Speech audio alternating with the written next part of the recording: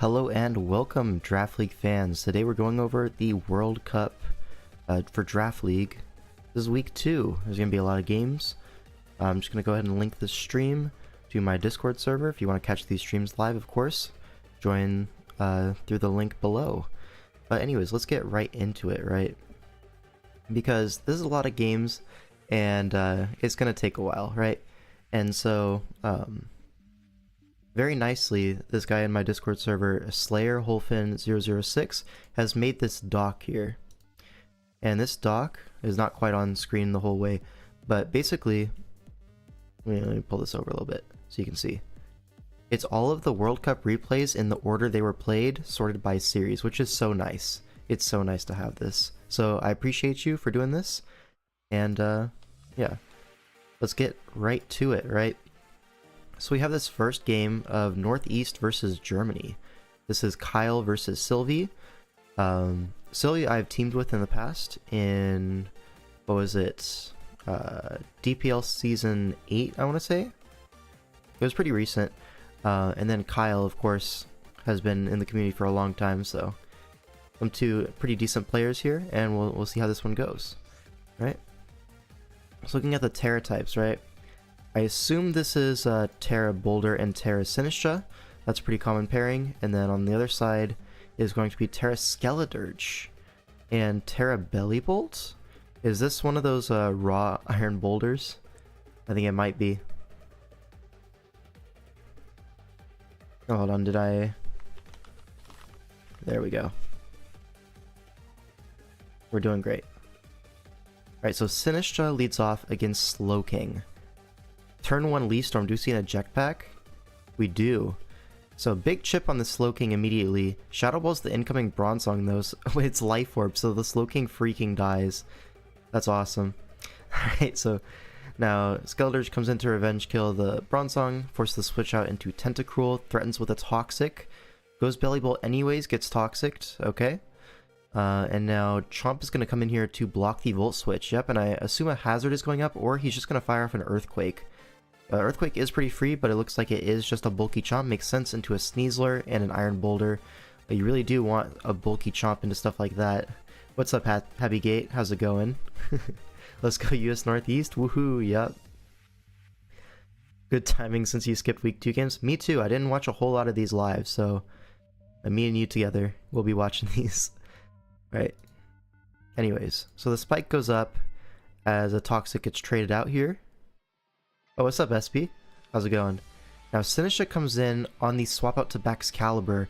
Not sure that's exactly what we were looking for, but we can just go out to Bronzong. It is a scale shot. Is this loaded dice? I assume it's loaded dice. It took hazards. And 5 hits will knock this out, maybe? Oh, maybe not. Looks like a roll?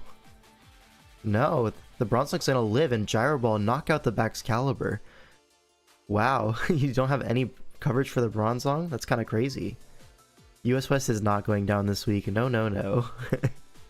We are gonna smash Team Canada in week 3, trust me. Anyways, Bronzong able to get off the noob gut, annihilates the Baxcalibur. And yeah, now the Iron Boulder is gonna have to burn its booster energy to revenge kill this. Now Garchomp's at basically full, able to force this out. And Earthquake is just going to be a KO. Yeah, Kyle has a very commanding position here. Oh, they benched you? They also benched top 5 player J Scarf. You know that guy? We'll be featuring him in this video, I'm sure. I'm sure. But anyways, yeah, Earthquake free KO. Sneasler comes in, but you can just stay in an Earthquake here. Looks like it's sub. Goes for a Dragon Tail, trying to cover like a Shuka SD kind of set. But now I assume, yeah, you're just gonna Earthquake. Yeah, the Sturge is like Terra Electric, right? So it can't even like tear out of the Earthquake weaknesses. So this team is just horribly weak to ground. I don't know. A little bit of a choice there. Now close combat, I assume this is gonna be Rocky Helmet though, and it is gonna die. It just dies to the Rough Skin, so we'll never know if it's Rocky Helmet or not. Do we watch every game? That's the plan. We're gonna go through a lot of games today. Gonna be a pretty long stream, but you know, I got my water. We're ready for it. Alright, Darkrai comes in.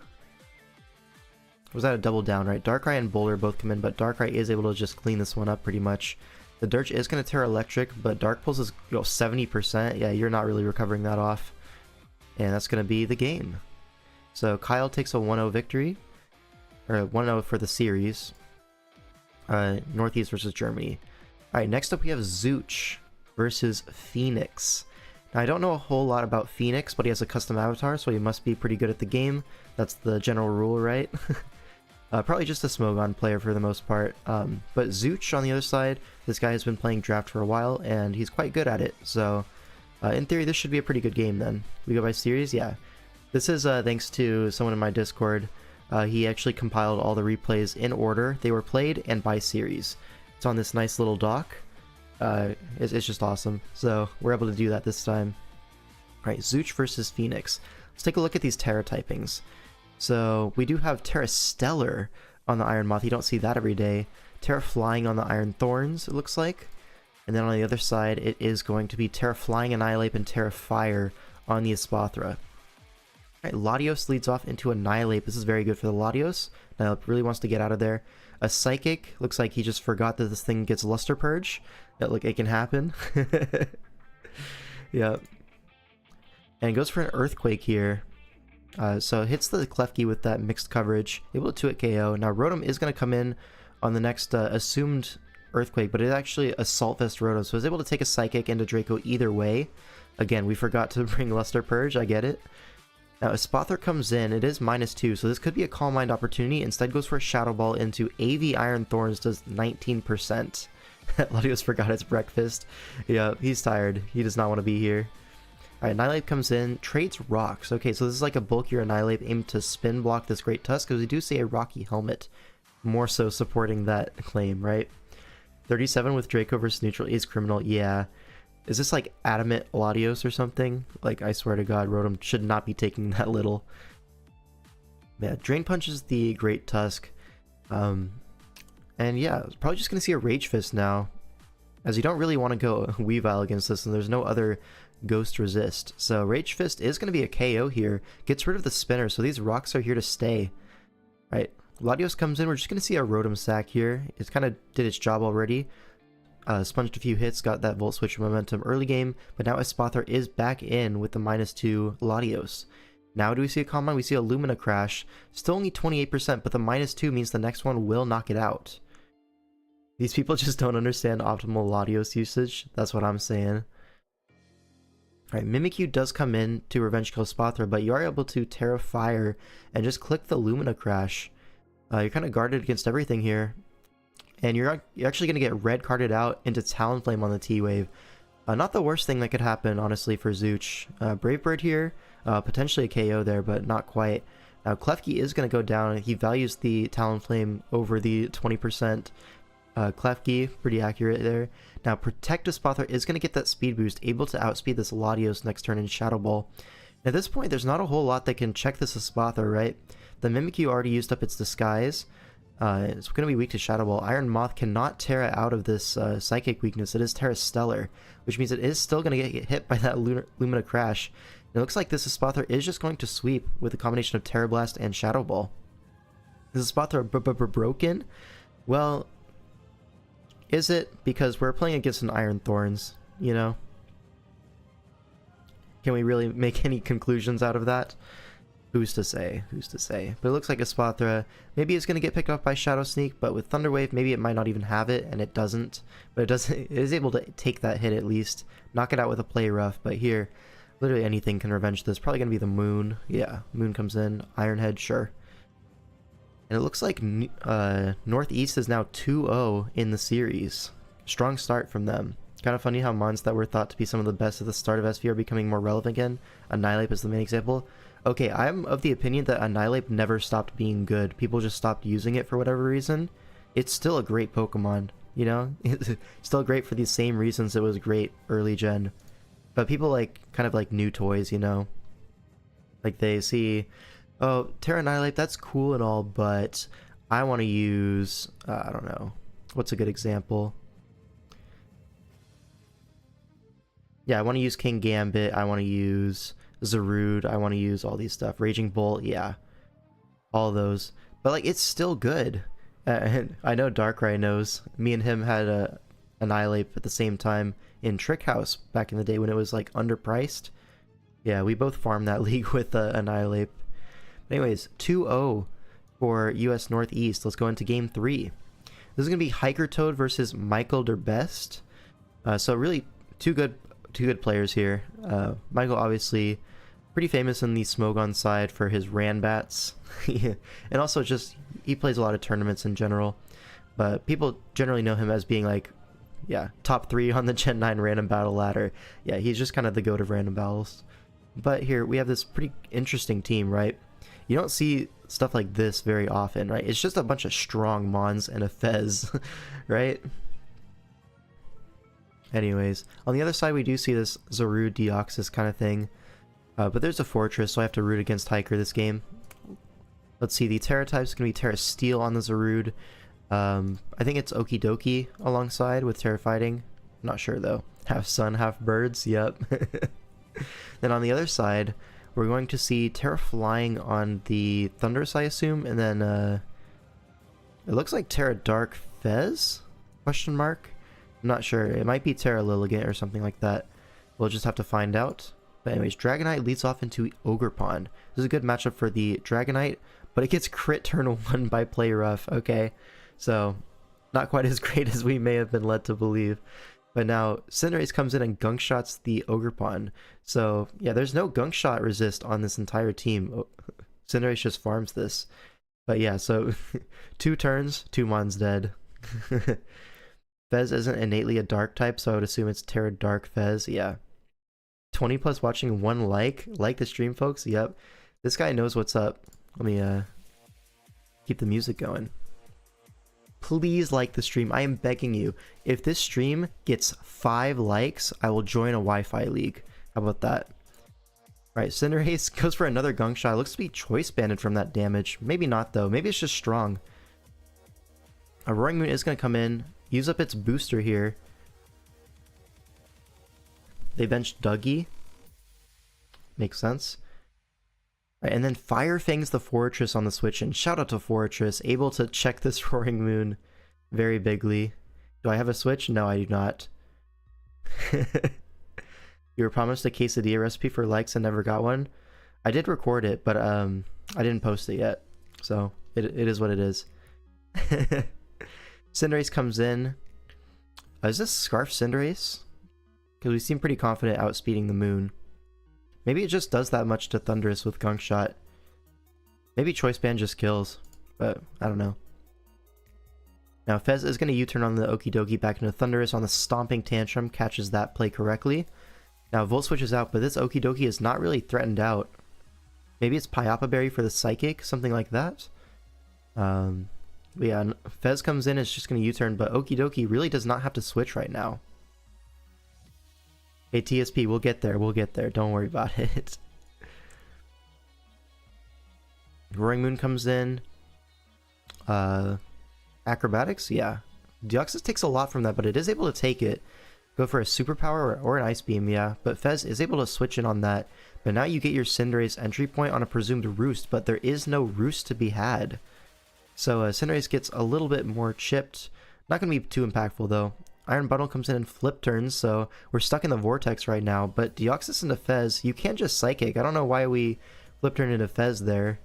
Maybe nothing else really threatens it either. So just a sack, but it looks like Deoxys is just going to clean this one up. Yeah, he forfeits. Alright, shout out to that. Alright, Hiker Toad, my goat. He did win. So they're up 3-0 US Northeast.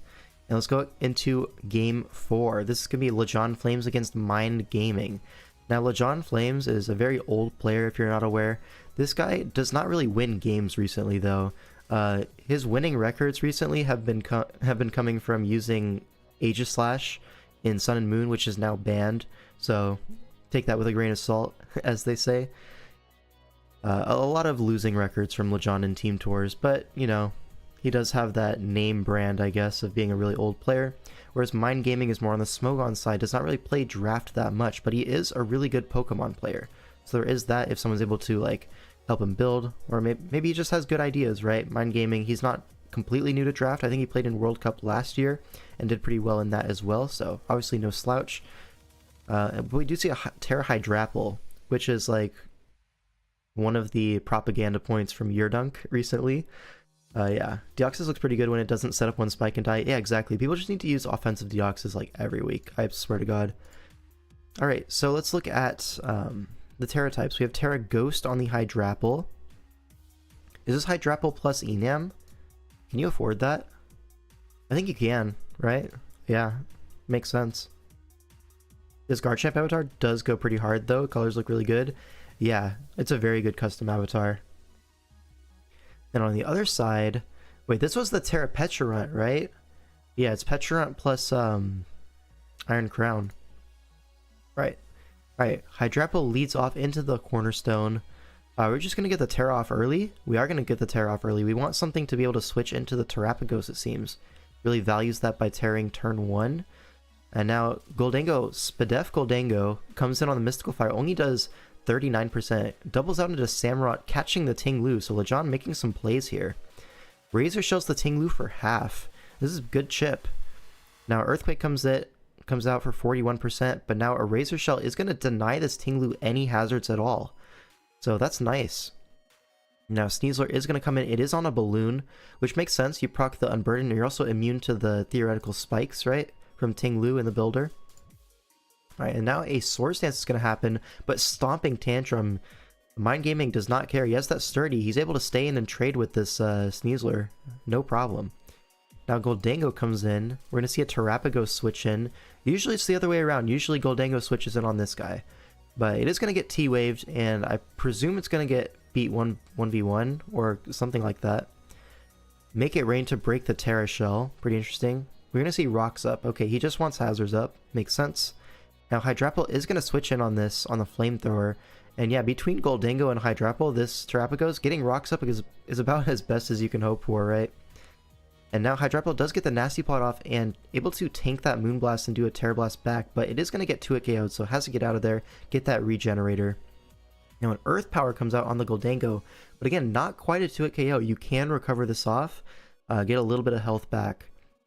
Now Iron Crown is going to be the switch in. I'm really not sure why we swapped out here. Oh right, because it's Terra Crown.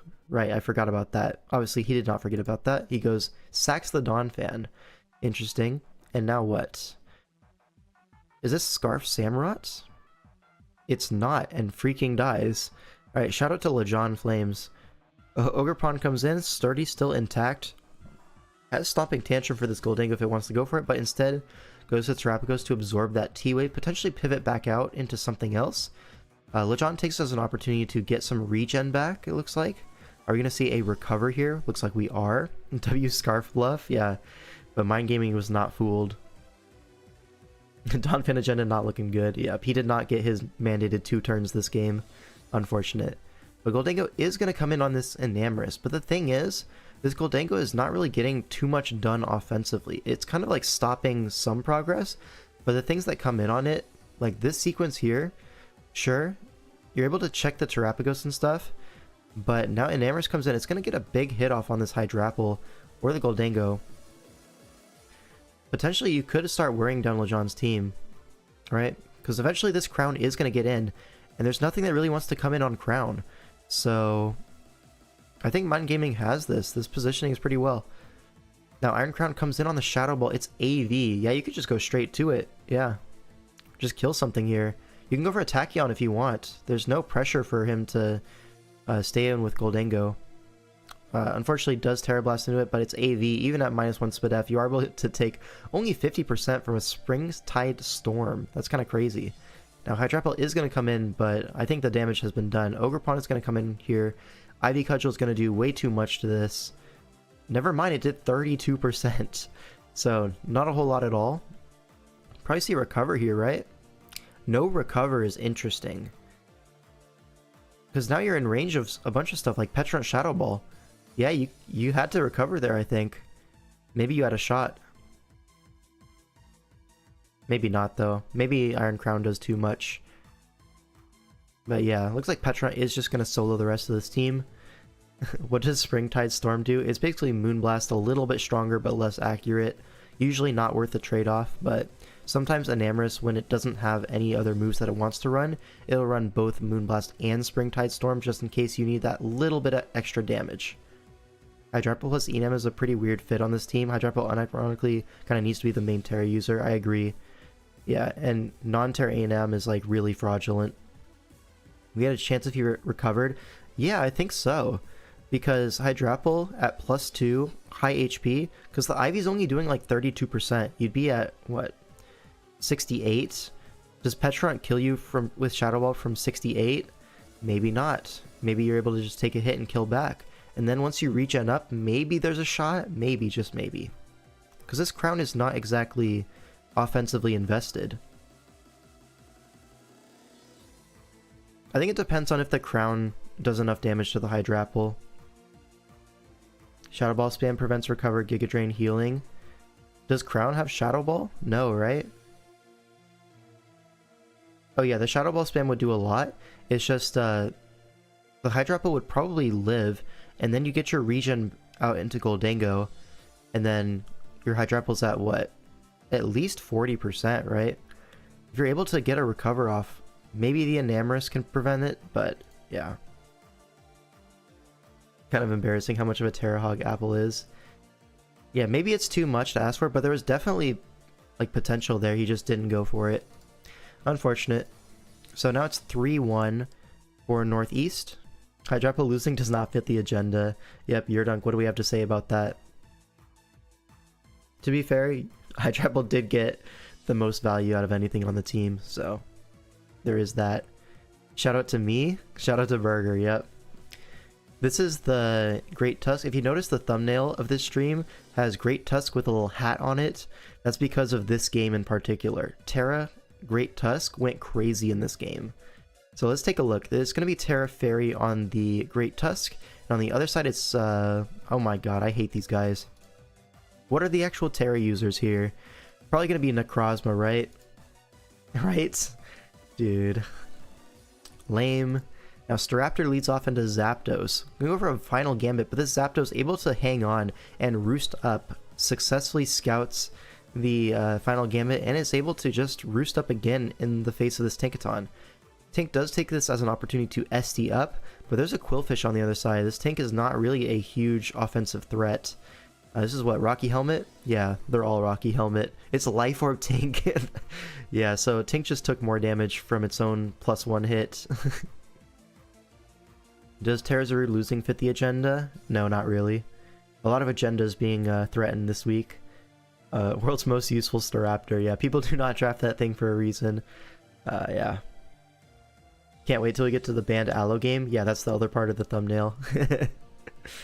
Yeah, now Latios comes in on the Necrozma, able to DD up. Okay, so presumably has Earthquake. I'm going to go to Rillaboom, scouting that Earthquake, and it is going to happen. Yep, 7%.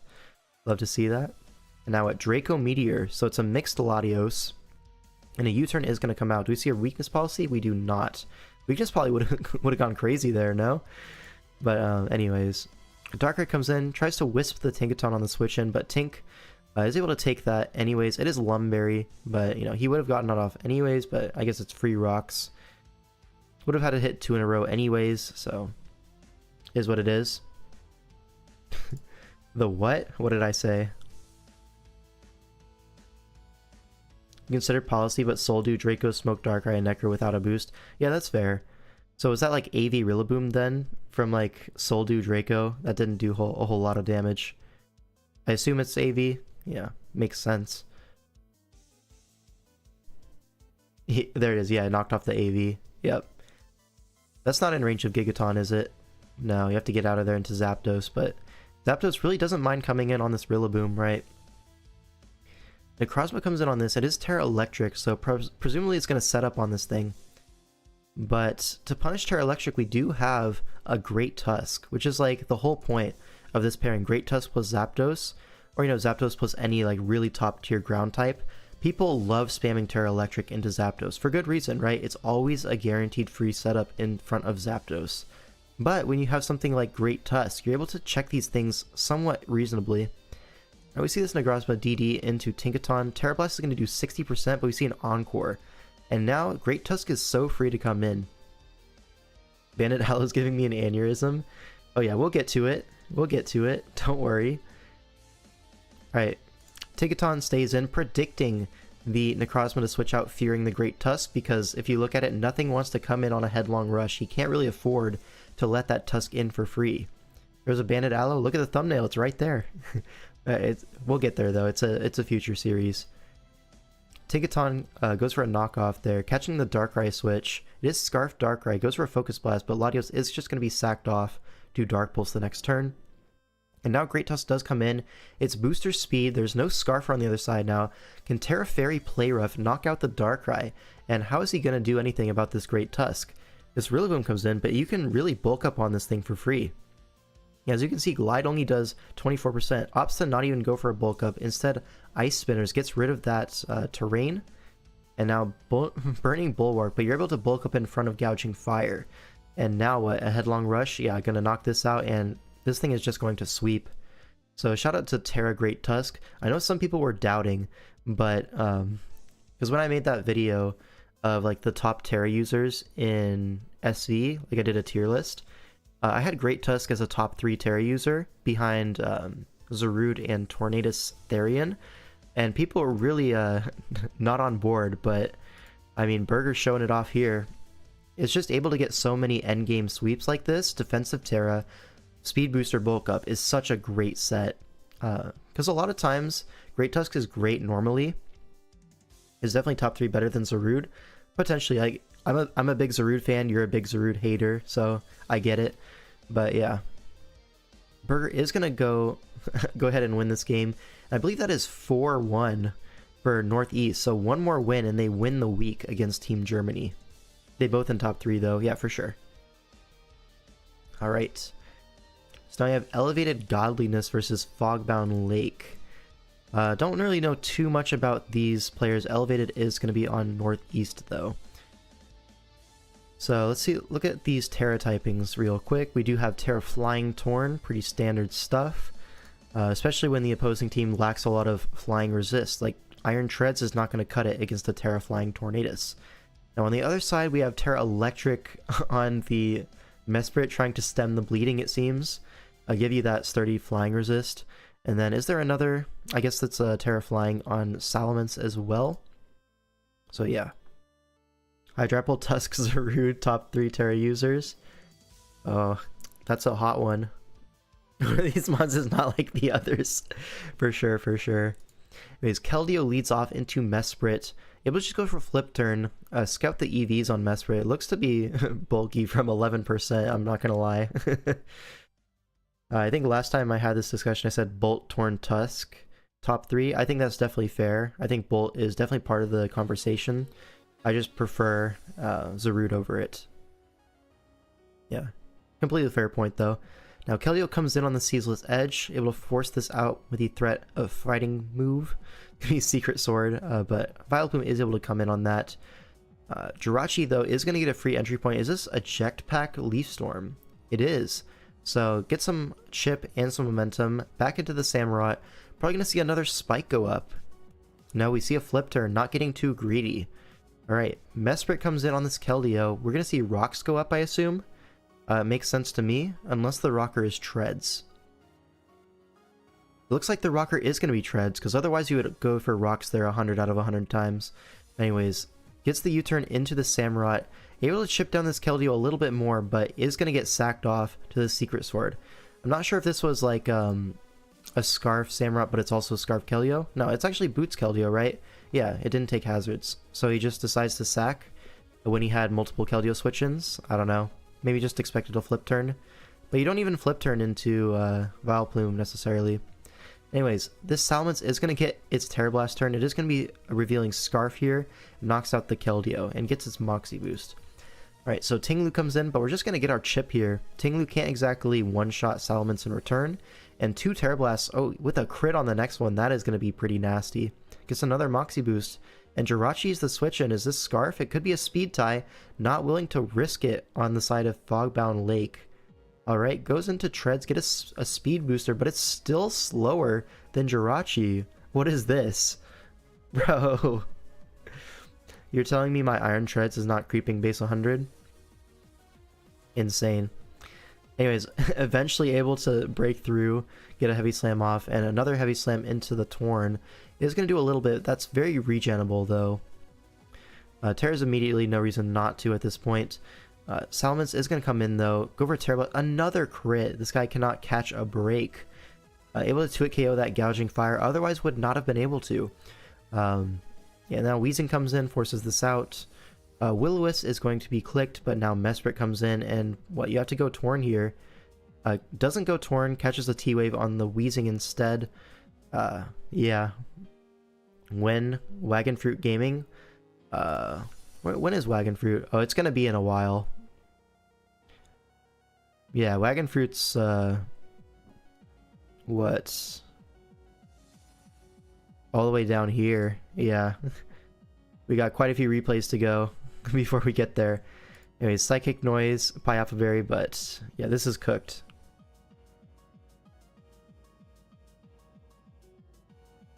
As a year 1 SV team, low key, I see it, yeah. Like the Mesprit especially, the Mesprit Samurott, like Samurott Treads is something that was really common, like when the gen first dropped. And then Mence, of course. And it looks like Torn probably cannot solo all of these Pokemon, but we'll see. I think Salamence should be able to kill it here, yeah, with Outrage. That'll do it. Alright, so Fogbound Lake able to win here, and now Germany are still hoping for a tie here. They're down 4-2, but if they win the last two, they could potentially tie up this series. So let's see.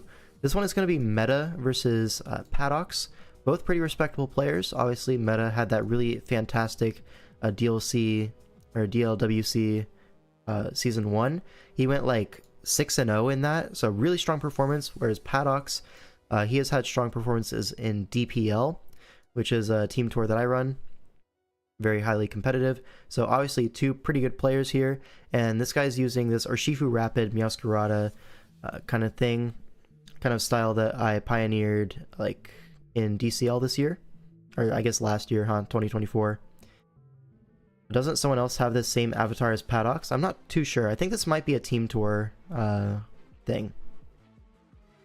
Hi, the King L5. I just finished work. What's up, the Dougal? Glad you could join. Alright.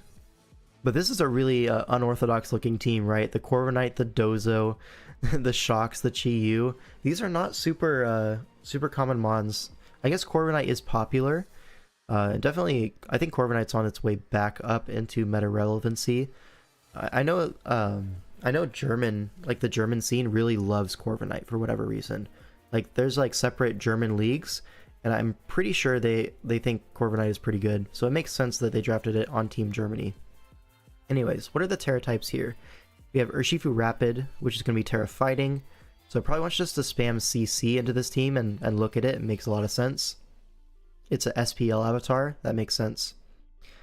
Yeah, and then on the other side, we're probably going to see, what, Terra Water on the Greninja? Or no, it's Terra Poison YiYu. Yeah, that's what it is. Mostly on offense drafts to success. Yeah, I've seen a lot of like light screen U-turn kind of things where you're just able to set up the screens multiple times in a row, and it's really hard for your opponent to deal with. Anyways, Sandy Shocks leads off into Treads. We see Booster Treads, but Shocks just stays in for fun, predicting the rocks, and then now Protect comes out. Not really sure why we're protecting. Gets knocked off here on the leftovers, but I guess we just don't have Earthquake, or we don't want to Earthquake into Corv, I guess. Not really too sure, but anyways, Glimmora comes in. The balloon is going to get broken by a Volt Switch.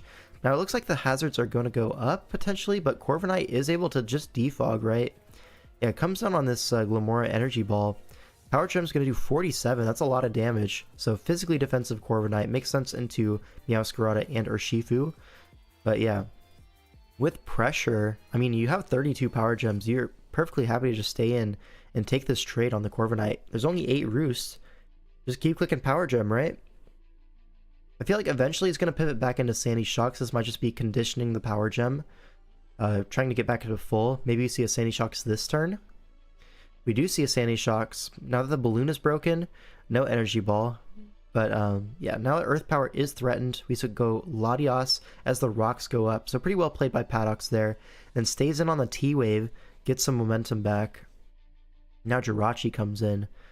So yeah, gets T-Waved by this Latios, of course. Now Body Slam, do we get the para here? We do not.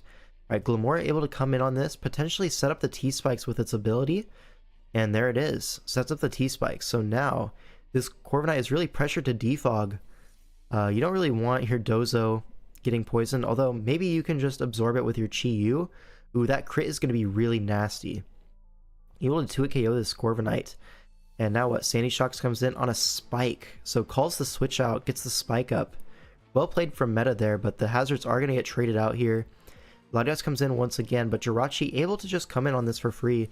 Threatens another body slam, but Glimmora is going to get those T-Spikes back up. Oh, but it gets parried. I feel like Glimmora wanted that attack to go through, if anything. But anyways, Earth Power going to catch the Gren on the switch. Now Lapras comes in. Lapras is going to be specially defensive boots here.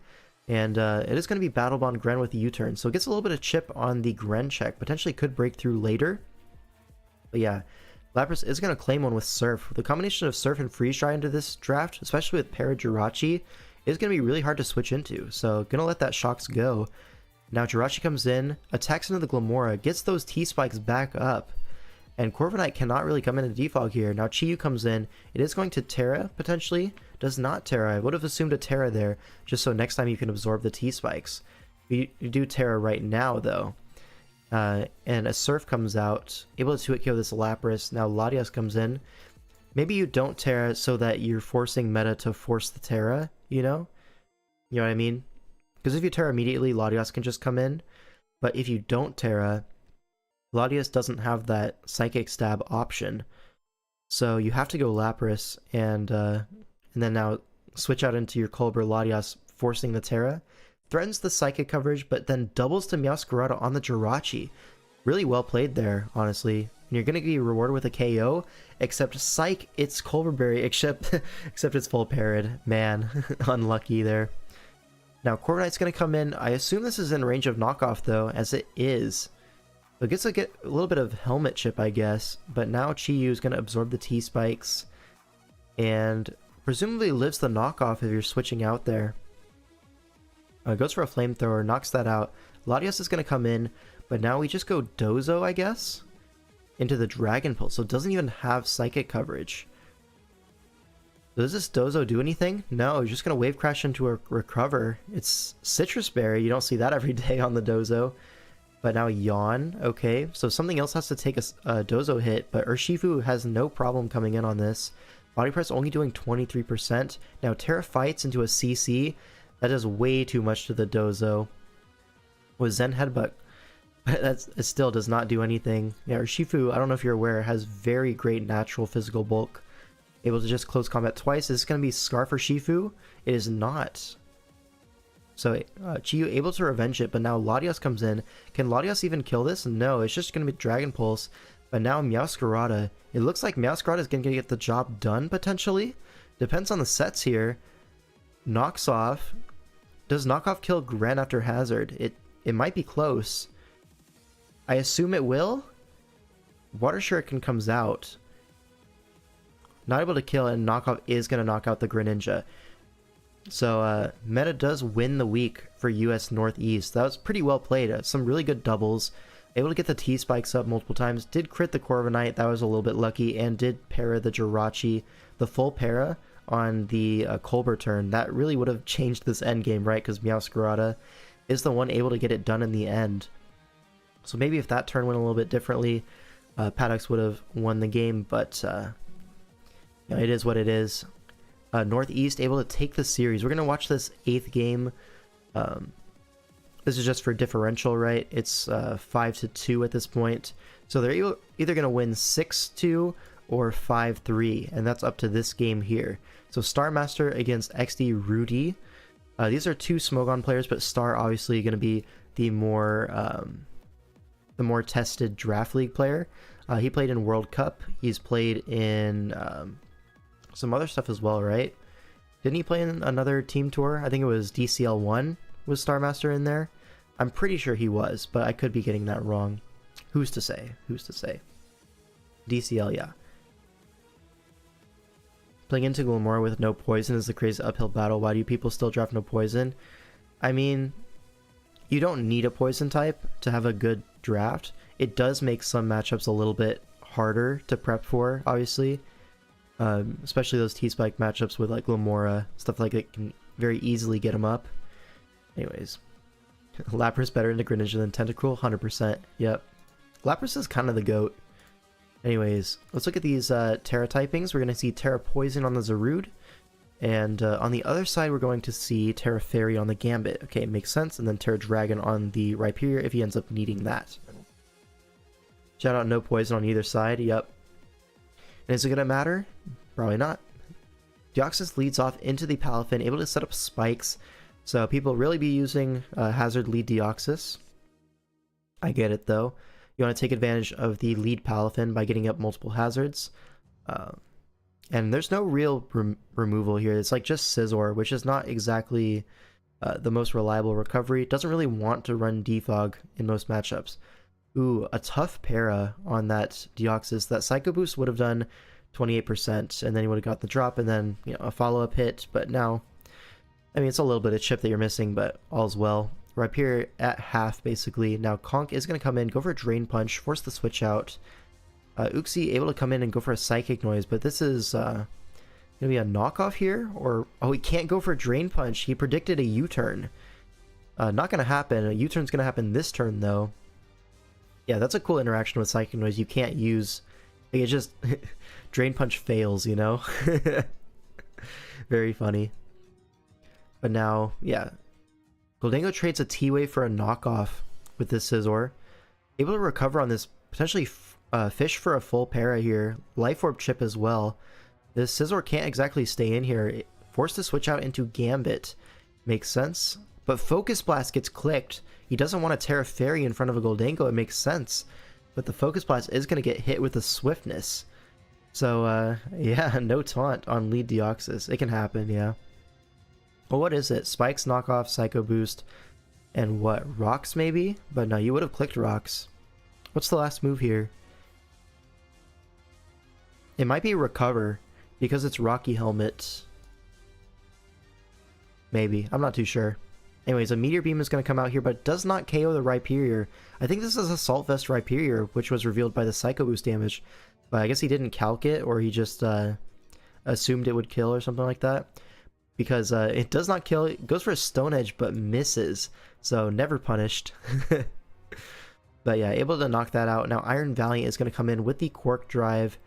Able to go for a Moonblast here, but Terra Water on the Jugulus. I guess this was the secondary Terra with Zarude. Able to Terra out of that Moonblast weakness, picks off the Iron Valiant. Now a Scizor gets parried on the Bullet Punch turn, and is this Jugulus going to sweep here? No, right? Palafin can Jet Punch it, but I fear the damage has been done. Right?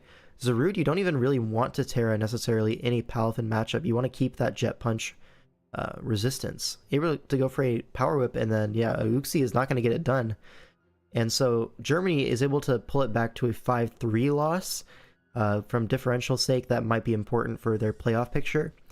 But yeah, Rudy is able to pull that one out. And so Northeast wins 5-3 against Germany. All right, let's look at this next series now. Bangladesh versus China.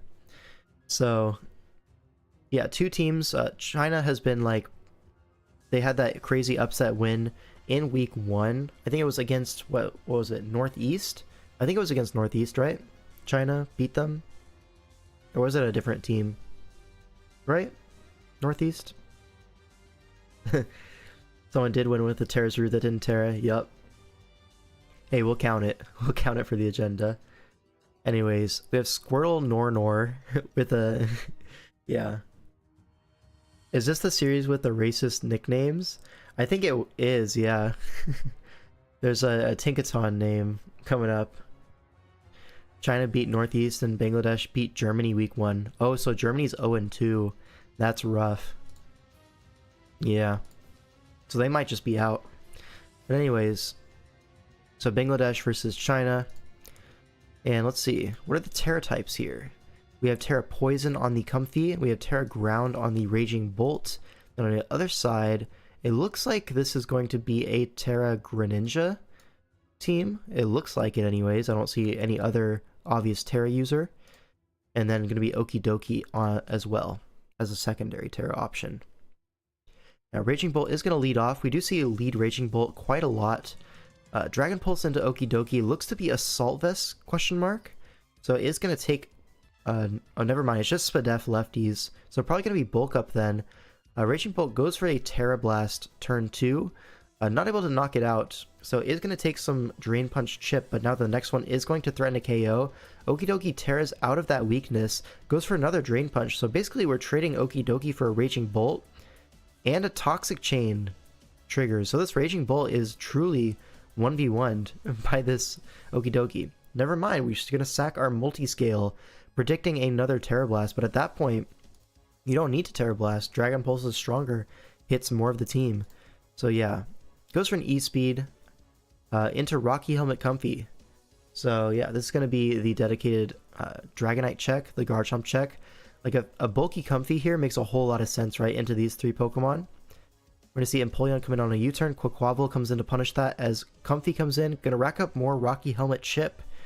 And yeah, Okie Dokie's going to come and get some leftovers, potentially a Drain Punch on the switch.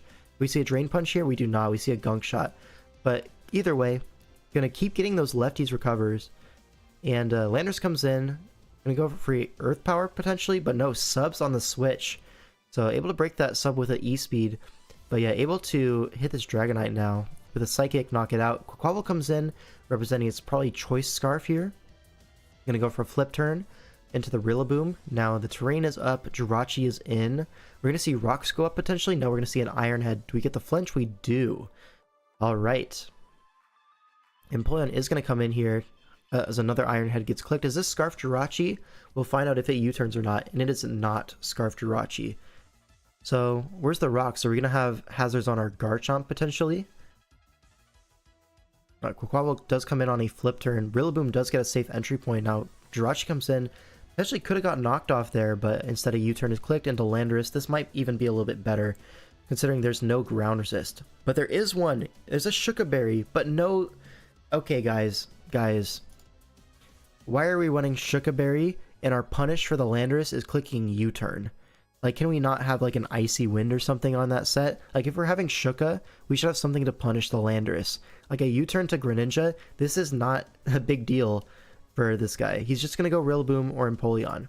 Whereas an Icy Wind, you could have really damaged this Landorus if not KO'd it outright. So, guys, if you're running a Lurberry, have something to kill the guy you're luring. Like, I swear to God. Anyways, this is going to be Protean Gren. Low kicks the Empoleon. Is going to 2-hit KO, but now Comfy is able to come in on that. Get some more Helmet Chip, Draining Kiss recovery, but Sludge Wave is going to do way too much damage. You cannot recover that off. Empoleon is going to be the sack here, it looks like. Sludge Wave into Low Kick, and yeah, Empoleon goes down. I think it's supposed to be for Rilla or something, but Rillaboom is not really using ground coverage into this team. I guess into Okie Dokie, but you would assume it would be like...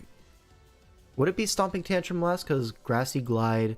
It already revealed U-turn, potentially Wood Hammer or Knockoff, and then Stomping Tantrum. I kind of see it. But, I mean, is Jirachi really fearing a Stomping Tantrum that badly? No, it's definitely for the Landorus. Alright, Okie Dokie is going to come in on this Rillaboom. Just going to get sacked off, it seems. It is going to be 2-hit KO'd by this Grassy Glide. And now what? Do we see a Garchomp come in? We see a Jirachi come in. This Rillaboom is getting really close to just winning the game, it seems. Now Landorus comes in, and it's going to pick off something with an Earth Power here. Yeah, this is a very strong position for Team China. Now, Quaquaval is going to come in, Scarf Flip Turn, able to pick off this Landorus, but this Rillaboom is really lurking in the back. Garchomp's the only thing stopping it at this point, and I think you just go to it, right? Yeah, Rillaboom comes in as a Grassy Glide is going to be clicked. Quaquaval is going to be the sack here, getting a free entry point into the Garchomp. Now, can Garchomp do it? Sneasler is low, but does have that Grassy Seed Unburden potential. And we just go for an Earthquake, and that's obviously not going to cut it. Wood Hammers into Rocky Helmet Garchomp, though. That's way too much damage to take there. Rock Tombs though, okay. Is this going to be a trade out? It is going to be a trade. So double down. We're going to see Sneasler probably pop the Unburden here and just win the game. Yep, there it is. Water Shuriken is not going to come close to knocking this out, and CC is obviously going to take out the Gren. If not, the Comfy still had that Draining Kiss as well. So yeah. Rillaboom able to break through. I think that Dragonite did not have to get sacked early game. That might have been a contributing factor in Landorus and Rillaboom both being very big threats in that mid to late game. But hey, is what it is. Now China is up 1-0 against Bangladesh. Let's look at this next game, which could be Fiend versus Pichiu. Alright, we do see a Regigigas on the screen. That's a new one, folks. That's a new one. Alright, Regigigas is something that's like pretty common, or it had a while where it was common in Sword and Shield, mostly as like that bulky normal, able to check Spectrier, stuff like that. I know Greg was the one who popularized it a few years ago by throwing it on some really fat teams, and you're able to just kind of like rest talk, do stuff like that.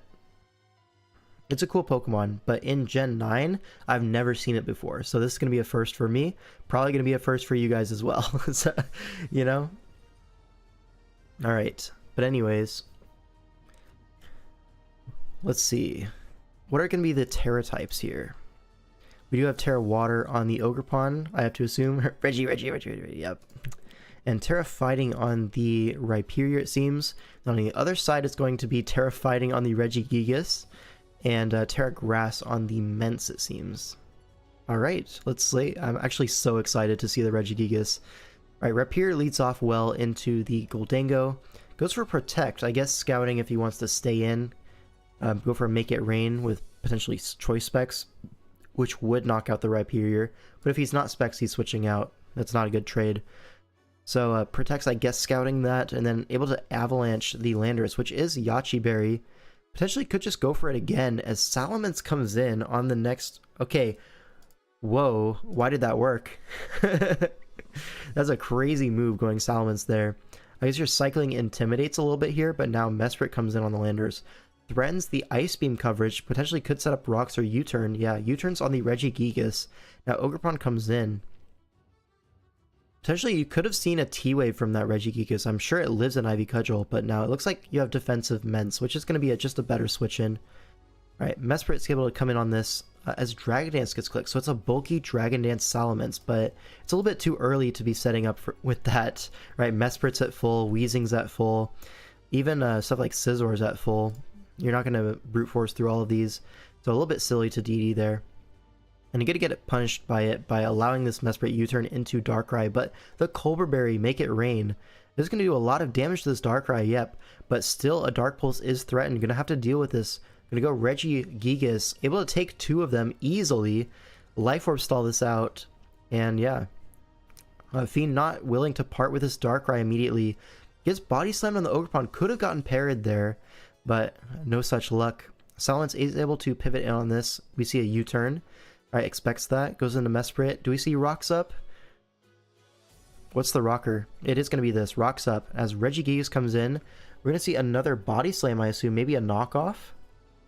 We do see a Body Slam. Do we see the Para? We do see the Para. That's kind of a big deal because it means the Psychic Noise is going to be slower. Potentially could get parried. So these lefties might start coming through. As you see, exactly. The lefties start coming through. You can Protect on this turn. Get rid of the slow start, potentially. Goes for a Body Slam here. Is this the last turn of slow start? I think. Oh, it's one more turn. So can Protect if you want. Goes for Protect. Gets that slow start off of him. And now Regigigas able to sub up versus Weezing. Okay. Doesn't break sub. Do we see Bulk Up? No, it's going to be 2 attacks, it seems. But still, this is really good. This is going to beat the Weezing 1v1. You can just sub here. Ogerpon is going to switch in. Do we see an Encore? Goes for a Protect. Unlucky. Terra's Fighting. Do we see Body Press? No, we see Drain Punch. Okay. Okay, I see you. It doesn't get Bulk Up. I swear it got Bulk Up. Did they take it away this gen or something? What move? Oh, I'm thinking of Power Up Punch. Yeah. My bad. Anyways, it is able to 1v1 this Ogerpon. and live to tell the tale. Still reasonably healthy. Alright, Darkrai's going to come in, but you can protect for leftovers, and then potentially sack something else to Life Orb kill this Darkrai. No, we sack the Regigigas. I guess you're not getting another slow start. You're not really, you don't have the HP to sub-protect your way through the next slow start, so I get it. It lost Power-Up Punch? Oh man, that's tough. But still, able to do a lot of work this game, right? Chips down the Weezing, pairs the Mesprit, brings it to half. Able to trade with a Darkrai in the end, and also KOs the Ogerpon. That's a big deal. Now Weezing comes in on this Earthquake here, and now what? YiYu turns out. We saw Body Slam with slow start do 34%. I don't know why we Terra drained. Yeah, we probably didn't need to do that, right? Body Slam would have been sufficient. But I guess he wanted the recovery or something. Maybe it was a roll, I guess. I think he probably just wanted leftovers recovery with the drain recovery as well. Maybe he saw a vision that the rest of us didn't see. Anyways, we see a bunch of stuff here. Gholdengo able to recover up Shadow Ball the Mesprit down to low HP.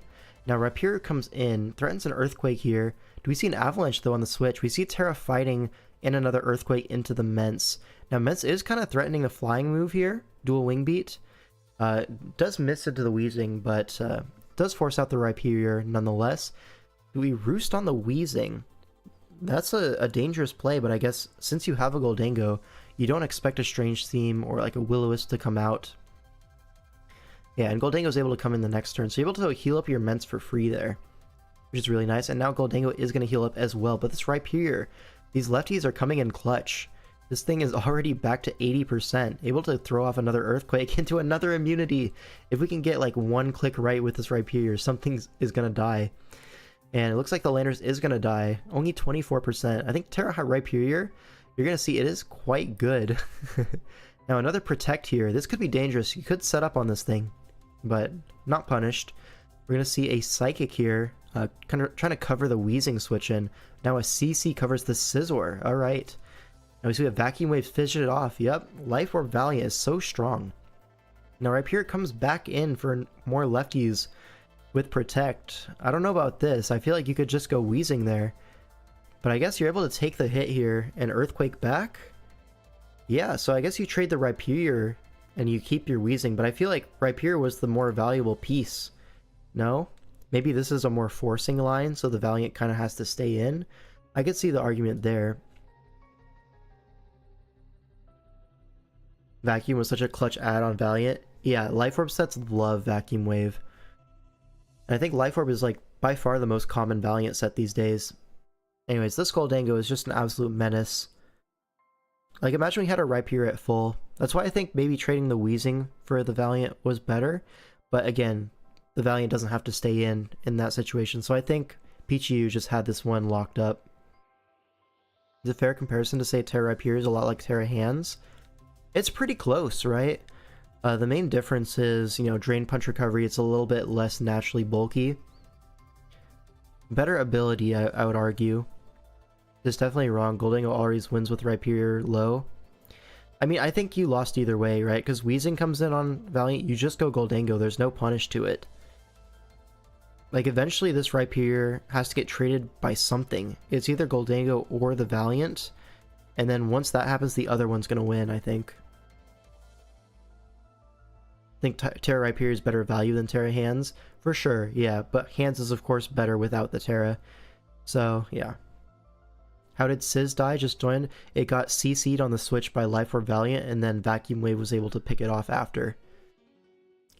Lost in theory, Weezing, you can double to Rhyperior on potential gold. There is outplay potential, but yeah, you're definitely in a horrible position. Alright, so that's going to be China up 2-0 against Bangladesh, and now we go into the next replay. It's going to be Lava Skull 100 versus Rocka. The Rocka is going to be Sakura and Seal. Alright, I don't know any of these players, unfortunately, so can't give too much context here. But anyways, we're going to see Terra Steel on the Raging Bolt. And is there another Terra user here? It doesn't look like it. Maybe the secondary Terra user is benched. I could see that. And then on the other side, we're going to see a Terra Mimikyu with Ground. We're going to see a Terra Crown with Flying. Alright. Raging Bolt is going to lead off. into Palafin, punishes that lead Palafin slot that people often go for just to get the evolution off. And now what? Ooh, oh, that's tough. That's rough, man. Misses the Draco into the Latios. That's rough. Now Terra's Steel in front of it to go for the next Draco Meteor, but Mimikyu is gonna be able to pivot in on that. Now Blastoise comes in on the play rough. Do we see a flip turn here? Flip turn makes sense. Yeah, Palafin comes in, but now Rillaboom is going to come in on that. And Rillaboom is like kind of threatening here. Ogerpon is going to be able to take any grass move. Goes for a Wood Hammer. That's going to be a 4 times resist. Still does 25. Is that like choice banded damage? Because Ogerpon is not frail. And that's 4 times resisted for 25%. So I'm thinking it might be a choice banded Rillaboom here. We're going to have to see. But anyways, Donphan comes in as we see a Deoxys double out and misses the Psycho Boost. This guy cannot catch a break, but I guess the horsepower misses as well, so it's all good. Psycho Boost is 77% and gets the eject pack into Rillaboom. Okay.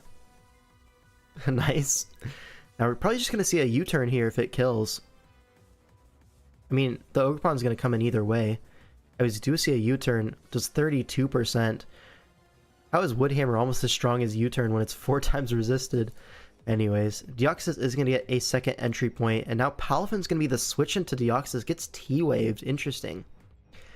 So now what? Overquill comes in with the Intimidate, able to weaken this Palafin a little bit. Do we see Rocky Helmet? We see a crit and a Rocky Helmet. Okay. So max physical defense on that Overquill.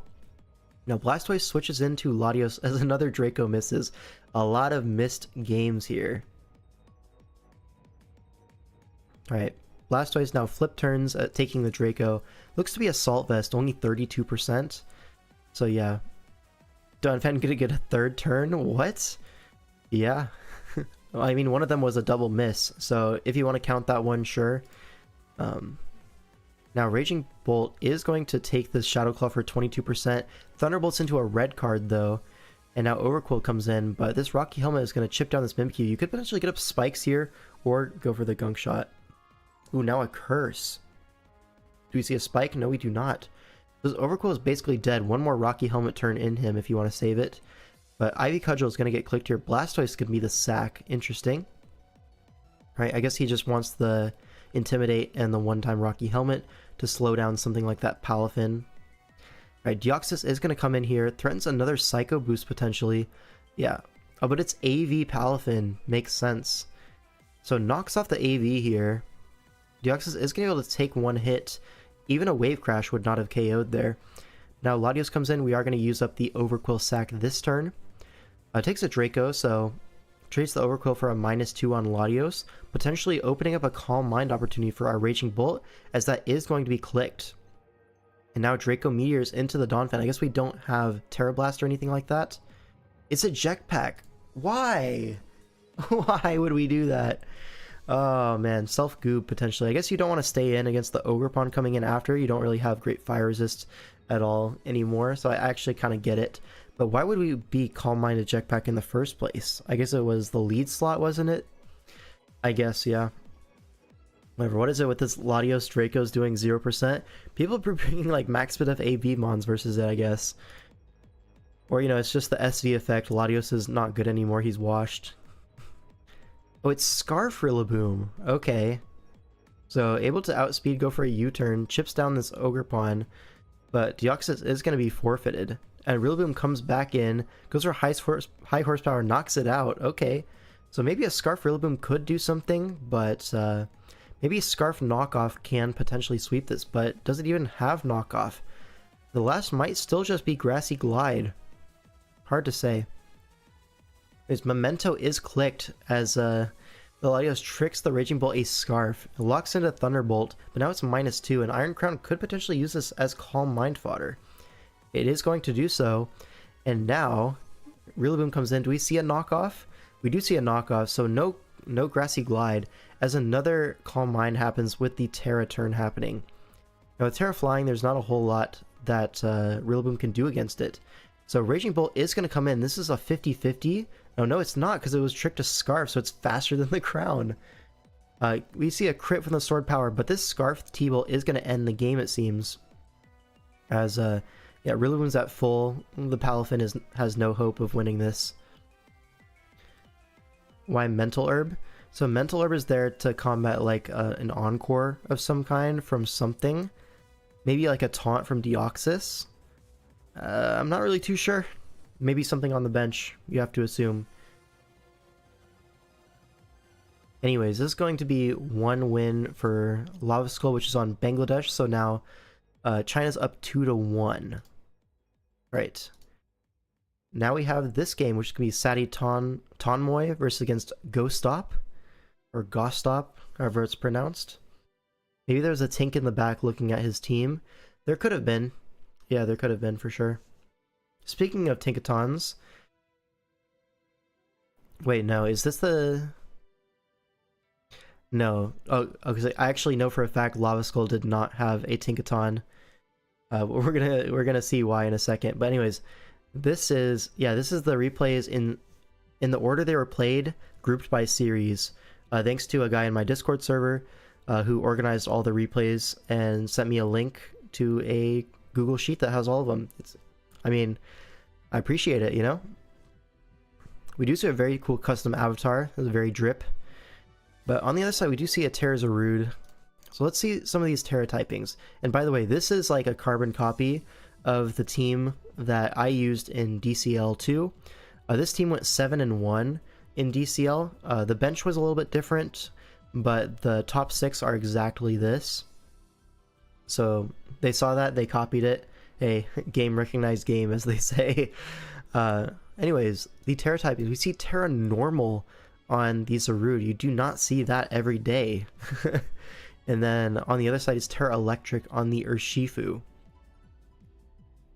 And then what's the other Terra user? The other Terra user is Moltres on the bench. Alright. Right? Yeah, it's Moltres. So yeah, Terra Normal versus Terra Electric. We see Tinkaton lead off against the Urshifu Rapid Strike. You could just Terra Electric turn 1. Honestly, there's no real punish that Tinkaton can go for. We do see a Citrus Berry. Potentially could steal the item here with a Pickpocket. Looks like it does not, and we go for an Encore. So, does Punching Glove protect you from Pickpocket?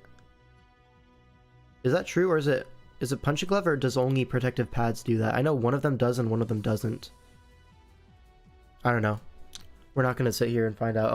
Oh, is this the... Oh, yeah, I saw a screenshot of this. This is the bulk up Facade Zarud.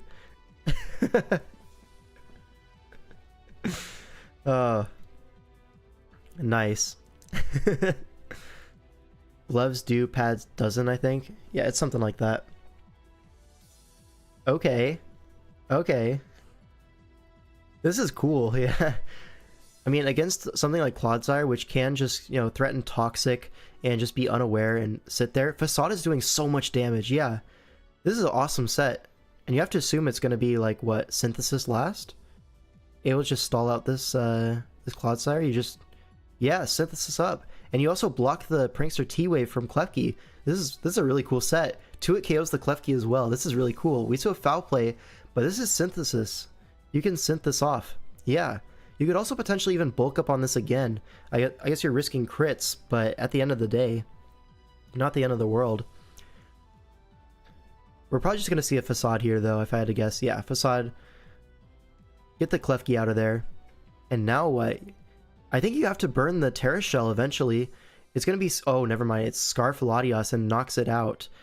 So, I guess not the bulkiest Zarud of all time makes sense, as Facade was doing a lot of damage. Anyways, that was a cool set.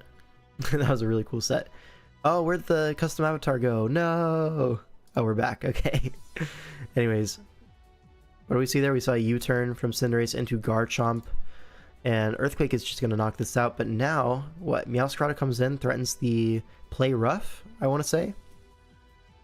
We do see a triple Axle. So, potentially in a Rocky Helmet Garchomp, that could have been a trade, you know what I mean? But, maybe it's Pads. Pads would make sense, right?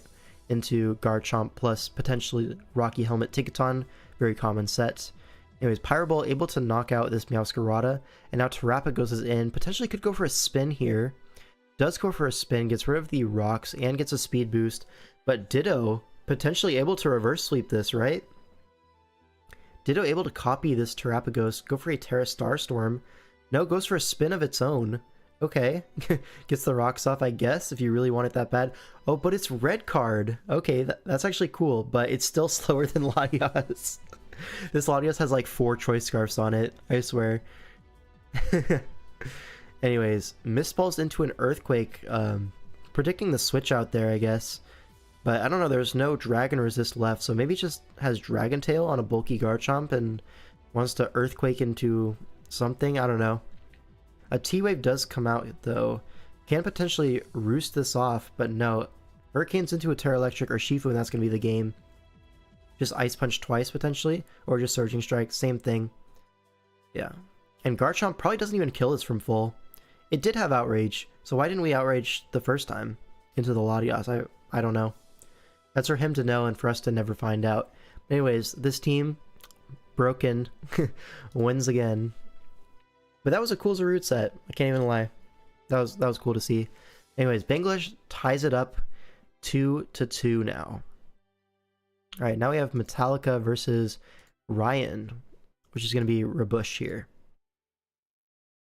Anyways, this is going to be another DCL team copied with this like Palafin, Spike Stack, Spin Block kind of thing. And then on the other side, this is a very weird looking team, right? Revavroom is something that, you know, people used to draft a whole lot as like a secondary Terra user, but these days there's just better options, I think, for like similar price. People have discovered a lot more like good Pokemon. But Feraligatr is a cool Pokemon as well in SV. Also underutilized, but you see we have a great Tusk and a Tornadus. So one of these is not going to be Terra, it's probably going to be the Tusk. What are the Terras for the Gambit team? Let's find out. Oh, right, because it's like Raw Gambit potentially. Yeah, Raw Gambit, Terra Torn, and Raw Tusk. Yeah, interesting. And then Terra Water on the Revavroom.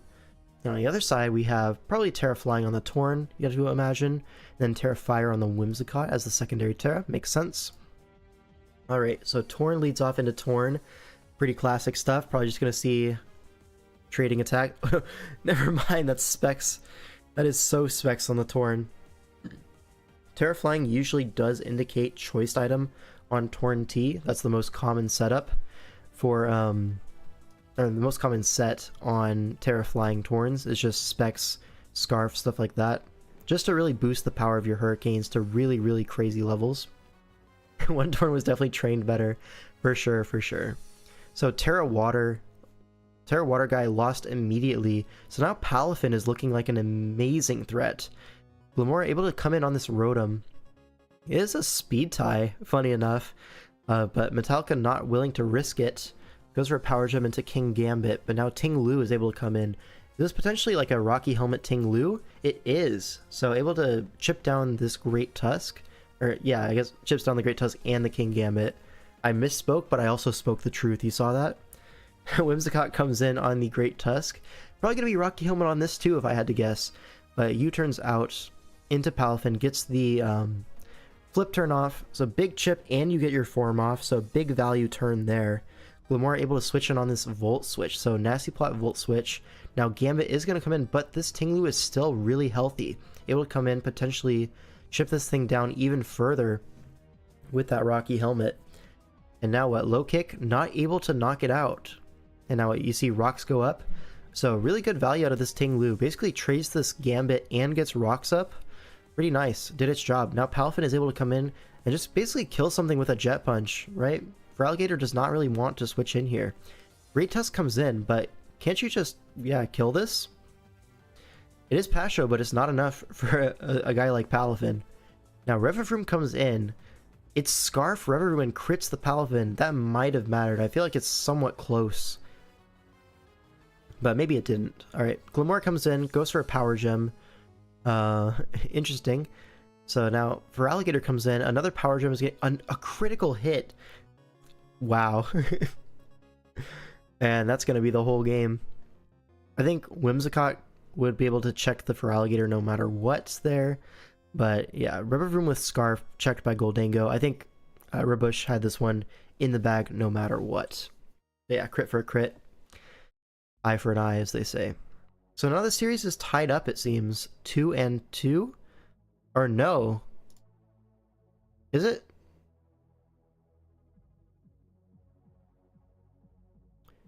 Hold on. What was this? This one, Lava Skull 1, right?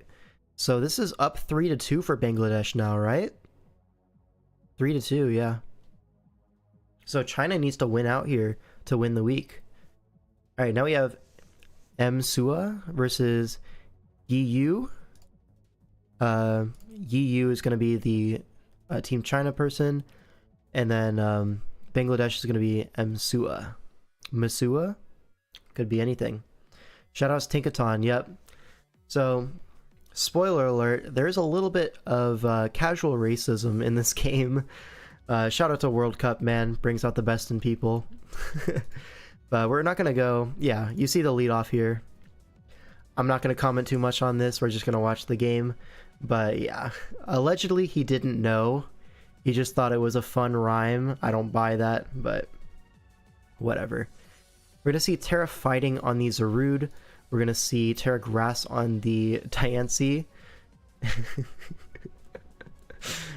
Is there a sport somewhere? I'm sure. I'm actually... Yeah. Can we ban L5? I'm insulted. This is so sad. I would never want to insult Genius X.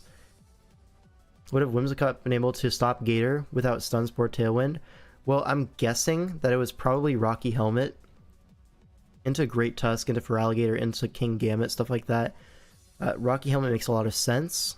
Like a bulky, physically defensive Whimsicott. And I feel like you really could have potentially like just Power Gem this into like Rocky Helmet range. But that is me kind of assuming a set. But also it could be Scarf Goldango. It could be a lot of things to check the Feraligatr. So I just think he probably had it. Thoughts on the casual homophobia and Koth on the behalf of a certain all as well? Like it can happen. It can really happen. Anyways, on the other side it's going to be Terra Ghost on the Basculesian, I think it is, and then Water on the Archaludon. So we're gonna see Iron Tread switch in turn 1 on a Reflect. Okay, probably gonna see Rocks up, right? No other Rocker. Now we see a Rapid Spin. Not really sure too much why. Hold on, was that an eject button? Okay, gets the Intim into Latios. Probably going to be a Calm Mind angle then. Okay, Agility. Probably Agility Weakness Policy then, if you're supporting it with a screen here. Okay, Double Dance. But it's Dragon Tail Roaring Moon. And procs the Weakness Policy, and he's out of there. So he had the one tech that would have saved him. That was cool. That was nice. Rocky Helmet Cotton Guard could have been a thing too. Yeah, it could have been a bunch of different things. Anyways, Trick Room's going to go up. So this is basically a HO build. It looks like Meteor Beam is going to come out, does half to Pheasantdripity, but Poison Jab is going to get the poison, the toxic from the toxic chain. Now Earth Power does not actually knock it out, so able to Roost Stall this Diancie. And yeah, how are we going to break this Fez? Lando does come in, but Reflect is gone now, so the screen turns are gone. Trick Room's still up for one more turn, but Pelipper does come in here on the rocks. Do we see a Stone Edge trying to trade HP here? Now we just see a U-turn into Zarude. But a U-turn, 4 times super effective, only does 26%, shout out. But now Archaludon able to come in on this. Now this Zarude was what, Terra Fighting? So can't just bulk up in front of this guy. Especially go for a Terra Fighting CC or Drain Punch next turn. And you see Electroshot only does 22%. Now a Water on Archaludon is going to Terra out of that weakness. And now another Electroshot. These things are starting to stack up the boosts. 30%. Now I think just any dragon move will knock out the Zarude. And now a knockoff happens and Archaludon able to 1v1 the Zarude immediately. So this is not good for the agenda, folks. But anyways, Tinkaton comes in, threatens the Encore, and yeah, the Arch switches out correctly. Now Lando comes in on the Treads as a Rapid Spin gets clicked, but I think those rocks are going right back up, right? No, we go hard into Tinkaton on the Ice Spinner. Okay, sure. Now what Pelipper comes in, covers this as well as a Lando double, which is what occurs here. Now rocks go up. Do we see... Oh, another U-turn. I mean, at that point, the water resists are not that great, you know. Latios at 70. I feel like you definitely could have just surfed something like that. But I guess U-turns into Basket Legion is the same thing, but better. Yeah, able to knock something out with a liquidation. But yeah. Now Lando comes in, able to get the Intimidate, but does it live? Maybe with a Pasho Berry, which is what he's fearing. Roaring Moon is going to come in on this U-turn, and now Cinderace comes in. Probably going to be Scarf Cinderace here. And it's just going to U-turn into the Roaring Moon. And now Tinkaton comes back in, Iron Treads comes out. Lander's going to Intimidate it once more. And yeah, catches the Earthquake, so nice switch there. Oh wait, what am I saying Pasho Berry for? This was eject button, we already saw it. Anyways, Tink comes in on a Rapid Spin. But now what, you can just Earthquake, I guess. I mean, where's the rocks, right? This guy's been switching for free for way too long. Does this thing not have rocks? No rocks on our Chalodon? Guys. We see a Cinderace and we're scared to set up rocks? Like, come on, guys. Alright, Pelipper comes in on the Lando once more. A Reflect goes up. And now you turn into our Chalodon. And now what? Light Screen comes out. So dual screens are up as a Terra Blast Water gets clicked. So Rain boosted. Lando can't really come in. Cinderace can't really come in. I guess it is going to come in. But it is going to get 2-hit KO'd here. Potentially threatens a... Oh, a Sunny Day. Interesting. And now it's going to be in Blaze range potentially? Could be. But Pelipper is just going to reset the weather. And it's Libero, right? Don't watch the Rye game? We're going to watch the Rye game. Don't worry about it. But now Latios back in. Potentially could still sweep this. It is still dangerous. Even without that weakness policy. Behind dual screens. Now U-turn comes out. No poison proc. And now Basket Legion's going to come in. As Reflect goes down and Wave Crash is going to knock it out. So probably needed to agility that previous turn, but now yeah, Basket Legion is going to clean this one up. As there are no water resists left. Even with the Intimidate, everything is dead. Yep. Show me Electro Ball Cinderace? No sir, cannot do that. I mean, Electro Ball into Pelipper would have been cool for sure. But yeah. Can't believe the Terrazarud lost again. Yeah, I mean we tried to brute force through in our Chalodon. Like, can't really do that. Alright, so now what? Now this series is tied up 3-3. So, now we have Calambrito versus Gensuzu. Anyways, so I know a little bit about Calambrito. He's more of a Smogon guy. He plays some old gen stuff as well. Matchups seem tough, not gonna lie. Yeah, for sure. But yeah. And now what? Now we see another Meowscarada, Terrapagos kind of thing. Against this, like, pretty fat team. Honestly, Gliscor plus the G-King. Plus, like, Rotom Heat. A lot of bulk here, but you still have the Valiant, the Tread. Stuff to exert some offensive pressure. And on the other side, you know, Meowscarada looking like a really, really massive threat. Let's look at the Terra types here. So we're going to see Terra Dark on the Thundurus, not something you see every day. Terra Ground on the Como. We're going to see Terra Steel on the Gliscor. And what else? Terra Ghost on the Clawitzer. Some really interesting Terra users here in this game. So Gliscor is going to lead off into Meowscarada. Protects to scout the lock-in potentially. But lead Meowscarada often are going to be Spike's leads. So yeah, now we Terra Steel on the Gliscor. Interesting. I guess if you Terra turn 1, you actually don't get poisoned, which is super funny. But yeah, so now we're able to Toxic the Slowking, and Gliscor, he's going to have a hard time breaking this guy. Like, I guess the screens go up, but now max layers are down. What's up, Loki P? Tune into a Terra Regigigas win. Shout out to that guy. Now Thundurus comes in. You don't want to take this T-Bolt if you're Gliscor, especially when you have a Treads. But now with dual screens up, you're able to get the dual dance off with this Thundurus. Goes for an Ice Spin, only 30%. Could we see this thing just sweep here? It does Terra Dark Pulse. Hold on. What's the play here? Rotom Heat able to live one barely. Oh my god. Overheats for 40%, but this Thundurus is still at 30. Potentially Vacuum Wave range after this Light Screen goes down. Oh, we don't have Vacuum Wave. Oh no. He's just gonna lose. Oh, sad way to go out, it seems. Yeah, no Vacuum Wave. I mean, why are we not Vacuum Wave against a team with Meowscarada and Terapagos? Surely you want the priority for stuff like that, but I guess sees it differently, and he's just gonna get swept by dual screens into Thundurus. Damn, that was a quick one.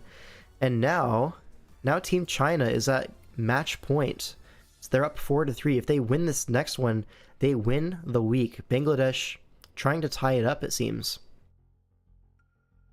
Right? Am I getting the teams right? Yeah, Calambrito was the one that got smashed. I believe this is 4-3 for China. So now Kaif is in a must-win position for Bangladesh to tie up the series. And still in love, that's going to be Suzukaaa. Alright, we see a Webs offense with Araquanid. Something that I actually want to try myself sometime pretty soon in SV is Araquanid. I think it's a really cool Pokemon, and you can do a lot with it. Anyways, Kaif is using his trademarked Sun team that he used in DCL to a 5-2 record. You know, just kind of spamming Hypnosis a bunch of times. A little bit controversial, some might say. But yeah, he did really well with it, and then he brought that build over to Draft League World Cup as well. Yeah, you have Scarf Val, and they just crept Booster Speed Val with +2 Thundi. They could have done that, yeah, for sure. But regardless, was not prepared for that Terra Thundurus behind screens.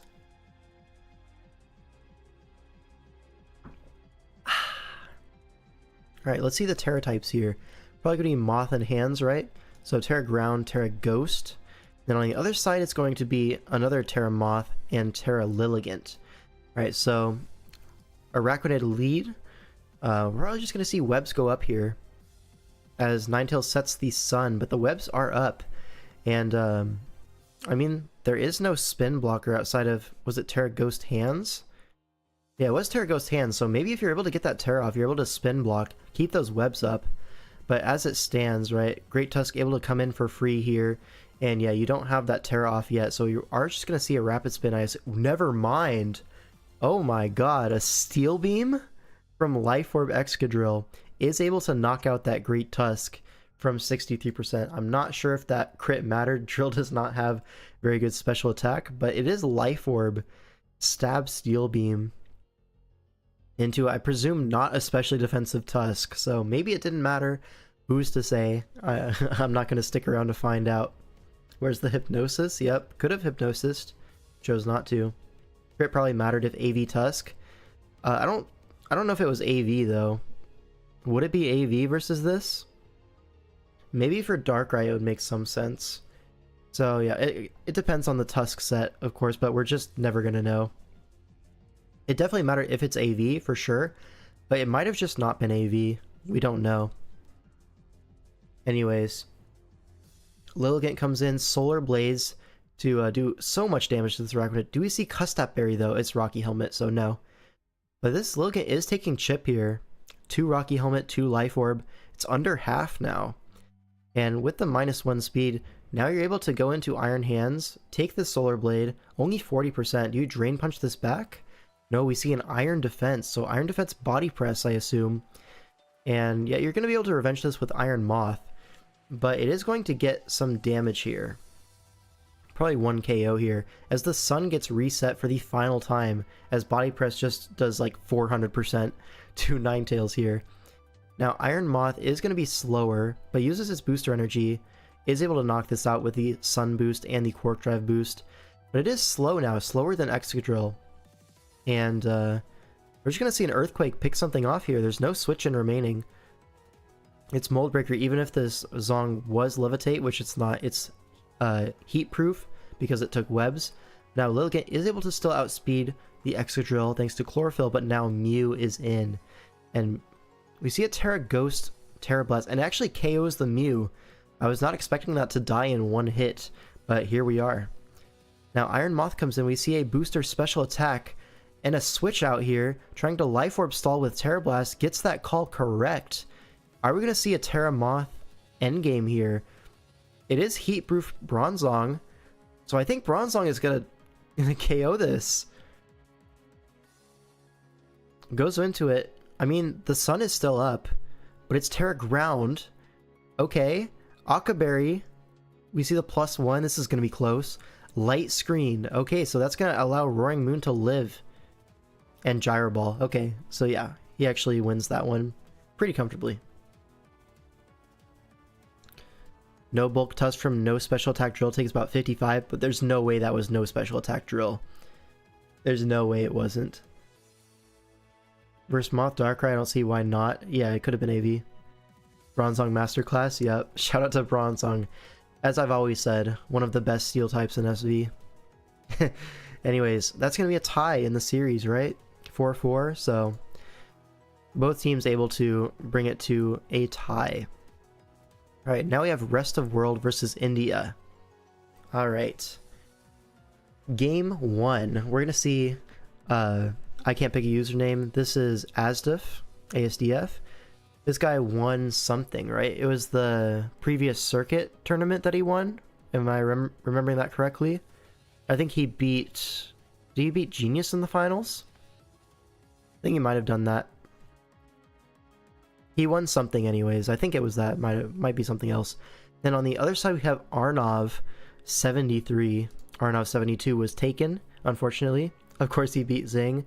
I mean, Zing can fact check me. But I'm pretty sure that was how it happened. I don't know, it was a while back. Anyways, we see this kind of like regen core plus chili into backs kind of idea from Arnav. And then on the other side, we have just like a bunch of fat mons. Like, it's gonna be hard to KO a bunch of these Pokemon like Swampert, Iron Hands, Empoleon. So there is that. Dragonite, of course, with the E-Speed, able to threaten some stuff. And then Weavile. We don't see a whole lot of Weavile in SV, but here we do see a pretty rare appearance. Shout out to Burger. Yeah. So double dark here with Pichiu and Weavile. We're going to see how this goes, right? There's only one dark resist, which is Overquill. So could potentially overload that thing with a combination of Dark Pulse plus knockoff. Anyways. Yeah, we're going to see Terra Electric on the Pichiu, it seems.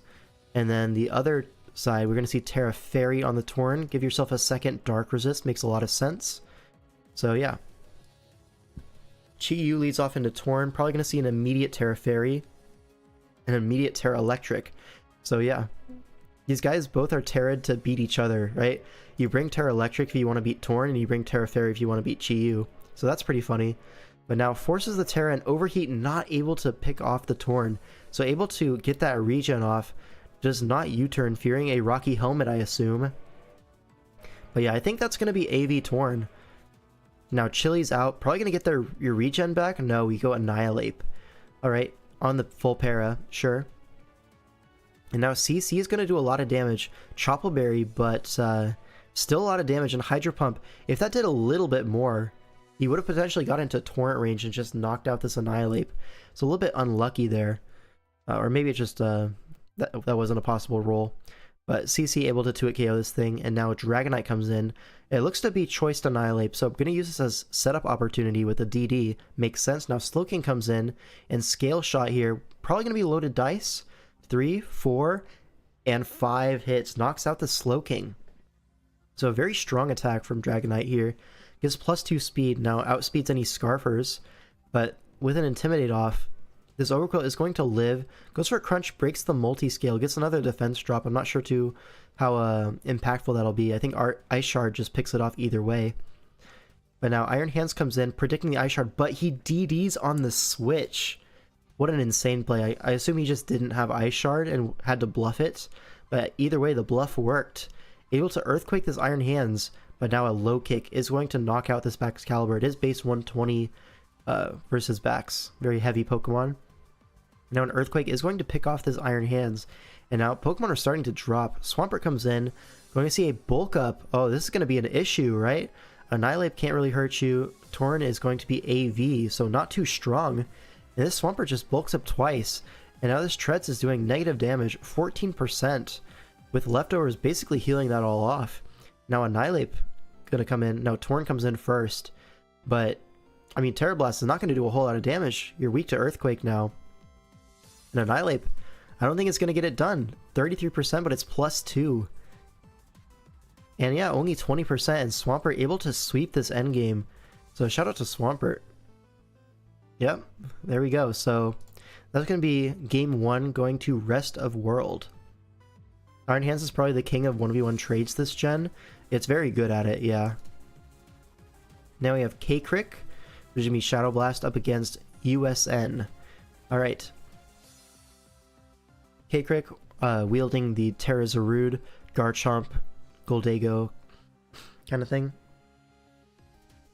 Yeah, we've seen this combination before. It's been successful in the past. And then, yeah, K-Crick protag this game. He should not have won. Oh, we'll see. We'll see.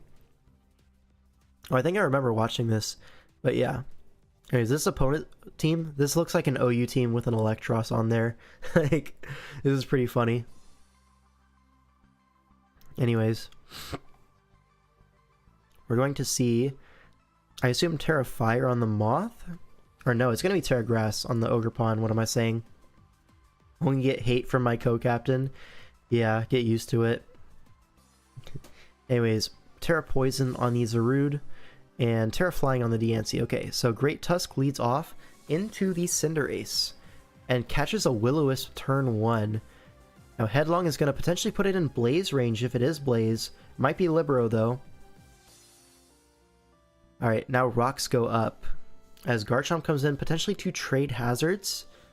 No, just goes for a Draco. Okay. Petron is going to come in on that, though, and recover it off. So Petron able to switch in on Garchomp, which is so funny to me. That thing is so physically bulky.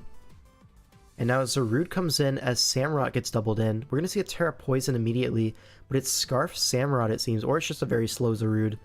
Those also do exist. Now Trailblaze. Interesting. Now Petrunt is not really able to threaten Zarude when it's Terra Poison. Maybe with Foul Play? It is Foul Play. Okay. So catches the Swords Dance, and now it's Colbur Berry. Takes the knockoff. It would have lived without the Colbur Berry, by the way. And knocks it out with a second Foul Play. So Terra Zarude goes down. And it even lives the Earthquake from Garchomp. Okay. So Petrunt saved for sack fodder. And now Great Tusk comes in. Is Petch broken? I think it might be. You saw that display, right? That was crazy. Anyways, Goldango comes in on the Ice Spinner, trying to block the spin. I guess he really wants those rocks up to kill the Petulant and, you know, weaken the Iron Moth, stuff like that. Sets up a Reflect on the sack, so good turn there. Able to take the Fiery Dance and goes for a Light Screen. So both screens are up. The Goldango is going to go down, though. So something has to be setting up here to take advantage of these screens. It's going to be the Diancie. Now U-turn comes out. We're going to see an Ogerpon here. No, we see Electros. I was going to say Ogerpon comes in to Encore potentially, but no, we see a Trick Room. And it's going to be slow Electros. He's prepped for the Trick Room. And knocks off the Meteor Beam, giving him a free turn, and misses Meteor Beam as he gets crit by Discharge. A little unlucky there, and then Parrot on top of it. But it looks like it's AV Electros, so it would not have done too much damage either way. You would have KO'd it on turn 18, but then Trick Room ends, and you're able to revenge it either way. I don't think this is a big thing here. Like, sure, it looks bad, but I don't think it mattered at all, you know what I mean? Like, the Electros would have been dead, but what's Electros doing here? Like, not a whole lot, right? Maybe a sack fodder. But here, Latios comes in with the Agility Weakness Policy, and, folks, you better hope that's Sucker Punch Samurott. And it looks like it is not, because he's going Ogerpon, and then doubles out to Tusk for no reason, I guess, sure. But now Ogerpon comes in. It is Boots, so we know it's not Scarf or anything. Just freaking dies to Psychic. Samurott, with the play so far, he kind of is... he's kind of bluffing no Sucker Punch, right? I didn't think he was Sucker Punch, because if you're Sucker Punch, you'd go to it first, right? But I guess K-Crick thought the same way. So either way, sacking 2 months for free did end up working out, you know? Got in his head, I guess. So congratulations, yep. Now Garchomp comes in, though, and locked into Sucker, you can just Earthquake here, sacks the Moth, and now Samurott not able to KO both of these guys. Yeah, Ceaseless Edge, you're going to take the Rough Skin, the Rocky Helmet, and you're in Earthquake range. So Latios really pulls that one back. With dual screens, you do kind of assume stuff like the setup Latios, the Trick Room, Meteor Beam kind of stuff. You could have not sacked Ogre, sacked Great Tusk. Like if you go Electros, go Ogerpon, sack the Tusk, and then you go into Samurott, I mean, you're still probably mind controlling K-Crick into thinking you don't have Sucker, right? Just make some nonsense plays and keep the Ogerpon in the back. That maybe would have worked, yeah. You did mind control him, for sure. So yeah, K-Crick wins that one. They go up 2-0 against India. Now Bacon Eaten Assassin up against Ryuin. Sure. The S player plot, yep. Never lost. Alright. So now Bacon Eaten Assassin, he has this like really old structure, like the Torn, the Tinglu, the Quaquavel, the Latios, the Tinkaton. We've seen this exact top 5 many times before. Or like stuff similar to it, right? Sometimes there's like a Gengar over the Latios slots. That was before Latios was released, so like that shows you how old this structure is. But yeah. Now, let's look at the Terra typings here. We have Terra Electric Torn. This is probably here as like a Raging Bolt resist, as well as you get that Terra Blast coverage into Greninja.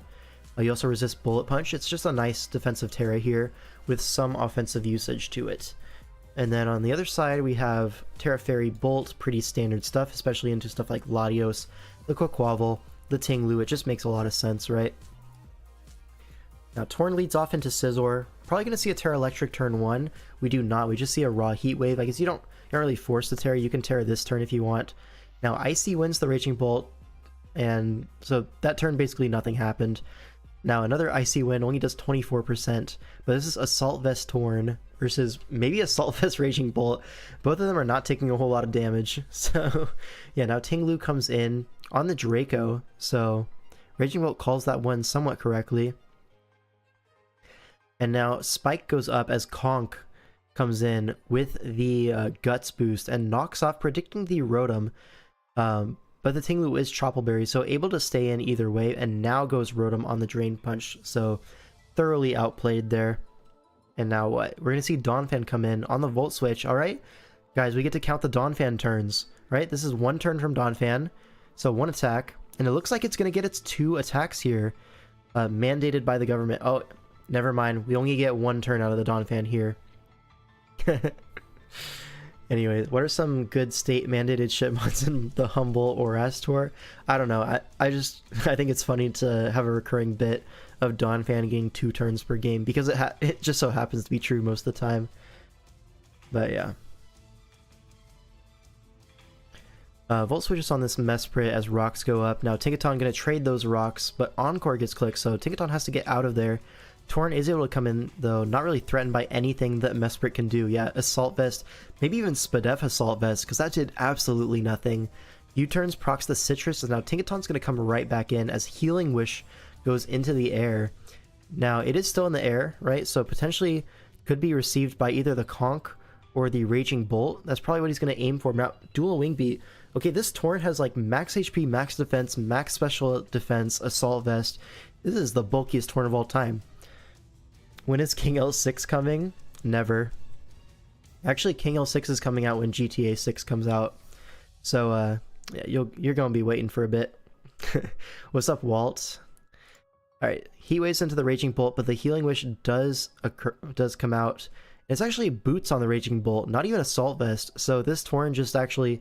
Okay, I think I know what happened. So the Torn took so little because it has like negative special attack EVs. And it put them all into, like, overloading its defenses. Yeah. So now, Tinglu is able to come in on that discharge, able to go for a Ruination here, and Donphan's going to get its 2nd turn here. Let's go. Obviously going to be spin blocked here, but goes for the knockoff, and now, is it in range of Nightshade? It gets 3 turns! Let's go, Donphan! Yippee! Gets 4! So... we have a double Donphan, basically. Shout out to Donphan. Did he do anything with those turns? Not really. There's a Rotom, which is like the best Donphan counter of all time. But he did get 4 attacks off, and that's what matters. 4! Yeah. Gonna go for a Flats Pog, you know the vibes? Anyways, Gren gets the Battle Bond off, and now what? Torn comes in, able to take a hit and Terra Blast this back, right?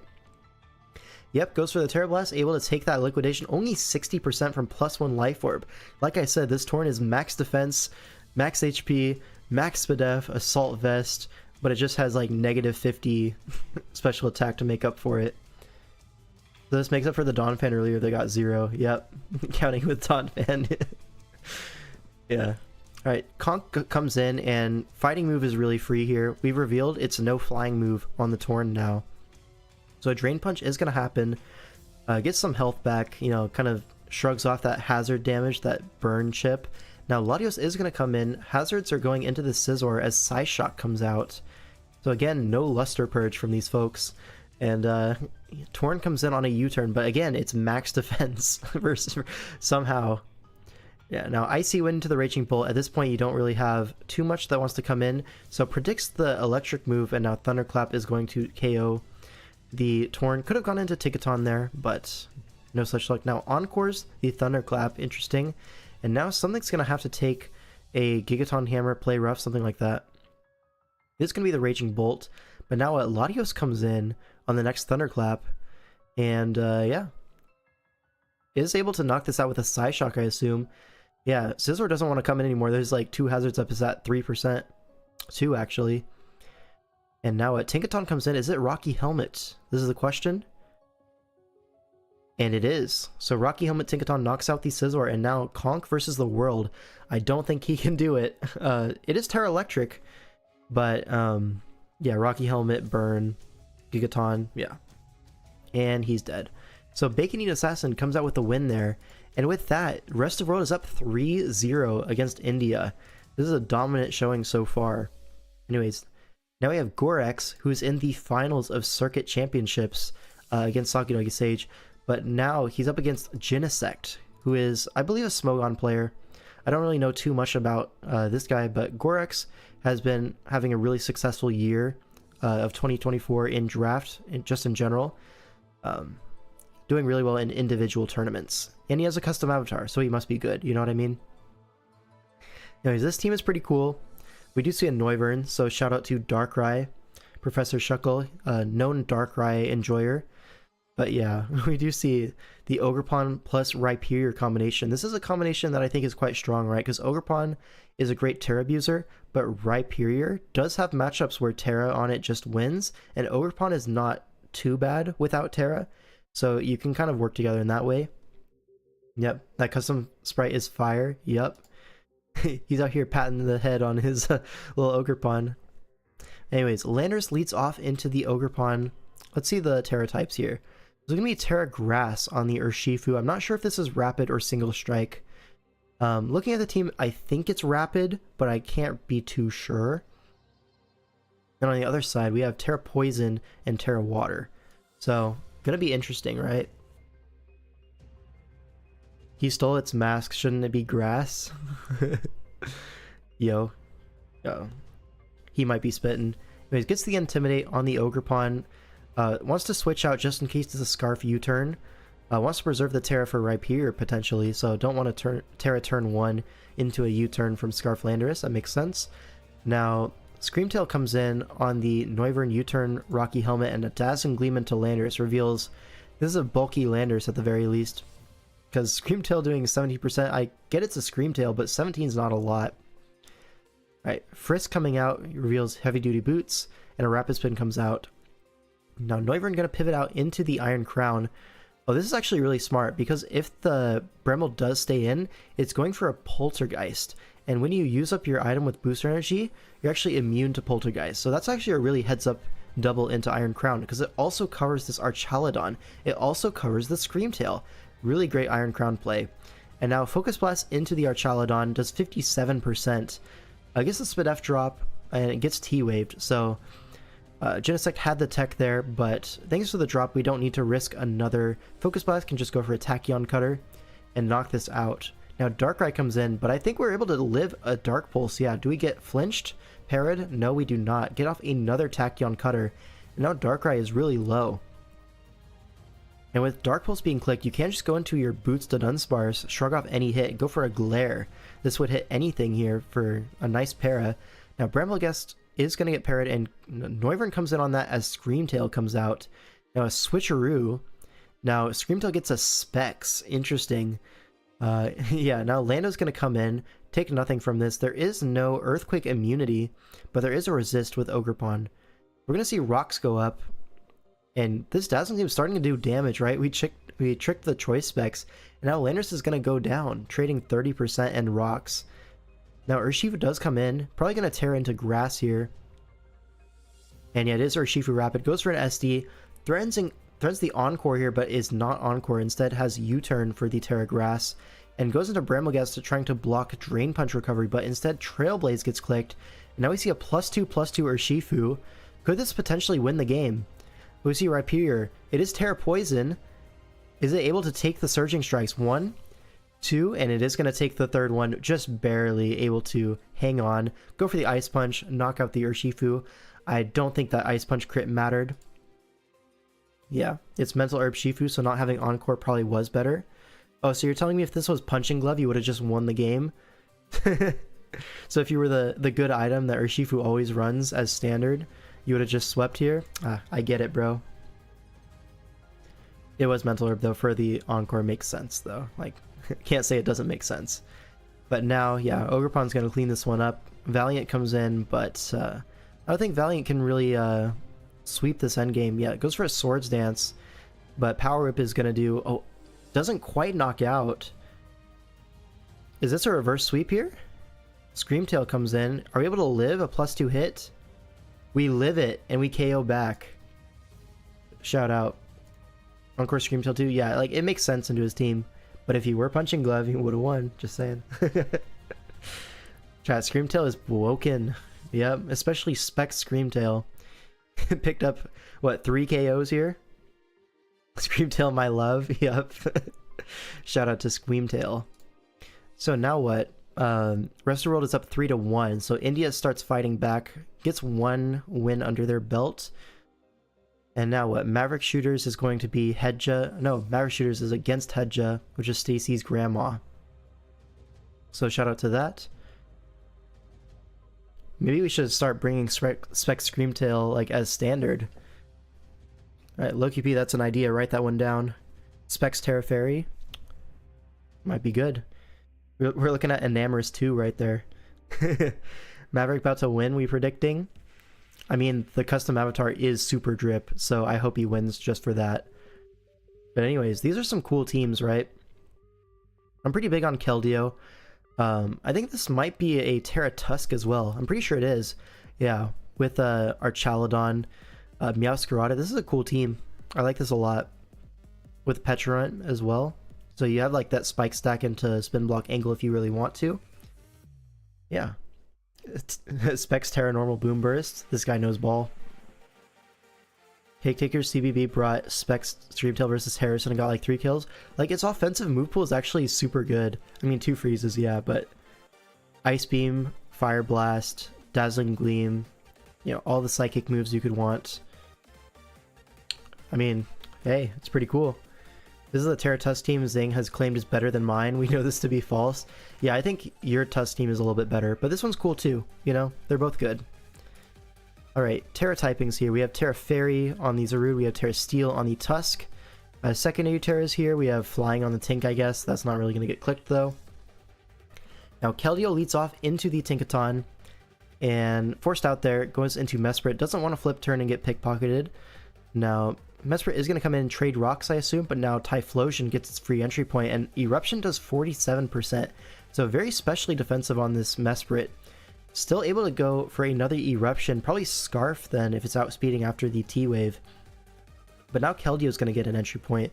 But you do have a Slowking Galar, but opts to stay in. Not really too sure why. We could have just gone to our free Slowking there. Instead, we're going to Eruption, take chip on our Typhlosion. But now our Chaladon's going to come in and get our defense boost, protect for leftovers. Are we just sacking our Typhlosion here? I don't get it. Surely the point of having a Slowking is so you can switch in on stuff and just chilly out and reset your momentum. But I guess we're just choosing not to do that this time. Swords Dance our Chaladon. That's actually so funny. But it gets encored here, so shout out to Tinkaton.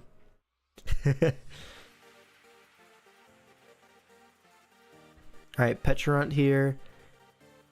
Colberberry into knockoff, sure. The Colbur is for Zarude, obviously, but also good into knockoff Tinkaton, I guess. Now Shadow Balls gets Encored into it. It's not quite a 3-hit KO, so Tink could just stay in and Gigaton weaken this further, but instead... Whoa. We tried to sack our Terra Shell, but Head just says no. It's okay, I'll just go Meowscarada. Which, I guess you can just U-turn here. But could get pickpocketed here. It gets pickpocketed, loses the Scarf. Now Petulant comes in. Now a Scarf on the Tinkaton means that you can just recover here. There's no threat of Encore. And now Nasty Plot comes out. Do we see a Psychic from Slowking? We see a Trick Room into... Is it Life Orb? No Life Orb, but it's just offensive Psychic. Knocks out the Petulant. Now protect our Chaladon to stall out some Trick Room turns, but it is Focus Blast. Are we going to hit the Focus Blast? We do. So 2 Mons dead to Slowking immediately. So that makes a little bit more sense earlier about why the Keldeo, like the Slowking wasn't coming in on the Keldeo. It's offensive Slowking. He wants to save it. This is E-Belt Modest, pretty sure? Yeah. So it gets 3 KOs for his troubles. Very awesome here. Now Meowscarada comes in. Typhlosion is just going to be the sack here, of course. But now what? Now we go into Bundle. This thing lost its Scarf, so Bundle is going to be faster. I'm going to go for a free Freeze Dry. Knock out this guy, and then Keldeo has to be Scarf to stop Iron Bundle Sweep. Gonna scout for the Scarf here. Goes hard into the Tinkaton on the Aura Sphere, but now it's just a Trick Room angle, and he's just going to win, right? Surf and a Trick Room. Now he just Psychic. It doesn't matter if the Meowscarada comes in. We're going to Sludge Bomb next turn. Goes for the Sludge Bomb immediately, not even giving him a chance. And yeah, so offensive Trick Room Slowking really packs this one up. Oh, Psychic doesn't even kill. What is this Keldeo? How do you live that? Is that like Assault Vest Keldeo or something? That was crazy. I mean, Assault Vest makes a little bit of sense into Bundle, right? You resist the main 2 stabs and then Freeze Dry. It's super effective, but with the Vest you're able to take 2, I think, potentially, but Slowking a little bit too strong. It is AV Keld, yeah, makes sense. So actually, Team India kind of started to bring it back. They have 2 wins in a row. So 3-2 so far. Rest of World's still in the lead, but they really want to win this series, right? Rest of World, they lost week 1. They really need to win this series. And Genius is in the lobby. So Genius in what's like low-key a must-win game versus Swaggy Boy 006. Now Swaggy Boy I think was a top 16 circuit player. Was he eliminated round 1 or round 2? It was something like that. But he did end up making top 16 in the circuit, which means he had some pretty strong performances over the year in the individual tours. So obviously a pretty decent player, but Zing I think probably one of the best players, let's say. I'm not going to give an exact ranking. We did really good in the first GG Tour too. He knocked me out. Yeah, he won Winter Seasonal. Yeah, that'll do it, right? So definitely a good player. Potential for an upset here. But we do see a Terra Hydrapple in slot 1. So, yeah, Terra Water. And then what else here? Is this like Terra Gren plus Terra Hydrapple? Correct me if I'm wrong. But then on the other side, it's Terra Water on King Gambit. So a lot of Terra Water in this game. Alright. Anyways, Terrapagos leads off into the Ursaluna Blood Moon. Threatens a Calm Mind immediately, but Terra Starstorm comes out 61%. Earth Power breaks the Terra Shell, but I assume Leftovers since it's lead. It is not Leftovers. I think Leftovers Calm Mind there would have been really, really great, no? Because imagine you Calm Mind on Earth Power, it does 12, you get the lefties, and then your +1 Terra Starstorm does like so much damage. And then if he switches out, then you get back your Terra Shell. But here, Earth Power's into a Weakness Policy Empoleon. It only takes 44 from Surf, so maybe it's Assault Vest lead. That looks like Assault Vest damage. Either way, the Moonblast is going to crit, so that definitely mattered. Yeah. You only get a 12 because you're AV. Yeah, it makes a little bit more sense now. What is AV for? They're just like trading into Latios and all this stuff. I kind of get it. It was not Torrent, no. People be running competitive for like Intimidate Crook or something like that. Anyways, Hurricane Confusion into self-hit on the Metagross swap. A little unlucky, but I don't think it was going to do too much damage to the Metagross either way. Now here, a Custap Berry is threatened. He's going to scout for it, go Hydrapple as a Moonlight gets clicked. But now Hydrapple is threatening a Grass move here. Leaf Storm's here for 37 on the Weezing. That's quite a bit of damage. But now Zapdos is going to come in on the Weezing, no issue. Overheats for 25, and now Hurricane is going to go for another KO here. I guess not another KO, but one KO here. And now King Gambit comes in with 2 Fallen, able to Kowtow Cleave into Rocky Helmet, Fizz Def, Intimidate Crocodile. Alright, not really feeling Defiant there because it showed 2 Fallen. Was he Banded meta? Was he? How much did the Metagross do? 31 to Ursaluna? No, no chance. Anyways, we're going to see an Earthquake here into the Valiant. A critical hit means it is going to 2-hit KO, which it otherwise would not have done. But a Focus Blast click here into Metagross, that is Specs Valiant actually. So maybe the crit on the AV did not matter because this is Choice Specs Valiant. God damn, that did so much damage. Because Custap wouldn't matter because Bullet Punch. I guess it just doesn't have Bullet Punch, right? It's Scarf Metagross, so you had to scout. Yeah. Scarf makes sense because like Life Orb Valiant with Mixed is a really strong threat here. But he's just Specs Focus Blast and knocks out the Metagross on the switch. I feel like in like 95 out of 100 games, that Metagross pivot into the Valiant would have worked. But here he's just Specs Focus Blast. What are you gonna do? Both of them were rolls. Okay, yeah, rolls make sense. Why not run Bullet Punch though? Bullet Punch does a ton to Val.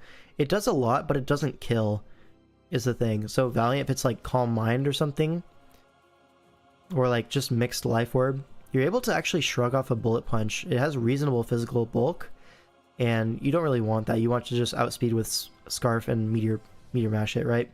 Scarf also good into the Latios here, so it's like multi-purpose. I get the idea. But it's Pasho Berry Ursaluna comes in on a Surf though. Able to get picked off by Water Shuriken, not risking any Vacuum Waves. Yeah, it was Trick for cheese sets like Weakness Policy, Latian Gambit. Yeah, Trick for Gambit is like one of the main ways that you can like stop it. So it makes sense. Now Battle Bond here, gonna get procced.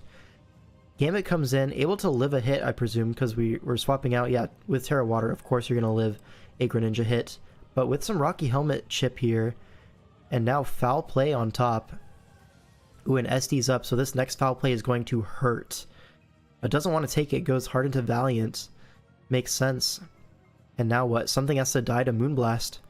It's going to be Zapdos. Freaking dies from 75. God damn. Now Hydrapple comes in, it's going to Terra Water, and this is Assault Vest Hydrapple, so it takes 54% Earth Powers. And yeah, King Gambit comes in, but we still have that 70% Crocodile. And not only that, it's Leaf Storm Hydrapple.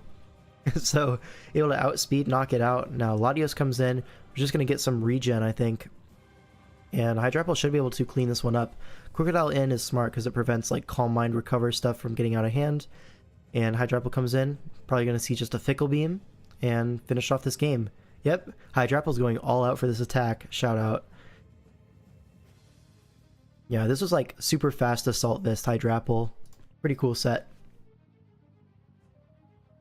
And so Genius wins this, and that brings Rest of the World to 4 wins, so it's match point now. If either of Gypsy King or Habito win their game, they win the week against Team India. And they really do need a win. The going all out text is so silly. He's like, oh, Hydrapple decided to try this turn. He's doing his best. But anyways, Gypsy King versus Thinking Sceptile. Gypsy King, one of the goats of the game, like has been playing since forever, like, and he's been very, very good, especially in old gens. I haven't seen too much of him from like an SV perspective, so there is some potential for Thinking Sceptile to fight back in this. But either way, you have to say Gypsy King is a hard favorite in this matchup. But he is playing against a pretty solid looking team, right? You have potential for like Screens healing Wish Hatterene into like a setup Ceruledge. Like Gypsy's going to have some text for that because Ceruledge does look really, really strong in this game. And then Palafin, of course, like the water resist is only Raging Bolt and Araquanid. Like, they're not bad resists, but they don't have recovery. So if enough Palafin turns happen, it is going to break through eventually. Alright, let's look at the Terra types though. We see Terra Ghost on the Ceruledge, and Terra Poison on the Hats, and then Terra Water on the Raging Bolt. Makes sense, right? You need something to resist the Palafin and the Bitterblade. But yeah, you're still going to be neutral to Ghost. And then the other Terra types is going to be Fairy on Jirachi, it looks like. And then, or it's Water on Gliscor. Can you afford Gliscor plus Raging Bolt? I think you can't. I don't think you can afford Terra Jirachi either. So what's the second Terra user on this? I guess it's just Araquanid or something. He's just putting Terras on here to be fun. Wait, 50 viewers, 14 likes, the math is not mathing? Yo, shout out to OG Albina for noticing this insane discrepancy. Can we like the stream? Folks, it's good for the algorithm. And if we get 20 likes, I'm going to play a Wi-Fi league. How about that? Hopefully it isn't one of those fake Ceruledge matchups where it shows up and just kind of dies for no reason. I don't see a whole lot of those matchups. I don't know where you're looking. Oh my god, we hit 20 likes! Alright. Anyways, how did this like? Hey, Burger, shh. It's all good, it's all good.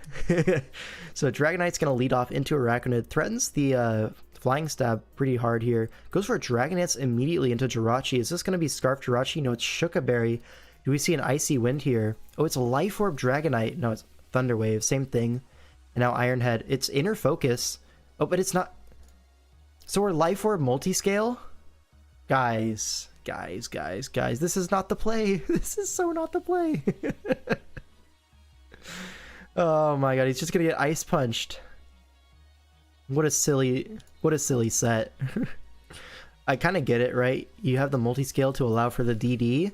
Like, in theory, it kind of makes sense, but like, if we're gonna be Life Orb, you may as well just be Inner Focus for the flinches, right? Because what else is really checking a +1 D-Knight? With your Life Orb +1 E-Speed, you do so much damage to a Namorous, like, you probably take that trade either way. I don't know, man. L5 beat Gypsy, challenge impossible. I beat him in playoffs. Stop this hate spread, this propaganda, it won't work, I beat him. Anyways. So Palafin comes in trying to get its form off. Deoxys is going to come in on this Jet Punch. A critical hit does 47. It's Rocky Helmet, physically defensive Deoxys. But now Hatterene is going to come in, block any hazards. And now what? Araquanid comes in on a Shadow Ball. Very bulky Araquanid. Going to go for a Liquidation, does 91 to the Hatterene. Proc Citrus, but I don't think that's going to matter too much. It's still very low. And Araquanid is going to be down to 50% now. Electrode is going to be a pivot in. Freaking dies to a crit. Unlucky. Man. But now Ceruledge does come in, able to Terra Ghost here, potentially go for an SD. No, just goes for a Terra Blast. I guess doesn't want to allow the webs up. Makes sense. Now Ceruledge is going to get Earthquaked here, gets the Weak Armor procced. Do we see an SD here? We do see an SD. Does it KO the Gliscor from full? A Poltergeist would do it, but I think a Terra Blast will not. So no. Then it gets flinged a Toxic Orb. I mean, Earthquake killed, bro. But I guess you're covering for a Bitter Blade with recovery there. And yeah, with Protect here. Why are we using Fling? I guess you don't want a Toxic because it'll get Magic bounced and you want to be able to hit that. But like, we could just be Toxic Gliscor, man. It gets the move. It really gets the move. It's cool though. So gonna get Bitter Bladed here. So Ceruledge is going to live the next Toxic turn. But yeah, Raging Bolt is going to just put this in a pin with the Thunderclap. It's just a safe play. Terra Water, Thunderclap, sure. If Tinglu comes in, you'll just Terra Blast it next turn. A critical hit with Terra Water, Proto Attack, or Special Attack, you know what I mean, is going to 2-hit KO the Tinglu either way. And now Hatterene is going to die to Thunderbolt, and yeah, this one's just over. Ceruledge going to come in, get Thunderclapped, and yeah, Palafin cannot 1v1 a Booster Energy, Terra Water, Raging Bolt. And that's going to be the game. And with that, Gypsy King clinches the series for the rest of the world, but they still have one more game to go. Right, we have Habita versus Gengar Mask. These are two pretty reasonable players, right? Habita has been on a little bit of a slump recently in Team Tours, not the greatest records, but he's still a fantastic player overall. And he made finals in the summer seasonal up against PZZ. PZZ ended up winning that, but Habita was in the finals, and Habita really should have won that game. It was kind of a robbery, but yeah, Gengar Mask, another top 16 player from this year's circuit. So obviously both of these guys can play Pokemon. We have this like sand build. This is like basically an ORAS team with Deoxys on there, like, you know what I mean? And then on the other side we have Habita with this like Urshifu kind of thing. Is this Rapid Strike or Single Strike? I think it's Rapid Strike, right? Unless you're going for a Dark Spam angle. I know Habita does like Dark Spam, but I don't know. Like, it doesn't tell you the Urshifu on Team Preview. So we'll see. Anyways, let's look at the typings. It is going to be Terra Electric on the Urshifu. Going to be Terra Electric on the Sinistcha as well. So really wants to take advantage of that Zapdos. It's Single Strike. All right. Shout out to that. All right. Yeah, Gorix was using Rapid Strike earlier. Yeah. So we could have figured that out. Now on the other side, is that a Terra Keldeo? Terra Flying here. It makes sense into the Sinistcha, but it's probably going to be Terra Electric. So, I mean, at that point, you're hitting it with your stab either way, right? So all's well. And then Terra Excadrill with Terra Dark, it looks like. Potentially the two Terras there. See Vikavolt lead off into the Deoxys Speed. Do we see a Taunt here trying to prevent the sticky webs? We do not. We see a Psycho Boost do 76% with a Jetpack into Drill with the webs. And now we go for a Throat Chop trying to cover the Sinistcha switch and trying to block the spin, but Vikavolt just stays in. And interesting about Throat Chop, it would have stopped a Bug Buzz as well. So, but he does have the Mud Shot. And now Throat Chop does 2-KO with the Sinistcha. Do we outspeed? Doesn't stay in to find out. Actually, we both switched, so we know the Sinistcha is faster when the drill's at -1. This will be important. So Vikavolt does get sacked off to the U-turn. Now T-Tar comes in, sets the sand, and now what? Now Urshifu comes out. It is the Single Strike variant, but there's a Clefable on the other side, so it doesn't really want to go for its stab move. Goes for a U-turn instead. Tries to go Zapdos to fish for the static, but no such luck. Now Sinistcha is going to Terra, and that means that Drill is going to be able to spin whenever it wants.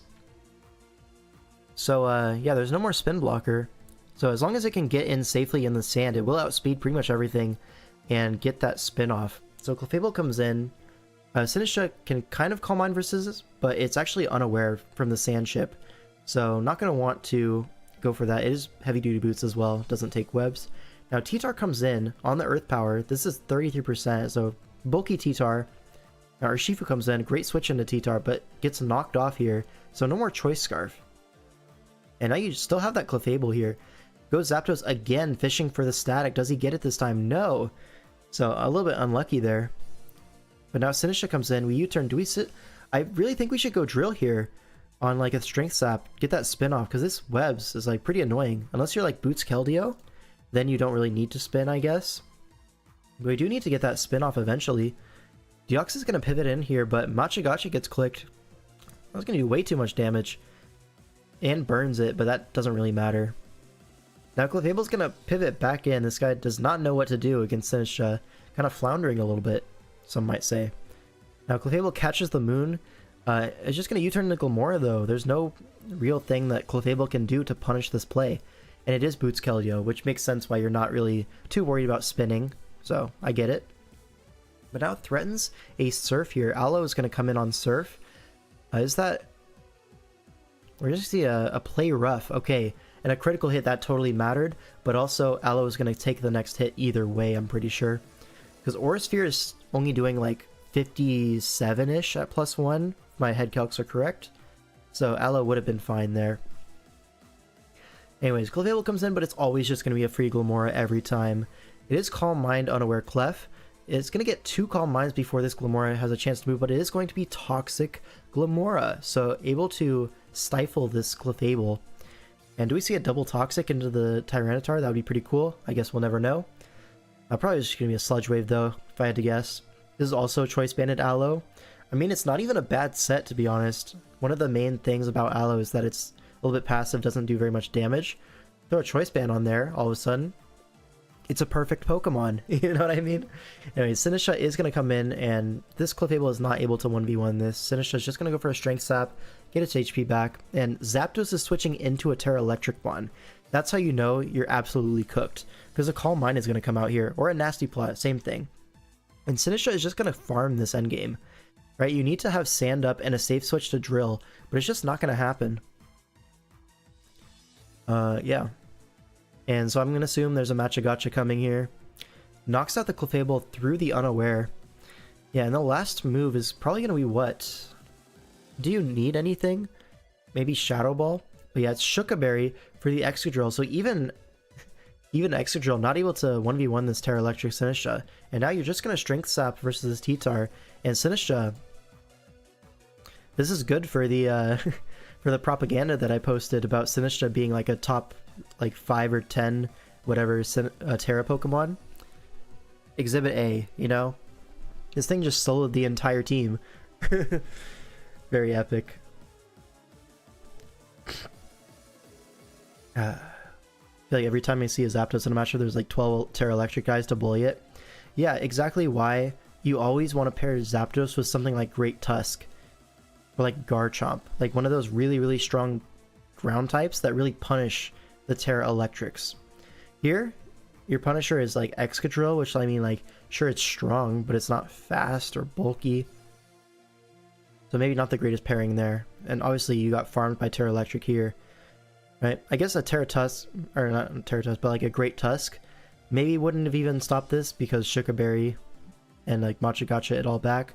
But, I mean, you see the point though, right? You do kind of need a better ground type if you want to enable your Zapdos. Right? I have like so many tabs open right now, so I'm just going to go ahead and close them all. Don't mind me.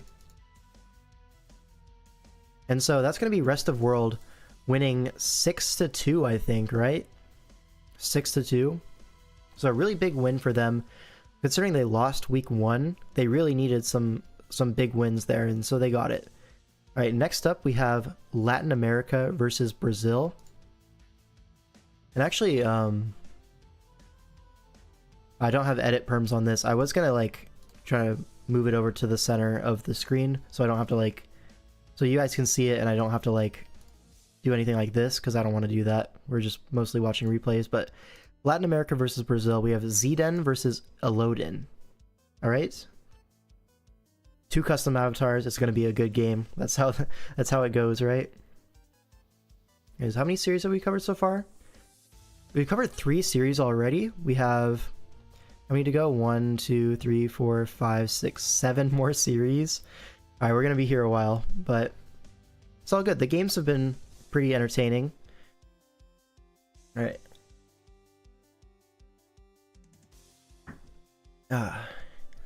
Another Webs team here. We have Araquanid plus a bunch of threats like Darkrai, Great Tusk, Ceruledge, and then like a little mini defensive core, right? G-King and Ticketon able to kind of sponge a lot of hits. Make sure your offensive guys are not the ones taking those hits. And on the other side we have like Weavile, Palafin, Raging Bolt, like some strong Pokemon. Hearthflame as well. Hearthflame is a massive threat to this team. And yeah, what else here?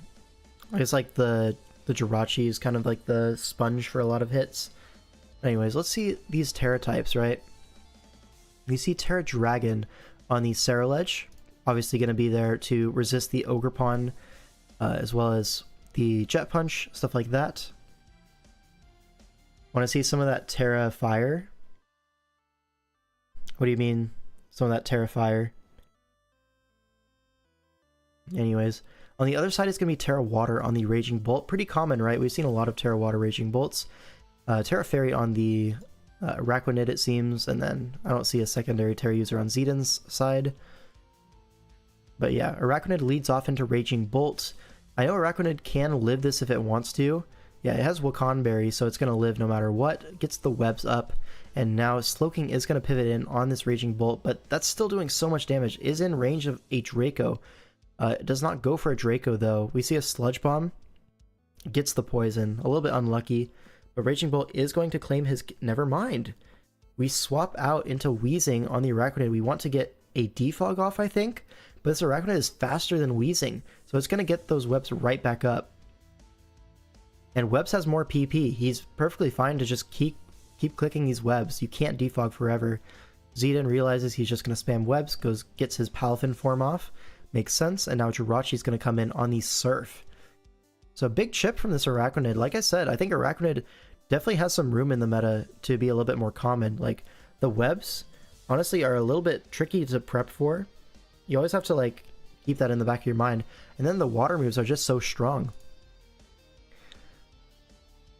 So we see a Healing Wish back into the Bolt. So round 2 of Bolt has happened, but the booster energy has been expended. So Slowking is able to take it on a little bit easier now. Gets the Chili out on the Wheezing switch. Now Darkrai's going to come in and just going to Dark Pulse. So these webs are here to stay. And that is bad news for Zidane, because this Ogerpon can't even be boots. So Ogerpon is going to be slower than everything. I'm going to take a Dark Pulse and trade with this Darkrai. But now we're put in range of Ceruledge. Yeah, exactly. And now what? We Terra Dragon immediately. Go for a Dragon Claw. I guess it gets Dragon Claw. Who knew? But now, actually, is Dragon Claw even better than Terra Blast? Because it makes contact. You would take Rocky Helmet, but I guess you want to leave the option open to Terra your other guy. But I mean, whatever. Ice Shards that guy into a Chiboka Berry Tinkaton. So probably aiming to pickpocket something. But it's not going to get it because Ice Shard is not contact. Now gets the rocks up on a bulk up Palafin, but you have to assume an Encore is coming. And pickpockets the Salic Berry, gets the Salic, and Encores it into Jet Punch. Now the only resist is the Ceruledge, so maybe Palafin could do something here. It is already boosted. And that is going to be a 2-hit KO, but it gets Wisped. Okay, Will-O-Wisp was a really nice resource to have here, as now you're able to just Dragon Claw. And Palafin is now burned at low HP. It's not going to be able to do enough damage to the Great Tusk, to the Slowking. And I think, depending on sets, Illidan might have brought this one back. It's Pasho Berry Great Tusk. Probably going to see a spin here. Now we don't need to spin because we have the webs up. Does Weavile have boots on it though? I forget. That's an important thing. So Raging Bolt comes in, but Slowking is going to come in on that. On the Terra Blast, only at 30%. Do we see a Draco Meteor here? Looks like it doesn't even have Draco Meteor, but maybe this Slowking doesn't have Slack Off. So if you don't have Slack Off, you can't win this endgame. Well, maybe. Does this kill? It kills. Hold up. Is it Boots Weavile? It's not Boots Weavile. So it's going to take the webs. And Ice Shard is going to KO, so it's Choice Banded Weavile. That was a close one. I feel like that really could have gone either way. If we had Slack Off on our Slowking, that was just a completely locked up endgame. But I guess you want Sludge Bomb Chili, and then what, T-Wave potentially? Or maybe like a Flamethrower for Jirachi, make sure that can't come in on you for totally free. I kind of see it, but if you had Slack Off here, I mean, look at it, you would have just won the game. Unfortunate. But anyway, Zidane is able to take that 1-0 for Latin America. Now we have Apache Romero up against VM Nunez. So this is like a pretty common team, right? The Torn, the Treads, the Samurott. This is like a trio that goes way back. Even with a Mesprit, right? This is something that we used in like Clash of Kings. People remember that used to be a thing that happened like every year. And that was like right when the Ogerpon DLC first dropped. This core, this combination of 3 was like everywhere in that time. So here we have it being brought back, this time with a Gouging Fire, and then Rotom to spin block for your Ceaseless Edge guy, your Samurott. Then on the other side we have like a Sand offense, like very fast, very strong Pokemon. Just aiming to like break everything down, win with like a Sandrush Drill or like an Unburdened Sneasel, or Sneasler, excuse me. Let's see, look at the Terra types. We have Terra Ghost on the Torrent, it looks like, Terra Steel on the Mesprit. Then on the other side, we have Terra Water Salamence, and we have Terra Ghost on the Drill. Alright, so Samurott leads off. We're going to have Sneasler lead off with a Balloon. Okay. Kind of threatens the Samurott out. Going to double to Deoxys. What was that expecting? We expected the Rotom to want to come in, and we doubled Deoxys because Psycho Boost does way too much damage to that thing. I assume that's the idea, or maybe we're trying to cover for Torn switching in on a CC? Something like that.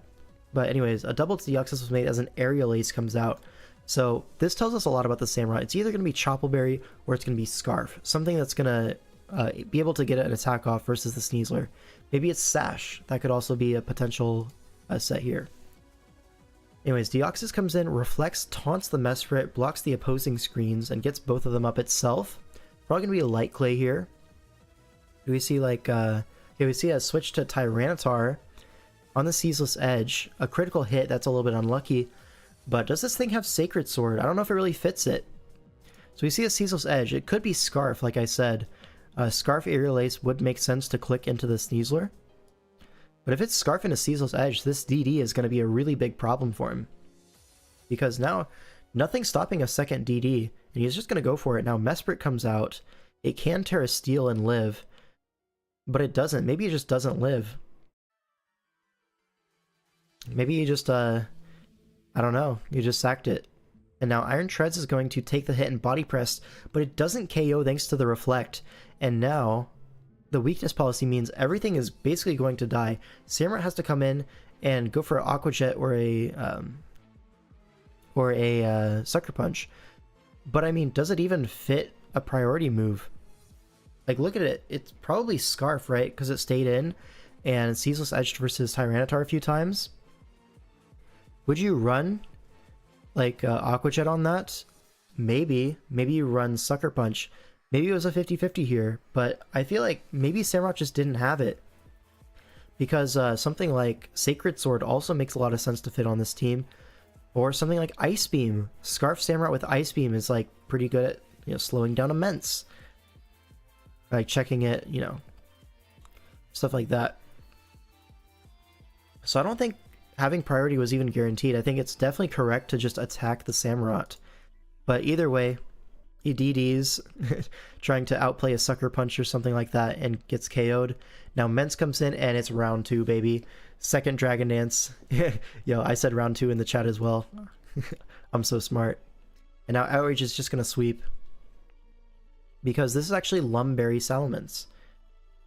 You're going to see it knock out this Gouging Fire with Outrage. VM Nunez has to go for like Confusion stuff, but it is Lumberry.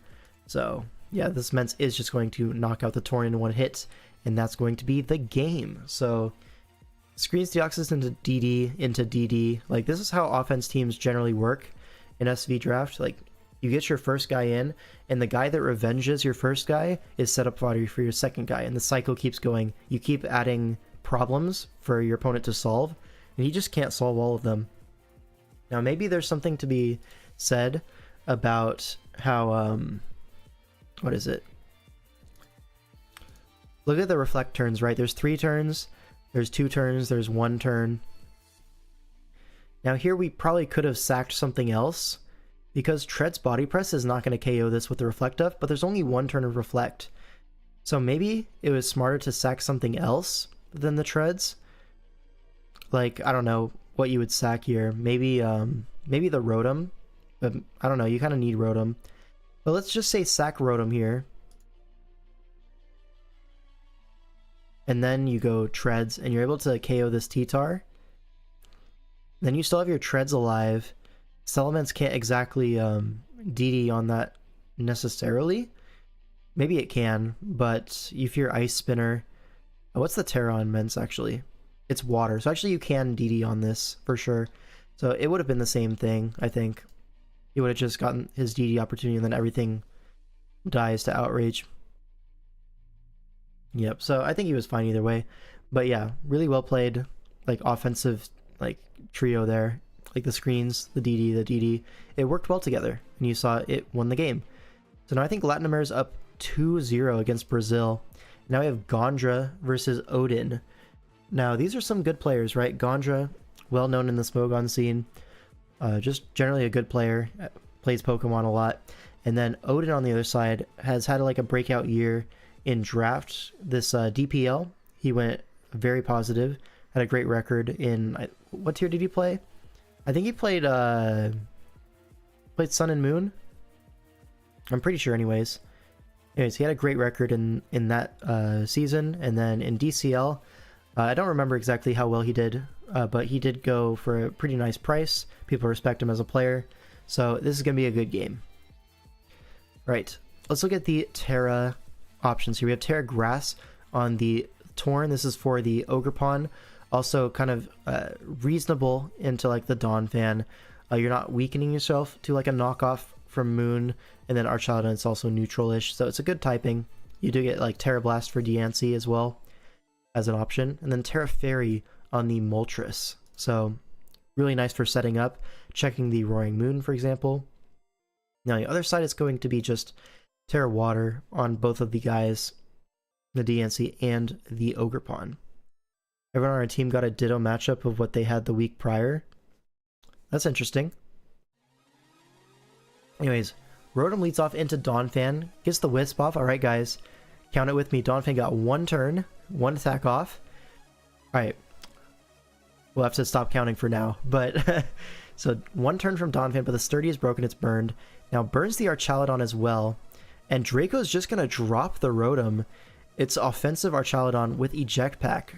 Pretty cool there. Now Torn's going to come in on this Ogerpon. Gonna double out into the Slowking, predicting, you know, the Zapdos to want to come in. You don't want to U-turn on that, give him a Static Fish. So Chili's out on this Donphan. Now Treads is going to come in. I think Donphan's going to get his second turn here. Rapid spins the rocks away, and Donphan is going to get this Earthquake off. So that's 2 turns for the Donphan. And now Moltres comes in off the back of that Eject button. And yeah. So going to see an Agility here. Now Zapdos does have the Mirror Herb, cool tech here. Copies the Agility, is going to outspeed the next turn. Goes for a Hurricane, dodges. Unfortunate. Now an Ice Beam. Oh, Donphan's going to get the 3rd turn. Let's freaking go. Shout out to Donphan. But we're going to see the Treads come in. And is this a spin kill? He's going to spin either way. But Zapdos comes in. Do we see a Static? We do not. And Donphan is going to be the switch in as rocks go up. Do we see an Ice Shard? We do not. So Donphan actually got 3 turns this game. So a little bit more than average. Ogerpon comes in. We're going to see a Volt Switch. Revealing the full moveset on the Iron Treads. So this is actually super setup fodder for like a DD Roaring Moon. So he has to be careful about having his Treads in. But now the Ogerpon is going to Terra Water. Just go for an Ivy Cudgel. Going to do a lot of damage here. If he has low kick, it's going to KO the Baxcalibur. Goes Tornado scouting for it, gets that play correct, and now Torn's going to come in, probably going to see a Terra Grass and maybe a Terra Blast, maybe a Hurricane. Okay, goes for Hurricane as the Archaludon comes in and dodges, but now we get that regen back, and a Draco Meteor goes a little bit to the right against this Iron Treads. We see a Volt Switch as you don't want to stay in with your Iron Treads. If you Earth Power into this Archaludon, this Roaring Moon is going to be a problem for you. As if it's able to take an Ice Shard from Baxcalibur, it's like kind of going to sweep you low-key. Unless you have some like tech like Colbur Berry or Slowking, something like that. But yeah, it's a big threat you don't want to allow in. Half these turns are so low value it shouldn't count. Hey, we count the amount of attacks that Donphan gets off, not the quality. Alright, Chili's out into the Treads again. Do we see a Volt Switch again? We do see a Volt Switch again. Like I said, you don't want that Treads to be in. Now Bax comes in, and Bax is going to threaten the Zapdos pretty heavily with an Icicle Crash, but Ice Shard is going to get clicked. I guess that kind of reveals Choice Banded, right? Because non-choice would not KO from 49, I don't think. So we think this is going to be Choice Band Bax, and I guess 23 to Diancie. I'm not sure about the Diancie set. It could just be physically defensive, and that would be Choice Banded Bax damage. But maybe it's like an offensive Diancie. We don't really know. Now, Torn pivots in. So 2 switches on the regen guys to get Torn in safely. And now doubles out on the Archaludon into the Slowking. So pretty reasonable here. We're going to see an Earthquake do 0 damage. But Chili's out. So honestly, Odin's team is just getting chipped down. And Gondra's team is not. You can keep making these safe Volt Switch plays. And Slowking is just going to come in and absorb this damage. So Aura Sphere does 5%, shout out to that, and now what's going to come in? Ogerpon. But can you T-Wave this if you stay in? No, you have the full HP Tornado, so you may as well just go to that, right? And now I'm looking at a Terra Blast, and it's pretty free click. Looks like he just doesn't have Terra Blast, unfortunately. He has Foul Play instead. So DNC is going to come in on that. But now Earth Power gets clicked, and Slowking is going to be max Spadef. He's going to take that pretty comfortably. Now Diamond Storm also going to do 26%. So this Slowking has 700 EVs. It's max defense, max Spadef. You know the vibes. Hold on, is that Trick Room DNC? Because it's slower than the Slowking. Interesting. Anyways, Ogerpon comes in, gonna force the Torn in, but now a double to Zapdos, interesting. So gets a turn from the Zapdos and a Roost off. But Slowking is gonna wall this kind of forever. You can kind of just go for a Chilly Reception, it's no downside. Goes for a Trick though. Wait, it was Scarf Slowking the whole time? That's crazy. That's insane. Anyways, Iron Tread's gonna come out on that Chilly. Yeah. The Trick Scarf. What is that even for? It's for, like, trying to neuter the Archaludon? Like, as a tech, what is that even trying to accomplish here? I don't really know. But hey, it worked out. Volts out into the Slowking. Just gonna farm that regen. For Moon? But you'd rather, like, T-Wave it or something, right? Anyways, Slowking is finally gonna go down to this Earthquake. It doesn't matter, it's funny, exactly. Now Bax is going to come in, and Ice Shard low-key is going to clean up this game. Okay, Ice Shard does 24 to Ogerpon. That's a 2-hit KO. Shout out to the 2-hit KO podcast, by the way. Plug. But now Zapdos is going to go down, and Roaring Moon is going to go down. So yeah, Choice Banded Bax does pack this one up. And that's going to be the game. Yeah, shout out to the plug. Yup. And while you're at it, like the stream, subscribe. You know the vibes. But anyways, that's going to be the game, and Gondra takes that as well. So Latin America is now up 3-0 over Brazil. So shout out to that. Plug. We're so back. Chat, if this stream gets 30 likes, I'll play a Wi-Fi league. How about that? You know the vibes. But anyways, here we have, who are these players? Mr. Banana 21 versus Hantsuki. So these are two different showdown names, but Hantsuki is going to be Satan Saves Christmas. And on the other side, Cabezos al Teclado? Al Teclado? Whatever. That's going to be Mr. Banana. So, pretty cool teams, right? I like the look of this Greninja team. It's very cool. The other side, this one's a little bit weirder looking, right? The Talonflame is like a little bit outdated these days. But you don't really be drafting Talonflame like that. But yeah. Banana's Witchin, if you recognize that name better. I do recognize that name better, actually. Thanks for the information there. How about you remove your like instead? No. We need all the likes we can get. It's for the algorithm, guys. Anyways, Draco Meteor here. Let's take a look at the Terra types real quick, though. Terra Water on the Ogerpon, of course. And Dragon on the Okie Dokie. Okay, makes sense. And on the other side, it's going to be Terra Dragon and Terra Stellar on the Greninja. So shout out to that. We Draco to break the balloon, it seems. Are we a Jetpack? We are a Jetpack. So good turn there. Body press into the Ogerpon. And now spikes are going up. Okay, trading hazards here. I guess Spikes Ogerpon is about the best you can hope for in a Sinistra matchup. So I understand the set. Is able to just synthesis off this damage. Is this Metagross going to go for an Iron Defense? It is. So now starting to threaten the opposing team with these boosted body presses. Gonna see Uxie come in. Are we gonna see a Rocky Helmet? We do not, but we do see a Foul Play. It does 16%. Not a whole lot. And this Uxie is gonna get 1v1 by this Metagross. We see a T-Wave come out. But yeah. Do we see rocks on Uxie? No, we don't. So the rocks are gonna be on Ting Lu. So yeah, now this Metagross kind of got more than it bargained for, and Kyurem is going to come in, able to knock it out with an Earth Power. But now you have two spikes against rocks. Garchomp's going to come in, force this out. Do we see rocks up here? Because Garchomp is probably going to be the rocker in this game. Or you just have no rocks. Oh wait, no, I'm thinking it backwards. The Metagross was rocks. This could be spikes, but with Scale Shot, probably just going to be SD. Time to create all YouTube accounts to force L5 to play Wi-Fi. Hey, the power's in your hands. Anyways, Ting Lu is going to Whirlwind out the Sinistra. So a little bit of Spike's chip, a little bit of pressure, a little bit of pressure. Now Ogerpon comes in on the Surf. And this is Terra Stellar Greninja, but it's actually Protean. So that tells us what the plan is to Terra the Moltres. We're going to see a Throat Chop come out as Gunk Shot does nothing. But yeah, why are we Terra Dragon Moltres? Is this like an agility set? Wincon, we want to check the Ogerpon kind of thing? I kind of get it, but also like, you could just Terra your Greninja, right? Dang, look at the Moxie on that guy, yup. You already know. So Talonflame is a good check to Sinistcha here, able to take that Matcha Gotcha pretty comfortably. Now what, Iron Hand's going to come in on Talonflame, kind of risking a Will-O-Wisp here. You don't really want to take a Wisp here, or like this could also be Feather Dance.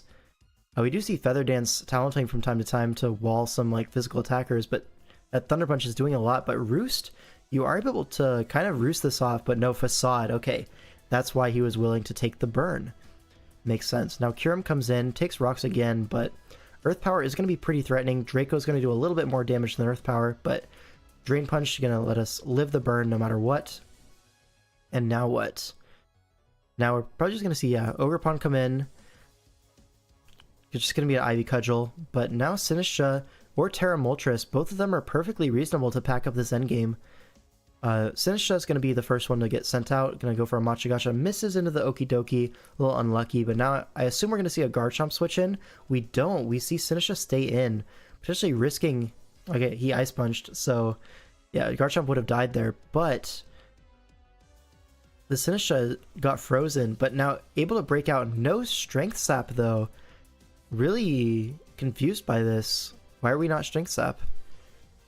Either way, can Moltres do it? That's the question. Garchomp comes in, but this is Ice Punch. It's going to live Earthquake. Is this a trade from Rough Skin? Almost a trade. So Moltres does naturally outspeed. Can Moltres win this with Terra Dragon? It's going to be close. Ting Lu is not going to be able to 1v1 it. So it's going to be down to this Ogerpon, and I don't think it can beat a critical hit on the Terra Blast Dragon. If we get another crit, or if we can sit this off. This is going to be a close one, right? Ooh, it's Agility, so no Roost. Oh, no Roost is... Oh, it does have Roost. So this is going to be interesting, right? I think this Moltres has this one. We can fish for Flamethrower burns as well, yeah. But maybe Ivy Cudgel is able to outlast Roost PP. Ooh, with crits happening too? Yeah. Oh, more crits. This is so unlucky. Because he's really burning through these Roosts super fast. I think you have to start Terra Blasting a little bit sooner. Yeah, only 3 more Roosts. You need to force the Ogerpon to be the one Roost or Synthing up. But here, that's just not the case. You have to Roost again. Okay, Synth is traded. Now you just Terra Blast. And yeah, you have to Roost again. I think you just get PP stalled out. A little bit unlucky. But yeah, now that's the last Roost, and I think this Ogerpon is going to do it in the very end. Ivy Cudgel is a 3-hit KO, and he has one more Synthesis. Going to go for it here. And yeah, I think Ogerpon has this one packed up. We need to crit this Terra Blast, like, right now. Okay, 1 turn to crit, but then I think Ting Lu has it anyways. Yeah, so ran out of Roosts. Unlucky. A lot of crits there, a lot of crits, but it's also a high crit move. There's only 2 Ivy Cudgels left as well. He threw out a lot of them. Really interesting endgame. Wasn't paying attention. Was this truly a moment where pressure would have diffed?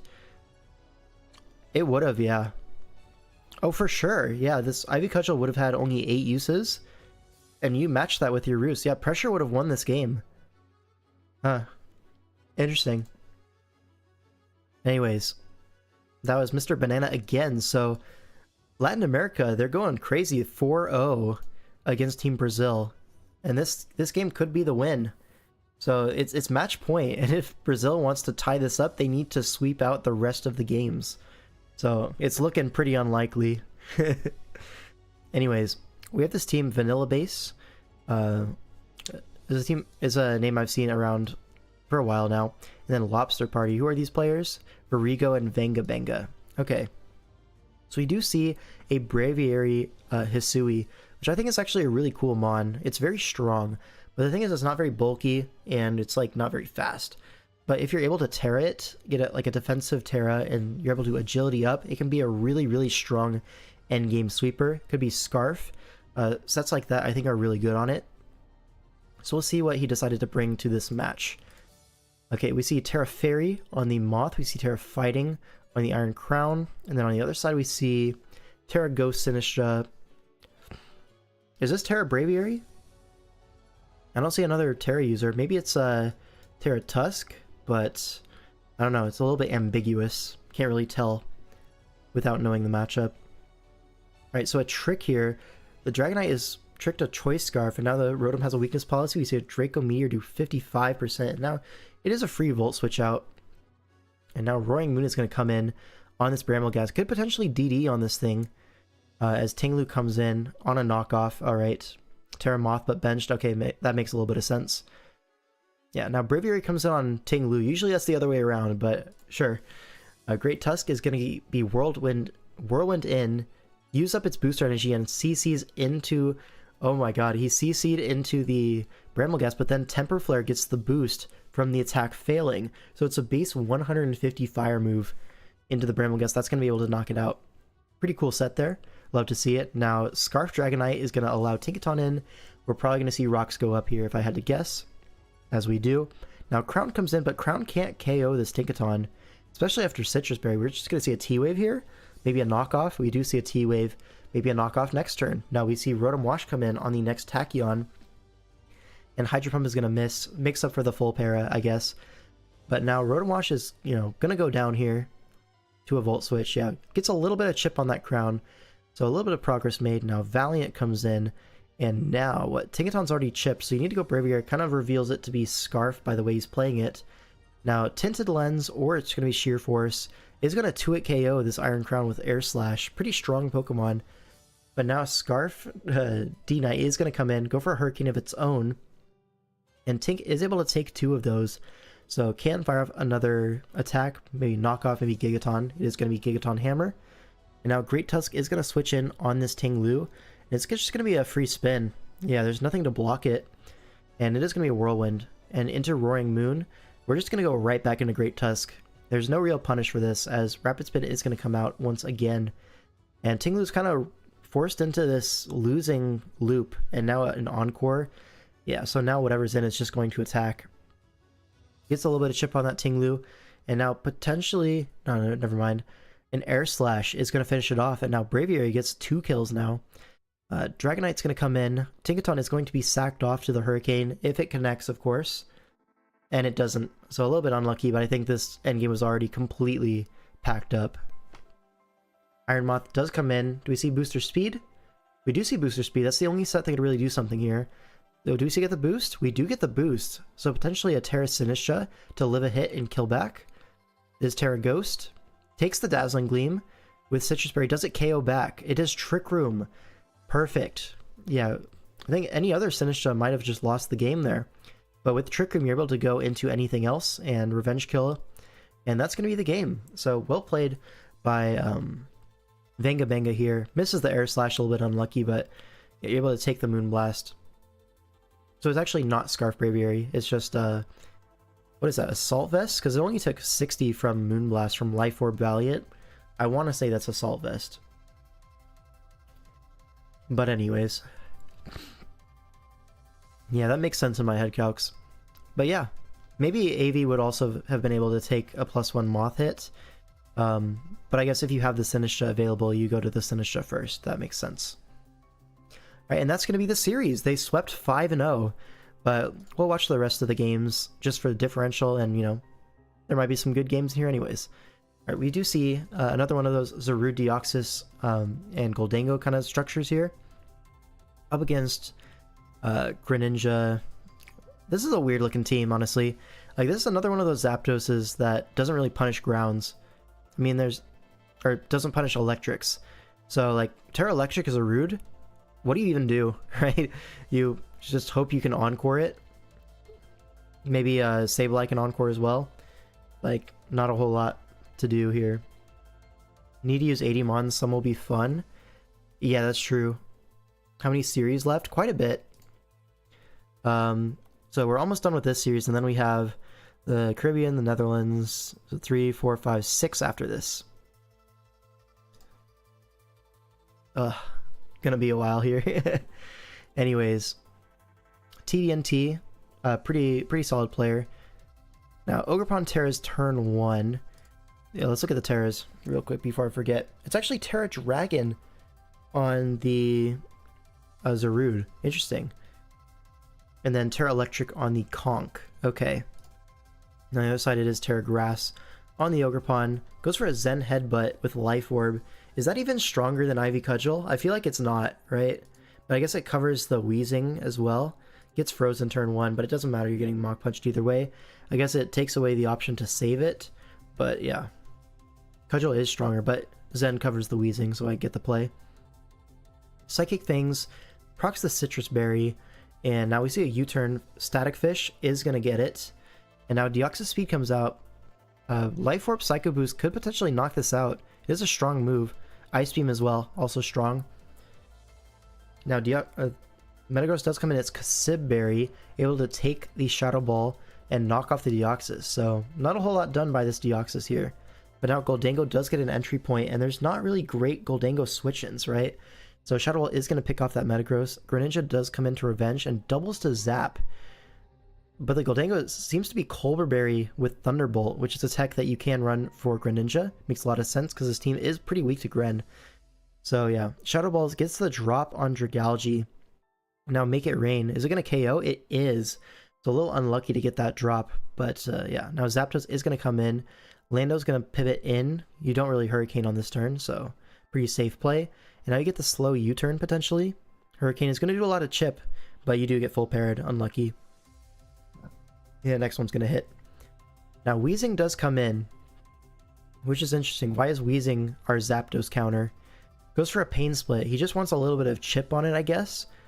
Put it more so in Zarude range, but I think Zarude has to go crazy here. Bulks up with Terra Dragon, but we see what, a Volt Switch into Encore Sableye, I assume. Do we see a Mental Herb here? We see Will-O-Wisp. So probably Mental Herb, right? No leftovers. But Will-O-Wisp is going to be the correct click here, but Jungle Healing is going to be able to heal that off. And knocks off, do we see the... Yeah, we do see the Mental Herb, so I called that one correctly. But now, does he have Encore? He does have Encore. Alright, so Zarude is going to get locked up by the Sableye. Now, Goldango is going to come in for pretty much free on the Sableye, as it was Colbur, like I was saying earlier about the Gren. But now that Colbur is burned, so Gren is looking pretty scary. You do have Mach Punch to revenge it in the back. But yeah, maybe Zarude can do this. Maybe. Goes for a Terra Blast. Is going to do a lot of damage. Potentially 2-KOing the Zapdos, but Sableye is going to come in again, and we're just going to see another Will-O-Wisp, I assume. We don't see Will-O-Wisp. We see a knockoff, predicting the switch into Goldango there. But now Goldango comes in on the Forced Recover, and now you can kind of just go for a Shadow Ball. I think Make It Rain was a little bit greedy, but I guess it kills Zapdos. That feels like a high roll. It really does. But now Gren gets a free entry point. Zarude is going to switch in. It does resist that Liquidation. Now Swords Dance comes out as a knockoff. It's the big nugget. So it's Fling Greninja for that extra powerful Dark Stab, but don't really need it at this point. Night Slash is going to get the job done. Now Conch is in. Mach Punch does finish it off. And I think Goldango's going to 1v1 the Sableye. We go hard. Goldango is a crazy play.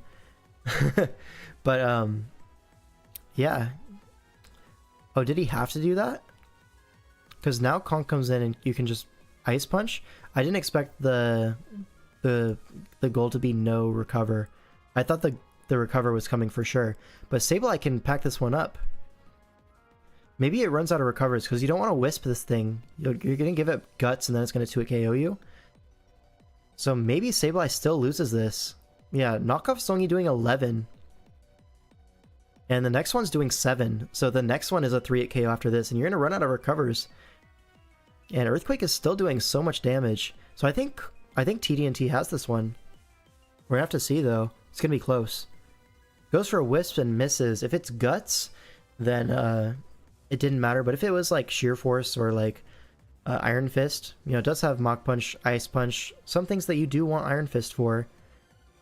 But no, it looks like it was Guts, as that Earthquake did KO from 26, and that's going to be the game. You kind of had to just hope that it wasn't Guts, but yeah, TNT with a good Conkeldurr endgame sweep. Alright, next game we have Guigus 2000 versus Blue Renegade. Is that their usernames here? A Legendary Superior is the spellgod name of Blue Renegade. Anyways, this is another similar team to what we saw earlier with our Urshifu Rapid with Terra. We have the Meowscarada, the Latias, the Terrapagos, the Clodsire. The only difference here is the Terra Ceruledge fit on there instead of what the Klefki. So a little bit less sound defensively, but of course Ceruledge is a great offensive threat. Now on the other side we do see Terrapagos as well. This is one of those like Terrapagos plus Sneasler teams that gets kind of farmed by Terra Ghost. So we could potentially see a Terra Ghost on either the Urshifu or the Ceruledge. It would make a lot of sense. Honestly, you could put Terra Ghost on the Urshifu and then also have the Ceruledge just normally, and it'll be pretty good. By the way, how do you get custom sprites? You can get them by winning tournaments. A lot of tournaments do have them as a prize. You can also get them by contributing to the community through like writing stuff, like doing write-ups on Pokemon, like community contributor basically. And if you get enough enough points from doing that, there's a way that it all works. I'm not really too sure, but you can cash those in for a custom avatar eventually. But it does take a lot of work to do that.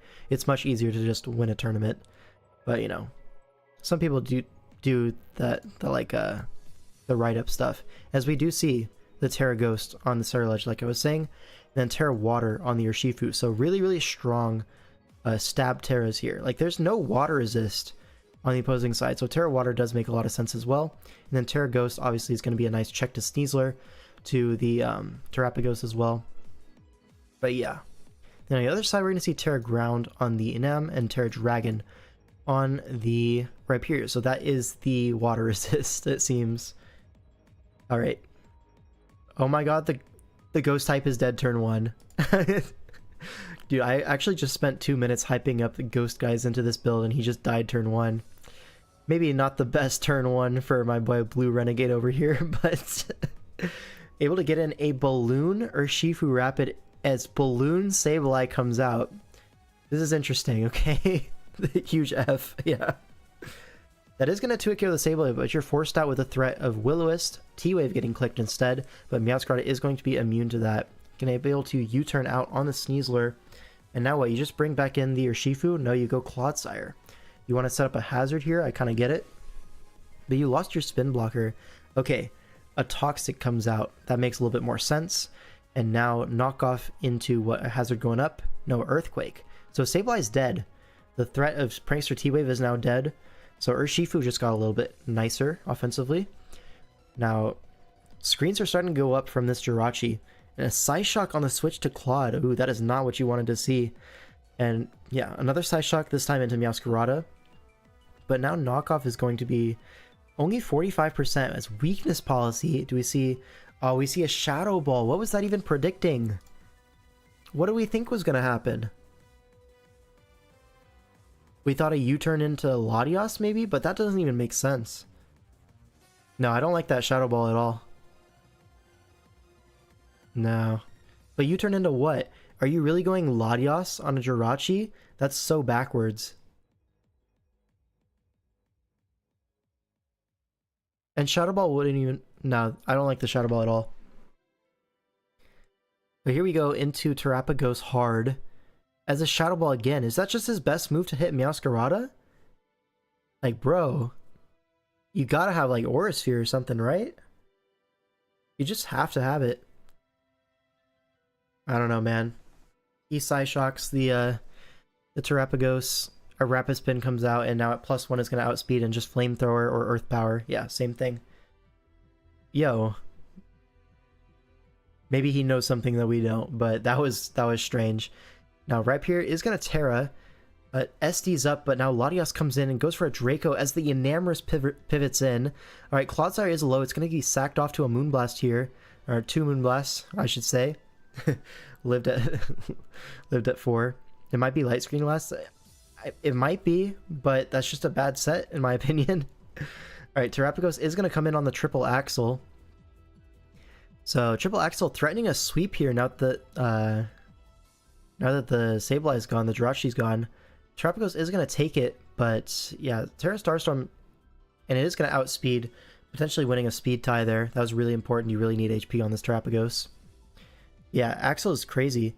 Now SD on the Urshifu, and it's Balloon, so right here can't exactly Earthquake, has to go for like a Stone Edge or something. Surging Strikes is going to be a 2-hit KO on this Rhyperior if there's no leftovers or anything like that. Terra Blast and Earthquake is going to KO, but now Close Combat is going to clean this one up. Now Enamorous comes in for the revenge kill, but Aqua Jet does huge damage because it's Terra Water. Moonblast going to pick up the KO, but now Meowscarada looking primed to sweep. The only thing stopping it at this point is the Sneasler, right? We didn't even go for Triple Axle. And we're going to lose our No, dude. Oh my god. Bro, there's no Ice Resist. Ah, that was a little bit rough to watch. Because, I mean, you have to hit all your moves. But you have to go for it at this point, right? It would have 2-hit KO'd the Terapagos if you got 3 hits both times. And then Sneasler has to, like, get a 50-50 right to win the game, I think.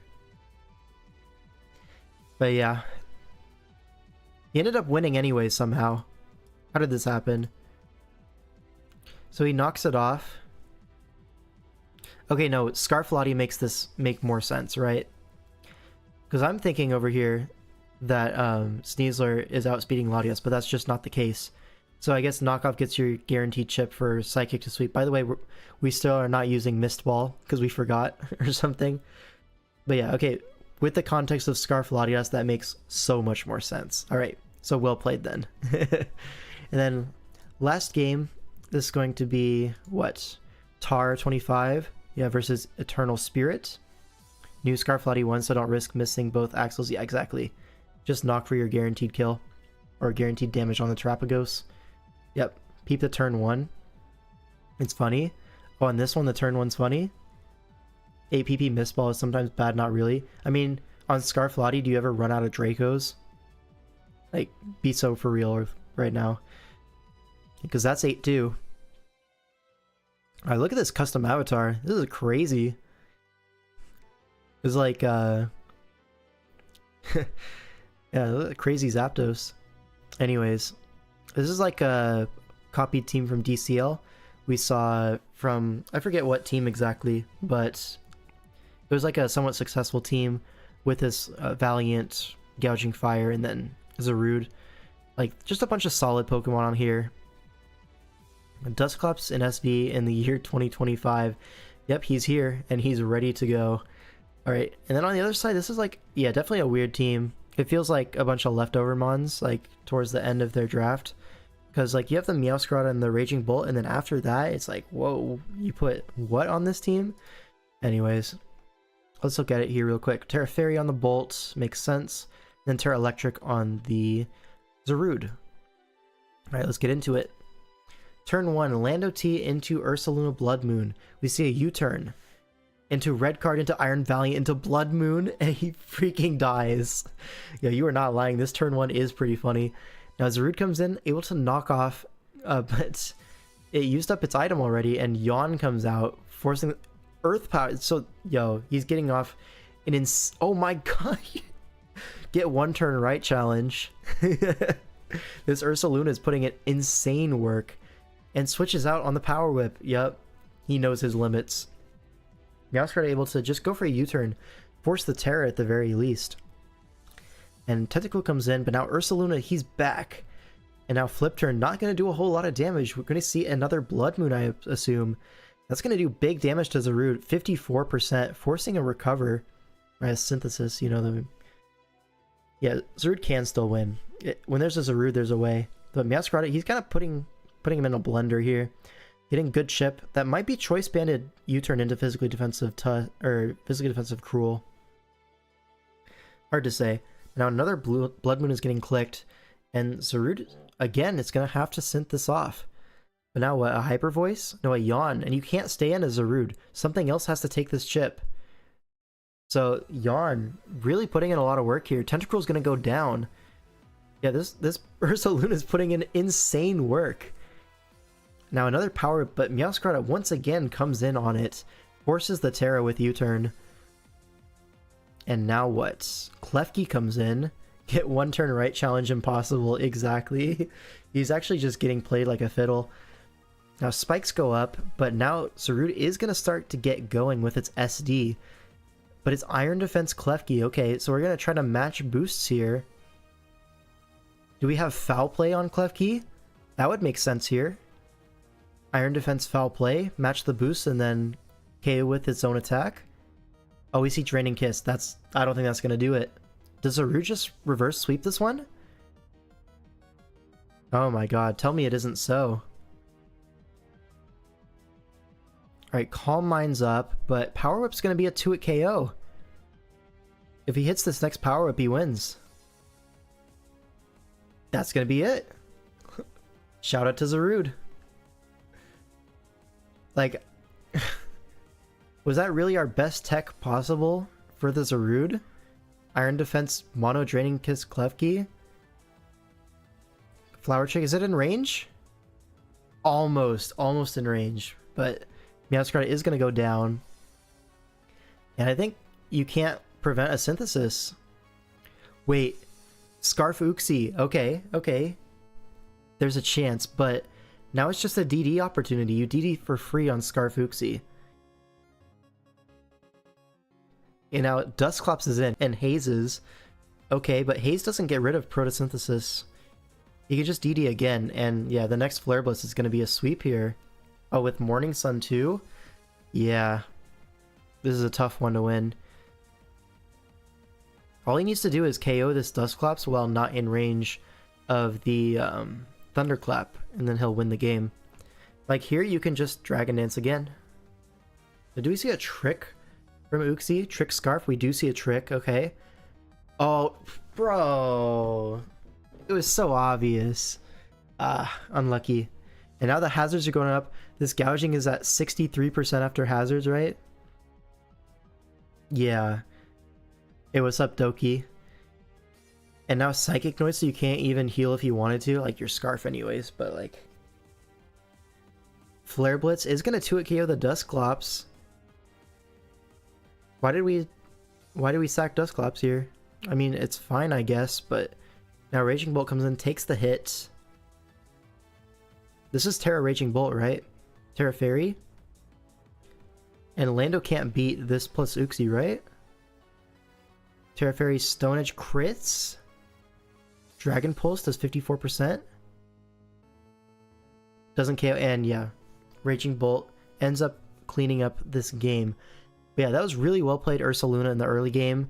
Zarud almost brought it back though. That was insane. Huge game. We got up rocks with Lando. This game was Jover years ago. Yeah, for sure. The bear won in the end, deserved, exactly. And that's gonna round off the Latin America Brazil. I think it ended up being like a 6-2, was it? Yeah, 6-2. So Latin America kind of popping off. I think they're guaranteed like #1 seed in their group at the very least. Anyways, let's move on to France versus the Caribbean. Alright. And while we're loading this up, don't forget to like the stream. We're almost to 30 likes, and at 30 likes, I will do a Wi-Fi league. Shout out to that. We get a few more likes. Yeah, I know we could do it. I know we could do it. Gotta get that plug in there for the algorithm. Yippee. Really? Hey, I'll do it. One more like. I see 29. I see 29. Any one of you could do it. Any one of you. There it is. 30 likes. Guys, I'm going to do a Wi-Fi league. Shout out to that. I don't own a Switch, by the way. Anyways, Braze versus Tay 101. Yeah. Braze is on France. Fundell if I have a Switch challenge. Could be, yeah. What if I don't want you to play Wi-Fi League? Should I dislike? Hey, any engagement is good engagement. You know what I say? We will do a Wi-Fi League. We hit 40 likes. Don't go for the next Switch 2. Hey, when Switch 2 comes out, I probably will end up picking one up. But yeah, does a dislike cancel out a like? No, it does not. All engagement is good engagement, as they say. But anyways, Braves versus Tay 101. We see an Aloe build, Aloe Ting Lu. I think it's a really good combination, but it's also something that you kind of do want an Encore user paired with it, like a Ogerpon Grass over the Rillaboom. I think would be a really, really nice structure for this. But as it stands, you know, these two are a little bit weak to like setup guys with like Taunt, you know? Encore Gengar, yeah, but it's not quite fast enough for my liking. But anyways. So for 40 likes, both King 05 and OG Albino will do a Wi-Fi League. Hey, OG Albino will do it for free. Don't get it twisted. But yeah, it's a pretty cool team. And on the other side, this is like, this is really cool. Like the Quaquaval, the Cornerstone, reminds me of that BBL team from OG Albino. Cornerstone's actually so good, by the way. Look at it in this matchup. So good, man. This one needs to be drafted more. Who's setting up on Bandit Aloe? Facts. Facts. Okay, Deoxys, going to be kind of neutered by that Ting Lu, but still probably going to be able to get some stuff done. King Gambit as well pressures these guys. Like, can low-key muscle past the whole... No, excuse me. Can muscle past the whole team if it wants to. Pecharunt to, like, spin block, but there's no spin, so can use it a little bit more freely. Ogerpon, the best lead in Draft League Cornerstone. No, the best lead is actually Terapagos with leftovers. You heard it here first. I'm excited for the Wi-Fi arc. Yep. Alright, Urshifu versus Ogerpon. It's going to get super powered turn 1 because it's Terra Dark. I should probably look at that, right? Terra Dark. And then on the other side, it's going to be Terra Fairy Gambit. Makes sense. But anyways, gets super powered turn 1 on the Trailblaze. Do we see a quick attack? Do we see a quick attack here? No, we don't. Alright, but Deoxys is going to be the sack here. So, shout out to that. Now, King Gambit Mind Games potentially go for a Sucker Punch here. He's not interested. Just going to go hard into Ting Lu. As actually the Terra Fairy and it's just hard attack. No Rocky Helmet, notably. So you can just Swords Dance on this as Ruination misses. That's going to be a big deal. As yeah, Terra Blast is just going to run straight through this Ting Lu. Now Gengar comes in, threatening a Sludge Bomb or a Nasty Plot on the Sucker Punch. You know, doesn't want to play around with that. So it goes hard Quaquaval. Is that Assault Vest Quaquaval? Because +2 Sludge Wave doing 64% has to be AV. But then you don't have Aqua Jet. So what moves are fitting on AV that are not Aqua Jet? Like knock off Dual Stabs, I get it. But what's the last move? Ice Spinner for Rillaboom? I guess that makes sense, but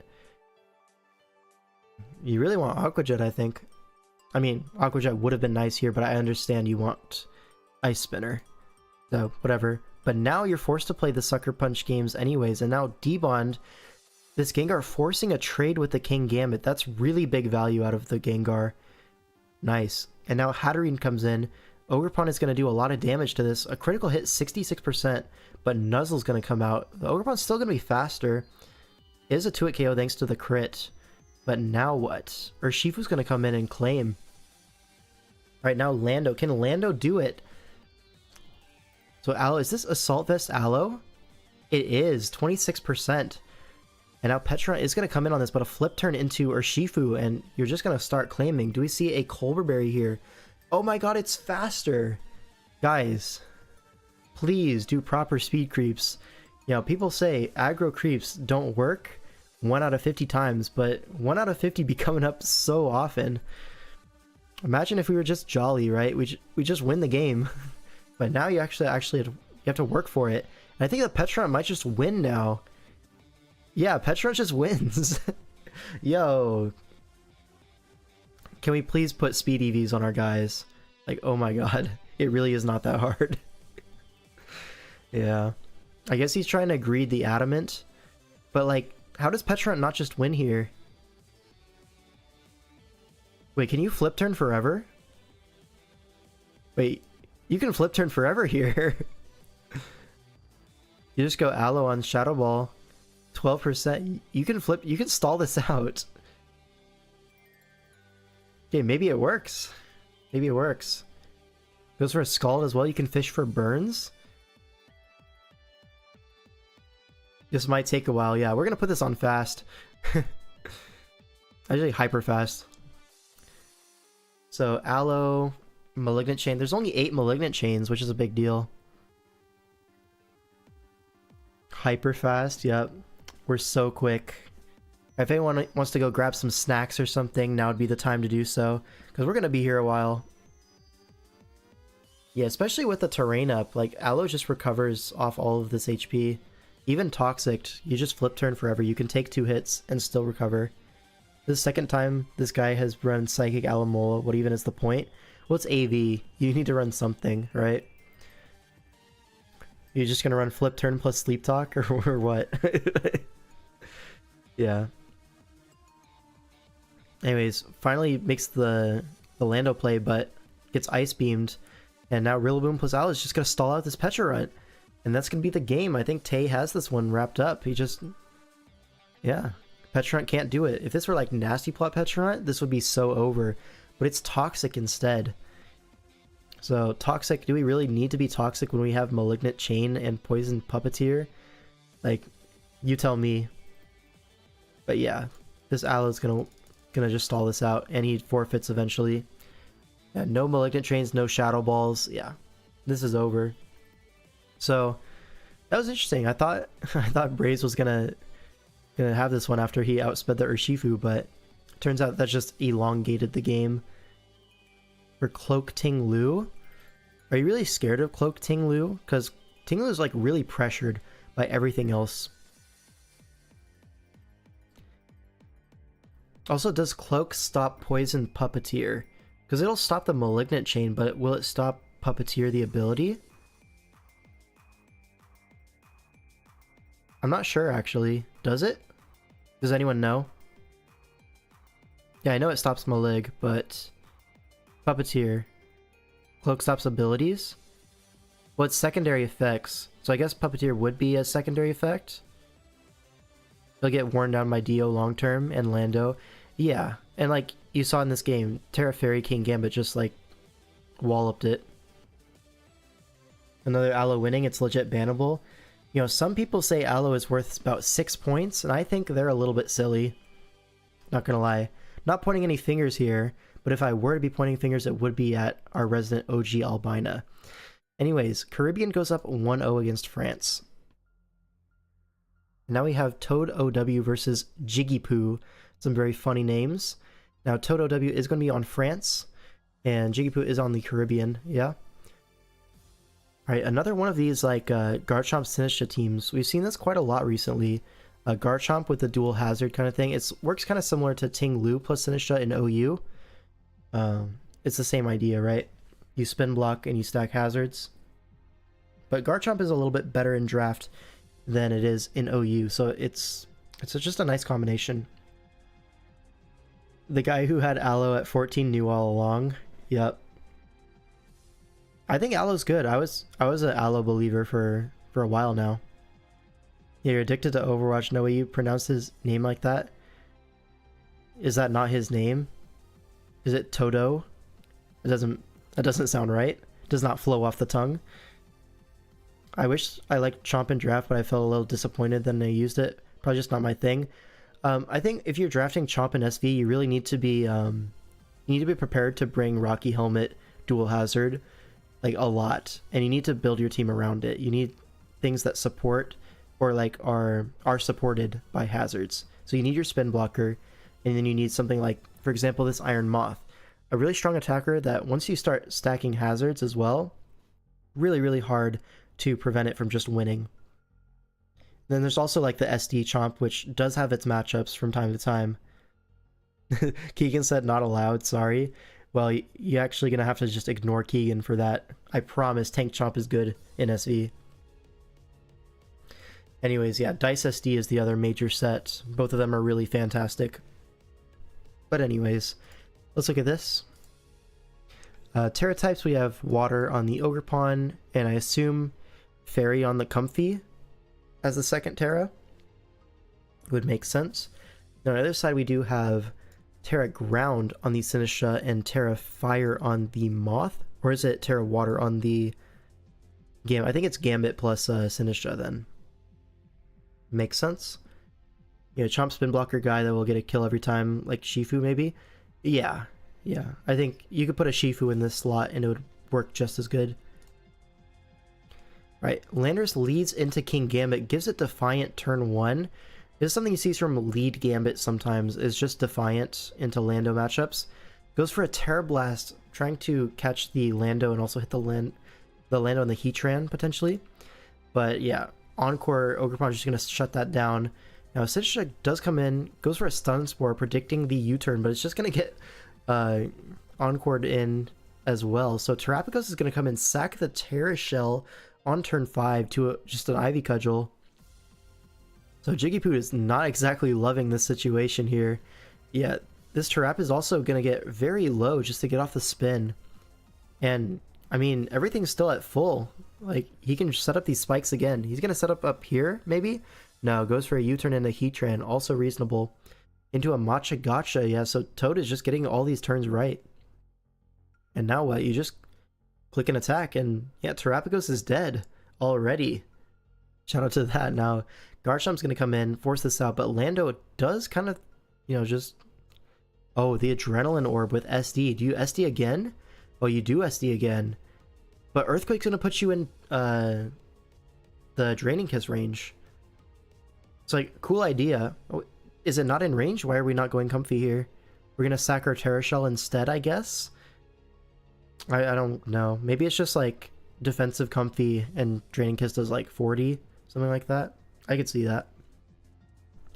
Right, Ogerpon comes in on the rocks, but now spikes are going to go up. Yep. And you just spike again because you are pretty much guaranteed 3 layers here. You're threatening the Encore. I think Sinistra does not want to stay in. Yeah, swaps out into the Empoleon as the 3rd layer goes up. Yep. Kiss probably did like 35. It's a comfy. Yeah, but I feel like comfy, the only set people should be running is either Max Defense Helmet or Max Special Attack Calm Mind. Those are the only sets that exist in my mind for comfy.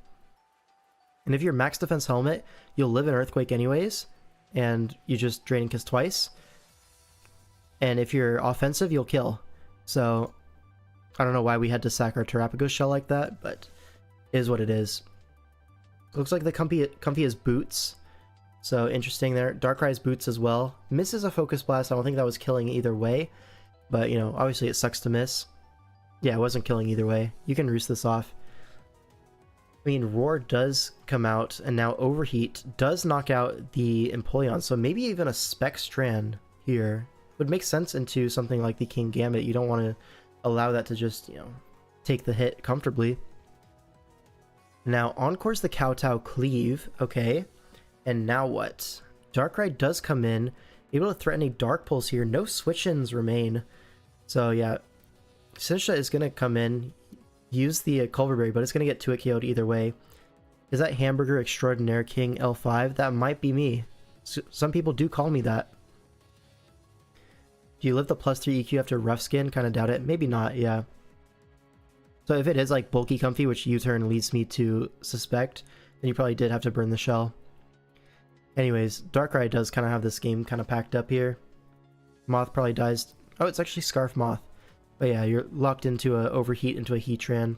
It's just not a good time. And he forfeits. Yep. Alright. So now what? So now Jiggypoo gets the win. Caribbean are up 2-0 against France. So France really needs to start fighting back. You want a burger now? Yeah, me too. Where's Burger? Burger in the chat? We need you. Anyways, who are these guys? CLO versus Golden Warrior. Alright, Golden Warrior, CLO, I don't really know these players too much, but there's a custom avatar, so this guy must be good. You know the vibes. Alright, Terra Flying on the Bolt, it seems. And then on the other side, it's going to be a Terra Fire on the Zarude. And then Terra Fairy on the Noivern as well. I have a recent addiction to smash burgers. Dude, smash burgers are the best kind of burgers. You get that nice crispy thin patty, you get 2 of them with some, like, you could do American cheese, you could do cheddar, either one, all good. And then some like caramelized onions, Or even like onion straws. Put those on a smash burger. Now we're cooking. You know what I mean? Anyways, you wanted Ogerpon grass but didn't get it. This is so unlucky. Surprisingly macro friendly. Yeah, burgers are not even that bad. Because like, you got the veggies in there. You got like a little bit of carbs, a little bit of meat. Not bad. Right. Looks like Scarf Tusk with rocks and freaking ties to Zen Headbutt. Okay, sure. He definitely expected the Cinderace to get out of there. Is that like banded Cinderace or something? Kind of makes sense into this team to be banded. But yeah, now Rudy gets a +2/+1. No haze on the Tentacruel, it looks like. And so Tentacruel is going to go down to the second Trailblaze. Now you outspeed Scarfers as well. Now Raging Bolt comes in. You're just going to knock this off. Gets rid of the leftovers. And Thunderbolt, not quite a KO. Goes for Terra Flying Thunderclap, so it's not Synthesis. Unlucky. Yeah. Yeah, banded. Scarf Rocks Tusk. Yeah.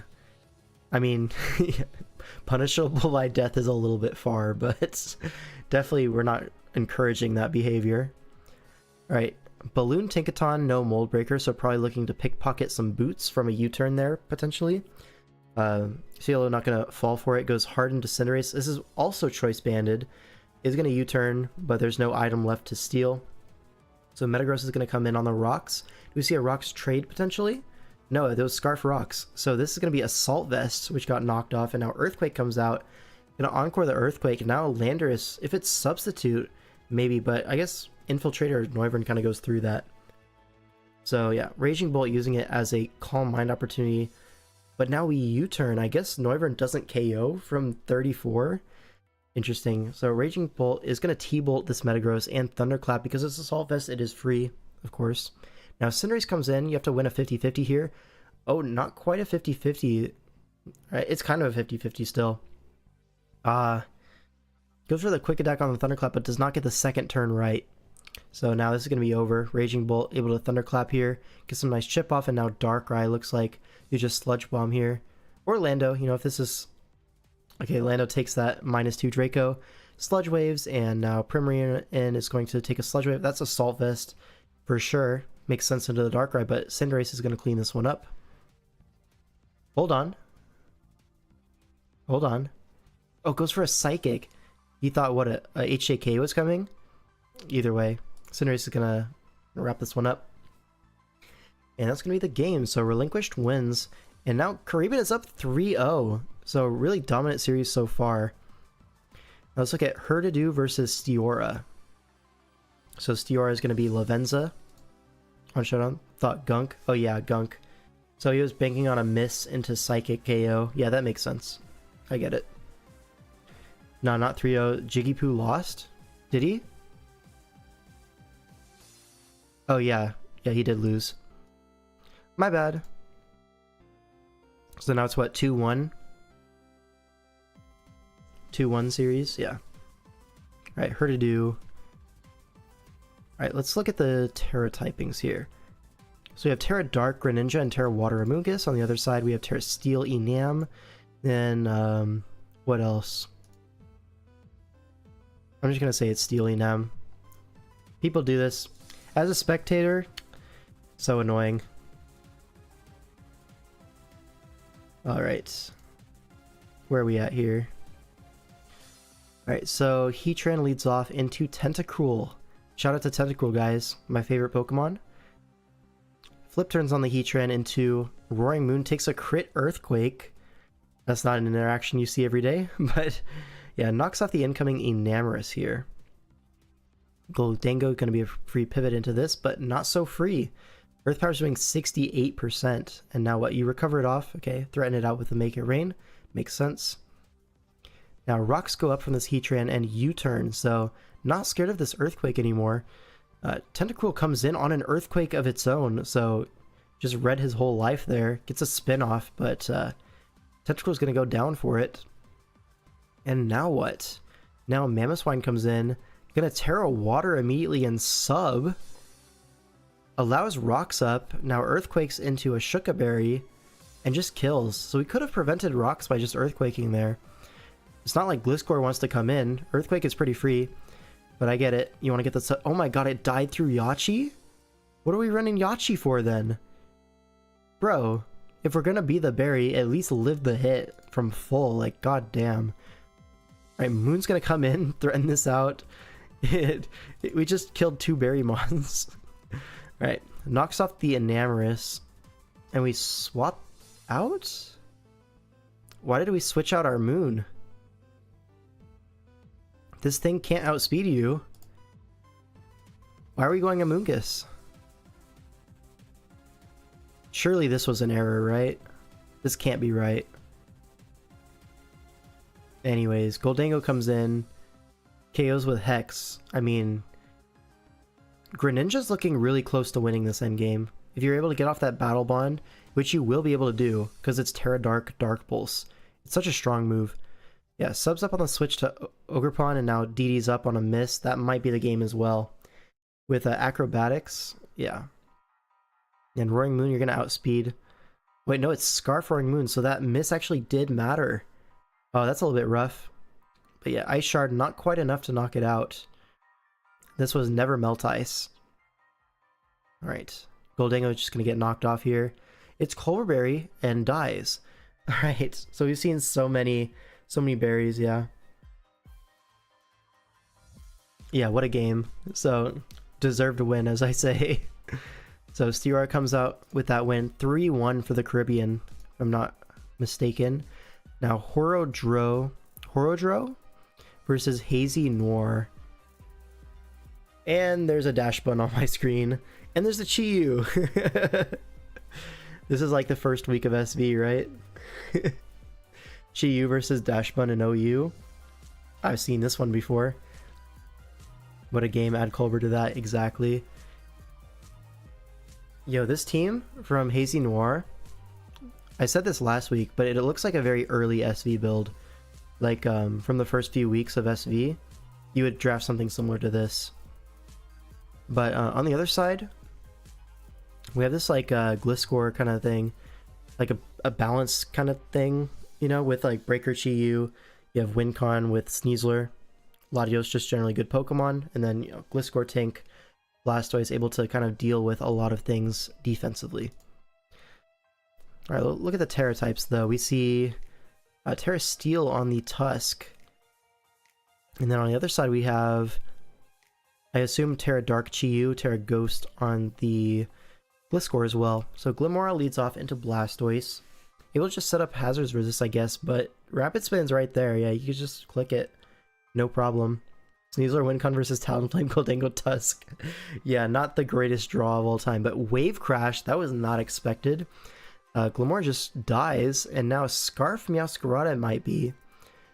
But it's a Rindoberry, and dude, can these Pokemon stop dying through their berries? Like, wow. So that's definitely not Scarf Meowscarada, that's banded for sure. And the Blastoise was just not speed creeping that. Anyways, Latios gonna come in on a crit Brave Bird from Talonflame. This game is not real, guys. Gliscor's gonna come in on the Goldango. Is this Balloon? No Balloon. So Gliscor is gonna beat this 1v1, but we switch anyways. You know, out of respect. I get it. Yo, what was the plan if we just Earthquaked? Nasty Plot is a crazy play. And if we're switching, we're going Chiyu. So, like, yeah. Yeah, Dash Button totally counters Chiyu, by the way. Shout out to that guy.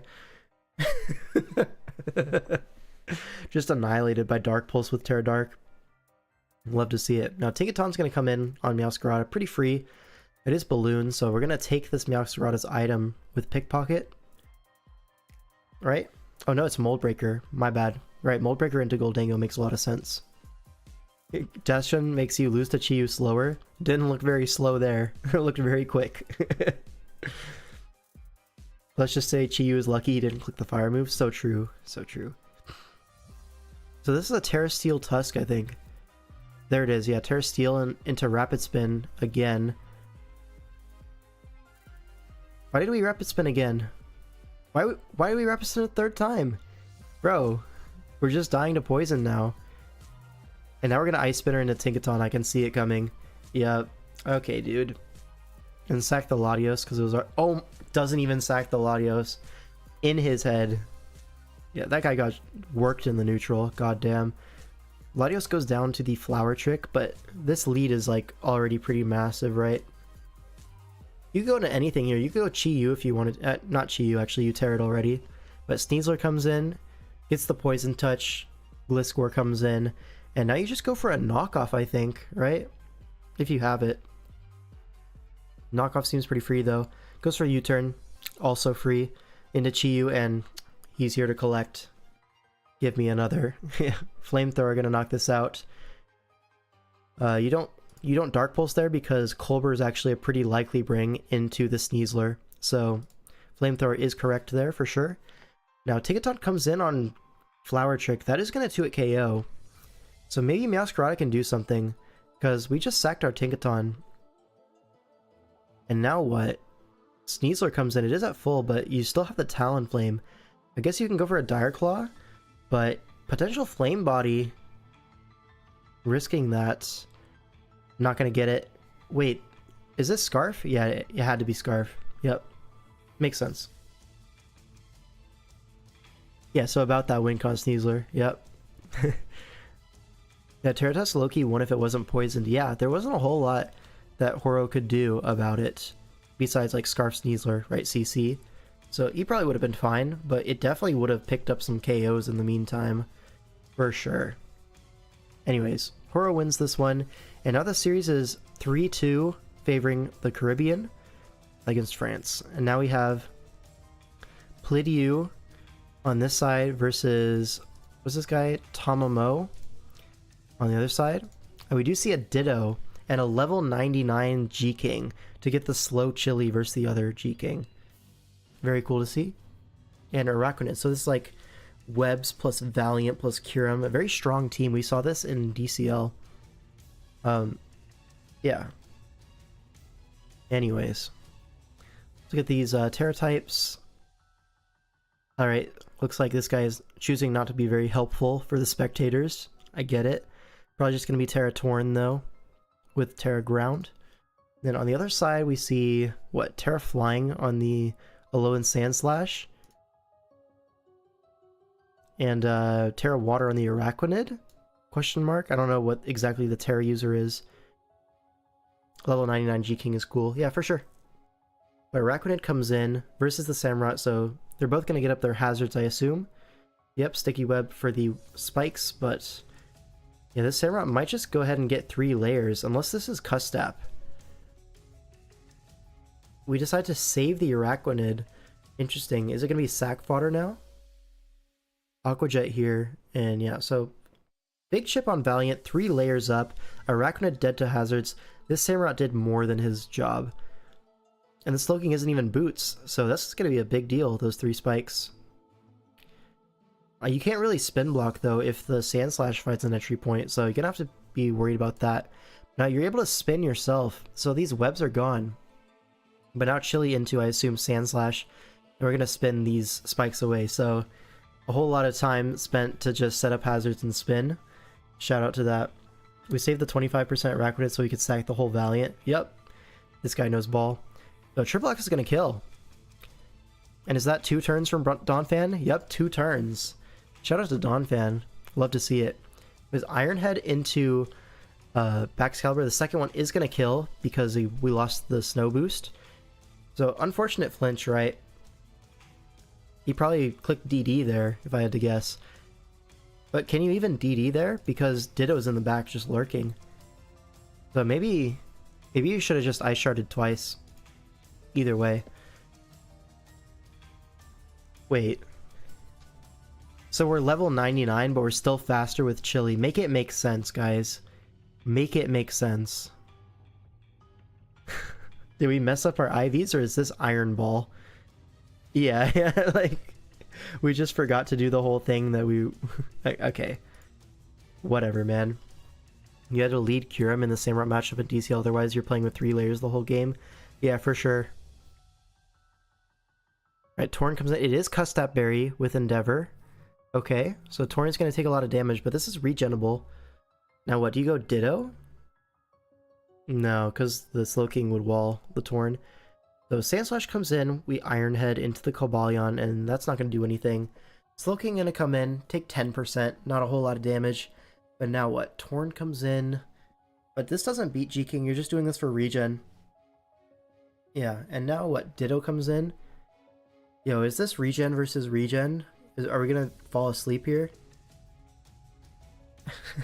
I don't think either side can break Slowking plus Ditto or Slowking plus Torn. I think this is going to be a long game. This is going to be a very long game, guys. Is this low-key a draw? No, I think Kyurem eventually will break through, right? You hit the speed up button, remember this? Oh, we gotta start going. Anyways, Terrablast Ground at least is making a little bit of progress. But now Blizzard, even Blizzard's doing 30%, so this is max special defense. And we're back in the Ditto G-King kind of loop. Torn comes in, like Torn with Terrablast Ground can at least do something, but man, Ditto just chilies. Oh, now Kyurem comes in, but the opposing Slowking is just going to come in. So we're fishing for a freeze, I guess. We double back to Kyurem on the Ditto, but even now, like, you can just chili again. Like 45, I guess, but now you have the snow up for Kyurem, another Blizzard, another freeze chance. Not gonna get it, of course. Ditto comes in for that sweet regen. And now a Tailwind. Why are we Tailwinding? What was that for? There's no ground resist, brother. Just Terra Blast. Oh, Earth Power here. So we're just gonna commit to the stay in here? We don't even commit to the stay in. I think at some point you have to commit with the Kyurem. Let's see. Chilly, chilly, chilly, chilly. It's getting cold in here, goddamn. So chilly. Exhilarating turn. Yeah. Yeah. We're trying to get our Kyurem in on the Torn. That's the way that we fish for freezes, get like any hope of breaking through. Okay, just chilly, chilly, chilly, chilly, chilly, chilly, chilly, chilly. This guy has clicked 9 chilly receptions. This guy has clicked 8 plus Dittos. Guys, yeah, Ditto's actually a cool mod for this reason. You're able to just kind of like have infinite PP versus these fat cores with regen. Again, why are we tailwinding? This is giving Kyurem a free turn. Is this like Scarf Kyurem or something? Why can't we not Earth Power here? Why can't we just Earth Power there? Crocop just subscribed. Goat. Shout out to the goat. Yep. I think he's tailwinding for PP stall. You still have 12 Terra Blasts, and Terra Blast is out damaging regen. Like, you should just be spamming it as much as you possibly can.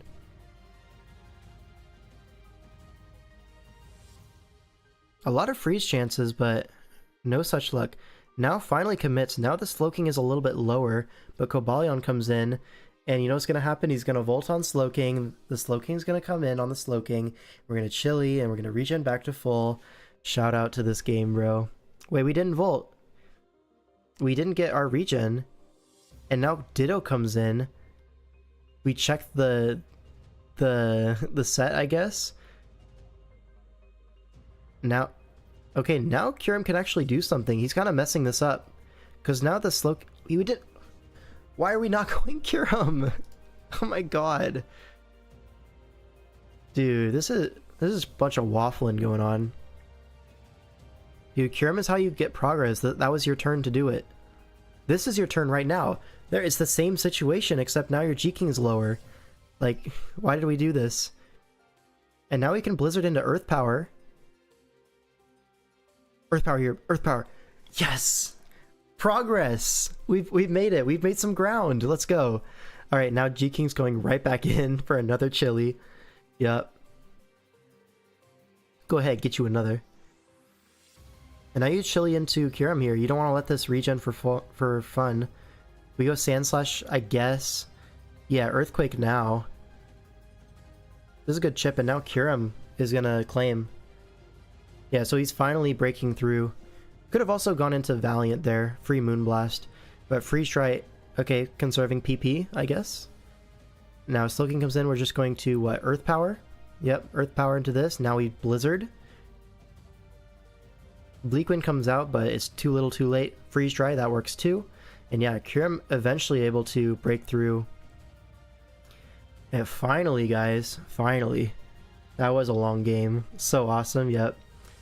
Seeing games like this makes me understand why VGC is doubles rather than singles. Yeah, it like, logistically, when you have like thousands of games happening in a tournament, doubles is just a little bit more time efficient. It's also more interesting to watch as like a spectator, I think. Like if you don't know Pokemon, if you're just an average Andy and you're just watching the stream and you see there's 4 Pokemon on there, oh my god, this is so much cooler than 2. And there's also cool text that you can do in VGC. It is a cool format, you know. 1,000 games isn't stopping me bringing Chansey and friends for tournaments. Yup. Which set is this, by the way? This is Caribbean versus France, right? Yeah, Caribbean versus France. And let's see, Tonmoy won that one. So I think Caribbean is this match point? Up 4-2? I might have miscounted, but I think they're up 4-2. You just won a draft league game with Wob. Are you proud of me? No. It's sad that we only drew the series, though. We were 4-2. Oh, you were on this team? Yeah, shout out for the spoilers, god. And 2 of these Pokemon out there are Groudon and Xerneas, so it's cool. Okay. Reminds me of something I heard about VGC spectators. They hate Dozogiri, not because it's too strong, but because it slows the game down. Yeah, kind of. It's also just like a silly thing in the team builder, right? Because the Dozo's kind of just locked in there, and you either have counterplay to it or you don't. There's not a whole lot you can do to really outplay Dozo. Like, you can, but it's generally just a build check kind of thing, right? You're only 4-3. The drafted team is broken. The creation is terrible. Unlucky. Oh, like the lantern, like Mega Lantern stuff? Is that what you're talking about? I remember something about that a while back. Is that that? This is correct about Dozo, yeah, but that doesn't really reach spectators. I mean, yeah. Anyways, back to this. Yeah, we're almost 4 hours into the stream. Are we halfway there?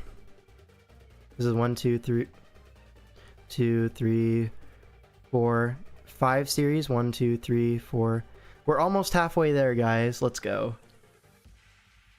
The Meowscarada leads off into the Samurott, and switches out, fearing the U-turn, of course, into Okidogi. Can kind of wall this Meowscarada pretty comfortably.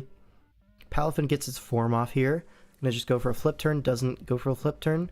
Instead just hards out into Swalot. Right, the Terra types, I should go over that.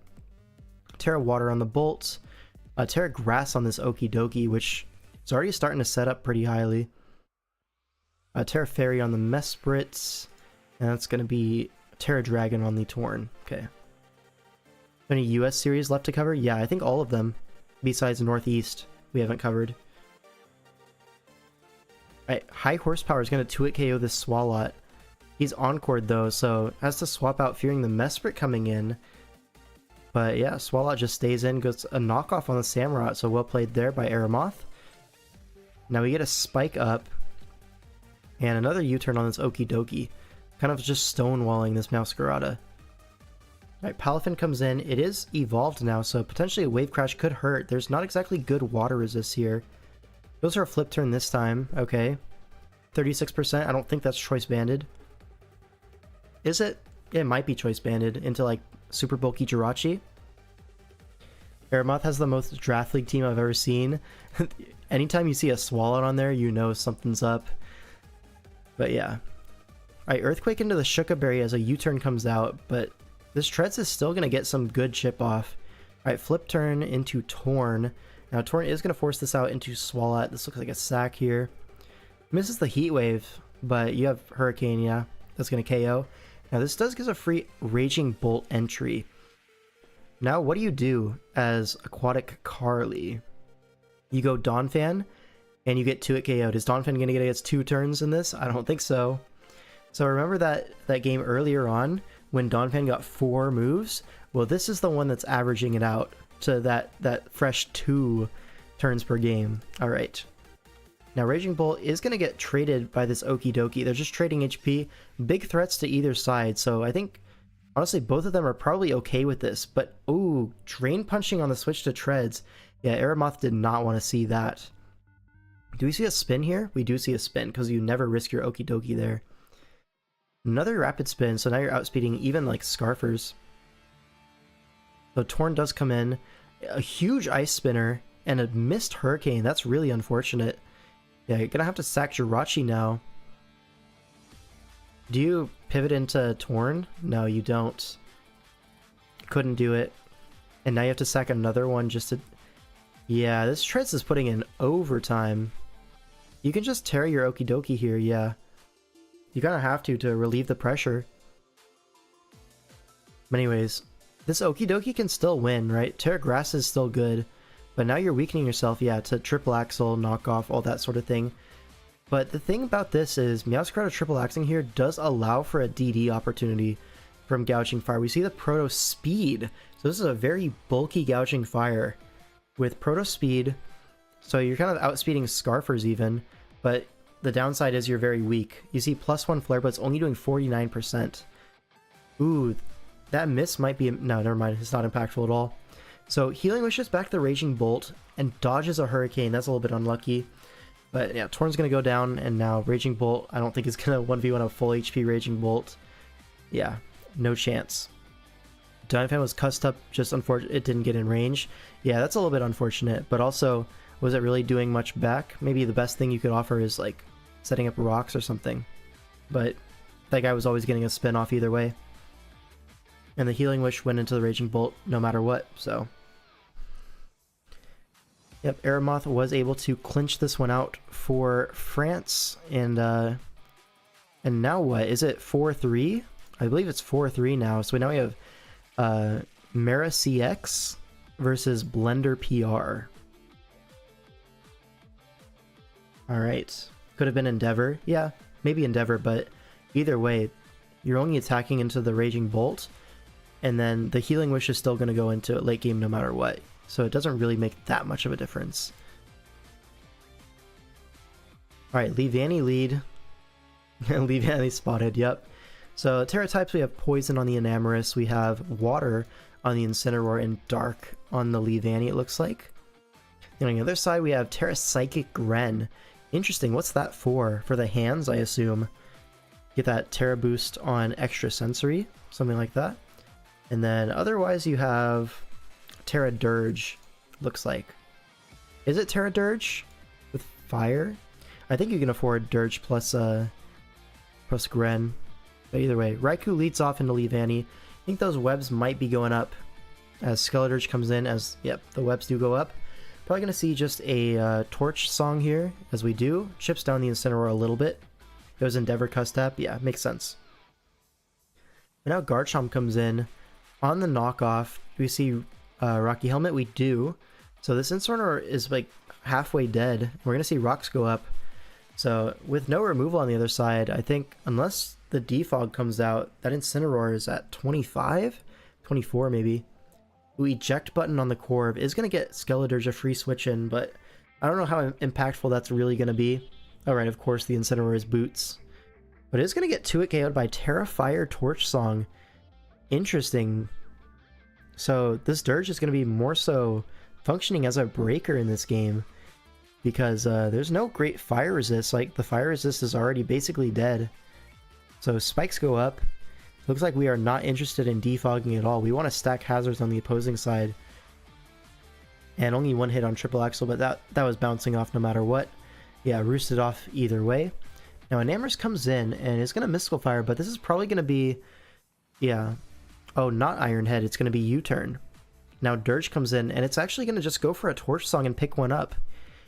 So really cool Skeledirge usage here, just as like an offensive threat here. Well, it's still bulky. It can still take hits from a lot of these guys. Right, Bundle comes in, it is Boots, and Raikou is going to come in, probably Assault Vest, if I had to guess. Deoxys Speed is going to come in off the back of that flip turn, and now what? We see Rocks go up, and a Volt Switch comes out, gets that momentum into Skeledirge, and he's here to pick up another kill. But it is not Boots, so the Skeledirge is not long for this earth, as they say. The next switch, and it's going to be really, really weak, so it's just going to stay in and lose it to the Enamorous. It's kind of done its job at this point. What series are you on? This is the last game of France versus, what's it called? France versus Caribbean, right. Anyways, Corviknight is going to go down to Mystical Fire there. Interesting, so we sack the Dirge. I think he expected this to be choiced, judging from the fact that it took Rocks. But the Corviknight is just going to die to Mystical Fire, so it reveals it's not choiced at this point. Now Gren's going to come in, but with Webs up, this is pretty scary, right? Is this Scarf Gren? It's Scarf Gren goes for extra sensory as the Enamorous Terra poisons. Wow. What a turn, guys. What a turn. Now Bundle comes in. It's going to flip turn as you stay in. Going to be rewarded with another KO on the Greninja. Generational extra sensory. Yep. He saw the future with that one. And now Gren's just going to go down to a Freeze Dry, but Valiant's going to come in. Does Valiant live a Hydro Pump after Hazards? It's close. Iron Hands is going to come in. Okay, Iron Hands is able to tank that combination and get some chip on this Iron Valiant.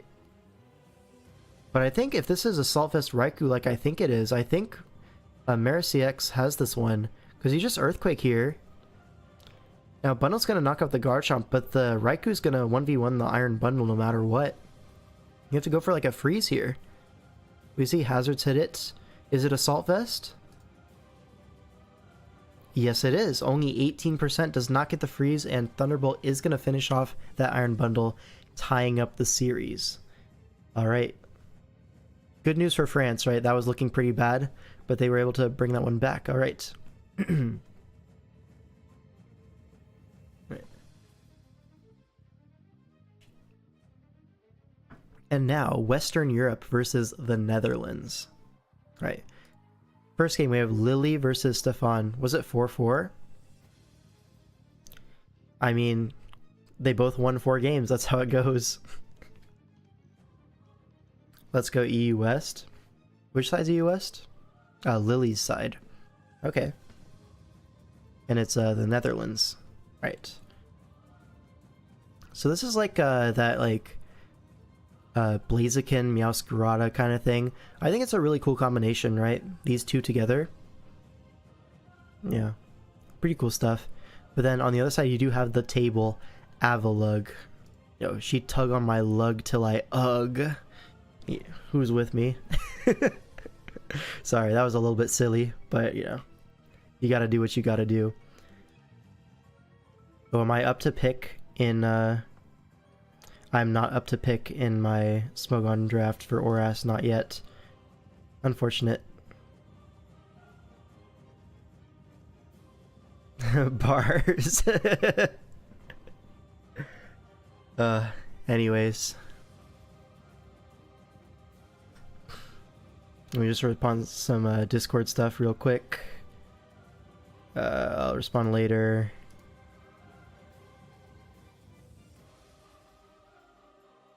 Oh, we could get some more commentators in here. Potentially. If anyone wants to join from Goons, I'm gonna join the streaming Discord call. If you want to hop in for some dual commentary, it'll be fun. Because my voice is getting a little bit tired at this point. What should I get in Oras? I have Mew, Crook, Serp, Zard, Togekiss. I mean, obviously you just want to get a Steel type on that, right?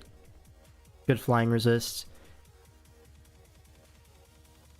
What's Terrazarude's record so far this stream? I have no idea. Have not been keeping track.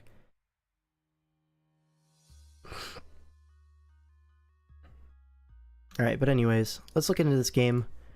So we have, I think this is a Terra Blaziken, I'm pretty sure. And then it's also some Terra low tier guys as well. And then on the other side we have Terra Water and Terra Ghost. Pretty interesting. Get big J Ricky in here. If J Ricky wants to join, I'll hop in call with him. Yeah, just let me know. Anyways, Cruel versus Zapdos lead. T spikes up immediately as a Volt Switch does over half. Now Avalok's going to come in, threaten spin, but you have a Dusclops. So, ooh, yeah, flip turn makes sense. Now Blaziken's going to come in on Goldango.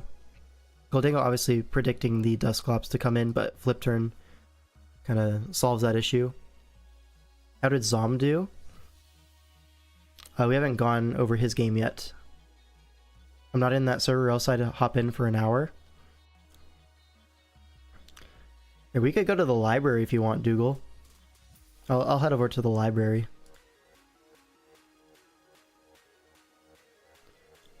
We can get Dougal in here. That'll be fun. Alright, so Belly Bolt in as Avalok comes in once again. Alright, Volt switches out into the Dusclops. You're always going to make this play. You need that T-Spike up. That's the whole game plan, it seems like. Anyways, looks like Dusclops didn't even go for a Wisp there. Hello, how's it going? Pretty good. Alright, Zapdos going to heal up here. What's up? I asked how you were. Oh, I'm doing good. Just getting a little tired here. It's a 4-hour stream so far, and we're halfway through.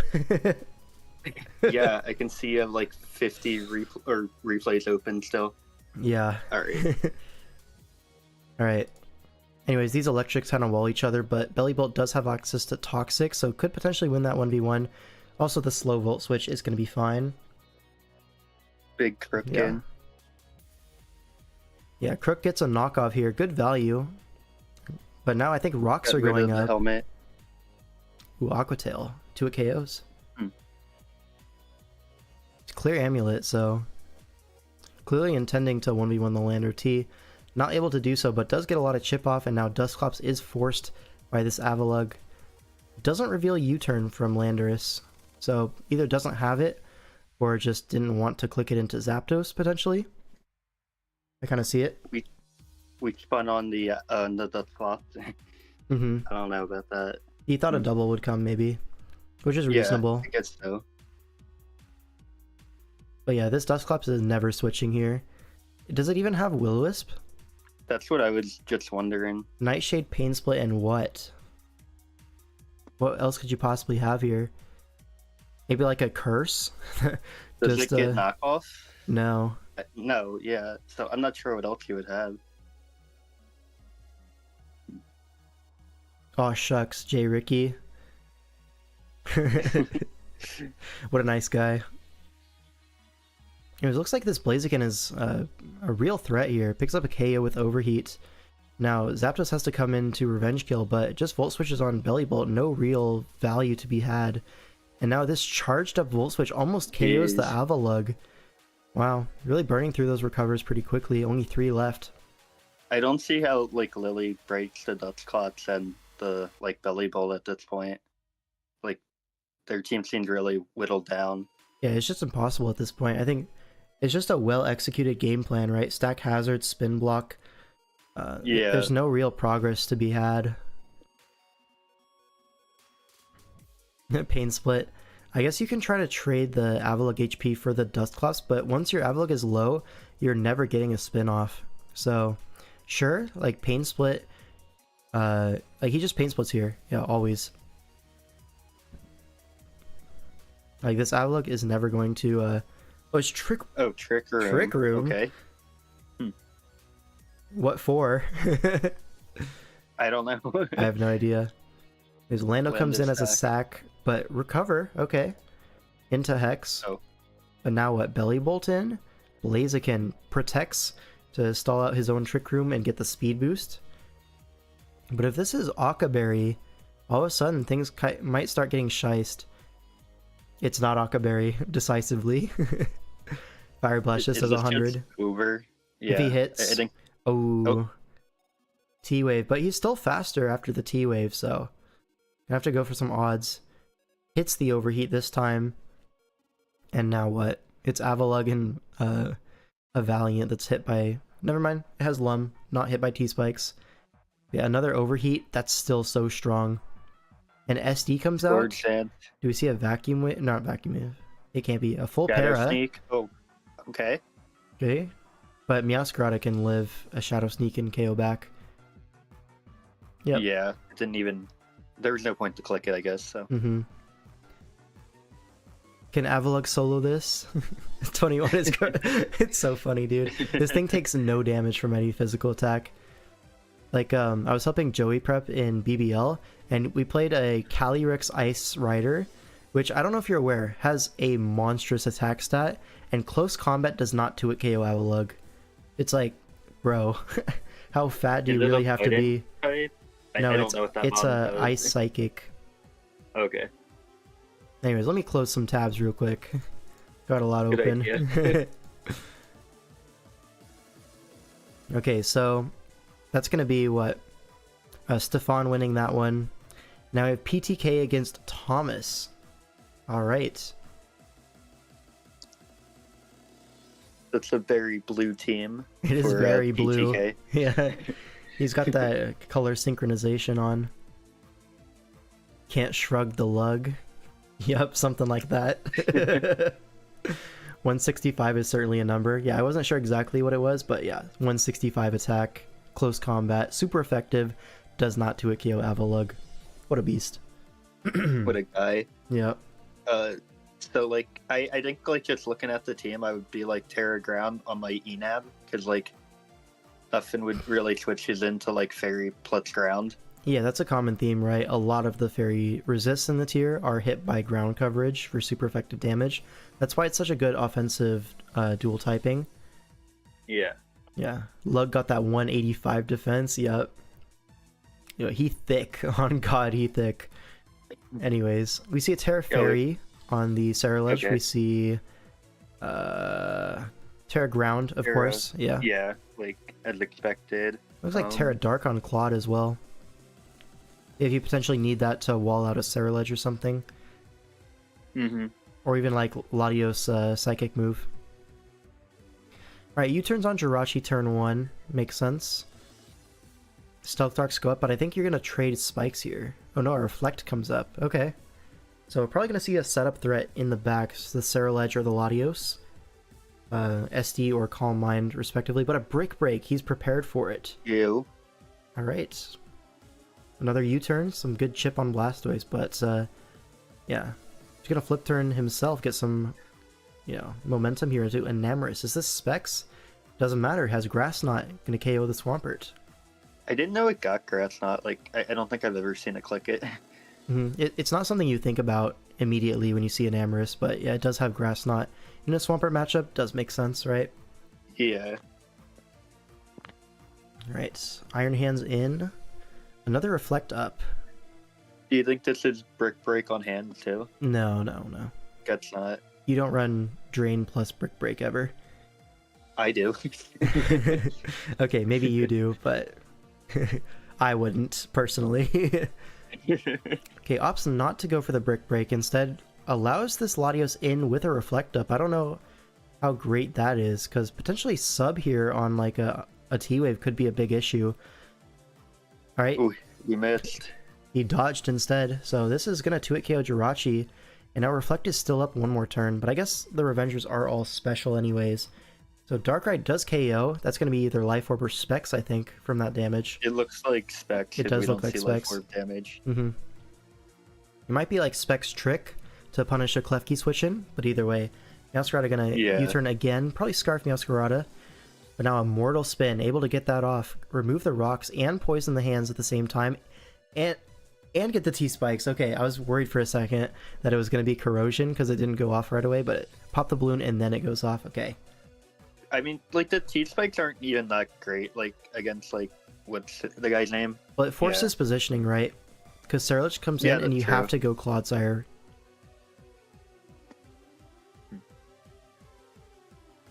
Alright, now what? Bitter Blades for 35, as Earthquake only does 30. So you can like low-key 1v1 this, right? Bitter Blade is basically recovering that all off. Unless this is Toxic or something like that. Do we see a Toxic on Claw? We see a Gunk Shot miss. Unlucky, but shouldn't be the end of the world. Ooh, we needed to recover there, I think. We need multiple Gunk Shots off, and we're not going to get that. But I guess we weaken it in range of Darkrai here. The Ice Beam is going to be pretty good, but now you kind of lost your Meowscarada counterplays, right? I guess Enam's still at full, but... Oh, yeah, I guess it's at low. Darkrai. Low Yeah, HP. this is over, though. Do we get 3 here? We do? Okay, diff saved, but yeah, Stoice should be able to live this from here. 1, 2, it's close. Oh, that's pretty close, Scarf though. Meow, right? Yeah, it is Scarf for sure. It outsped Darkrai. Okay, yeah, I just didn't notice that it did. But I don't know. Might be a little stupid.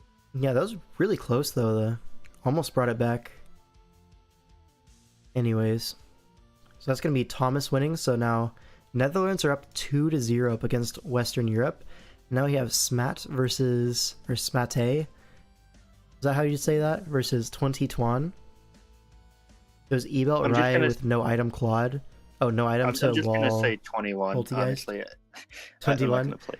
Okay. Yeah, I'm just going to say 21. Agility Enam. Yeah. Yeah, so Meow almost brought that back. Pretty close. Oh no, I hope EUS can come back. Is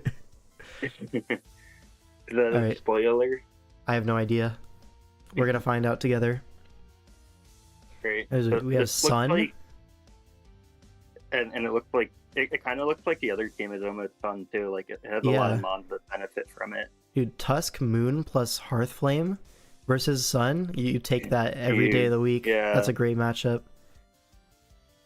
The only problem I think is like the Walking Wake is kind of hard to switch into. Maybe you could have like Utility Umbrella Deoxys Defense, and that would be able to take 2. But I don't know if he's gonna be that set, because a lot of people actually just don't know the mechanics about that. So, do we know what the Terramons are? Like, I'd imagine like it's Tusk and Wake and Lilligant or whatever. Yeah, I would assume so. So Ghost Tusk, yeah, Fire Lilligant and Water Wake makes a whole lot of sense. But Chi-Yu is also there, so maybe the Chi-Yu is Terra flying. Oh, maybe right. the Wake is not Terra. I don't know how I didn't. I didn't notice the Chi-Yu. I just kind of like overlooked it. I hope Smate has a tech for Walking Wake! Exclamation point. This might be foreshadowing, chat. This might be. Oh my god, it's Sash Bundle lead. Alright, so like I was saying, Walking Wake is absolutely horrible here. Can't even KO one Pokemon. Oh, in the Rain Dance? I mean, why? Don't you like prefer the sun to be up, low-key? But it's cool. We go Great Tusk. It's Air Balloon Hatterene into the Headlong Rush. Makes sense, right? There's no ground resist that you see. But now Terra Ghost into Knockoff. You're going to get nuzzled here. Yeah, I don't like that trade at all. I guess you're Lumberry, so it's free chip. But this one isn't going to KO. You're still going to get nuzzled. Yeah, so Tusk is parried now. I don't like that at all. Healing Wish goes off, so it's going to be in the air. Got to keep that in mind. Now we're doubling out with our Chi-Yu. Okay, guys, let's get something straight, right? If we're bringing Chi-Yu, that's the Pokemon we're doubling to, not the Pokemon we're doubling out of, right? You know what I mean? Like, just click the big button, guys. Oh man, it's like when people used to run Mega Metacham and then double out on the bulky Psychic. You know? Like, bro, what's the point of having a Mega Metacham then? Like, just run Double Edge to it, KO it. Gotta avoid the Rocky Helmet damage. Oh, you know it, yeah. That's brutal. Yeah. Oh, you popped off when I saw you to pull the Sun team with this? Yeah, it's a great matchup. To be fair, Diancie, but like, click Ruination. I mean, even then, any chip is good chip. You're gonna have to weaken that thing eventually. And it's not like you can't switch into Diancie. You have a Venusaur right there.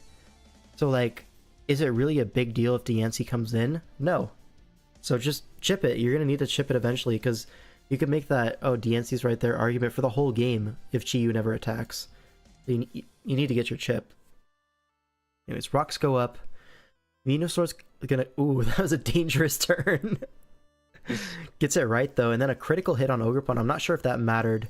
It's not Life Orb Venusaur, so it might have, depending on the Ogerpon spread. Venusaur, maybe? I don't think so. 27's not a lot. Yeah. Maybe it is like Umbrella, like you suggest. No, that wouldn't matter for Sludge Wave. Or Sludge Bomb, whatever. Okay, now we get Chiyu in the sun, which is what you want, but now the screens are up, so yeah, it also allows Roaring Moon to DD here. Okay, bro. I don't like how like they used their Chiyu at all. Like, it did nothing. Oh my god, Charm. It did more damage to itself. Charm Venusaur, guys. Yo. You do not see that one every day. Diancie gets poisoned here. Into a Trick Room, but Venusaur can just stay in on this. We don't really care. Meteor Beam is gonna hurt. Oh, wait. It dies? Damn. Yo, I freaking lied, bro. I lied as hell. Isn't there still a healing mission there? I swear there is.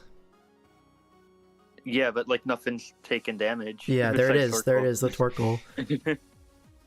Power Gems oh my god. Read like a book. This guy's cooked. Venu doesn't care, famous last words. It was a high roll, but we take those. Yeah, that's gotta be like a max roll or something, because Venusaur is not frail. And Diancie is not that strong. Like, in my head, that should just never kill, but I guess it does. I guess it does. Alright, Dragon Claw. Yep. And that's gonna be the game. So, what's the series now? 2-1. Western Europe gets on the board at least. Now we have Mata versus Quinn. So, yep. Oh, is this the Hisui and Gudra? Yeah, this is stall, basically. Or Shifu stall. Shout out to Shifu stall. Now, on the other side, like a much more normal looking team, but with like a dumbass Bronzong on there. Shout out to Bronzong. Game's a bit long. Alright, let's just get into it then. Terra types, grass, fighting, grass, sure.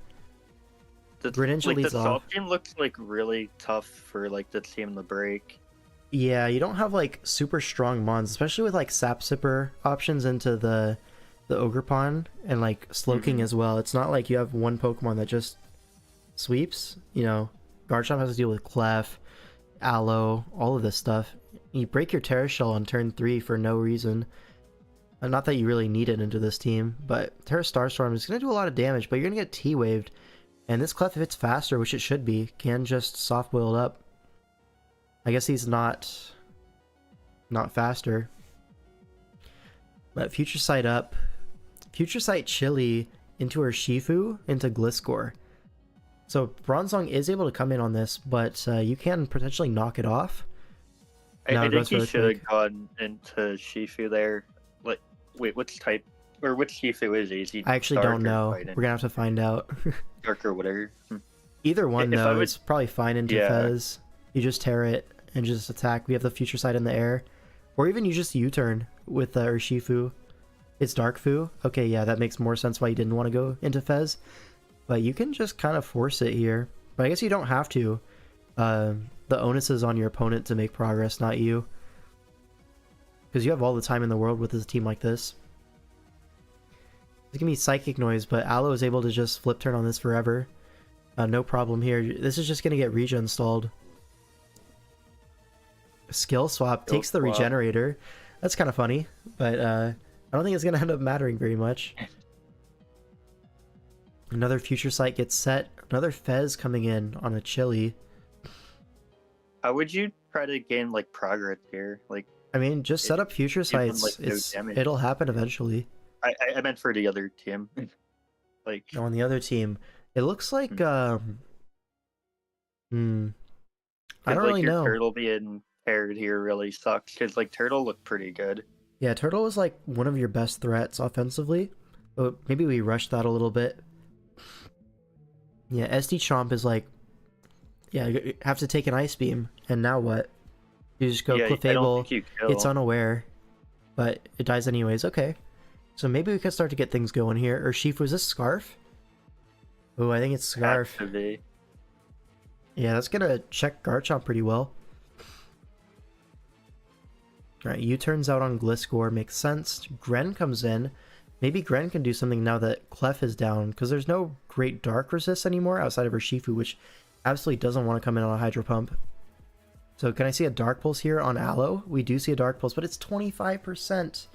Oh my god. Did nothing. Get the poison? Okay. Okay. Progress made. Urshifu comes in though, and now what? You have to go Fez again? U-turn, okay. So rocks are up, we're getting some poisons off. Pretty nice, pretty nice. Another U-turn. Flip turn's gonna come out from Aloe here. Maybe if you're able to find an Ogerpon position, you're able to knock off the Slowking boots. Start spamming knockoff here. Speaking of knockoff, Garchomp's boots are down. But Earthquake is kind of threatening here. Kind of. Oh, sets the spikes. Yeah, if you're really able to start nice. knocking here, there's no removal. This Yeah, also and, limits like, the Urshifu. Yeah, Shifu's already taken some chip, and now with like 2 spikes up, it's gonna be really rough for it. Please knock, please knock. Oh my god. Guys. It's cool, it's cool. I get it. Gliscor comes in on Tarap now. U-turns out. Slowking, but we really need these boots gone. Like, the Gudra's lefties at least, which is nice. Yeah, like, this Pokemon's so strong. If you're able to, like, knock the boots, this thing can start picking up KOs eventually. But it's parried, so what are the odds? Probably not great. Ooh, and we stay in to Aurasphere? Maybe that can open up the Ogerpon a little bit. Opens up the Gren, perchance. Maybe some progress is being made, but he's also sacked 2 Pokemon to get this progress. Is Gren gonna be low kick? Yeah. It is low kick, that yeah. makes sense. And now what, you just Dark Pulse? It is Battle Bond mixed. It gets the flinch. Okay, we might be cooking here. He doesn't have a great answer if you're able to Battle Bond up. Oops. I actually have to go. I'm sorry, I thought I had more time. Oh, all good. See ya. Bye-bye. Right. Wait, if he gets the Battle Bond here, nothing really stops +1 Gren. As long as you hit your Hydro Pump, it's kind of over. And he's getting many turns with this Gren in. Urshifu comes in, but every time you have to go Urshifu to force this out. And you just go Fez. And you take two spikes and rocks every time. So he really needs to like find a way to pass a wish into it. But I don't think he's ever going to get an opportunity. Wow, and you can just roost on an Earthquake is crazy. I don't know why we're roosting on an Earthquake. You're not really gaining too much out of this. Like, can we not just go Ogerpon or something like that? Maybe Bronzong?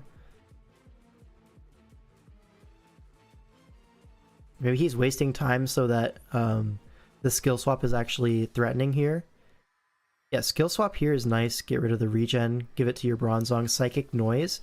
This does chip down the G-King. It's at 51 even after it switches out. Wait, no. You can't. You can't risk your Gren like that. No. Oh, that was so close.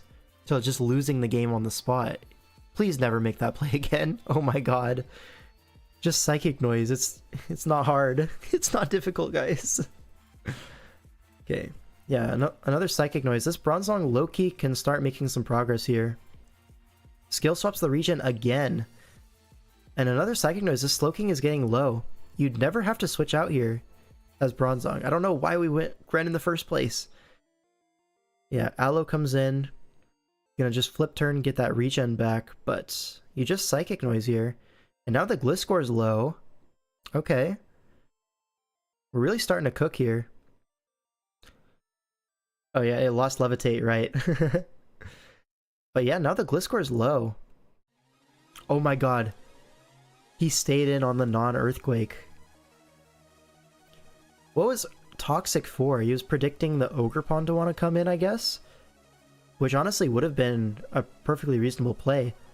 But the Bronzong predicts that, stays in, KOs the Gliscor. And he still has regen as he switches out. Awesome.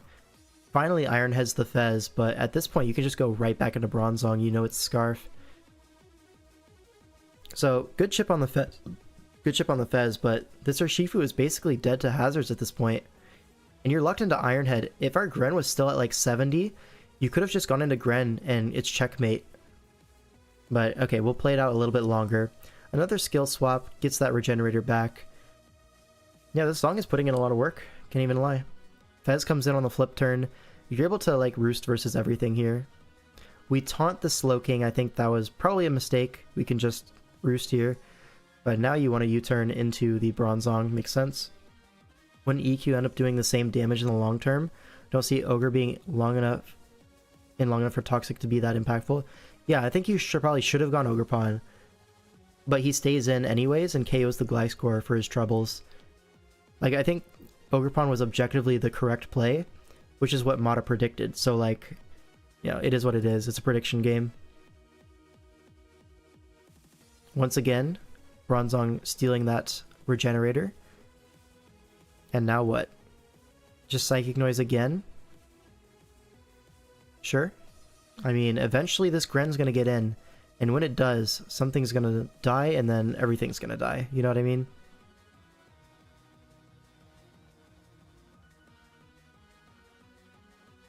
Can you just infinite switch here? Is he kind of caught on that? Greninja comes in, goes for a Dark Pulse, 25%. Here's a Wish, okay. Can we wish up our Goodra maybe? Flip turn there would have been crazy. But okay, we get our Ogerpon in on Aloe. This is good for the Ogerpon user. Do we not have knockoff versus stall? I swear to god if we don't have knockoff. Okay, Gren gets in for another Dark Pulse, but Aloe is going to come in. And Aloe can check this now. It's at a healthy enough range, but a crit Dark Pulse. Okay, it's getting dangerous here. Gonna have to protect here. One flinch, I think, and the game's over. And, like, the Gren doesn't even die to flip turn, so he can just keep fishing for it. No, actually, this doesn't even work. He'll die eventually. Still don't know what this Ogerpon was about. Yeah, like, why are we not Earthquake? Or not Earthquake. Why are we not Knockoff? There's another skill swap. Alright. We really out here Sludge Bomb and Bronzongs. Yeah. Just get your regen here. Flip turn out. I think once the Zong has already skill swapped, you can swap forever between these two and gain HP. Which is what he's doing. But now Gren comes in on Aloe, which is exactly what you wanted. And another crit, and that's going to be the game, I think.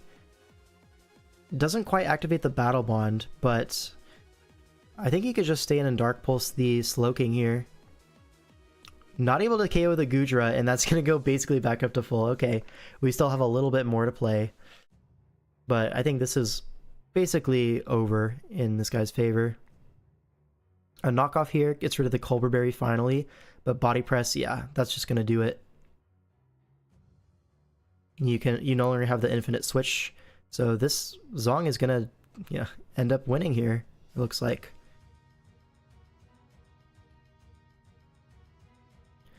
Let's see. Goodra, Body Press, Heavy Slam, yeah. And that's gonna be the game. So really long game, and yeah, Stall not able to withstand the offense. Greatest SD Bronzong game, yeah, this is actually the most I've ever seen Bronzong do, like, in any gen ever. Can't remember the last time I see a game go 50 plus turns. Yeah. Who needs knockoff when you have Zong? Exactly. Alright, so that's gonna be Quinn winning that one. So now it's like 3-1 in favor of Netherlands versus Western Europe. Alright, next game. We have Haildross versus Jordy. 100 turn SV game. Yep. Not a common thing, but it does happen from time to time. Alright.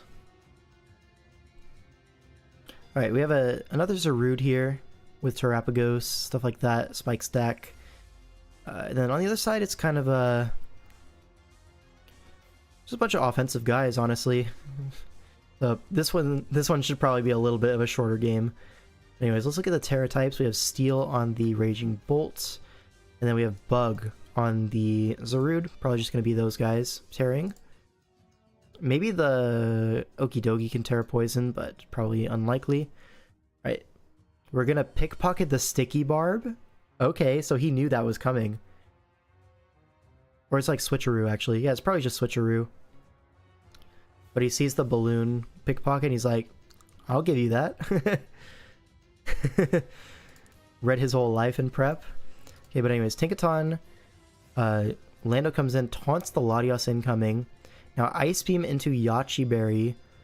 And now U-turn. Okay, not Major Chip. But now Metagross comes in. Tinkaton's going to be the answer to this. But Hammer Arm plus Sticky Barb is going to do a lot of damage. And you could just stay in if you're Metagross. Like, we don't need to switch here. I guess we can go Lando on the knockoff. It's fine. But yeah, Latios is going to come right back in. So not exactly what you wanted. Metagross is going to come right back in. But now Shadow Ball is going to be a free click here. Now Zarude comes in on Hammer Arm. Does 67%. But you can just Terra Bug and Synthesis here. Maybe you could say a Meteor Mash this turn or like a Heavy Slam, something like that. To keep the Zarude low could have been worth it. But here, this is so funny. This interaction. Look at this. The Fake Out onto Tinkaton steals the Sticky Barb because it makes contact and you're not holding an item. However, when you have the Sticky Barb, the Pickpocket will activate after that because you made contact with it. So it steals the item and then Tinkaton steals it back. They're actually playing hot potato here. Now here, because you actually KO it, you take the Sticky Barb and it can't pickpocket it back. So the Sneasel actually keeps the Barb. So Switcheroo last we can be pretty confident in. And yeah, so we're probably going to see a Switcheroo on something later. Anyways, Okidoki comes out, knocks out the Landorus. Now Raging Bolt gets an entry point going to what? Draco and a Tinglu. There's no Draco resist. Okay, Dragon Pulse, same thing. But only 25%. That is not a very strong Raging Bolt. Anyways, a big Ruination on the Rillaboom. This puts it into stuff like a +1 Zarude range, stuff like that. Although Zarude does kind of wall it either way. So Zarude is going to come in on this Rillaboom. Knocks off the boots, but unless you can get rocks up, that's not going to be a big deal. Synths up, and now what? Tinglu in on Raging Bolt with the terrain up. This is going to bounce off. Good double from Jordy into a Azumarill. Really catches that Tinglu heads up play, and now a play rough is pretty free. There's no resist. Gonna have to burn the Terra Shell on this Azumarill. Never mind. Never punished.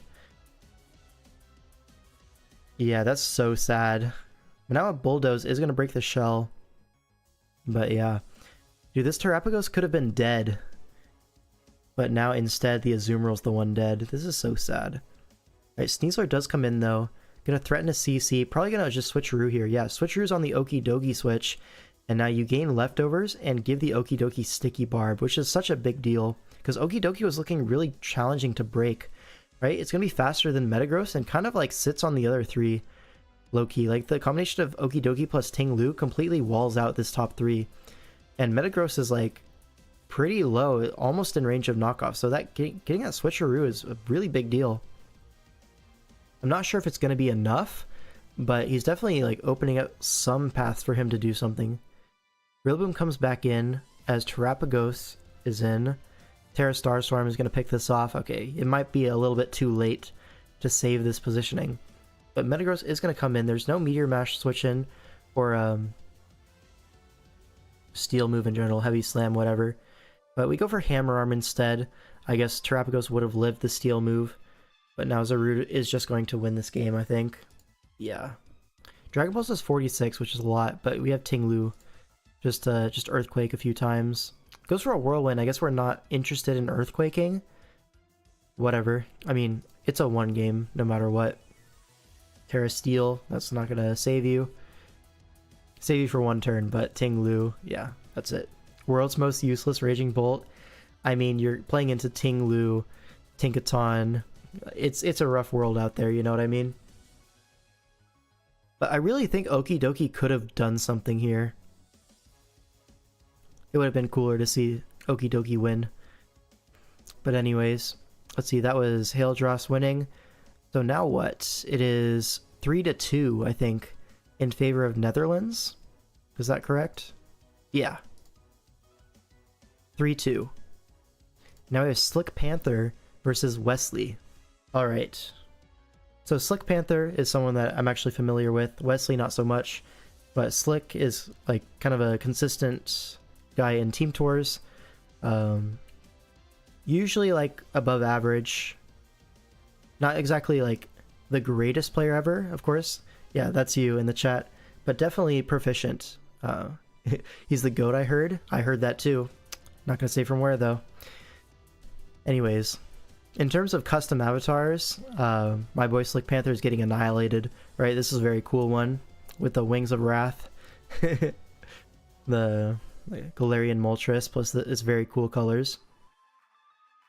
Yeah, Slick's a nice guy, good player. But this should be a good game, right?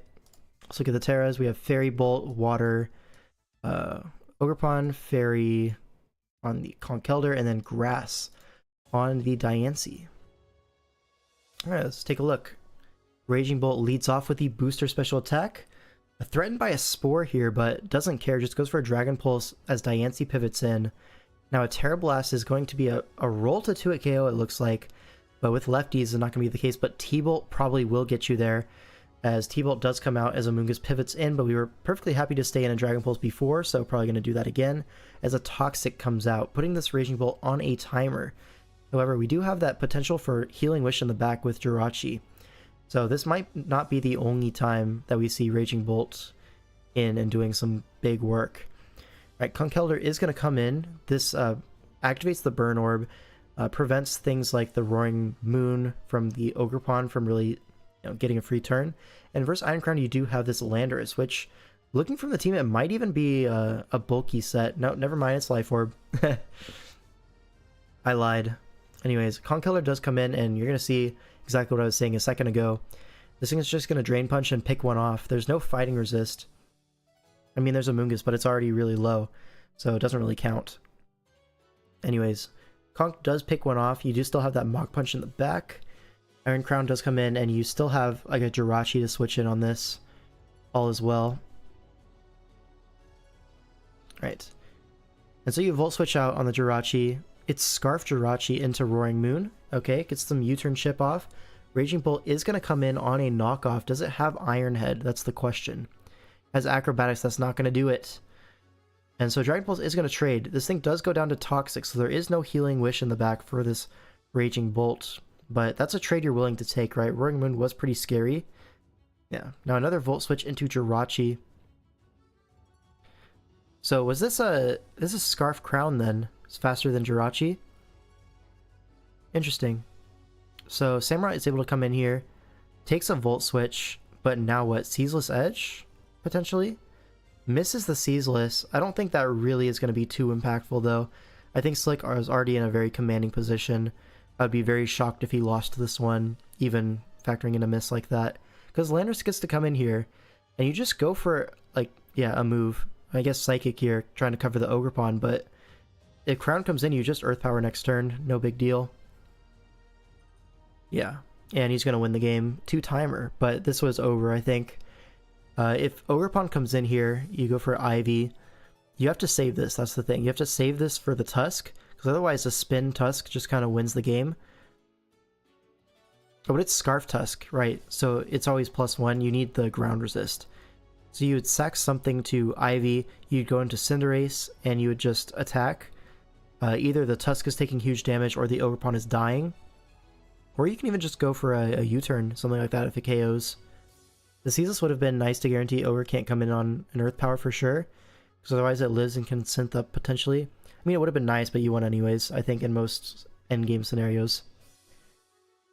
Scarf Ace cleaned up. Oh, it was Scarf? Yeah, that actually simplifies this endgame a lot.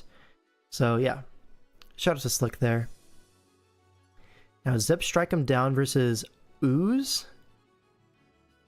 Okay, I think that ties up the series, right? 3-3 going into the final 2 games. Alright, so this will be an interesting one. Alright. So what do we have here? We have Spike Stack plus Goldango. A pretty common thing. Ooze is a strong nickname. Yeah, for sure. Okay, but Zeb strike him down. He's like definitely like from the draft community.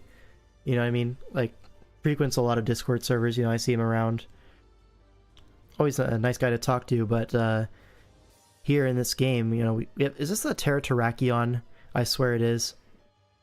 Anyways, Gouging Fire plus Torn plus Treads. This is a combination we've seen before.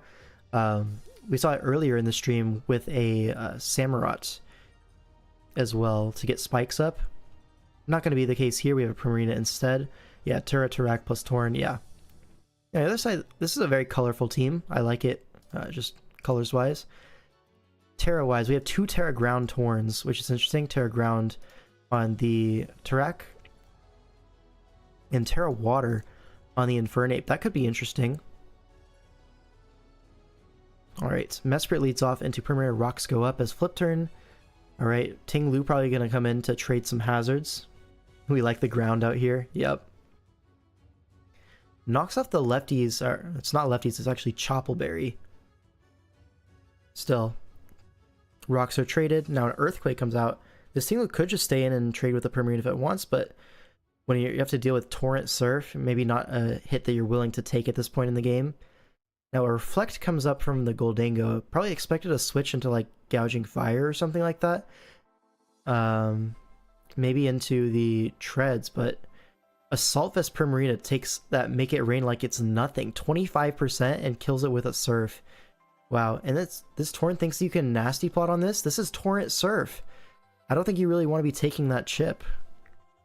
Anyways, able to knock that out, and now Mesprit comes in. Interesting. Because now Ting Lu can come in on the Psychic Noise, sure. Do we see a Payback? Do we see a Throat Chop? Something like that? We do see a Throat Chop. Able to Tuikyo the Torn. This is offensive on the Ting Lu with Choppleberry aiming to take a hit from Tarak and kill it back with an offensive EQ. Maybe take a Focus Blast from Torn. Something like that. Although Torn probably would run Grass Knot in this matchup if you want to hit the Ting Lu, but still. I see the vision there. Now able to activate the Toxic Debris with a U-turn on Glamora. This is exactly what you want. Force a spin out of this Treads. Get your Primarina in for free, and now the opposing Prim was kind of the Prim answer here, and now Calm Mind is a massive threat. The threat of Encore, I guess. Do we have Encore? We go for a knockoff, so this kind of tells me this Mesprit probably doesn't have Encore. So this Primarina could potentially just win the game with Calm Mind in a bit, and oh my god, we sacked the Tarak so fast. He definitely expected a Throat Chop there into the Mesprit, but Mesprit's the one that's really forced out by Ting Lu. So he just calls that switch, goes for an Earthquake. Really good play there. Now Bleakwind Storm is going to 2-hit KO the opposing Torn, and Glamora is going to pivot in now on the Bleakwind. Is this like a choice on the Torn? Because that did a lot of damage. But now Rock Polish does get clicked, and Earth Power into AV Treads. Alright, he has the tech. But now Toxic Spikes do go right back up. I don't think they really affect too much of this game. Only non-boots gouging, which is low-key a fake set. I mean, it could be booster, but even then, it's all good. Now Psychic Noise is going to knock out this Treads, but at this low HP, you're either Custap or you're useless, and looks like you're useless. Infernape does come in here. You do potentially have a Terra Water option on this Infernape. Not really sure how useful that is. Like, you'd be able to take a Psychic Noise at least, but you're still going to be revenged by Torn and stuff like that. Yeah, it looks like Torns are going to trade HP. That crit maybe mattered. Maybe it was a roll. Anyways, Infernape comes in, Thunder Punches into the Mesprit, but Citrus Berry is going to probably do the job here. But Terra's into Water. It goes for an SD. Thunder Punches again. Para? Do we see a full... Oh my god. Did he do it? No, right? The Torn still comes in. But maybe the Ting Lu... Oh my god, why did we Terra Ground? I guess you don't want to risk the Bleakwind? But now... Does Ting Lu win? So it's not Choice Torn, okay. You just Earthquake here. It is Boots Gouging Fire. Huge 2-hit KO. I think I think Substracum has it. This team was a little bit too weak, and that's going to be the game. Really good game to watch, honestly. That was really back and forth. But Substracum Down does manage to win that, putting Western Europe up 4-3, I think. They really won a lot in a row right now. Tight game, yeah. So, to decide the series, Sammy C 1-2-3 versus Unvaya Sai. Alright, and we see a Terrazarud. Alright, Zeb has a clutch factor in this tour, I swear, yep. Alright, 4-3. If Sammy wins, they win the week.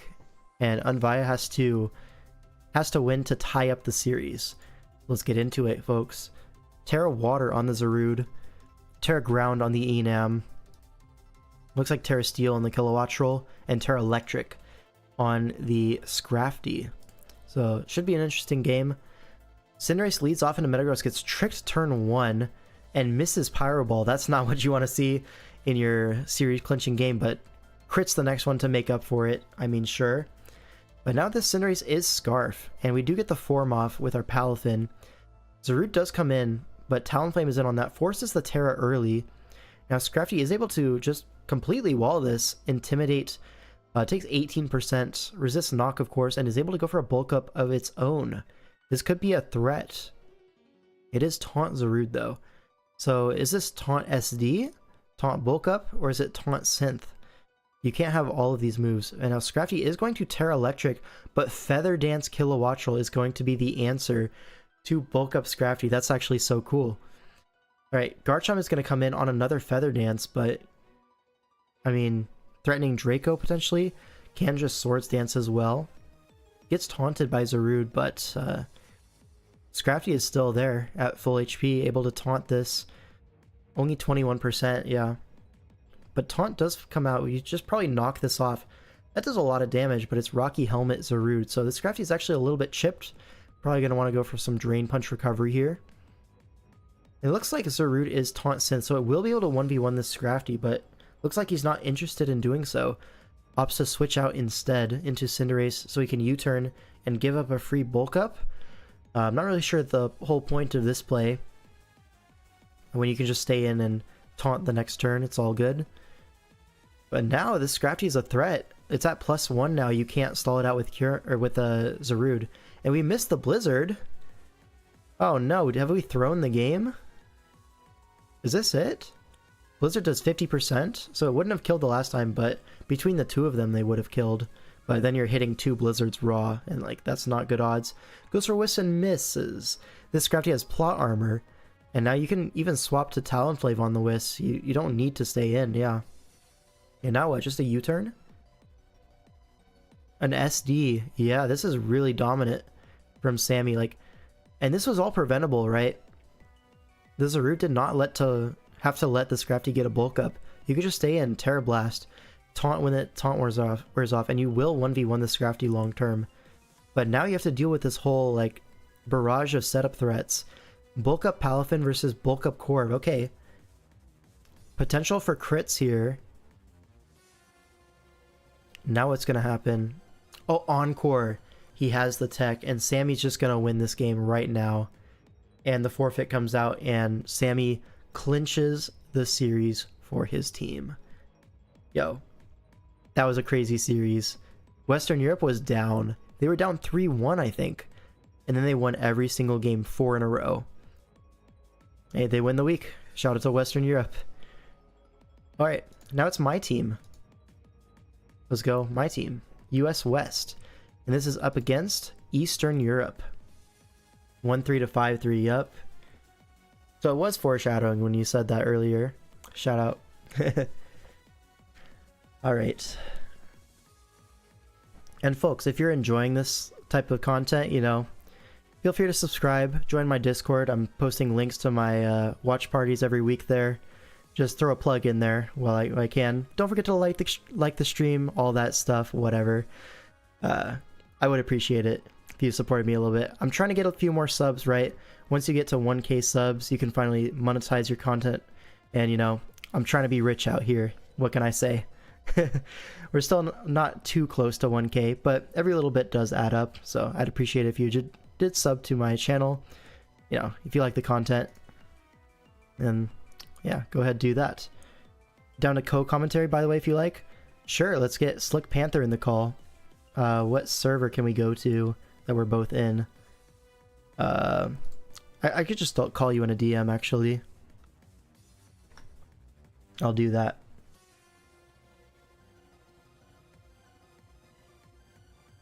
Alright, let's do this. Where you get some Slick Panther commentary. This is gonna be so epic. PST Hello, best hello. time zone. Hey, what's up, man? What's going on, bro? Pretty good. You are a little bit quiet, so I'm gonna bring you up a little bit. How do I do this? It's always a little bit different in the DM calls. Okay, there it is. How about now? How are you now? Yep, sound alright? Audio levels? You're a little bit quiet Hello? still. I can turn you up a okay. little bit more. Alright, that should be good. Alright. Close enough anyways. This is my team, so I have the knowledge here. You're Yeah, the spectator. So we do have a Terra Electric on the Enamorous and Terra Steel on the Torn, Terra Water on the Muck, Terra Steel, a bunch of like stuff like that. And here I want to show something real quick. Where is it?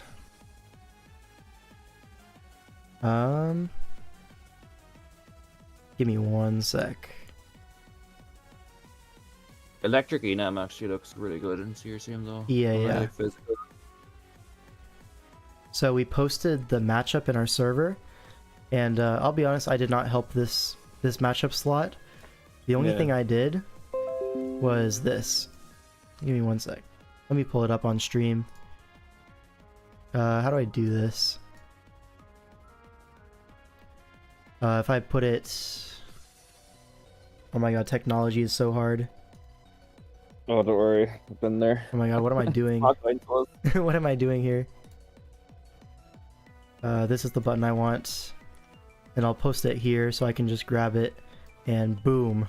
Yeah, like that's literally as soon as I looked at this matchup, I was watching it This live. is the as well, only to be thing I frank. put in this The prep first channel. thing- The first thing I thought of when I saw the matchup pop up, I was like, yeah. Looks So let's look at the actual replay now. So Electros leads off into Curum. Sub Curum leads off, pretty nice, but Drain Punch is going to break that. Yeah, so this Electros does force us out. Go into the Thunderous, which is not Terra on this team, actually, I don't think. It's Terra Torn. okay, yeah. Now U-turns into Electros again. So this is going to be like AV. Yep, it is. AV. Knocks off the heavy-duty boots. And what we're probably just going to see a U-turn from Electros, if anything. On Ting Lu, potentially. Yeah, and you probably get in. Like, Yeah, Enamorous now here. Enamorous or Yeah, something like that? Yeah, Enamorous is in. And Yeah. folks, we're just going to let it play out. It's not looking good.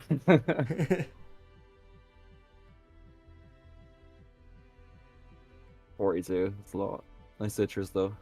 We do get the Toxic Okay, off, which okay. is nice. But it turns out I was actually wrong about this set. See, I thought it would be AV, and that we would lose Oh, to dear. that.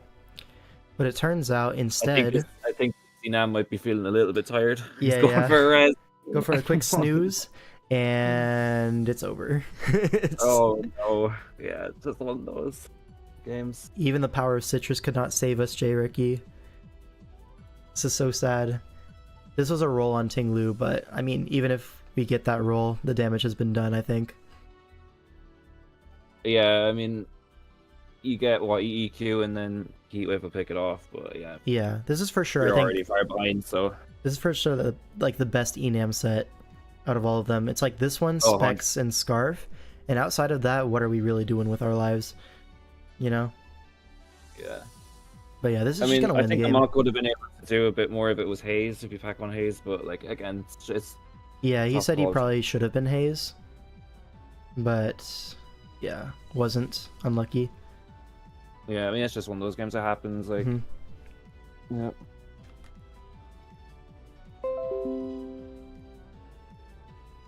And Very then unfortunate. after the game, I was like, my bad.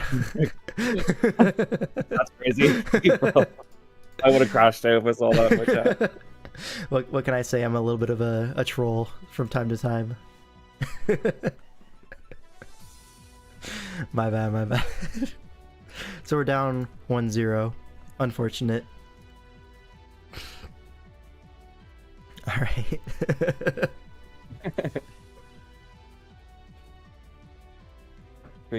Rest 3, wait, what's it say? Rest 3, 3 nams, most some people say. Yeah. For sure. Alright, let's look at this one now. Because this one is Terra Annihilate and Terra Guard, fighting in Poison, respectively. And then Terra Water Ogerpon on the other side, and Terra Water Rotom Heat. He wants Rotom Wash so bad. I really like, is this Scarf Annihilate or no? I believe it is Scarf. Yeah, I was gonna say Scarf CC looks really, really good here. Yeah, Fighting Resist is like Valiant, which I don't know why we didn't just take our chip here, but sure, we doubled a Scarm, get a Spike Up. I mean, it works as well. Swampert in on Rotom, obviously. Just gonna get rocks here, potentially, or you can just go for a flip turn. Yeah, you don't even mind the Wisp here too much. Yeah, I think flip still probably breaks the sub, right? Yeah, I'd say so. You have to assume. Oh, it doesn't. Okay, so it's like Fizz Def. Wisp Pex. So Guard is gonna come in here, take a discharge, and teleport out into Swampert for a second flip turn. Okay. Yeah, I like that actually. Ooh, WEVs for the citrus, not bad. Oh, it's banded? Oh, Speed Set or Annihilate is banded instead. Oh, so okay. Then we really should have gotten our chip. Yeah. Oh my god! Jesus Christ. Good night! Yeah, beast mode. Anyways, Ogerpon comes in, we're forced out. Swampert is going to be the sack here, makes sense. Probably just see an Ivy here, yep. Yeah, definitely. And now what? Now Scarm comes in. Take a big hit. Citrus Berry avoids the 2-hit KO. Jesus, Ricky is punching the air right now with all the citrus berries. Punch in the air? No, he's jumping for joy. Another crit though, unlucky. We actually went for a secret tech here. I don't know if I really want to reveal it, but like, who do we play? No, they're actually locked out of playoffs, so that's not even a rematch that can occur. We actually Tailwind on Scarm, clicked it that turn. Oh.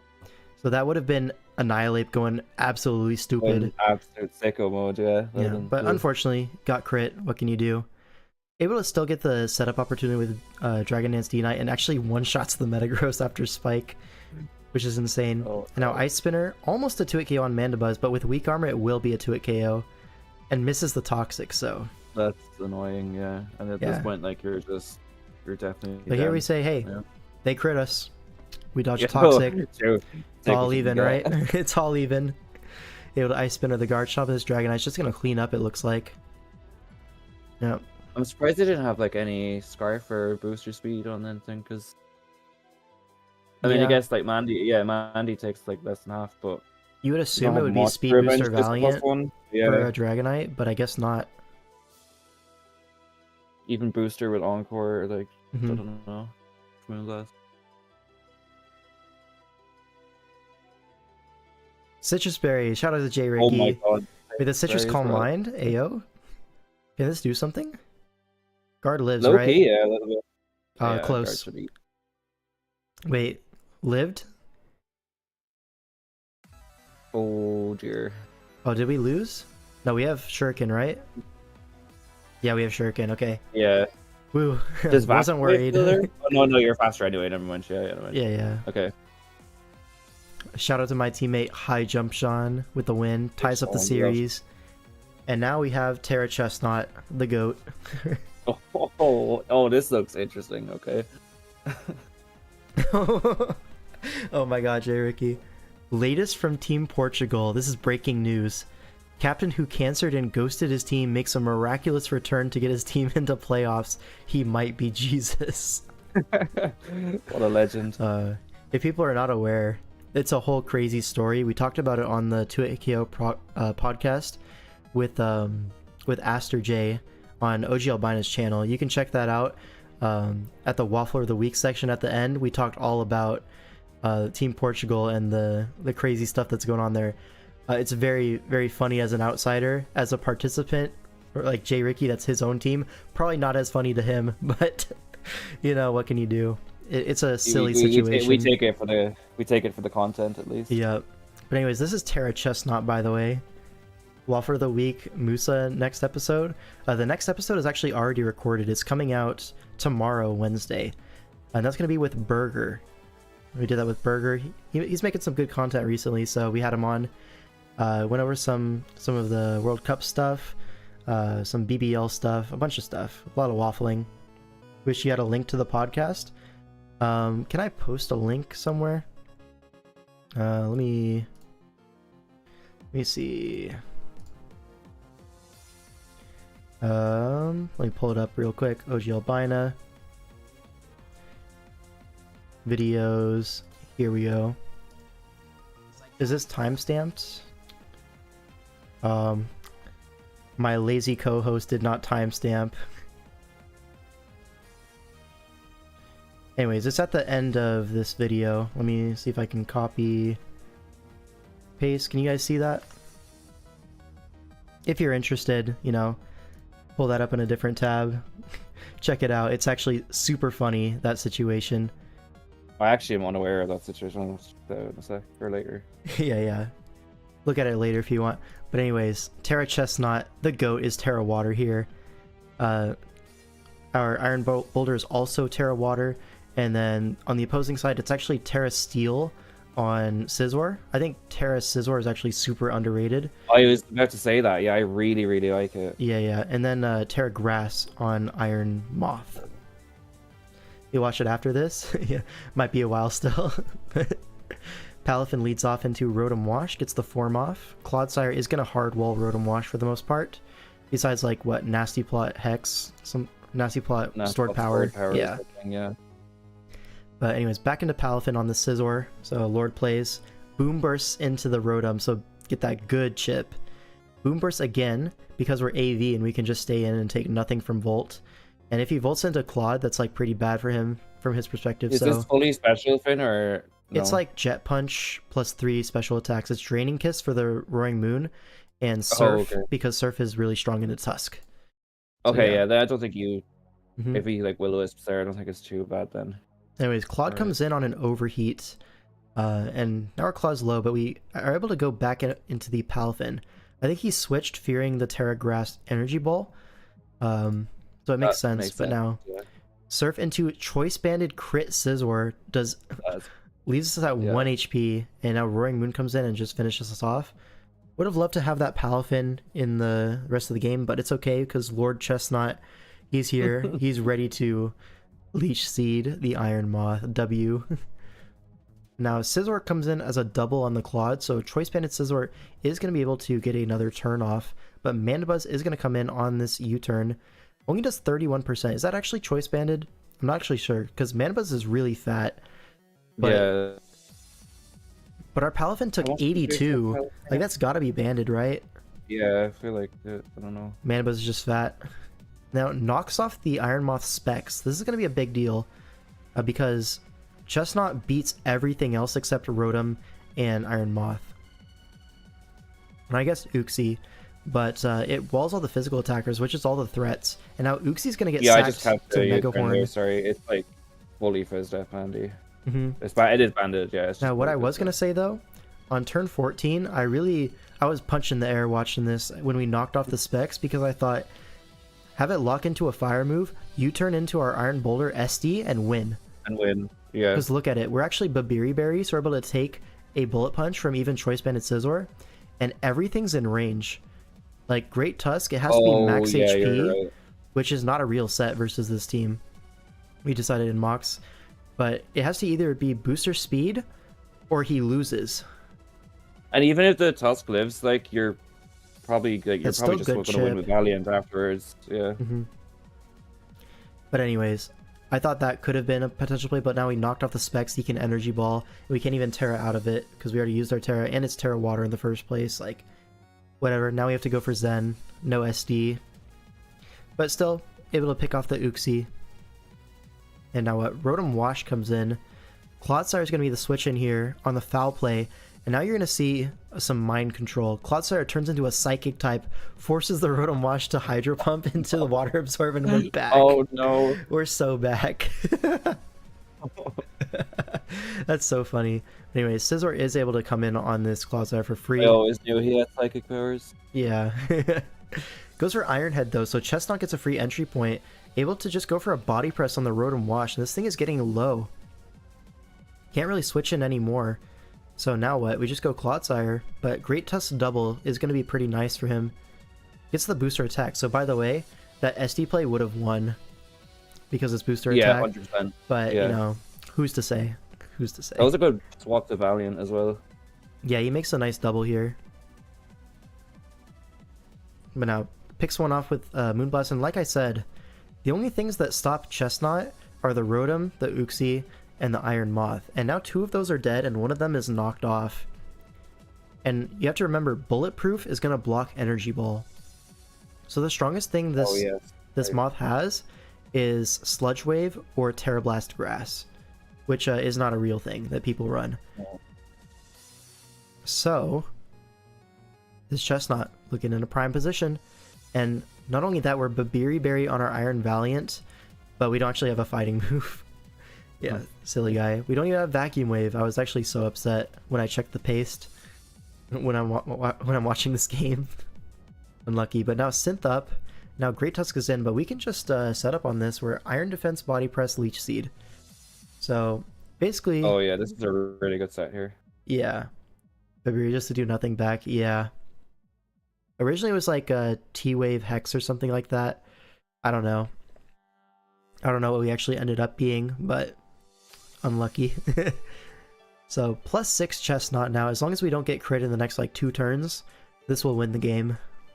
Right, so Body Press almost KOs the Tusk.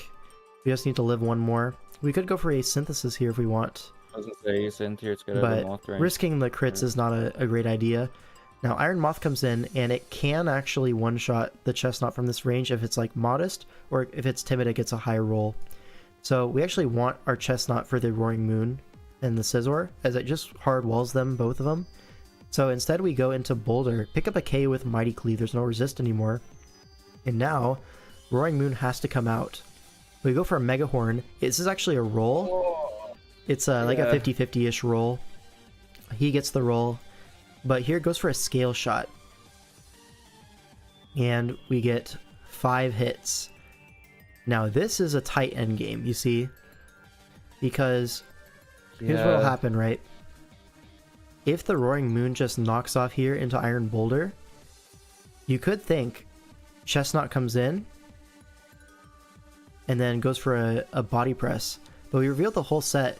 The Iron Moth can just come in hard on that. And then you have Roaring Moon at 1 plus Moth at about 20 something percent. It'll 2-hit KO the Moth, but the Moth gets a free switch in. You go for a Sludge Wave. If Clodsire comes in, you know maybe it can come in, but it's also like Overheat. You could Fiery Dance that turn. Like, it gets a little bit messy.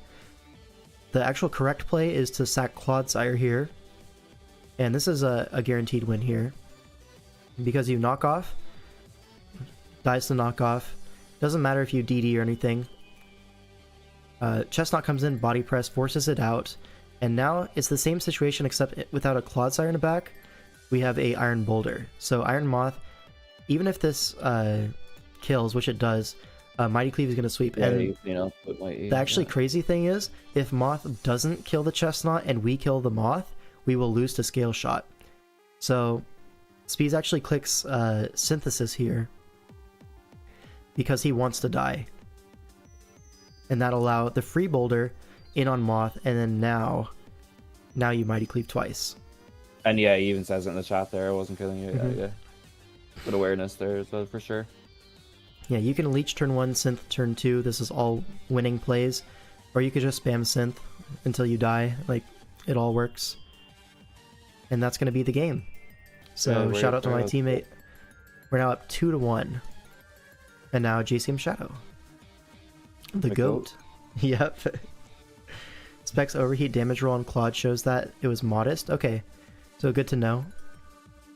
But if he clicked DD on the Claude sack, it's at 1%, and we're able to live any one hit and kill it back. And even if you can't, like say it crits the Claude, the Chestnut is still able to live a +1 hit and body press. It's the same situation. But anyways, JCM Shadow versus Leah Beast. And there's the table. Avalug. Terra types. This is Terra Water on the Golden Go, fighting on the Avalug. And then on our side, it's Dark and Fairy. So, let's look at this game. Lando leads off into Goldango. It's Balloon, though, so it can just stay in. U-turn to break the Balloon. Makes sense. Reveals we are faster than the Goldango. I think we might be Scarf on this team. I don't know, though. Iron Hands is going to get Nasty plotted on. Could have just Terra Darked and killed this, so surprised he stayed in. But either way, Iron Moth comes in. We double out to Darkrai on the Tentacruel.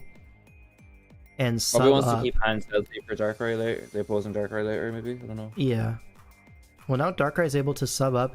We go for Thunder on the Samurott. Miss one. So Ceaseless goes off, and then we miss another one. So, not cool. Not cool, but it's society, yep. The game was decided when Speed's mind controlled his opponent to click Hydro. Yeah, that was like the biggest play of the whole game for sure. Anyways, Darkrai is, he does not love his trainer. It does not hit the Thunders. But now, Whimsicott gets some Rocky Helmet chip. U-turns on this Tentacle coming in, and Darkrai is going to come in. Its Boots finally gets that Thunder off. Big chip, but is going to go down. Learned from Kaif, true.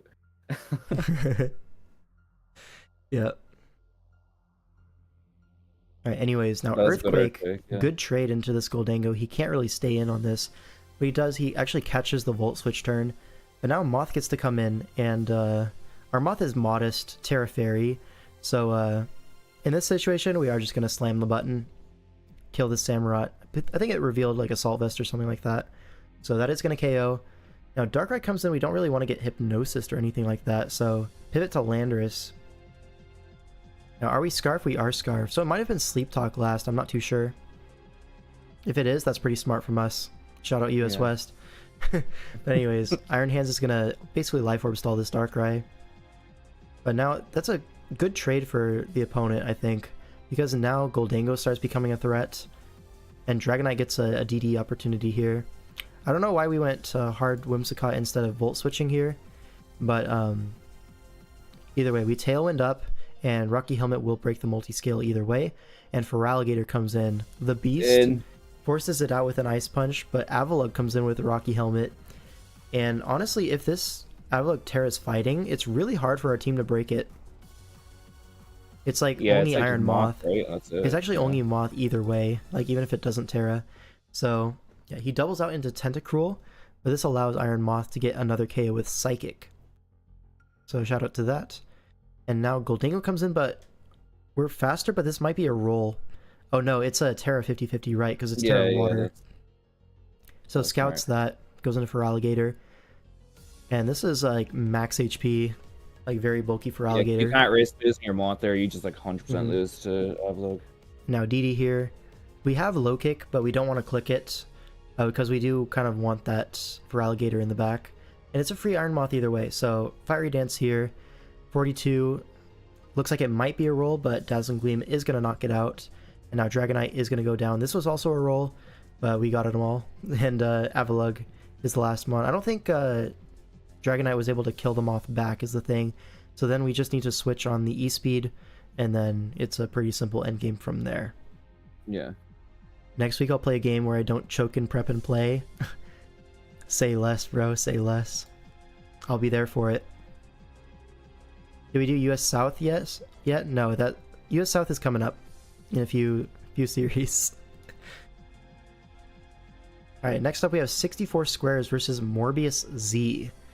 Now the series at this point is 3-1 in favor of US West. So one more win will guarantee at least a draw from 64 Squares. And we have this really cool Psychic Terrain team. Yeah, I was gonna say, this looks really cool. This team has drip. It's like Psychic Terrain plus Deoxys Speed with Expanding Force. And then you have Hawlucha with the Seed. Oh, such a good team.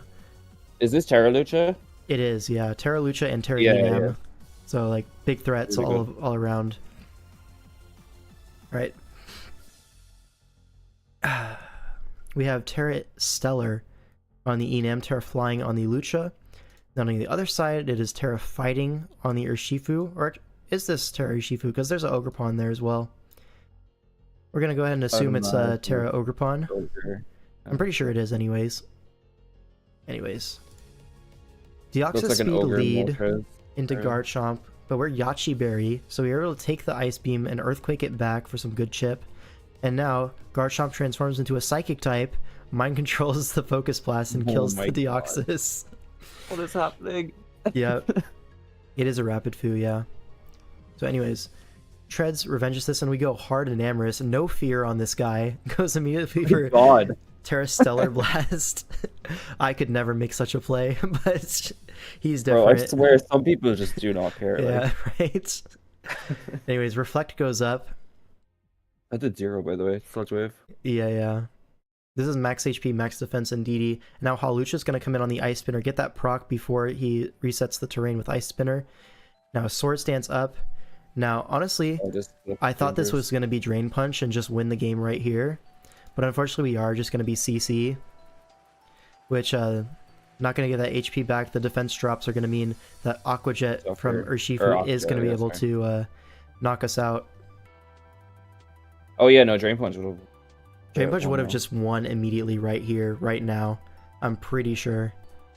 But alas, it was not meant to be. Aqua Jet into the Psychic Terrain team. What an insane set to be. Oh yeah, that's But actually here, crazy. Moonblast with a Terra Stellar boost, and it's actually choice specs. So Moltres Loki is getting 2-hit KO'd, like Loki on that turn. But now the Stellar boost on the Fairy Stab is used up. So Oh, that's once per game. Yeah, it's once per game. Yeah, okay, that's cool. per type of move that you click. Yeah, It's like a Mystical Fire will also get the boost if you click it. But anyways, this Indeedee takes no damage. And here, actually, interesting enough, he does not Ice Spinner away the terrain. So now we have terrain up with Terrain Extender, with Deoxys Speed with Expanding Force in the back. Now here, I really think we needed to... well, I don't know if we needed to. If we Healing Wished on this previous turn, we would have won immediately with Deoxys Speed, because it's actually Mirror Herb. I was thinking, yeah. It's Mirror Herb to copy the Defiant, or not the Defiant, the +1 speed, you know? Embody aspect. But there's also no way of knowing which turn he's gonna Terra, you know? So. Yeah, and like if he, yeah. The main problem with this is we have to use up all of our terrain turns, so the Deoxys Expanding Force is kind of a little bit of a waste here. But regardless, Choppleberry Kingambit is able to take the low kick, knock it out, and then Moltres, you know, is able to knock us out, but now we have Enamorous with Terra Blast Fairy.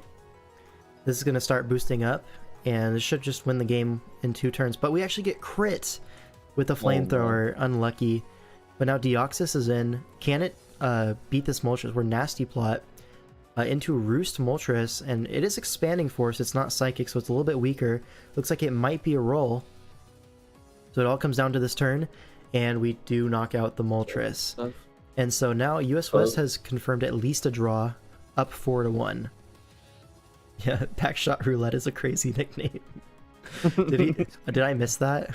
Who was that? Oh, I actually wasn't even paying attention, yeah.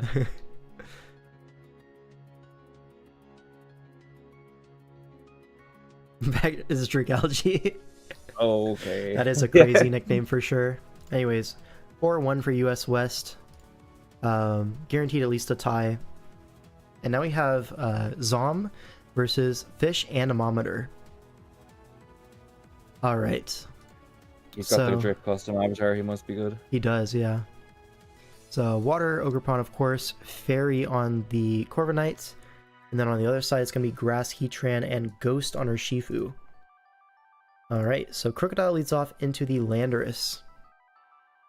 See, trading of Intimidates, Faster Taunt, prevents Rocks, but Earthquake is clicked either way. Rocks going up here, and a U-turn. Phase shows me a random mock you did versus Zom where you taunted Tink with Sarud and then immediately dropped a GG. That's Aura, no?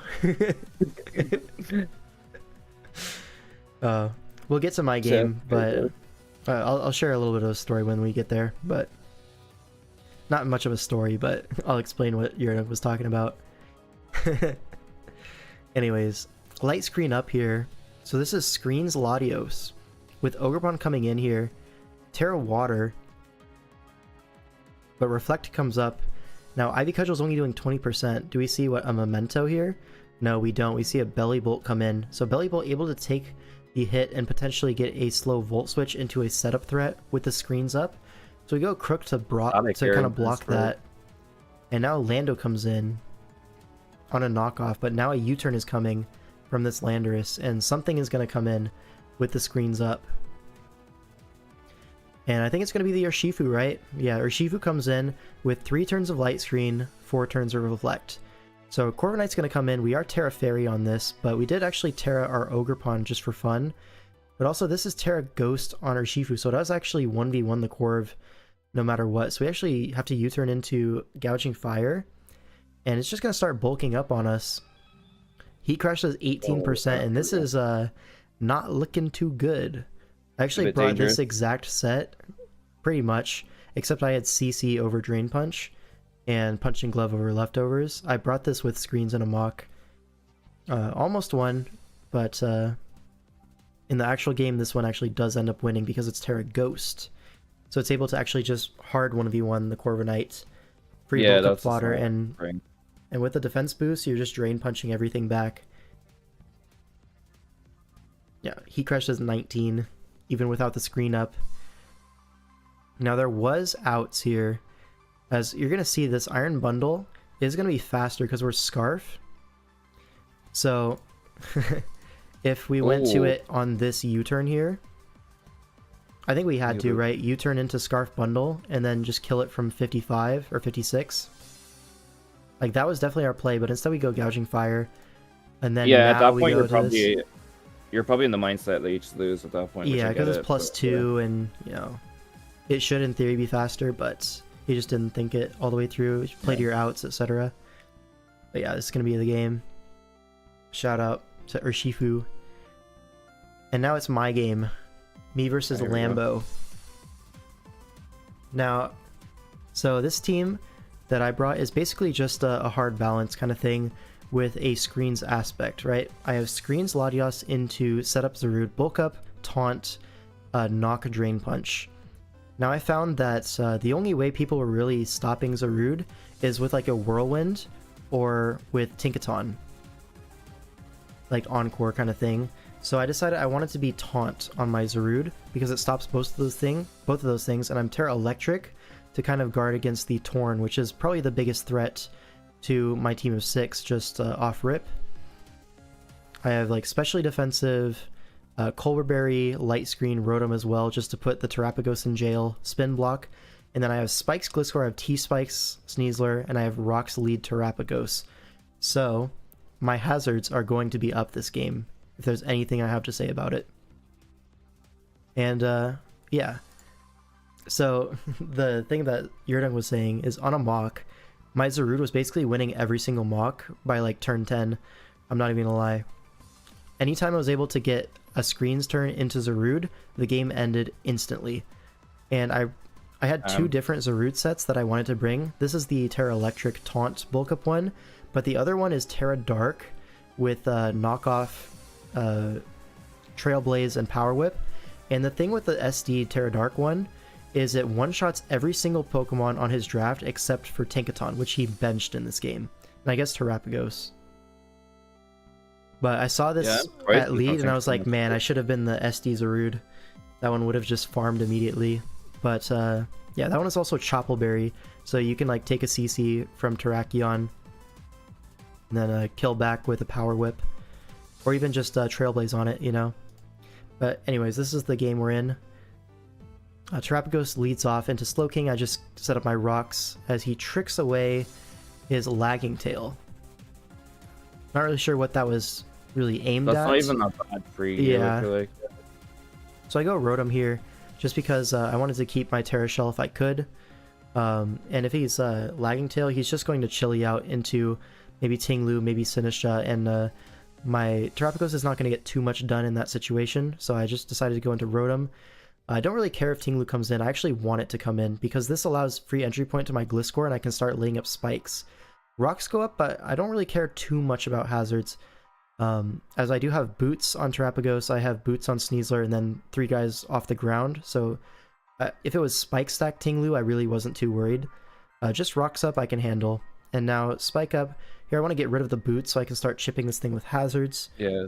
He goes for Ice Beam. I'm like max SPDF, so I take 70% from that, able to protect up for a little bit more of that poison heal, but he chilies out into Terrakion and reveals Balloon.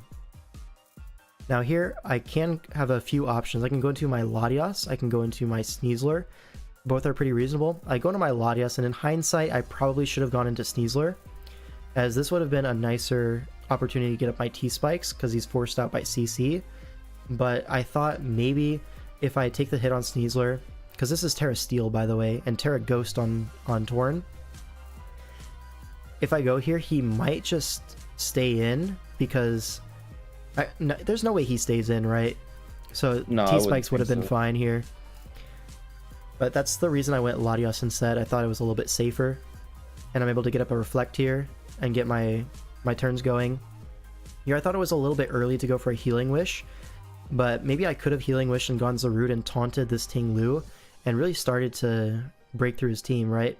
It's Terra Ghost Tornadus, so my Zarude is obviously going to one-shot that with Knockoff. Everything else kind of gets rolled. I don't even need to Terra in front of Ting Lu. I can just taunt it. So maybe I could have Healing Wished immediately, blocked the Whirlwind. But here I actually get up my T-Spikes. This might have been a mistake as well. I don't think it was like a misplay, but it does open up some lines that you're going to see in the future. Here I U-turn on Torn. I proc the Poison Touch, which is nice, of course. And I go into my Rotom, which is, it has Colbur intact. It's able to 1v1 this pretty comfortably. And I know this Ting Lu is not boots, so this gets big chip on the Ting Lu. As I go for a Shadow Ball, because if he's staying in, he's probably going to Terra, right? You stay in and Terra Blast Ghost, or you switch out into Ting Lu. So, like, little chip is better than no chip from, like, an electric move. Now I go into Gliscor, right? Gliscor just immediately farms Ting Lu, and here I think I made another mistake. I got up a second Spike. Shout out to BKC. Never do that. Because I thought he's probably just going to sack Ting Lu at this point, but instead he goes hard Terapagos. If I knocked off here, this game was so free. But yeah, you're in a really good spot. I guess, yeah. I just didn't think he would do it, is the thing. But he just goes Terapagos, and now I have to go on my Rotom to block the spin, of course. That's like my whole game plan. And now I go for a Light Screen. And yeah. Now here, I know he's going to go Ting Lu to try to guard against Pain Split, so I'm just going to go for a Discharge. It'll break the Terra Shell either way, and he doesn't really switch in a Discharge at this point. Now Terrakion comes in, and this is a threat, right? My Sneasler's low, my Latios is low, but the thing is, my Sneasler actually has a lot of HP investment, so I can go hard into my Sneasler.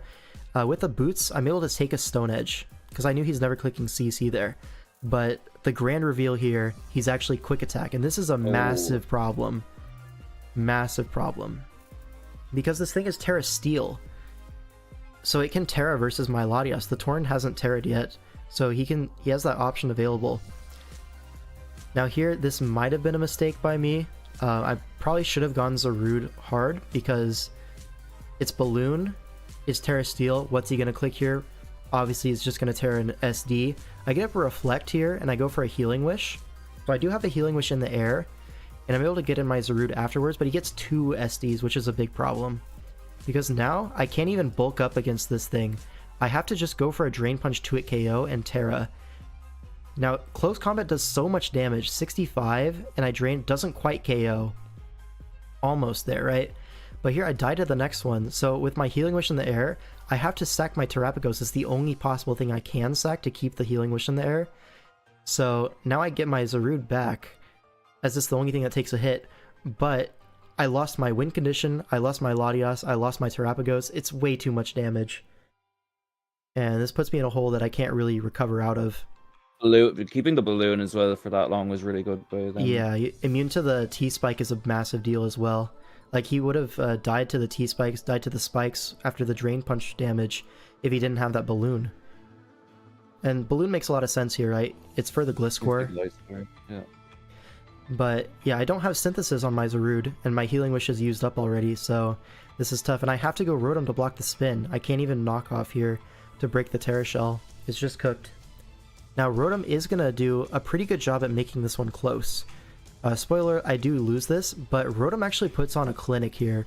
If you look at his team, the last 4 mons all kind of lose to Rotom. So I'm thinking maybe there's a chance here. With Light Screen up, I can discharge here. Now I think Torn comes in, and let me tell you, I was so close to Shadow Balling here. I was so close, because he needs to stall out the screen. But I went for a Pain Split, or no, I actually went to Gliscor. Oh, yeah, Gliscor, yeah, I was going to say, I think that was good. Yeah, because with Light Screen, I'm able to actually take hits from Torn. If it was like, if it was knockoff, I take that anyways, and I can protect, get some poison heal. And Gliscor, if it's able to heal up, can kind of 1v1 the rest of his team, low-key. So I did see that as a potential win path. I wanted to get my Gliscor in, but he actually goes to Sinistra, and I can't really afford this thing to start setting up and strength sapping and all that. So I go hard to my Zarude, and I do have Taunt. I think a strength sap is coming here. I probably could have knocked off here, but if he strength saps as I knock off, I'm really in a not great position. So I go for a taunt as he actually goes for a Matcha Gotcha. He catches me on this turn. But at this point, I think it was over because Rotom comes in, goes for Shadow Ball. Obviously, he's going to pick this off. But now Torn comes in, and my Rotom is in range of Dark Pulse, and my Gliscor has not found the opportunity to heal out of Bleak Wind range. And it actually reveals to be Life Orb Torn. So it's not even any rolls to deal with.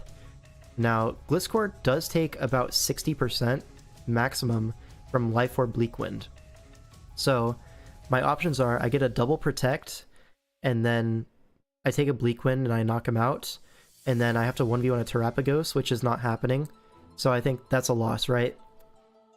So I'm thinking I have to dodge the Bleak Wind here and go for a knockoff, but I don't dodge the Bleak Wind. Yeah, it is what it is. He played really well. I was gonna say he did play that really well. I think I played pretty well with the Rotom to bring it back as close as I did, but he was just able to get way too much value out of his Terrakion early game, and I think I made a few like minor misplays that really added up into that Terrakion kind of like carnage. Like the Sneasler didn't have to take an Earthquake from Ting Lu.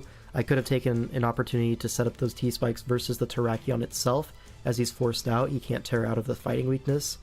I feel like having Sneasler HP would have been a massive difference maker, especially because the Torn is Terra Ghost, and it was poisoned at the time. Right? Yeah, if you had like even if you had Sneasler late game to threaten like CC, yeah, you might like, be forced to Terra, and then he's taking over too. The rocks, like it's not Boots Torn, it's Life Orb, so Sneasler would have been such a big piece in this endgame, and I think just revealing the quick attack there, I wasn't expecting it, and that was like the main catalyst turn. So unlucky, but what are you gonna do? My opponent played well, he deserved to win. Yeah. Anyways, so that brings the series to 4-3, and now we have Faye, which is gonna be Cyber. Yep, Faye goes versus Big Chungus IRL. Is that his Smogon name too? Yeah, it is. kind of goat, kind of aura. Pretty good game from a spectator POV. Yeah, I think it was like one of the nicer games of the week. And I might just be biased on that, but I think it was a good game. Oh no, that was definitely a well played game on both ends. Anyways, this team, I really like this team. Keldeo in particular, I've been pretty high on recently. And this is a team that like really fits Keldeo well, I think.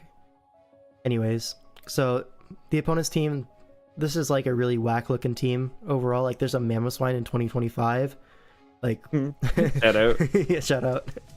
Then Mesprit is like not really too great these days. Like it was highly considered earlier in the gen. English is good, but I think it does get stat checked a little bit. Yeah, it does.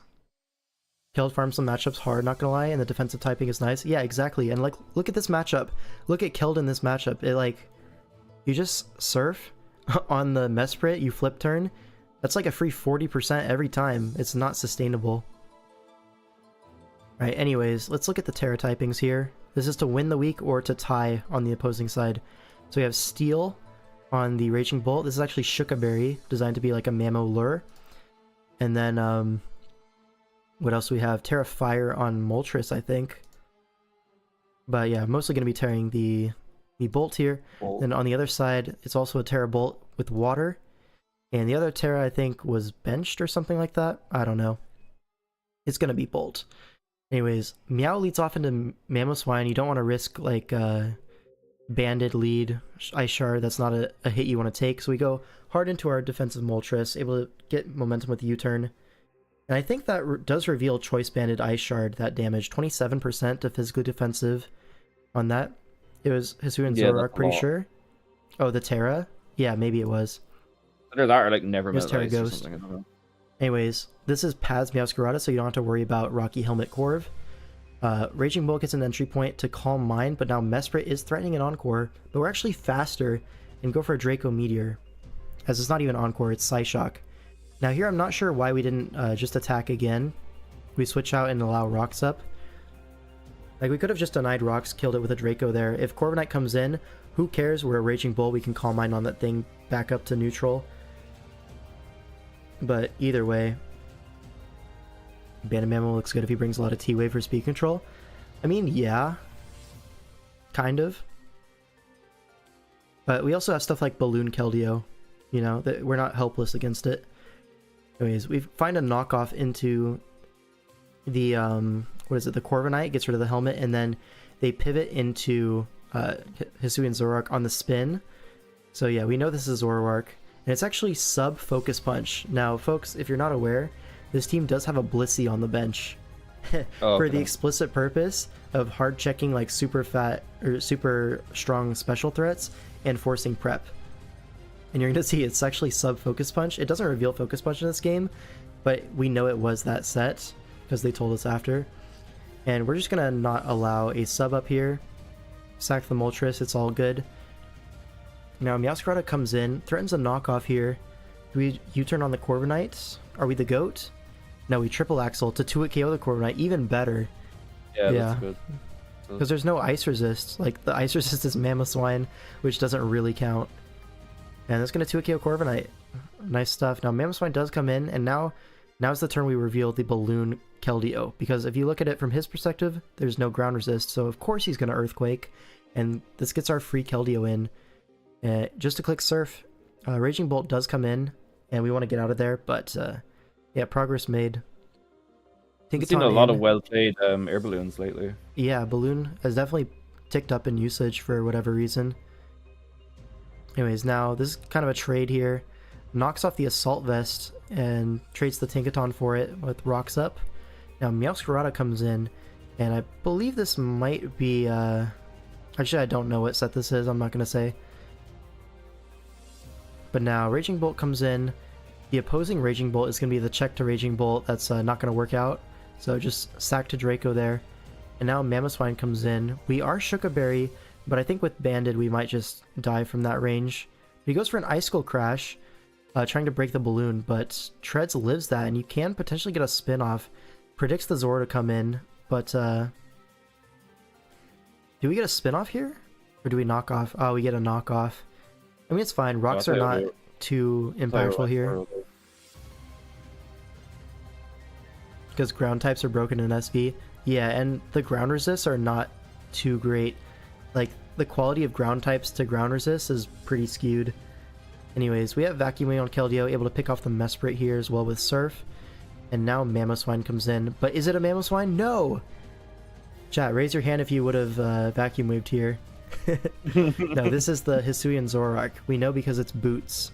And at 51%, the Mamoswine was a little bit healthier than that. But yeah, my teammate does see that correctly. Surfs the Zoroark and now Vacuum Waves the Mamoswine. Vacuum Waves the Meowscarada. We are modest. Is there any reason to not surfing there? Huh? Is there a reason to not surf the Mamoswine there? I guess you. Well, it always kills because we're modest.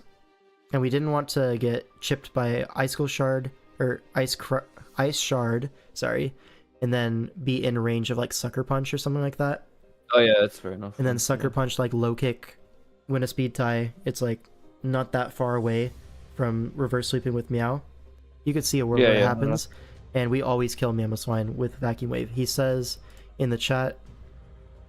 Oh, actually, the replay was saved before he was chatting, but he said in the chat when it was live that Vacuum Wave on Mamo was a throw because he could have lived, but we're actually modest. He didn't know that.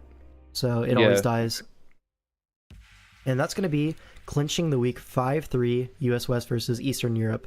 Shout out to my team, carried me when I lost. W. I got 3 more series to go. We have Canada versus Austria. Let me just go ahead and close a bunch of replays on my tabs. God, yeah. Alright, and now we have your dunk, my goat, yeah, Canada time, Yippee, versus Drake and Kuhl. I think I'm saying that somewhat correctly, but whatever, man. And this is Team Austria, right? So Austria US West plays in week 1. We won that series 5-3, and now Canada is playing them. US West and Canada are like the clear favorites to make it out of the groups, so if Austria is able to upset this, they could potentially make playoffs ahead of Team Canada. So they're really playing for a spot in the playoffs here, but Canada's not going to let them do that easily, you know? It's a great team. Anyways. Yeah, definitely one of the stronger teams. Yeah, Yurdunk here with a Terra Hydrapple. That's his like propaganda that he's trying to spread here. The Terra Hydrapple is the GOAT. I think Hydrapple is very cheaply priced in these Smogon tiers. It should definitely be a little bit more expensive for what it provides to a team. But that being said, it is kind of a Terra Hog for a 9-point Mon. But I mean, the performances do kind of back it up. Right. Like, I'm pretty sure a Terra Hydrapple, in terms of the value you actually get to a team, it's probably more than most Pokemon at like 16-point Terra. Am I wrong in saying that? Yeah, I could agree with that, yeah. I could see it. Maybe not 16, but like 15? Yet, but... 15 around there. Because I think like Terra Urshifu Rapid is a little bit better, and that's 16. Yeah, but anyways, Hydrapple versus Quaquaval lead, Terra Water immediately covering the Ice Spinner. But now what? Landers is going to have to switch in, but Landers doesn't beat this at all. Fickle Beam does 33, and like you're threatening a Terra Blast potentially, or another Fickle Beam. You can even Nasty Plot on this, which he does do. I mean, not sure about 16 points, but watch this replay, man. Okay, he gets encored into Nasty Plot. Maybe bad timing for me to say that, but Hydrapple puts in a ton of work in this game. Right, U-turns on the Jirachi, Landers comes in, but rocks are going to be traded here. Is this Shuka Berry on Jirachi? Maybe that's why he stayed in. Anyways, now the other Jirachi is the one forced in. On a Body Slam. Does not get the para, but goes for it again, and this time does get the para. So if this is a slower Jirachi, maybe not outspeeding the Hydrapple with the Encore, maybe that does open up a Nasty Plot angle here. Anyways, Jirachi in versus Lando. Now Hydrapple does come in, and Earthquake is going to do 31%. Not a whole lot. That's like very regenable. Yeah. And now what? Serena comes in, but Fickle Beam, he's going all out for the attack. He's going all out, yep. And now Rocky Helmet Overquill is able to kind of put this Serena in jail. And now, where's the check to Hydrapple? You don't really have one, as a spike can go up, and this Serena revealed no boots, so it's dead to hazards. And all of a sudden, this Terra Water Hydrapple is looking like it kind of walls the entire team, no? Anyways, this Iron Moth comes in, Sludge Wave for 55% on Feraligatr. That actually reveals specs because this is Assault Vest on Feraligatr. But anyways, switches out of the Aqua Jet, pretty reasonable. Now Quaquaval comes in, another Aqua Jet, just for a little bit of chip, you know? And close combat, gonna get the KO. And this might be Scarf Quaquaval. Judging from the fact that it is Terra fighting, I don't think I went over the Terra typings on this, but Water Hydrapple fighting Quaquaval, and then I think the Iron Moth was also Terra Fire. But anyways, judging from Terra fighting and the turn 1 flip turn, leading off with it, you put the dots together, this is probably Scarf Quaquaval. Your dunk goes into Greninja, and chat, does he know? Oh, please no. It's actually Scarf Greninja, so he's one step ahead. Good. Oh, holy cow, this is still going. Yep. You lost, right? If it wasn't Scarf Gren, yeah, he actually got turbo smoked by CC. It kills everything. But, of course, he has the Scarf for that reason. Anyways, now we see Jirachis jerking each other off a little bit. Oh, it's Terra Hacks and Terra Quack, so this is actually a raw Iron Moth. Okay. Now a Healing Wish comes out, and now what? The Terrapico, so the Healing Wish is still in the air. Probably going to go into the Hydrapple when it comes in next, but now Calm Mind as the U-turn breaks the shell. Okay. Weavile comes in, takes Hazard, so probably Choice Banded here. Yeah, that was definitely expanded. And from this damage, definitely Choice Banded. Oh my god. But now a Spin comes out, and this thing is threatening to sweep. If this Weavile dies to Hazard, which it looks like it might... No, it doesn't. It lives on 1. So, is able to lock into the Ice Shard. It actually goes for a Fake Out. He clicked what? With Choice Banded Weavile? Okay, what? Oh, no, no, no. So you could have just Nasty Plotted there, but I guess he didn't want to risk the Jirachi coming in, being faster after the Para and Encoring. But oh my god, 98%. Able to take the Energy Ball from full, knock it out, and then you're able to just regen up a little bit versus this Lando. Probably gonna see Rocks go up, but no, it goes for an Earthquake. Maybe Rocks up would have been nice to prevent the regen recovery being so much. But I think Gren probably had it either way with Dark Pulse. Goes for an Ice Beam here. Just I guess Dark Pulse doesn't guarantee KO Lando yet, but I think after Rocks now it probably does. And even then, I think Hydrapple lives Earthquake here. No big deal. Yeah, even with the lefties, yeah, definitely. We Fickle Beam once, and then Jirachi is not going to be able to 1v1 this Greninja. Right? Especially not at 28%. Doesn't even 1v1 the Hydrapple. Lives, like, yeah, and that's going to be it.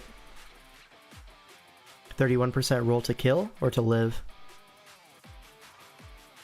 You still won with Scarf Gren though? Yeah, Gren won this game, like, most likely. 31% to kill, okay. So Yurik was favored in that. SC is just Hydrapple and friends, that's all it is. Men only want one thing, and it's disgusting. It's Hydrapple. So, anyways, Canada's up 1-0. And yeah, honestly, I'm gonna turn on the light, it's getting dark. Let there be light. Alright. And now again with these like really old looking teams, like this is this Astoria team. Amoongus, like I'm pretty sure I saw this in like 2023 summer seasonal. Like this is exactly the kind of thing that people were drafting at the time. So many Abomasnows. Yeah, Abomasnow had like a really strong DCL performance in terms of like killing things. That's an OU team? Kind of, yeah. But it's also like, you would see this in draft as well, the Rotom Wash, the Ting-Lu with the Amoongus, like, and then pair it with a Val, yeah. And the Goldango, the Ting-Lu, yeah, it all makes sense. I'm not saying it's a bad team, it's just, it definitely looks like a 2023 build. Yeah, no shade. But anyways, we look at this, it's Terra Steel on both of these guys, and then on the other side, it's going to be Terra Psychic on the Quaquaval, looks like. Is Ogerpon going to lead off into the Goldango? Terra Steel immediately with Scarf Make It Rain. So he's identified the steel resists are not that great, but we're going to get knocked off on our Scarf immediately, and that's not what you wanted to see. Yeah, that's not great or something. You know, Ivy Cudgel's doing a big amount of chip, but eject button. All good. And now Quaquaval comes in, and we catch the Cinderace with the Scarf Quaquaval. Nice. Shout out to that. I don't think that's the only one this week too. I think there's another one coming up, if I remember correctly. Pretty sure you've seen that team on the other side of a Blundervid. Oh. Yeah. Alright. Hydro Pump sacks off the Ogerpon. Now Abomasnow, the goat, comes in. Like, this is why Abomasnow's good. Look at its offensive stabs here. Yeah, it's pretty strong. Like, it's just Goldango, but you get the Veil up, and now Lando comes in. Even Terra, it's not quite a 2-hit KO. Now Rotom Wash in on the rocks, okay. We see a U-turn? No, we see a Swords Dance. As Hydro Pump misses, okay. Now what? SD U-turn? SD U-turn, interesting. I Okay. raised my attack just to get out of there. Misses another pump. That one didn't matter. That was doing 2%. Volts for 6. Yep, shout out. So this is Light Clay Abomasnow. So Light Clay, this might mean there's a setup threat in the back, right? Scarf Quaquavel, but maybe Nasty Plot Darkrai, maybe Nasty Plot Pecharunt. Something to take advantage of these screens, right? Landers comes in on the Ting Lu. Abomasnow is going to be so hard for them to kill, I'm not gonna lie. Yeah. I mean, rocks are up now, so it's taking rocks, at least. But yeah. Amoonguss comes in on the Quaquavel, but U-turn comes out into Abomasnow. I think those screens are going right back up. Goldango in with the Terra Steel, make it rain. Is going to threaten this Abomasnow out, but Landorus, does it live the next one? We saw it do around this. Yeah, it lived. Yep. Goat. This is Slick Panther, yes, in the call. What up, what up? SD's on the swap, Goat, and then gets Big Chip on the road and puts it in Rock's range. We know it's not Boots, it's Rocky Helmet, so yeah, Darkrai comes in, goes for an Ice Beam. It is Boots Darkrai, so probably Nasty Plot, if I had to guess. We see a Nasty Plot here on the Ting Lu, makes sense.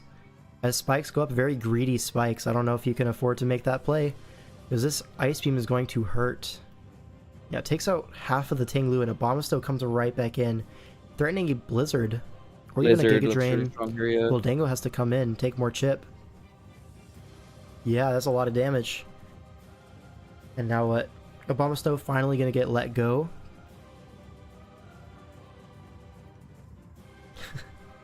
Yo, Nick, I don't think you can say that word. Oh my god, what? What is in my chat? Anyways, Ting Lu is going to go down to the combination of Dark Pulse and Ice Beam. Slick gets it. You want to explain or not? I don't think I can say it on stream. I get it, bro. I get it. Now, can Val finish this one out? Because Pecharunt, it is Boots. Do we see a Malignant Chain here? We do, and it knocks out the Valiant. Okay. Now, Goldango is not going to get it done versus Scarf Quaquavel. Even a Recover, right? You're always going to be in range of CC from Quaquavel. Not going to be a big deal. Maybe from full you can live. Maybe if it's bulky, but it's Scarf. So I highly doubt it. Demonetized? No, no, no. No, no, no. You can't be demonetized if you were never monetized in the first place. Hey, yo. It rolls. Swag. Then I think, if I remember correctly, he gets like Spadef dropped and never parried. And yeah, he's fishing for this. Yeah, if he did get parried at some point, was it? Those looks pretty tough for Cleo to win. No, Spadef drop into Spadef drop into freaking die. They never like just get crippled. Like, okay. L5 showed off a very incentive nickname earlier. He's already cooked. I don't think that's what incentive means, but you do you, buddy. We'll go with that. Yeah. Alright. Wi-Fi draft is where the money's at. Hey. You know, maybe I'll be rich soon. We did hit the like goal for me to play a Wi-Fi league. Remember earlier in the stream? Oh, was it time? Be that time. It might be time. I don't own a Switch though. So anyways, insensitive. Yeah, that's the word you were looking for sure. Msua felt a need to fill DLWC's racism quota. Autocorrect. Unlucky. Anyways, now we have Ryan and Ditto versus Mango Steak.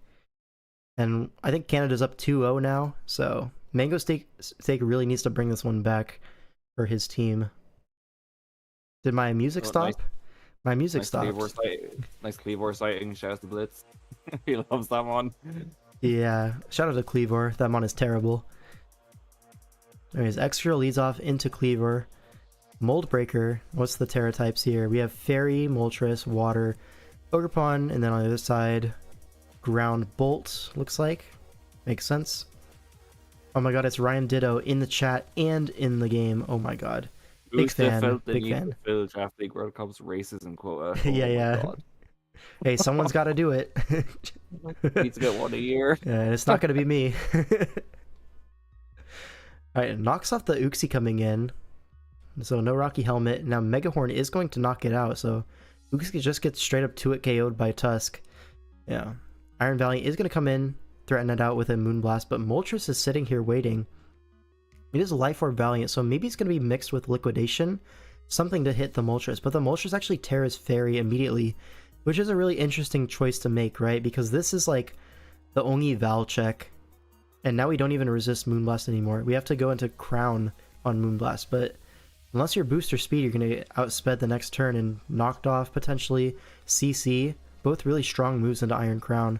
So I don't really agree with this Terra. Samurott can get up spikes and try to Crown that way as well. Anyways. Wait, hold on. Didn't Excadrill switch in on a Moltres? Yeah, Excadrill switched in on a Moltres. This is an insane play. Okay. How did he know it was going to be a Fairy type? That might be the most insane play. And why did it stay in? Work? Why did he U-turn? What was U-turn accomplishing there? Surely you flamethrower? Fire move.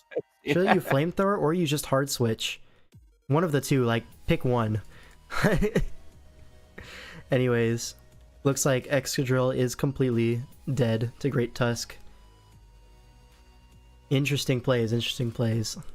But now, it is going to be Iron Crown on the Moonblast, like I said, but it's booster special attack. Oh, so CC might just kill this. Looks like we're not confident in the roll or something. Maybe something like that. Raging Bolt is going to take on this Iron Crown, though. And with Terra Ground, takes a Focus Blast. And it's going to kill back, right? Terra Blast? Yeah. There's no ground resist because we Terra'd our Moltres. No yeah. There's no ground resist and there's no fairy resist yet. Alright.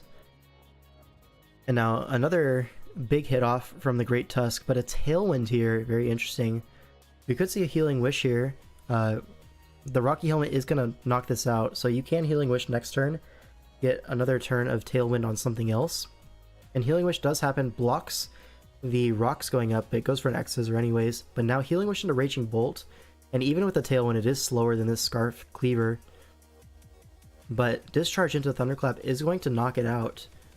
And yeah, so it is Terra Ground, so Ogerpon is going to force it out. I don't know why we Encored here. Definitely could have just attacked, right, with an Ivy. Yeah, like is good there. Do we really mind taking a Thunderclap worst case scenario? I don't think so.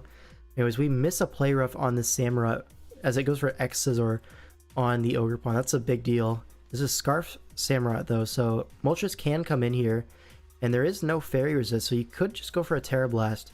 But here, low-key a 50-50, right? Because if you Thunderclap here, all of a sudden Moltres is in range of X-Scissor, and X-Scissor sweeps.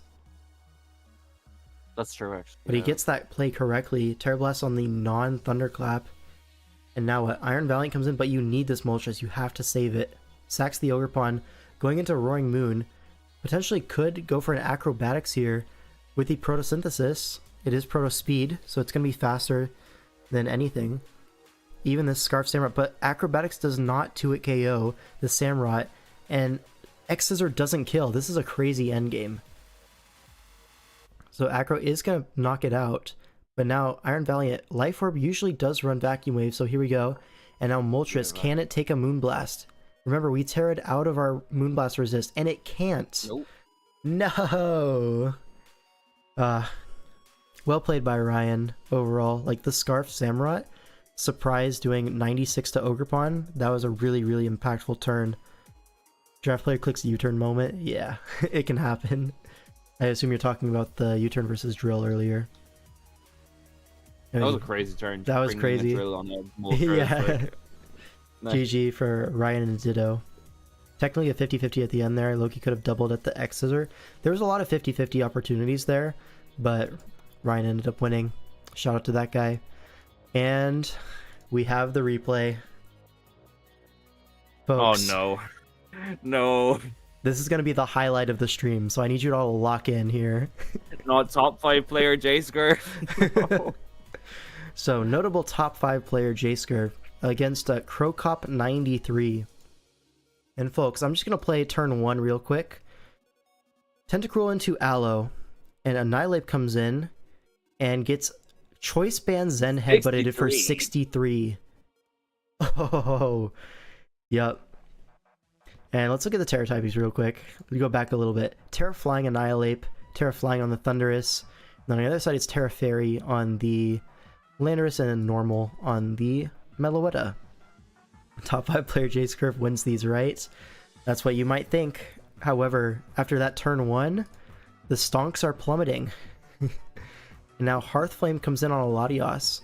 And I don't know if this is a speed tie or not, but he does not win any speed ties and gets 2-hit KO'd by Play Rough into Power Whip, I think?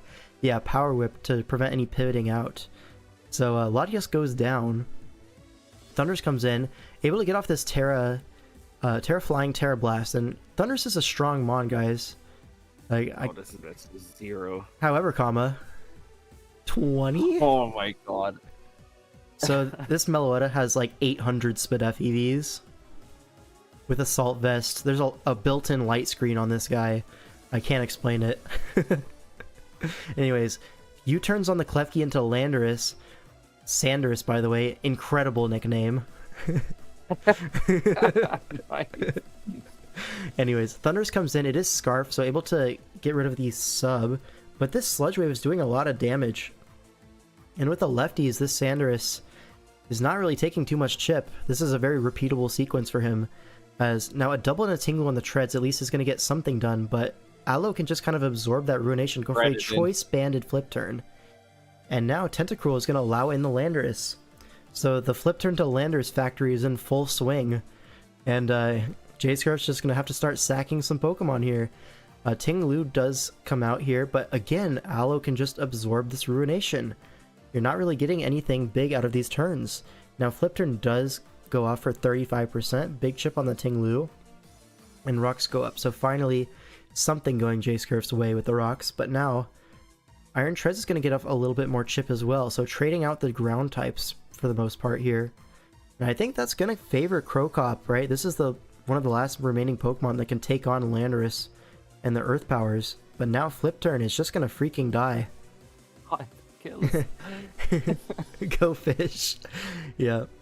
And now Landorus comes in and able to take this Terra Blast from full. Sludge Wave, knock out the Thundurus, and folks, this is a wrap. Klefty's going to come in, able to take an Earth Power, which is crazy, by the way. Flash Cannon's this down, but yeah, Hearthflame can win. A bunch of different things can just win here. Goes for a Reflect, but not going to save you from the GOAT Meloetta, the greatest Annihilate counter of all time. And of course it is going to go into it right here, and just go for a Psyshock, and that's going to be the game. Shout out to J-Scurf, but also shout out to Choice Banded alomomomola. Just the flip turn factory, getting that Landorus in over and over and over again. Yeah, no more wishes. Yep, CB Aloe. It's the way to go. And don't tell Scurf, but we were kind of love watching Mango Steak here. Oh, even his teammates were rooting against him. Oh no. Poor dude. So anyways, Austria finally gets one on the board. It's a 3-1 for Canada though, so job's not finished. Alright, so we see a Cleaver. Guys, why are we drafting Cleaver? Oh Why? Oh. Yo, what is it? Yeah, what's with the Cleavers and the Feraligators this tour? Like, right? So many Some weird mons getting drafted. Anyway, I got added. Is it my turn to pick in the Orash draft? Oh, it is. And the guy I wanted made it back. Let's go. Stuff. Anguini's next at him. Alright. And nothing I wanted got sniped so far. Pretty epic. Who added me in general? Now that I'm looking at my Discord.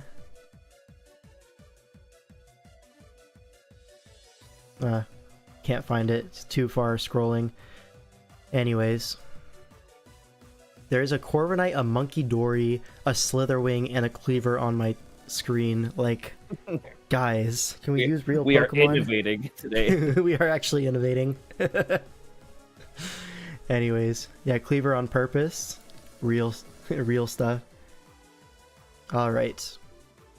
Well, let's see. To be fair, he doesn't have a rock resist. Yeah, I mean, Cleaver looks good here, but also that might be because there's a Monkey Dory on the other team, you know? Yeah.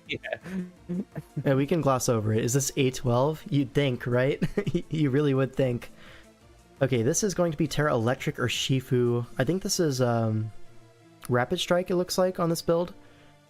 Pretty common pairing with Meowscarada. And then Terra Moltres as well. There are a lot of random Slitherwings too. He played a Slither week 1 and week 2. Yeah, people be drafting it. Excuse me. Anyways, on the other side, Terra Fairy Corv and Terra Water on the Raging Bolt. Alright, Cleaver leads off into Monkey Dory. So, yeah, shout out to both of these Pokemon. We see a Psychic Noise and a Stone Axe. Cool, man. And good night, Cleaver. That's awesome. Yeah. Okay, anyways.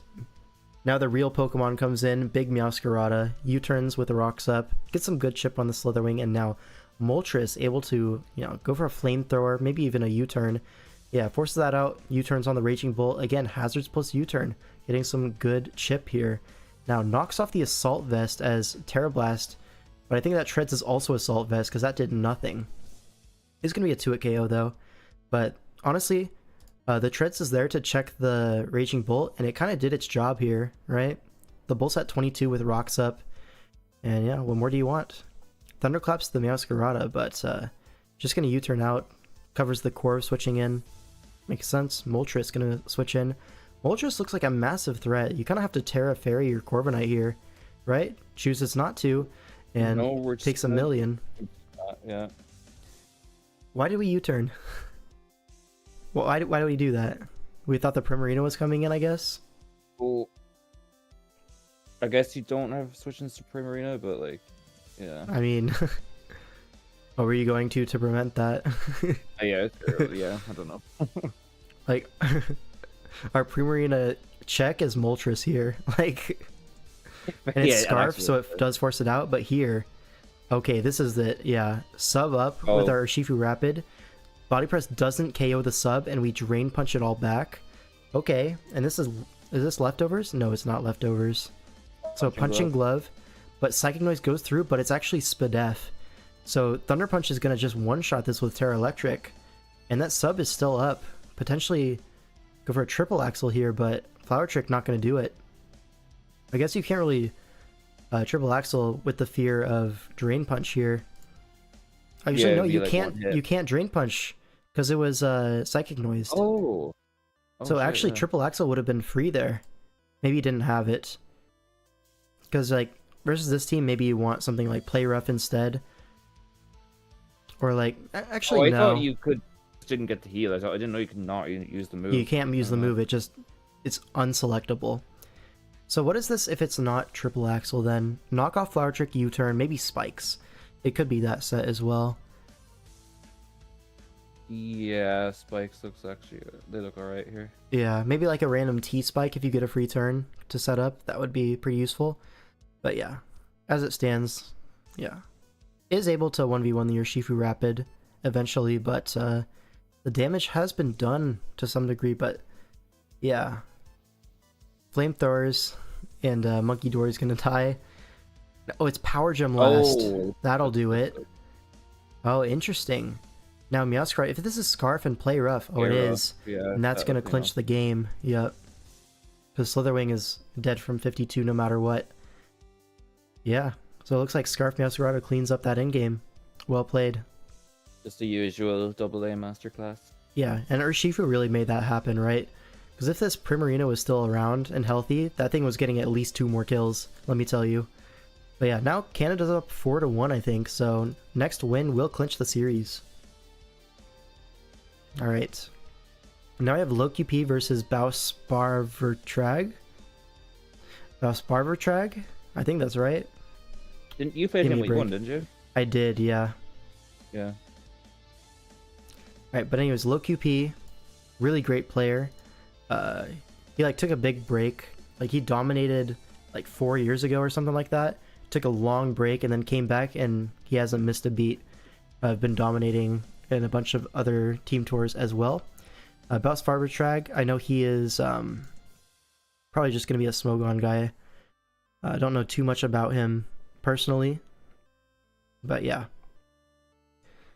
Anyways, we see a Terra Grass on the Heatran, Terra Fairy on the Urshifu Single Strike, and then on the other side is Terra Fighting on the Screamtail, and then Terra Electric on the Hydreigon. So Terra Screamtail getting some action, you'll have to see it.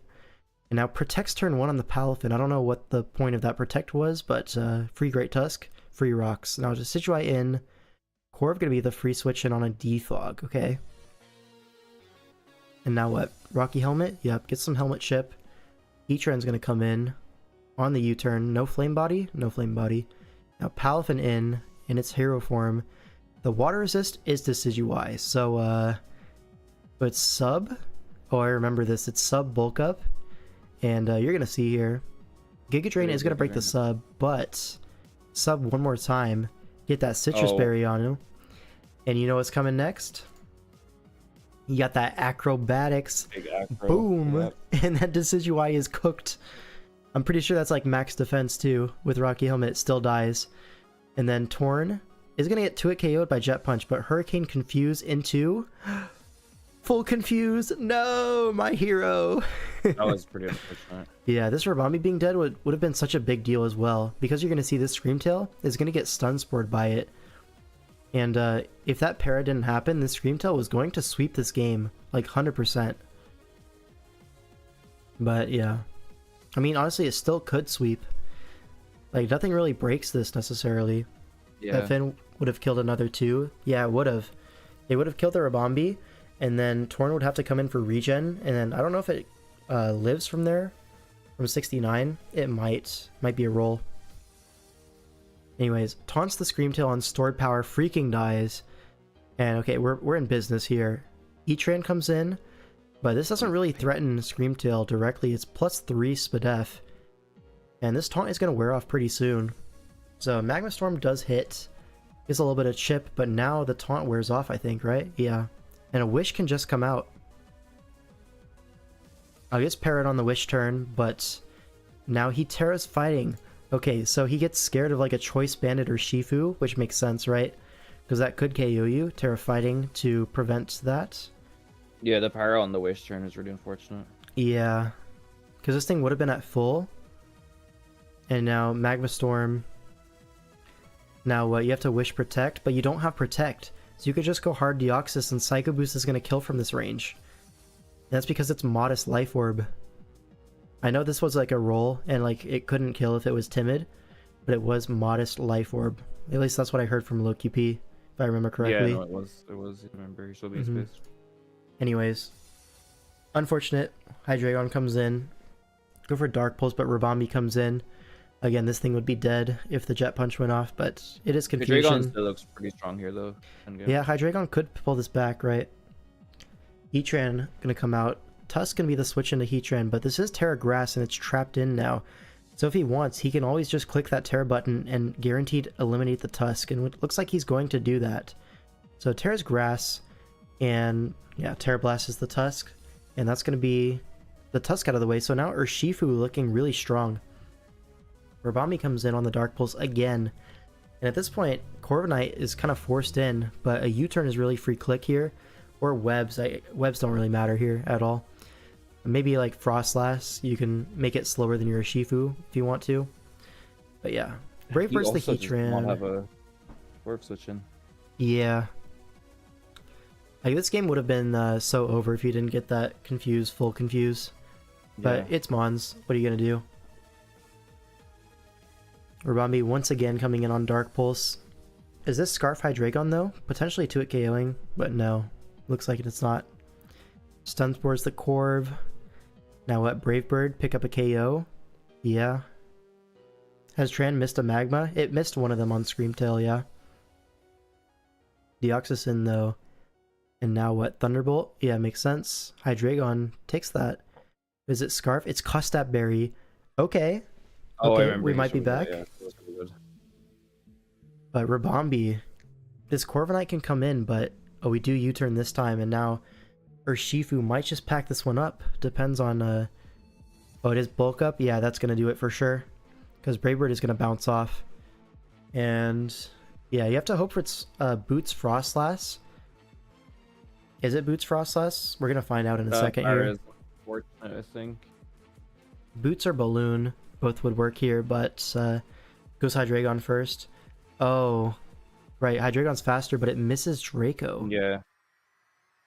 Would Rabombi have cleaned that up? No, Frostlass lives. No, Oh, this was a Frostlass robbery. Yeah.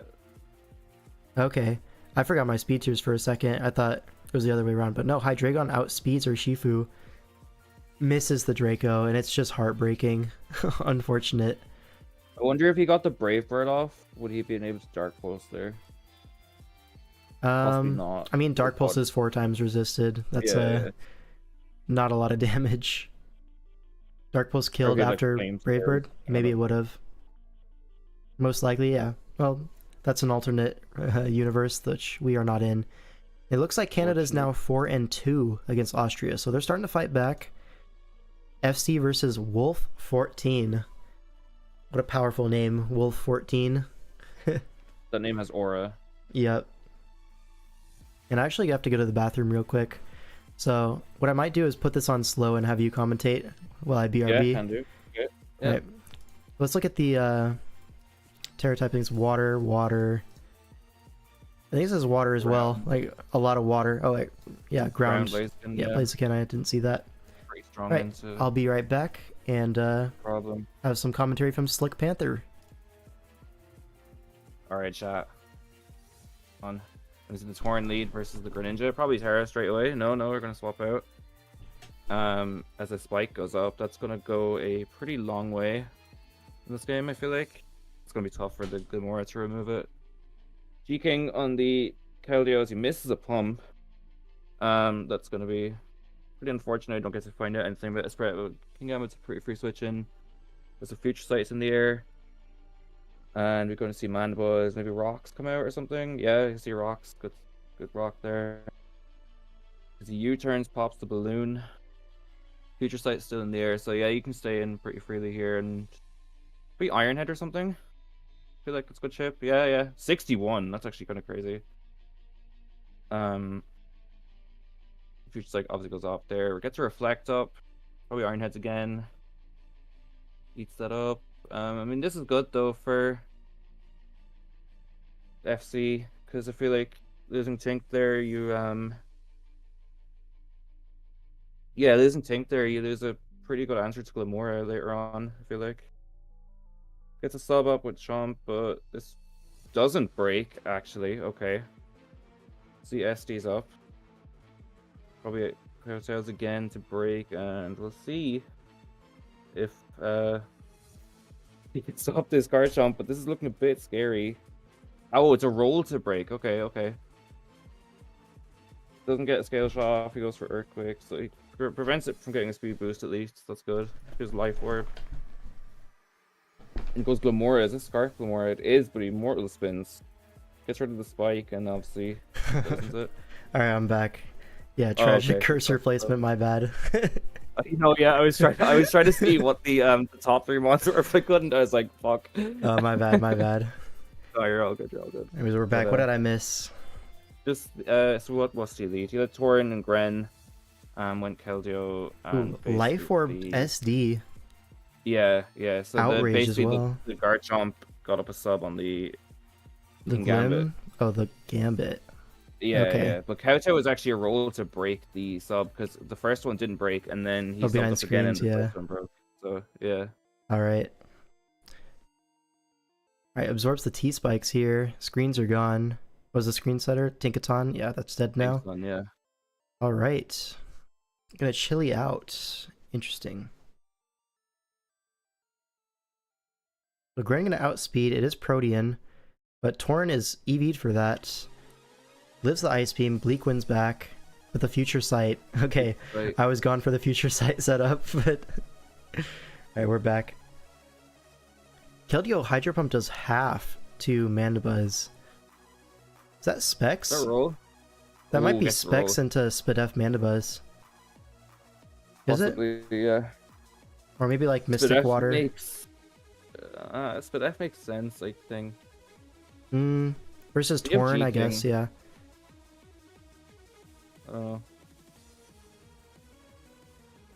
See how much this one does. We say is it? Oh yeah, that's specs Oh, for it's- sure. Yeah.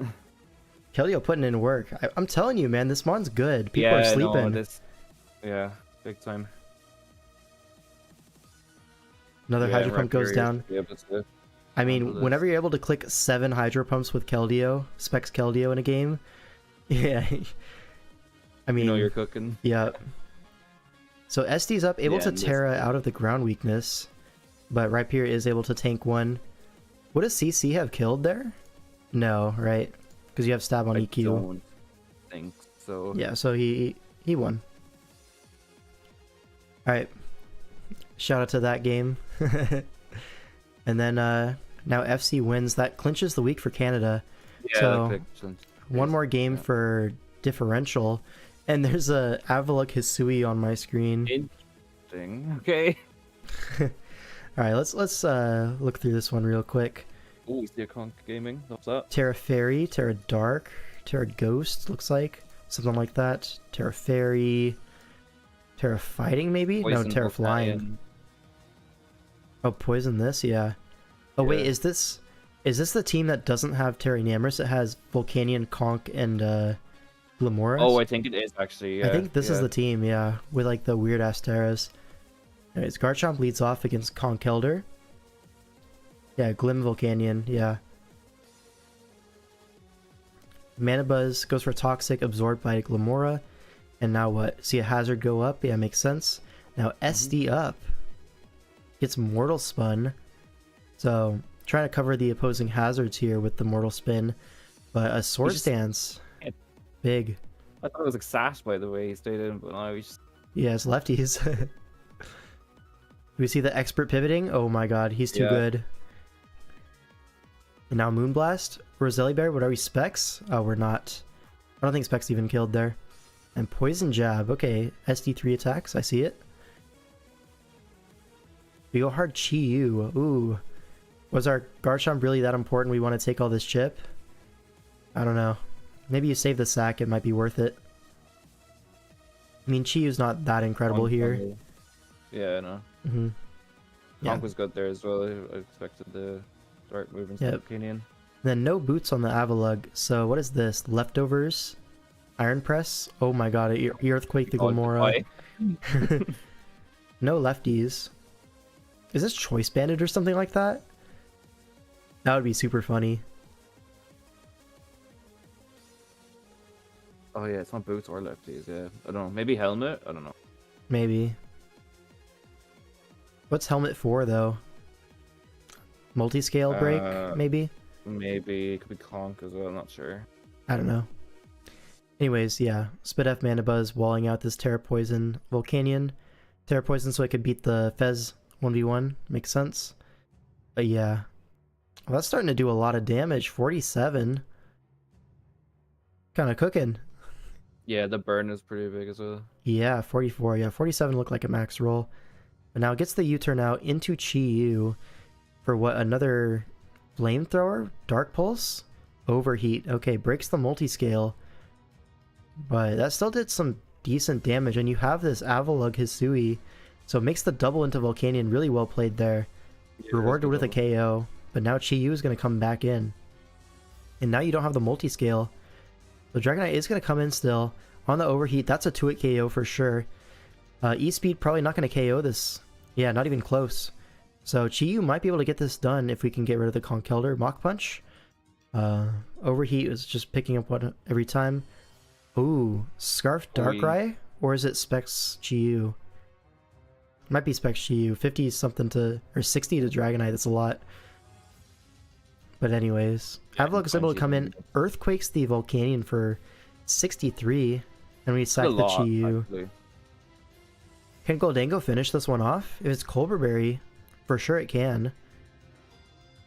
See a Shadow Ball into AV Conk. Shadow Ball again. Do we see Colbur knock? No, we see Earthquake going around the Colbur. Alright, and then Avalug's going to come in. Takes nothing, and Threads an Earthquake here for a KO. Yep, that's one. I feel like you might be right. I think this is banded. Yeah, it looks like it. Earthquake did a lot to Volcanion. And Just 63. I don't know if that's banded or if it's just like offensive. Or it could be, yeah, I guess. Oh, the flinch. No. I mean, Conk won anyways at the end there. Unless he was outsped by it. Because I don't think Mock kills from 8. NASCAR Avalog. Alright, so Canada ends up winning 5-3. Yeah. So Siefmon able to salvage from diff. But I think Austria at this point is mathematically eliminated from the tournament. So, unlucky. What are you going to do? We have 2 more series to go. Oh man, this is a long stream. we got this. Lock in. Yeah, I'm locked in. I'm locked in. This is a good series though. UK versus South. This was an awesome series. I'm happy to share this with you guys. Anyways, Professor Chipboard against Agency His Own. These are 2 pretty well-known players in the scene. Chipboard obviously having some really fantastic DCL performances recently, particularly in ORAS. So he's bringing his skills to SV here, but he's also bringing a Monkey Dory with him, so we'll have to see how that goes. He's got the big blood moon, though. He does have the big blood moon. We saw that blood moon go insane in an earlier game today. I think it was that Mind Gaming, his replay? Oh, yes, I do remember. I want to make sure I'm remembering that correctly. Was it Mind Gaming with the Ursaluna? No, it was a different one. It's somewhere in the VOD, but the beginning, yeah. What was it? Who used it? Oh, I don't remember. Eternal Spirit? Yeah, it was this one. Eternal Spirit. Yeah. I know Dak got me. Yeah, this was crazy. I'm just gonna... Okay, Blood Moons with a red card to one-shot Valiant. Then Yawns the Zarude, forces it out, and Earth powers the Iron Crown. This thing got a crazy stays on the Volt switch, KOs it. Bro, I'm so happy he ended up winning that game because he so deserved to. Yeah. Anyways, we see another Blood Moon here. And, yeah. Look at the game. So, it looks like Terra Fighting on the Monkey Dory and Terra Fairy on the Tornadus T. Then on the other side, probably Electric Bolts, and that's going to be it. Alright, Torn leads off into Meowscarada. Terra's immediately into Fairy. We really value that Draco immunity versus Raging Bolt. The Dark Resist versus Meow. All that stuff. The Fighting Resist versus Zapdos is a very good defensive typing in this matchup. Now, Luna does get a free turn in here to click Blood Moon. Uxie going to take that on the chin. The J. Ricky Citrus Berry. Let's go. But Hyper Voice is going to put it in range of the next Blood Moon. So we're going to have to switch into a Blood Moon here. Now that's going to be rough. Oh, it doesn't even go for it. Damage. Goes for a Hyper Voice instead. A Blood Moon would have brought this down to Torrent for sure. Flip turns out on the Monkey Dory switch. Meowscarada free switch in. U-turns, he's in the blender. In the vortex, as they say. Rocky Helmet, not going to save you. This is too much damage too quickly. Blood Moon's such a monster, man. I mean, I've seen some really good replays recently about it. When I used it on my own team in DCL1, I was not too impressed, but also I think that team in general had some flaws to it. It's definitely a solid Pokemon. It's just it's a ground type that doesn't have rocks and stuff. So, yeah, because you don't have rocks and you're lacking in roll compression, but it is a good Pokemon. Yeah. Like here, Rocks Jirachi kind of thing. It totally fits here. Yeah. Ooh, able to get off the synthesis here. Yeah, Primarina is in Torrent now, though. So next time it comes in, those Surfs are doing a little bit more. Yeah, U-turn's gonna knock this out. Now, Iron Treads. Interesting. Monkey Dory's gonna be the switch into Iron Treads. What? Why does it force it out? Why did that work? It's a speed tie, right? It is a speed tie. I guess he just respects the Focus Blast that much, and then he Scarf Zapdos. Assault Vest. What are we cooking here? That was the Raging Bolt switch in, the Primarina switch in. What? The Primarina switch, yeah. Alright, Primarina is gonna get sacked off here to Terra Blast, and yeah.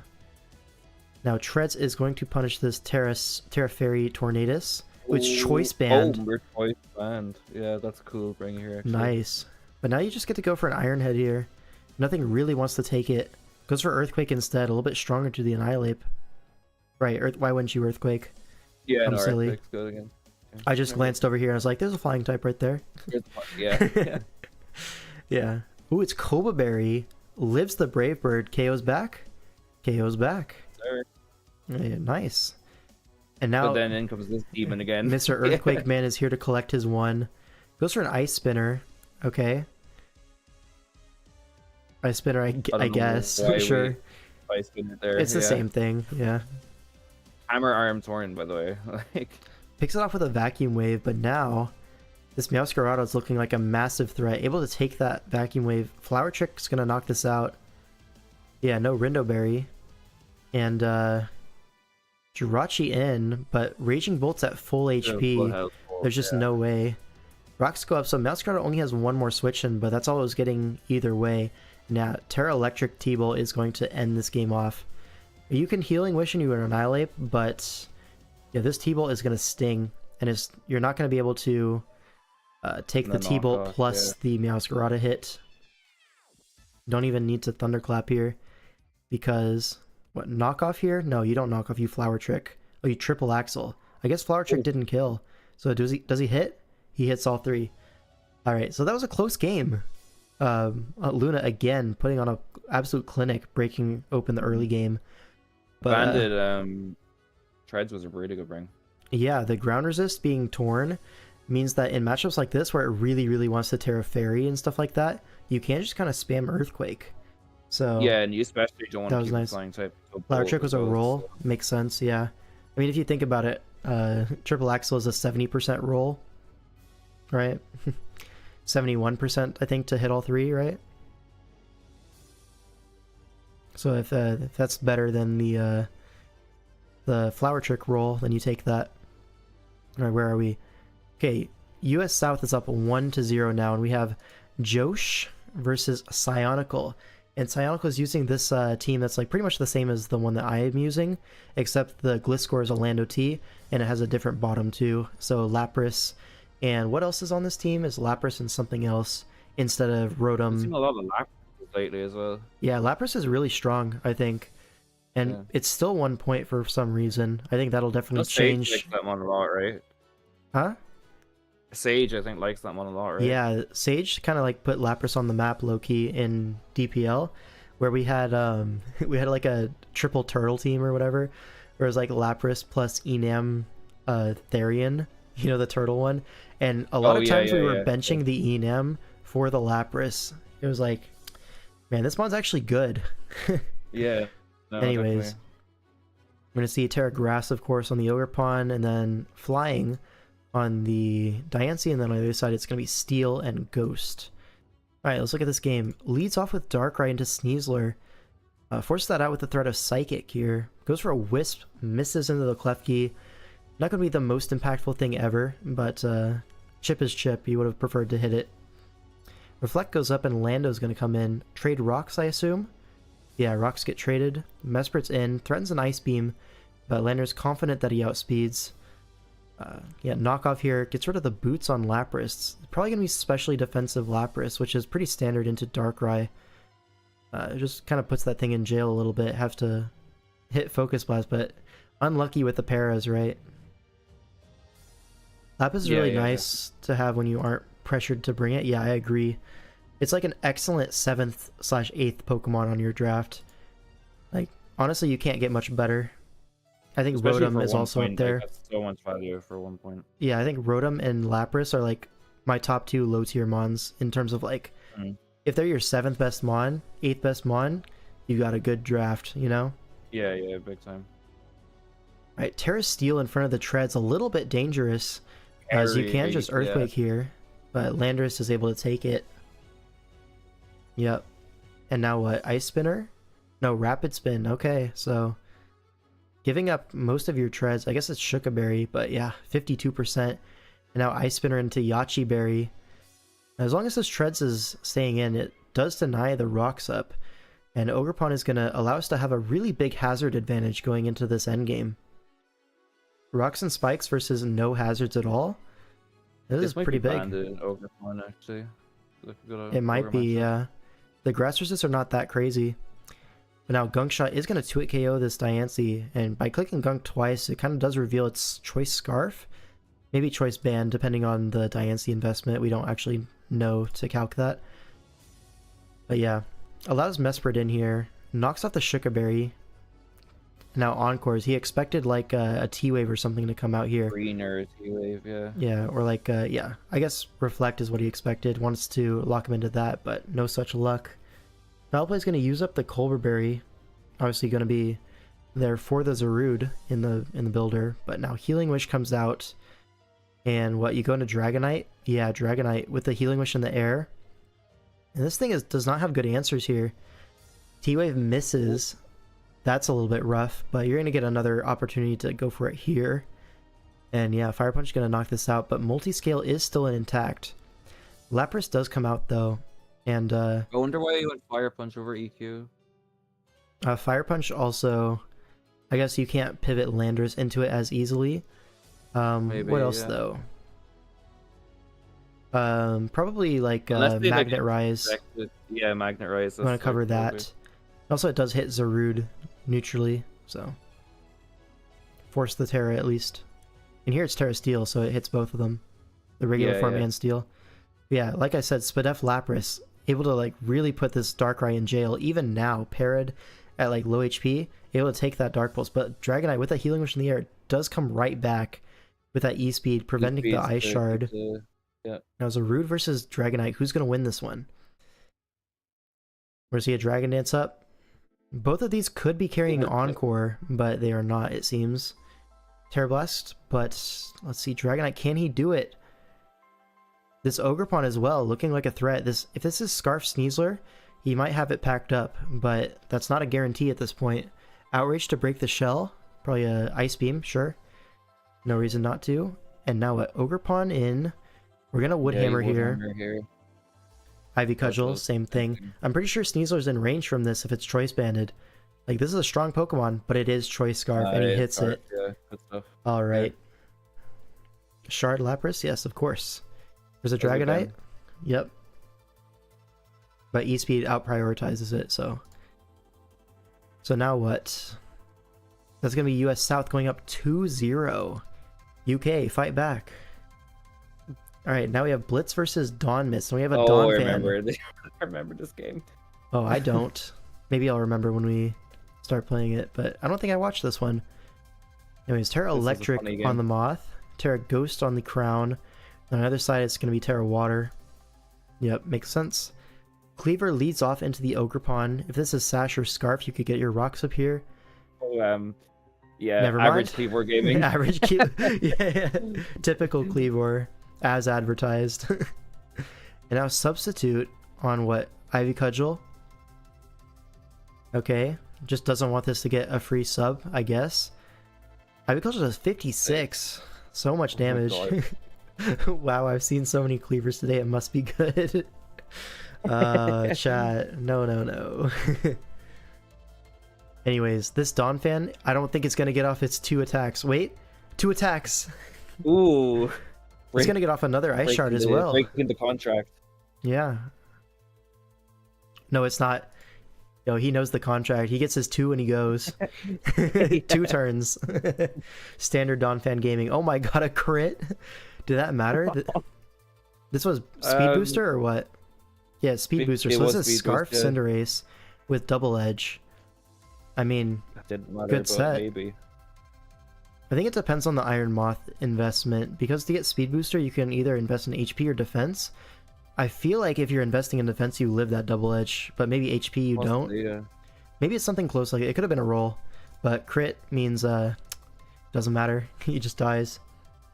Okay, Iron Crown comes in. It's locked into Double Edge. You are going to get a Calm Mind opportunity here. As Zapdos comes in. Oh, I do remember this game.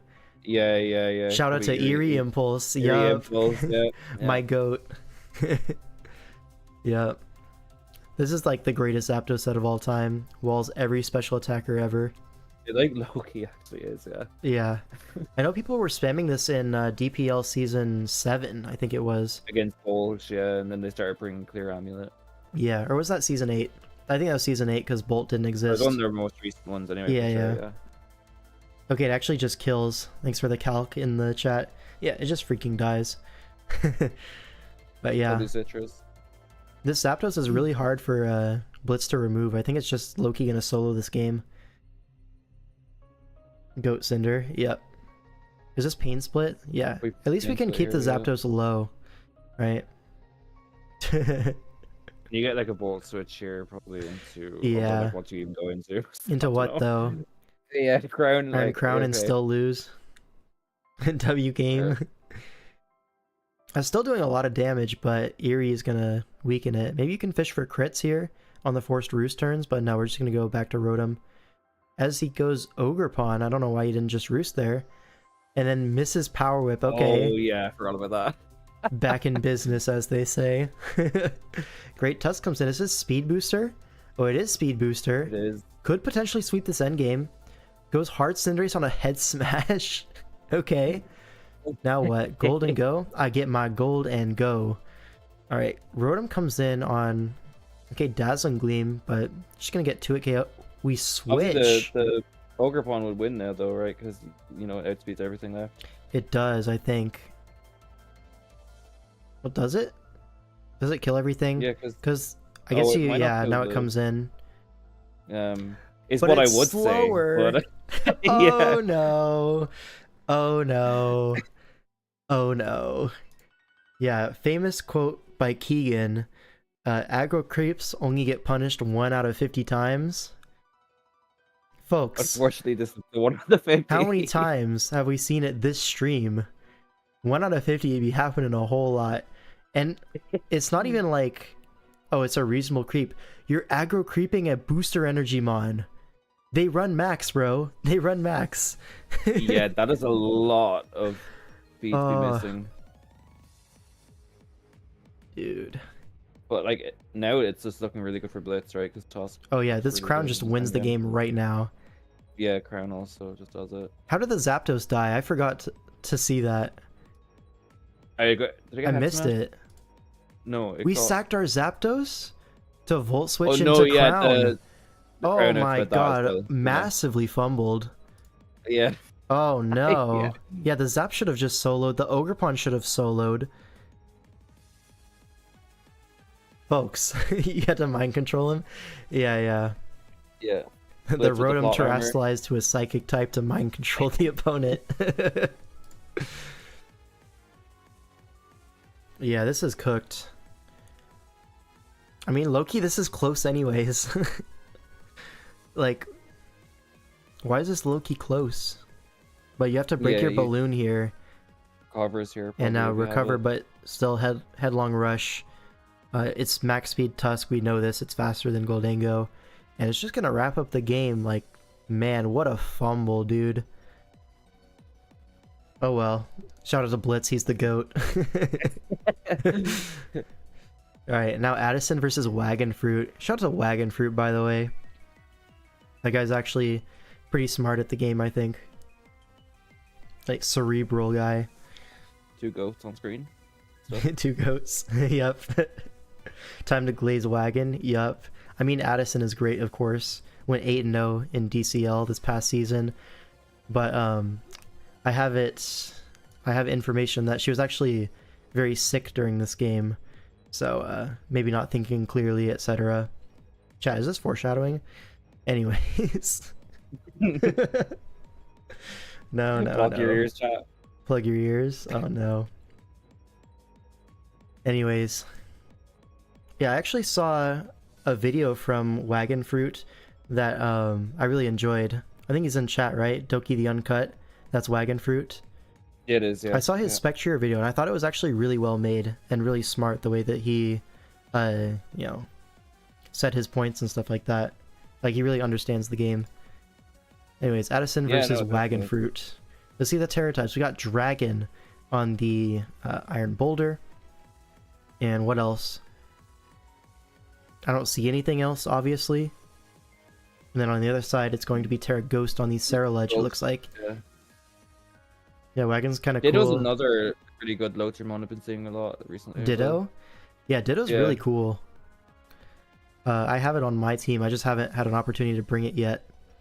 But I will be bringing it at some point in this tournament for sure. Spoilers. Not spoilers, right? But I mean, the mon's cool. I Yeah, just want to use it when I can. Yeah. I'm not gonna force it. Yeah. But okay, Rocks trade. Now Blastoise comes in on Heavy Slam. That does a lot of damage. This is offensive Blastoise. Yeah. Dark Pulse is for 20, so maybe not. Maybe not. Oh. Maybe it's Assault Vest Blastoise on the other side. But we banded Metagross. I feel like it could be, but it actually traded Rocks turn 1, so it can't. Wait. So Okay, never mind. yeah, I'm lying, chat. Never mind. Rapid spins away the hazards. Right, like Ditto giving removal to a team that already had a Blastoise, but you can use the Ditto instead. Use the other one instead. Yeah, kind of based. Anyways, what happened here? So Ceruledge comes in on the Metagross, but a double to Crocodile, really well played here. Catches that play perfectly, and now Meowscarada, you can't even Terra here, it's Terra Ghost. So knocks off the Meowscarada with a Life Orb Crocodile. What a strong mon. A little bit slow here, but it does threaten the Ceruledge really bigly. And now eject button to take advantage of the U-turn lock, because this is going to be... Oh, it's actually not choiced on the Meowscarada, but either way, you get a free turn for Kyurem. An Icicle Spear into Blastoise. But with the loaded dice, it is going to 2-hit KO, so yeah. I don't know why we protect here. Protect scouting the Custab. No, we scout the Custab because it's Addison, and she loves Custab. Yeah. I get it so much. I get it. And then Dragon Pulse, we're not even risking like a Scarf Blastoise randomly here, because we always have a Trick Room Slowking. You know, it's actually crazy though. What if you reset the Trick Room? Where's the G? Oh, true. Actually, yeah. No, you can't do that because they'll just Trick Room again, but it would be funny. Anyways, Blastoise is going to go down here, and 2 more turns of Trick Room. But here, we go Meowscarada, and what? We Sucker Punch? Threaten the Sucker Punch, double to Ceruledge. And is this... Okay, we get the Terra Ghost Terra Blast off here, but great pivot to Crocodile, right? Gets the Intim off. A big Earthquake, doesn't go for the knockoff. But an SD here gets the weak armor. Ooh, maybe it was Colbur Berry. That would make sense. I SD. wonder if that is Colbur. Yeah. And now Bitter Blade, but the Rocky Helmet. So you have to Terra Blast here, and this Ceruledge remains low HP. Now Iron Boulder is going to come in, use up its booster energy. This will be important for later, right? It's actually slower and takes a lot of damage, so not quite a KO, but damn close. And now Meowscarada comes in. Why did Meowscarada force this out? Sucker Punch, of course. Sucker, yeah, it would be. Alright, now Metagross is going to double out. Just goes for a U-turn, though. And Zapdos comes in on that, but now Crocodile is going to be the switch-in on T-Bolt, and now you get another Life Orb knockoff. Just kidding, it dies to Hurricane. Oh, I was kidding. No. But now Kyurem is in, dodges the Hurricane, and we see an Icicle Spear. This is loaded dice, I think, so this Zapdos is dead. Not exactly a great ice resist on the team remaining, so yeah. Meowscarada is going to come in. You protect to scout the Protean lock, and it is going to be knockoff, but Kyurem can live that. Go for a Scale Shot. Okay. Do we get 3 hits? 4 hits? We do get 4 hits. Cool. And yeah. So Kyurem is going to outspeed here. Go for what? A Icicle Spear? Have a charge change mid-battle. That's because they DC'd and reconnected. Anyways, but now Trick Room is going to end the game. Okay. So yeah. We can maybe stall a little bit with our own G-King, but no, it's not going to happen. It's doing too much, yeah.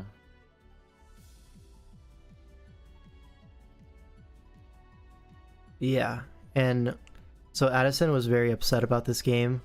Not because of this freeze or anything, but yeah, that obviously didn't matter. Or did it? I don't think so. Because you can always reset the Trick Room if you're the opposing Slowking, and then yeah. I wonder if that Metagross was boosting him, because that Heavy Slam did a lot to Blastoise. It might have been like Metal Coat or something like that. But Endure Custap here knocks this out, but now the Trick Room's over and Boulder's faster. Yep. Could have mattered if you misplay the end game, but assuming you play right, you're fine. Exactly. Like, you can always throw any game by just switching forever.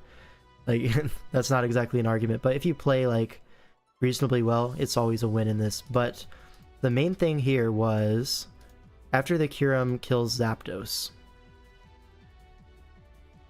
So here. So Addison's Garchomp is going to be Scale Shot. Right? It is Endure Custap. But in this situation, you need to go Garchomp and Scale Shot, and then at +1 you will sweep this game with Earthquakes. That was her out, true, and she yeah. didn't see it at the time. Probably just because she's sick and not thinking clearly, but unlucky way to go out, right? But anyways, that's going to be, what, 3-1 now for US South. Alright. And if UK loses this, they're out of the tournament. Like, almost guaranteed, I think. Yeah, it would be guaranteed. So, I mean, the UK really needs to win this series, and they're down 3-1. Right? Yeah, 3-1. So, how's this gonna go? We have iPro versus Harris, and this is like pretty much a must-win game for iPro and his team. Let's go ahead and watch this one. He has a Terrazarud and a Valiant, so, you know, there's obviously a way he could win. Now the Terra types, we have Steel, we have Poison, we have Fire. Yep. Well, if it's a must-win, thankfully it's a Zarud. Yep. Alright, Valiant leads off in a Tusk, but Mr. iPro is not very experienced. He does not know that AV Heavy Slam exists. And we just sack our Valiant turn 1, which is a little bit rough, right? But it's not like you even needed the Great Tusk. Like, Great Tusk is not really here to take too many hits. It's here to take one big hit and kill something back, which it totally did here. Did its job. And able to save it for sack fodder as well. You have a Cresselia with a Rocky Helmet, max physical defense. Lando is not able to touch this at all, but it does give an entry point to Zarud.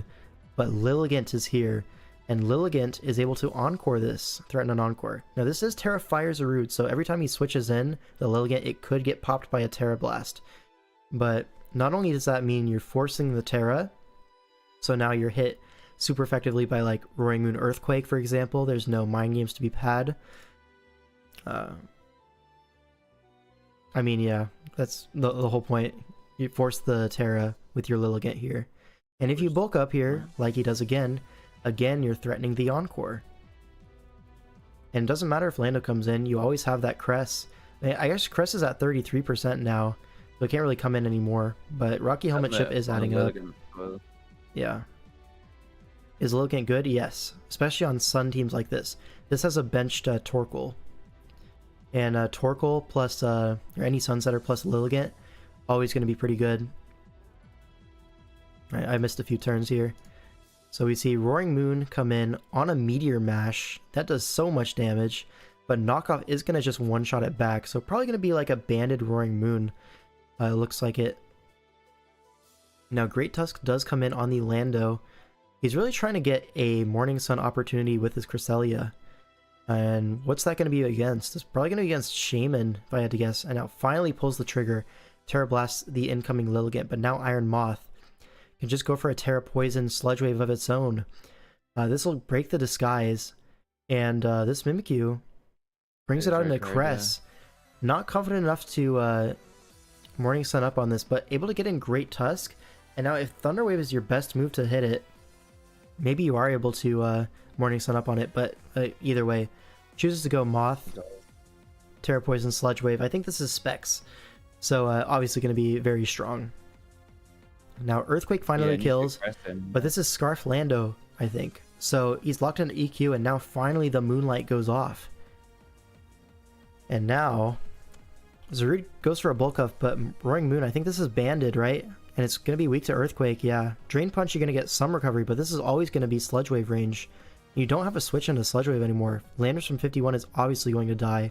That crit did not matter. That thing did 80% minimum at least. I think it probably did more, to be honest. I know this is like Max Spadef Zarud, but this is Specs Terra Poison Moth, like, bro.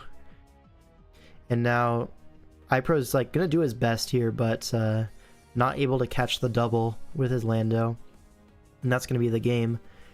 Shaman can like not really do too much, and this time Dazzling Gleams into the Iron Moth, and it's over. Sludge Wave twice. Yeah. Yeah. And so iPro Yeah, I think Harris loses. very well in the end game there. So iPro's now 0-2 in World Cup. His SV adventure is not going as he hoped. But yeah, Harris played this one really well overall. Like, using the Rocky Helmet Crest to put Landorus in range of Sludge Wave over the course of the game. The Encore Lilligant, great bring into Rudy, you know. And then Banded Roaring Moon, able to... You know, Banded Moon, Specs Moth, kind of recognize this Iroh team is pretty slow and weak to those really like stab typings. I really like the double helmet as well, Crest and Yeah. So, Crest and Lilligant. Helmet's such a good item. I've been preaching that for a long time. Anyways, US South is now up, what, 4-1? Is that 4-1? So, one more game. Yeah, one more. They one more clinch game the and they're week, out. and they have 3 chances to get it. Alright, let's see. Star Real versus, this is Hopeless. And for reference, this Hopeless guy, he actually won a regional for VGC. So, he obviously knows ball. He also plays draft, both singles and doubles. He's like, kind of does it all. And Star Real, I actually don't know too much about him. I think he's more of a Smogon guy, but someone correct me if I'm wrong. Harris Crest seems so ass and so decent at the same time. I mean, Crest is good. I think people should use it a little bit more often than they do. But, you know, I get the idea that it's a little bit passive. You don't want to allow setup on your opponent, but you have T-Wave. You know, you can set up screens with it. You can Lunar Dance it. You're not entirely passive. Not sure if Shaman was the bring into a Sun team. I mean, what are you gonna do? Who knows? Maybe the bench was worse. He probably wanted just the Healing Wish, right, from Scarf Shaman. Rand's player. So this guy plays Ranbats and he's an SPL. Alright, so I guess he knows ball. I think Terragress would have been really good, just hard to find the structure for it. Yeah, it's hard to justify Terragress over some of the other Terra options for the same price. Like, stuff like Rhyperior, for example, is on your screen. Stuff like Hawlucha. These Pokemon are, like, really, really potent with Terra. And they are also fine without Terra. So, like... Although I think Cress is the same way, right? You can function without Terra. It's also a great win condition with, like, Terra Poison. That's a set that can really catch people off guard. But anyways, back to the games. We got Terra Stellar on the Enam. Terra Flying on the Rhyperior. Oh, I think I remember this game. This was very funny. A Ghost on the Hawlucha. And what's the other Terra Pokemon? Could not tell you. Maybe it's Shocks. Maybe it's Shocks. Rillaboom leads off into the Rotom. And Enamorous is going to pivot in on this, but Woodhammer does a lot of damage. I don't know if you're aware. Huge chip. And now what? Gouging Fire in, but the U-turn. He's in his head. We benched Enam, you think? Oh, on Star Real's side?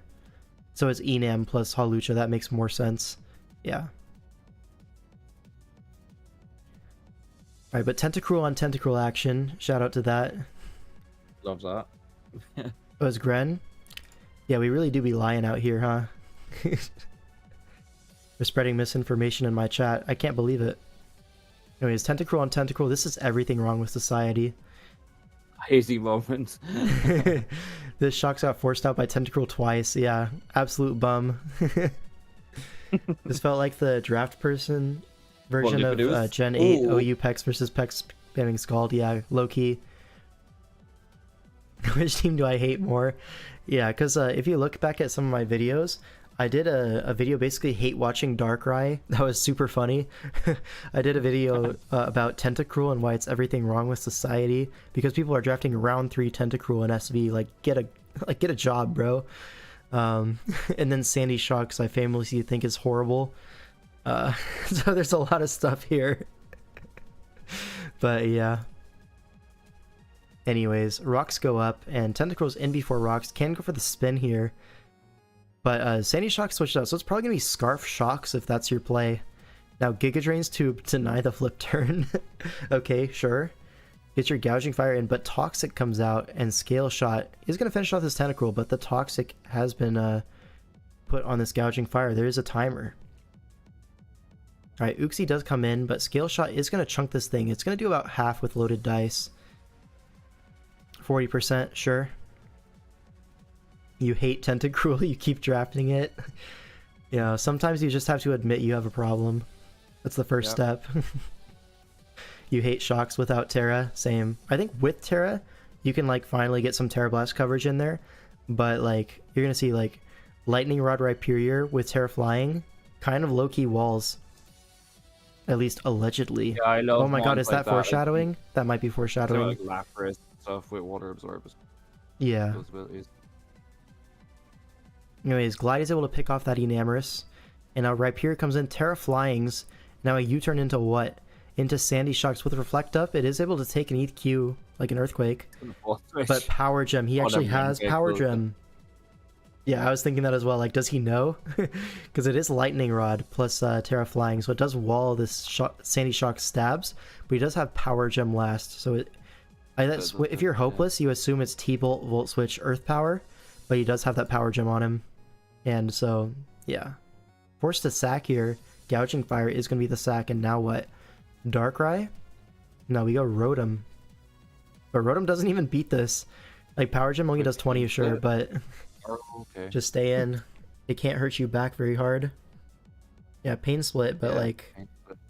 You could ship this Rotom if you want. Like, Rotom's the only thing really stopping Hawlucha at this point, if you're able to get it in with the terrain. Right? Rhyperior's low, Darkrai's weak to fighting, so you just need to trade HP with this. And then now you just glide, and then you sack your Rillaboom, you go Hawlucha, and you win the game. It's a very simple win path. Yeah, Grassy Glide. Now, I think Rillaboom might just win on its own right here, but even if it didn't, Hawlucha has this packed up, you know? Yeah, I think Rillaboom's just gonna win, actually, so shout out to that. Do you see, like, a Sludge Bomb here? Ice Beam? Yeah, sure. A Freeze! But it's a Lumberry, he's prepared for everything. Oh my god. See that way too often, I'm not gonna lie. Yeah. Owned GG. Let's see, if he didn't have Lum, you'd probably have to sack Gouging Fire. And actually, Gouging is at full. You can just sack this and go Gouging and win. So many win paths. You don't need to shoehorn one of them. Anyway, 7-hour stream by this point. Oh my god. You are a trooper, I will say that much. I mean, we've had some pretty good viewership. Like, pretty good for my channel anyways. So it's good for the channel. I enjoy watching the games. It's all good. Just my voice is getting a little bit tired, you know? But that's to be expected. There's only one more week where it's an insane amount of games, right? Week 3, also going to be insane. But then after that, you know, it's playoffs. There's only, like... Well, there's only going to be 2 series in 1 week. Right? And then there's 4 series after that, and then 2 series, then 1 series. Like, we could totally do it. Just, yeah. Anyways, Palkia versus Rai. Palkia's on Team UK. Rai's on US South. They're up 4-2 now, US South. So, really looking for that win. Also, chat, we're at 39 likes. Can we get 40? Can I just ask nicely and we get 40? I'm sure we can make that happen. Please, for the algorithm. Please. Anyways. So, if Rai wins, they win the series. And I think they won week 1, so this would guarantee them for the playoffs anyways. Whereas a tie might be a little bit more ambiguous. Alright, 40 likes, let's go. 40 likes and we join a Wi-Fi league? Yup. Yeah. Trying to recall. The top 2 from each pool does advance, yes. So going 2-0 is basically a guarantee. But anyways, I'm actually not sure if they tied or won week 1, so I might be making that up. Me getting on all my alts. Shout out. US South? No, they won. They won week 1. They won? Okay, so if they win, they clinch, pretty much. So, big game, but also, UK really needs to tie this up if they want any hope of making playoffs. So if they tie and then win week 3, they could potentially make it. South won 6-2 week 1. Yeah, dominated. Alright, so South probably guaranteed with even a tie at this point, just based on diff. But anyways, let's look at the game. Fairy Bolt. We have Fairy on the Cyclizar, it looks like. And Ground on the Lapras. On the opposing side, you have to assume it's Terrafire on the Ceruledge. And what else? Maybe nothing else. Or maybe it's Terra Gren and raw Ceruledge. Yeah. I assume it's Ceruledge though, just looking at the team structure. Alright, Gren leads off with spikes and it is Protean. So dodges a T-Bolt potentially, might be Sash. Hands that's benched. Okay, it's hands plus Ceruledge, makes sense. Now Lapras comes in as light screen goes up. We see a U-turn here. But it's actually DD Lapras, and here the biggest self-goob of all time, eject button. Oh, no. And here, low-key, like it's lead spikes Gren, probably Sash, probably what here? Probably taunt. But are you really gonna taunt here? Fearing low kick. Yeah, he did, or like grass knot, one of those two. Yeah. But if you just DD again, I guess you're Terra Ground, so you can't tear out of grass knot. But would you be grass knot here? Unless you expected this Lapras, then I feel like, I don't know. I feel like DD again, Loki just swept this game. Especially knowing that he U-turned next turn. Yeah, he U-turned. A DD there would have been insane. And like, if you get that wrong, it's a Lapras. Like,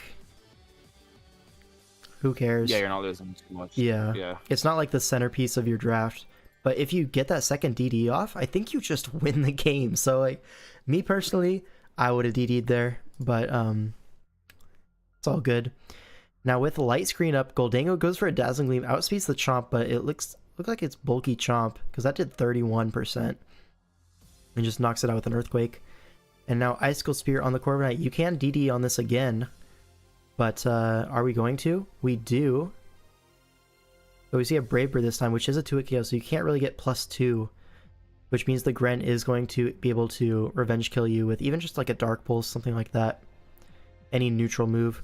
Goes for an Ice Shard, able to 2-hit KO this, but Dark Pulse, you are in range. Yeah. Yeah, exactly, Harris. Like, you're not losing much if it doesn't work out, and if it does work out, it's so big for you. But anyways, I digress. Cyclizar comes in. U-turns out on this Whimsicott switch. Now Raging Bolt gets an entry point. Now what? We Terra Fairy on the Tailwind and Thunderbolt, knocking out this Whimsicott, but now we have 3 turns of Tailwind, and Glamour is going to be the abuser, it seems.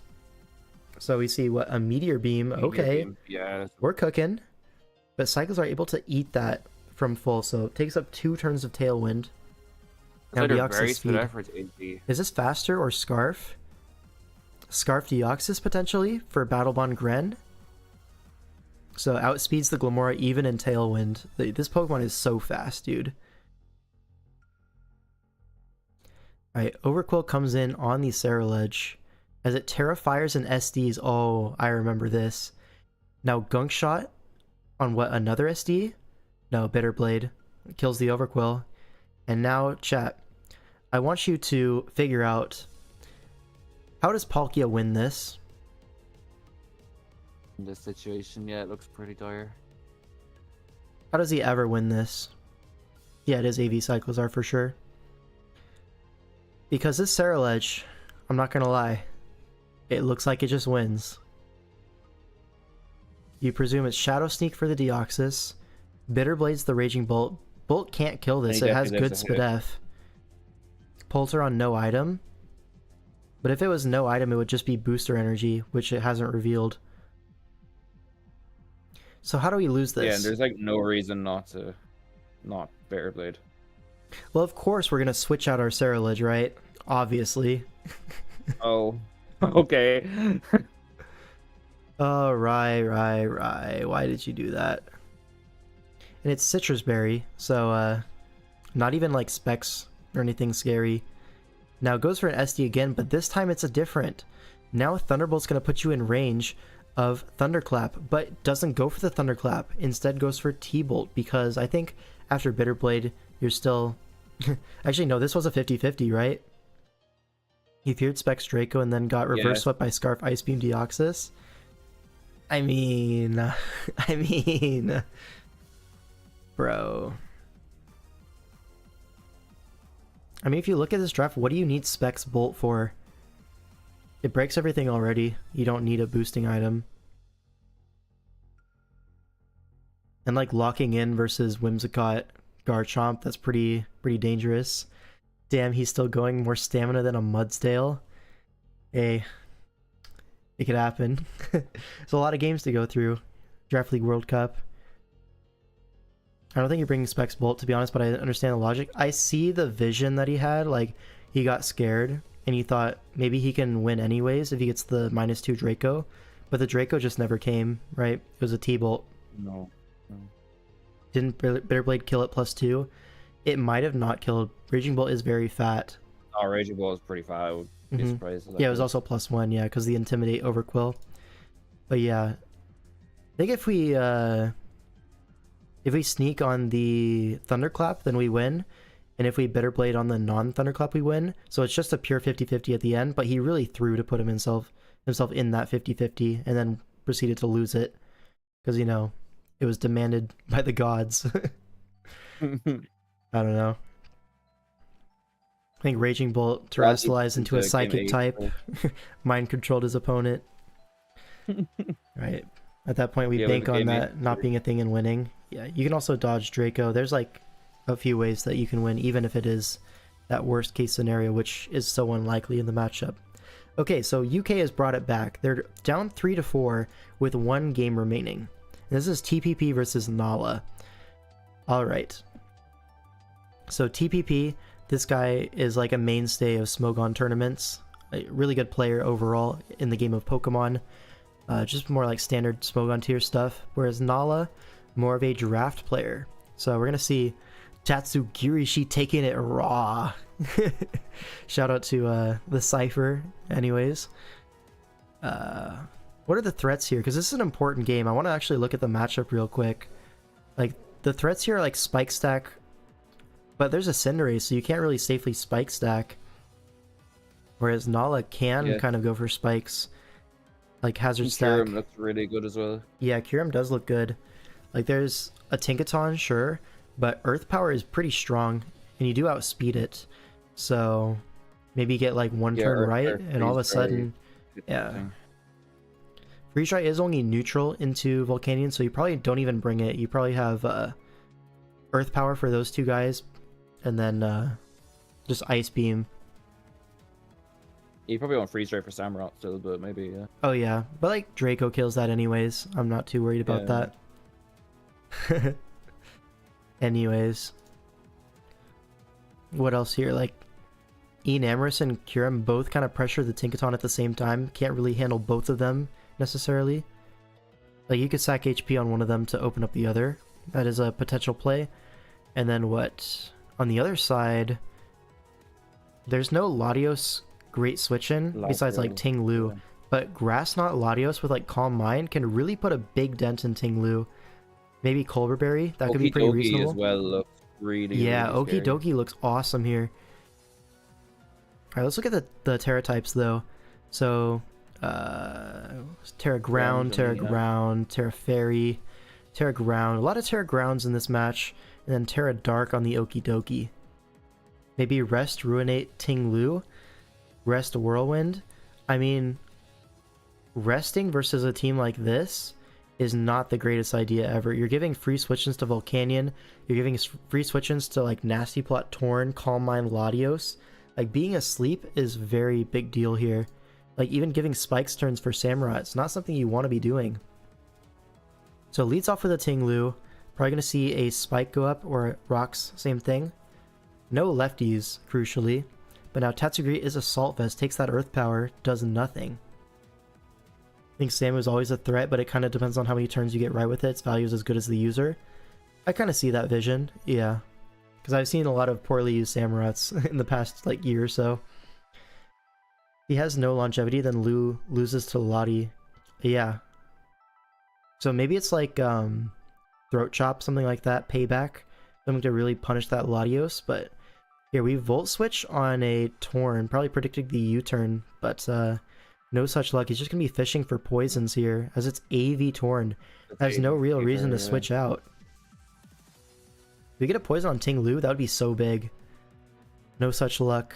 But you're able to regen this all off, and now Samurott comes in on, I presume, an Earthquake? No, a Payback. Ooh, so in for free, and now Ceasel's Edge gets a spike up. But Earthquake is gonna hurt, yeah. And now what? We have to swap out into Latios. Alright, why is Latios coming in on a payback Ting Lu? We're just gonna Tailwind and Dead, freaking right? die. So like I was Okay, saying, yeah. Latios is completely useless this matchup. May as well just Tailwind and throw it out, you know? But now Okie Dokie is in with a close combat. That is gonna KO the Ting Lu. Probably stayed in a Fine, though, I Whirlwind. think. Not really willing to risk the bulk up there. Now Poison Jab is going to poison the Rotom, but Pain Split is going to bring that back. And now what? Torn is going to come back in. It's AV, blocks the Volt Switch. And yeah, now the Ting Lu's dead. This Torn is all of a sudden a massive threat. So the Pain Split is going to slow it down a little bit, but yeah, Tatsugiri coming in. Fish for the poison. Do we get it? We do. And now Tatsugiri is dead the next time it comes in. It's actually dead to knockoff, No, believe it or not. Poisson. I was watching this in call with Low QP, and I was like, that's funny, because in French, fish is poisson, and he got the poison. Then he just typed it. He stole my joke shamelessly, and he said it louder. I can't believe it. Oh well. Alright, now Freeze Dry. He does have Freeze Dry, okay. Yeah. Breaks the balloon on Tinkaton, so now Earth Power is free the next time. But yeah, now Spike and Rocks are now up. And oh my god, Gunk Shot does so much damage to this Volcanion. It puts it in range of U-turn, so you don't even have to stay Cinderace in. actually does look really strong this game, though. Yeah. Like Fire Resist, where are they at now? We Terra Ground the Enamorous with an Agility, okay. So it's not physical, it's special. It's gonna be Calm Mind. Does this just win? This Torn can't really hurt it back. It looks like it just wins. It might probably Aqua Jet on Samurott, right? Does it have Aqua? You would have gone to it here. Oh, onto Ooh. it. No, might be over. And Terra Ground +1 is going to knock out Tinkaton from 74. Samurott, do we have Aqua Jet? We do not. Nope. Unlucky. And yeah, Yeah. Torn wasn't soloing that endgame either way. Like, Kyurem eventually is going to, you know, get a turn versus that and KO it. But yeah, Nala wins this, and UK bring it all the way back to a tie. Unfortunately, Yeah, they very couldn't cool. win the week, but a tie is better than nothing. They're still at least, you know, somewhat in the tournament. They do have to win week 3 to even have a chance, that's for sure. But, you know, there is potential. Yeah, I think I saw it is in the server, and I think they need to win their series, and I think they need South to beat Portugal to make it. Ooh, that's going to be a good matchup, Portugal versus South. Yeah. Looking forward to that one. Anyways. You know, the prep, Tailwind Sack Lottie, not sure about the game plan. Yeah. I mean, the vision was like Choice Banded Okie Dokie can pick a few up, which it did. Or, that wasn't Choice Banded, that was just offensive Okie Dokie. But like this Tailwind, you do kind of need that with this Okie Dokie set, because otherwise everything's faster and kind of threatens you. So that Tailwind, it makes a little bit of sense, but giving up the entire Latios to do that, maybe not the greatest trade of all time. Anyways, next series, this is our last series, US Midwest versus Portugal. So Jimmy G on Midwest, then Minativis, I'm gonna say Minativis, is from Portugal. So yeah, we see a Raikou here from the Milkman. Very interesting stuff. And it's going to be Terra Fairy on the Gambit, and looks like Terra Flying on the Conch. On the other side, it's going to be Ground on the Torn. Makes sense. So Conkle Derp leads off. That's a funny name. I like that. Corv is able to come in on this Torn, able to eat up that Bleak Wind, potentially U-turn out, maybe set up Light Screen. Does set up Light Screen, because as you can see, the opponent does have a mainly special build. So just being able to set up light screens and U-turn out, this is good value. Now Raikou's in, potentially could Scald this Ting Lu. Maybe Fish for a burn? Goes for a Calm Mind. You're just going to get Whirlwinded, I think. No, Yeah. Earthquake happens, but even then, you're still forced out, right? Yeah, I don't know why we Calm Minded. Anyways, Earthquake here into Corv, sure. Spikes up as full para, unlucky. Now Goldango's going to come in, trying to block Defog or something like that. But Primarina is going to come in. With Light Screen, I'm not really sure. This, yeah, a T-Wave comes out. You're not going to do a whole lot of damage that turn. Now a Stone Edge into Quaquaval. potentially Guts boosted. Maybe that would have done like 30, 35%. Depends on the Quack set and the Conch set. But yeah, now Aqua steps into the physically defensive Rocky Helmet Primarina, who is now going to Moonblast the Shaman. So that's completely synthesisable, you know? So the Shaman, gonna shrug that off pretty comfortably. Doesn't even need to go for the synthesis. Goes for a huge Giga Drain chip on the Corviknight. But now Light Screen's going right back up, and this Goldango is not really able to do too much damage.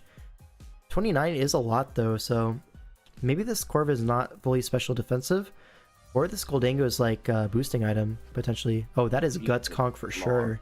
Oh my gosh. 48? And then it's also Assault Vest. Ooh, Terra's on the Stone Edge, so he would have lived either way, but chip is chip. You would have preferred to have that hit. Anyways, Drain Punches again, but Light Screen is still up. Threatens the Earthquake. Minativus is just dancing around this Conch. He's doing his best to minimize the damage, but the Light Screen AV Conch, no, he's doing a lot of damage. Anyways, now Flip turns out on the Ting Lu, takes more spikes, and an Earthquake on the Conch. Ooh, that is big chip. I don't know if I like that. Yeah.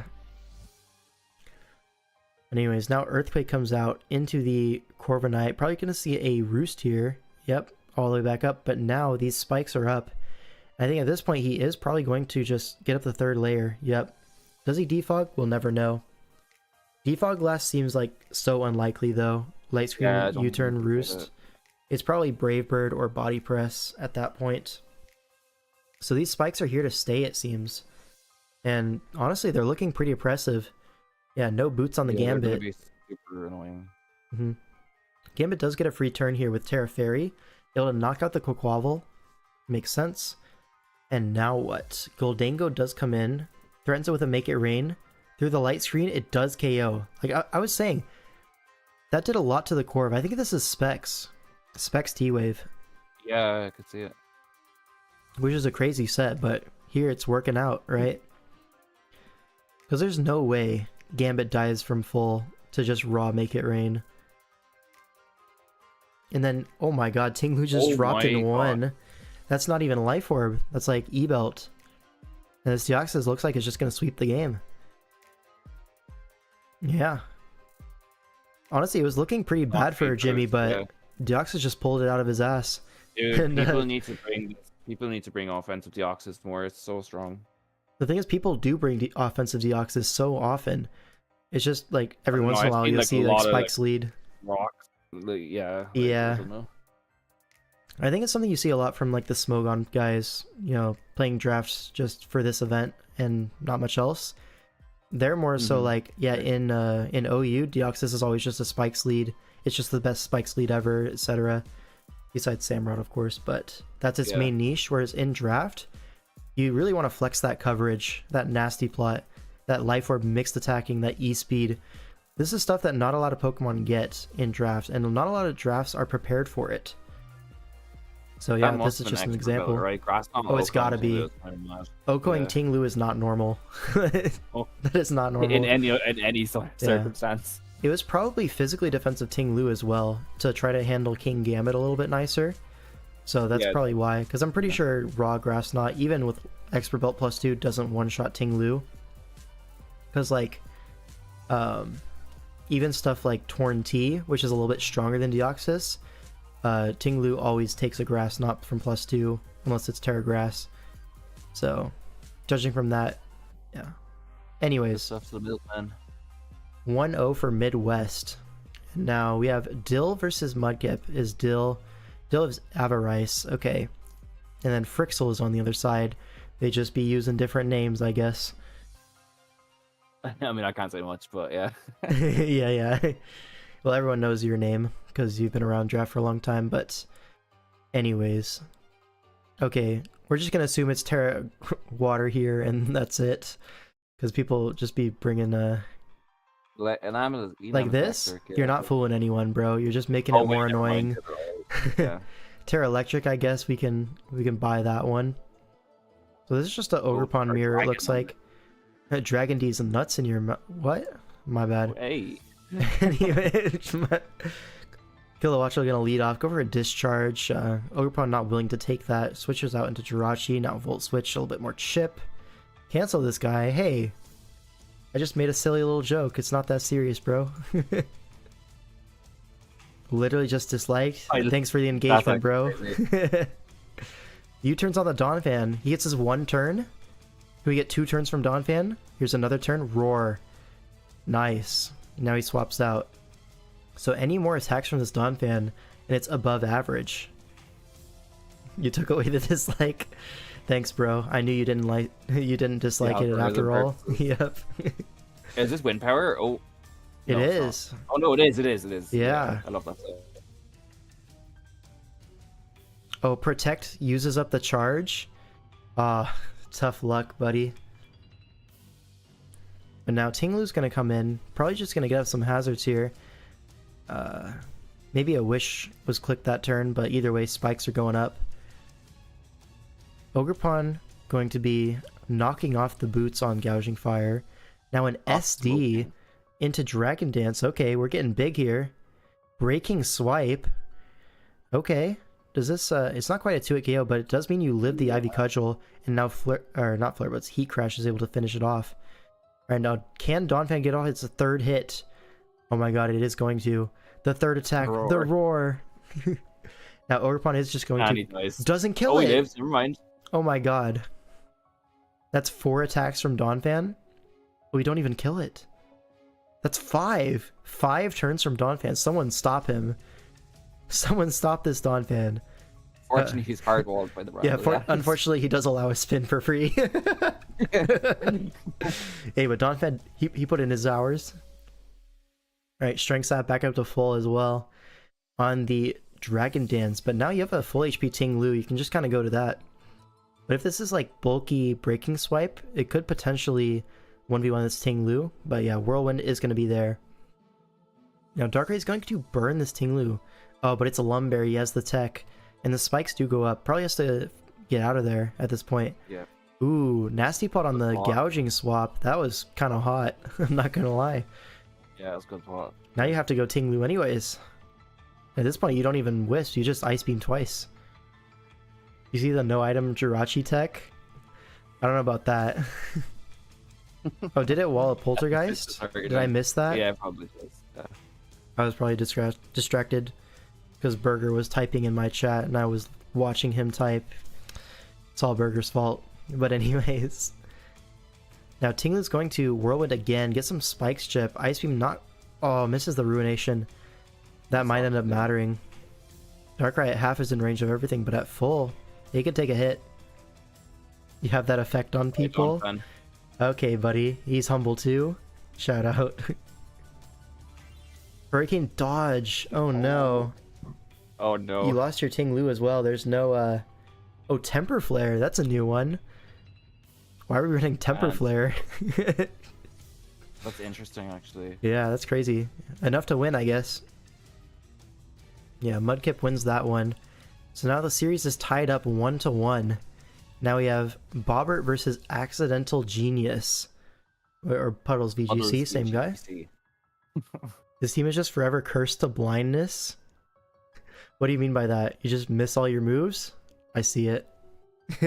They actually do need prescription glasses, for sure. Anyways, we see a Rain build with Rain Palafin plus Archaludon. But there is a Fortress, so I have to root against it. But that's just the rules. This game was bad? Oh no. I mean, we can hate watch a game. It's all good. Terra Electric on the Great Tusk. And then what else? We have Terra Water on the Rotom. And then the rest of these, Terra Fairy. Fairy Earth. And that's it, I think. Or wait, was this the Terra Zapdos team? No, right? Oh yeah, this could be easily Terra. Well, it could be Terra. I think it was a different team that was Terra Zapdos. I don't think you can afford Zapdos right. plus Arch. Yeah, Overcoil benched. Yeah, makes sense. Oh, okay. Alright, Palafin leads off into Ogerpon, but this is free spikes. But also you have a Fortress to spin away. Psych, there's a Rotom. Body presses for no type of damage. Subs up on the Fortress, using it as fodder. Now what, you're gonna Nasty Plot? Will-O-Wisp, so it's Sub-Wisp. Okay, makes sense into a Clodsire. Sub-Wisp Hex, maybe? I could see that. Zapdos comes in, but Rotom walls Zapdos. I don't know if you're aware. Just Yeah, wants you to just break get the him with the sub. Now Arch comes in, but Arch is slower potentially. Can kind of get subbed here. Doesn't want to use up the Rotom HP, I guess. Goes Metagross. Oh, imagine a sub there, though. Yo, why did we go Pelipper? Why did that work? Wait, yeah, what? Wait. He could have subbed Okay. so easily. Yeah, I we mean, actually did just go hard. He game could've ult recognized switched. game, I guess. And then Metagross takes a massive Weather Ball in exchange for Rocks Up, which is fine. You can spin block the forage just forever. And Aloe comes in on this Weather Ball. Does a lot of damage. Potentially, is this Specs Pelipper? Because that's doing a lot to all these Pokemon. Yeah. At the very least, it's choice, right? Because otherwise you'd Hurricane the Aloe. Goes for another Protect for no reason. But here I think we could just flip turn into Rotom. No big issue. Rocky Helmet, sure. Good information to have. Now Rotom comes in. Takes 7. Blocks the spin successfully. Now, is this Scarf Scarf? Pelipper? Yeah, he must be. Because I was going to say, Weather Ball doing 60 to Metagross is not that much. But you did just stay in and Weather Ball multiple times. It's probably Scarf. Do we see a Hurricane? Can I see a Hurricane here? Nope, it's just going to be a Weather Ball. This is Wish Protectable. Yeah, forced out here. Palafin's going to come in the rain, though. There's a Wish in the air, but no other water resist. It's just the Aloe, and we see a sub. Ooh, this looks like it's going to win right now. Actually, no, Ogerpon can handle this once. Yeah, that's dirty. Oh, we fall for the Encore? No, you need to Jet Punch there 100%. No, that was not a good play. No. Now the Palafin's forced out. You got no progress. That should have been a power turn. And now more spikes are going up. Yo, go ahead and get you 3 layers. Lame. Wants to get in before the And this T-spike, spin. I guess, and spin. Makes sense. Guys, I think Great Tusk might be a better spinner than Fortress. Thoughts? Fortress is so bad, man. What? Do we see a Temper Flare here? No, we just see a Rotom. It's safe, no matter what. See, you can't spin. This is a Fortress. It's so terrible. It's so bad. Why do people draft this? I hate them. I hate Fortress. Now, at free substitute, this thing's already burned, so potential for Hex here. We do see a Hex, and it just freaking dies. Oh my god. I don't know if that crit mattered, but it was getting 2-hit KO'd either way. Yeah. Now, Pellar comes in just to break the sub. It is Scarf, as we thought. But we don't have Electric Move on our Rotom. Oh, no. He just knew. He knew. Wait, and we're sacking our Metagross? What for? We have an Aloe. There's an entire Aloe just sitting there waiting to take hits, and we just sacked our Metagross for fun? Maybe he didn't want a double to Palafin, but here Palafin's going to come up either way. Oh, flip turn there. I don't know. Sub on flip turn. But at this point, you have to go Ogerpon. And this time, I really don't think you should Encore. I think you should just attack. We do Encore anyways. So the sub is still up, but now you have to go Aloe. I guess this is still fine, right? Because the second... oh, it's Rocky Helmet. Okay, Yeah, okay. I take it back. This is perfectly fine. And it's actually locked in one more turn after this. So yeah, this Palafin is dead. Pelipper is dead to Hazards. Fortress is like almost dead to Hazards, I think. It lives on 1. I think it might live on 1. Alright, 7. No, it'll live on 3%. Anyways, Rotom walls out Zapdos. It's probably Nasty Plot last, if I had to guess. Since it's no, or maybe it's Pain Split. That would make sense as well. Pain Split also makes sense. Yeah, I think it's Pain Split to just always 1v1 Clodsire. You just steal all its recovers. Hurricane misses, but yeah, I'm not gonna lie, this one was over a long time ago.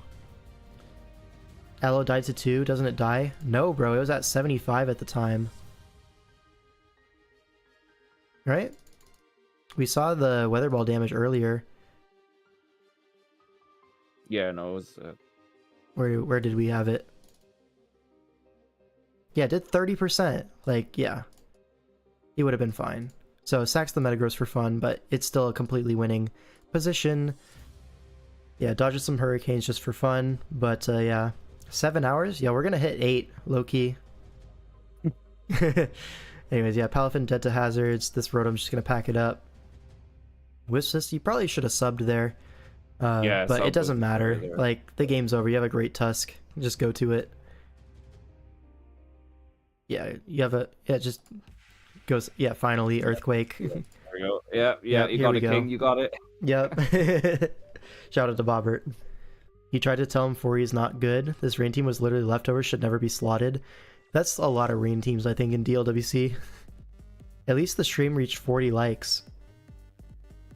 Yeah, shout out to this. This is like the most likes I've had on a stream, but it's also a really long stream. And, you know, I have been plugging the likes, you know.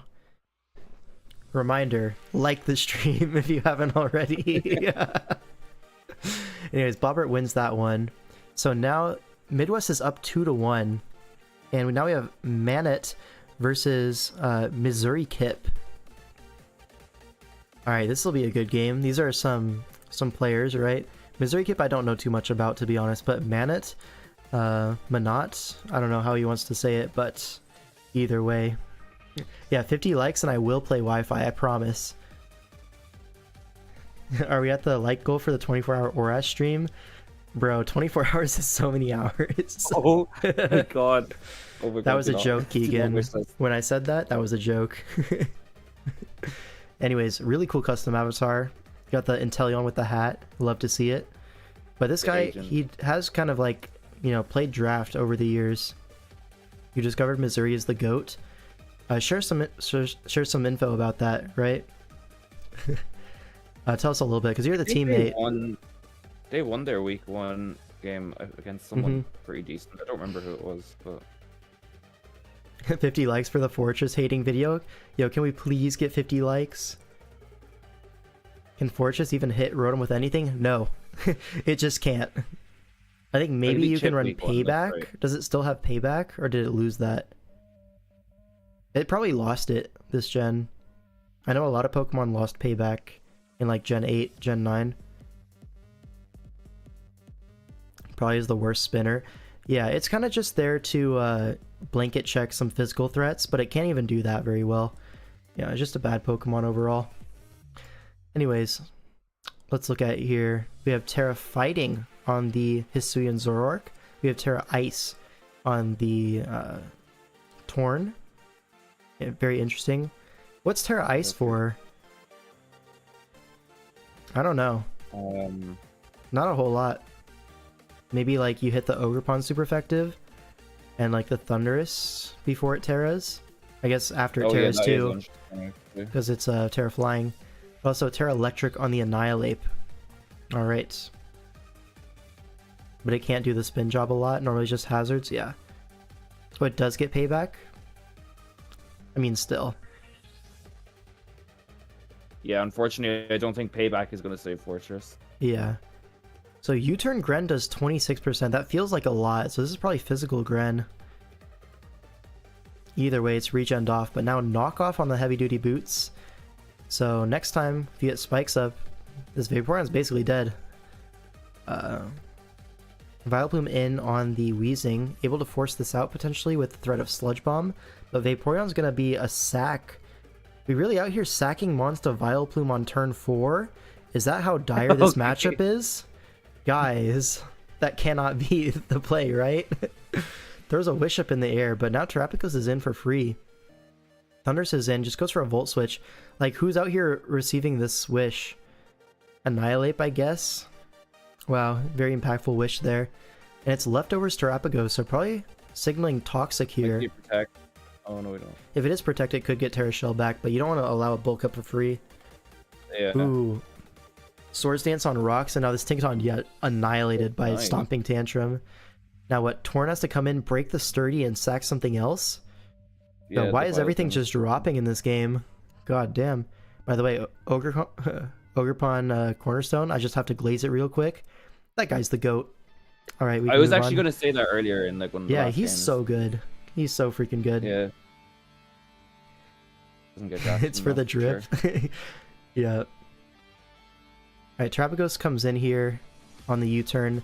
Now Annihilate is going to come in. Samurot's the switch in. Oh, right, Yeah. because it's Oh, right. it's Zoroark. yeah. Makes Like, he sense. throat chopped expecting it as well. That's crazy play. Mm-hmm. I mean, it walls the stabs. It's like the most likely switch in here. That makes sense. Flash. Hydro Pump able to 2-hit KO with a Weezing. This guy does not care about spikes. He just cares about killing the opponent's Pokemon. I get it, bro. Respect it. Yeah. Yeah. But now close combat will finally pick something up. We Terra Ice, so everything is weak to fighting. If this is Scarf, he's cooked, and it is Scarf. Shout out to Terra Ice, man. What a good, what a good thing. Built-in sash. Yeah. Also, just like Ivy Cudgel is such a strong move, and like Rock Stab is just generally good, especially when it hits and has high crit chance. Guys, it's a good Pokemon. Yeah, no, Missouri Kit might be the GOAT. They beat Chip week 1 as well. So we had a matchup where we have to sack a Pokemon turn 4 to a Vileplume, yet still we managed to win 4-0. Make it make sense. Only the GOAT. Missouri, yeah, your game. Shout out. You played well. But like, sacking to Vileplume turn 4 is so funny to me. Yeah. Are we really in that much shambles versus a Vileplume? I get it. So now what's the series looking like? Was this 3-1 for Portugal now? It looks like it's 3-1 Portugal. Yeah, Jimmy won. Yeah, Jimmy won, but then Mudkip. Oh, No, Bobbert won this won. one. Okay. So we're tied up Just 2-2. Okay. Shout out to 2-2. Yeah, Jimmy and Bobbert won. Yeah, we figured that one out. But we see the appearance of God Blissey. Oh no. I swear, Blissy's going to be my next SV innovation. We're going to run Terra Blissey, Terra Ghost, Calm Mind, Shadow Ball. It's going to be the next big thing, folks. You heard it here first. Oh my god. Oh my god. So this is Torrent, Primarina. Psychic Noise just one-shots the Okie Dokie. Wow. Okay, but let's tone back for a second. Let's look at these Terra types, right? Terra Bug on the Raging Bolt. Psychic on the Okie Dokie, probably presuming Psychic Things coverage then. And then on the other side it's Terra Fairy and Terra Ground. Alright. Yeah, but anyways, presumably not going to Terra this Okie Dokie that is in the current process of falling over, but it's alright. Yeah. Blissey's not a Bolt answer. Why is it here? Blissey does beat Bolt if you're Calm Mind. I promise it does. However, the main problem is, you know, Meowscarada is really strong into Blissey. You have an Okie Dokie right there. You have a Psychic Noise. You have a bunch of text. But I promise it does beat the Raging Bolt 1v1. That's why it's here. I assume so anyways. Raging Bolt here. Able to just go for a T-Bolt potentially. Terra's Bug. Oh, goes for a Calm Mind. Alright, nice. Catches the Lando Swap. And now a slower Taunt. Not what you wanted to see as Msua. Something's gonna die. Oh my god, Thriller, thanks for the $20. Appreciate that. Welcome to the stream.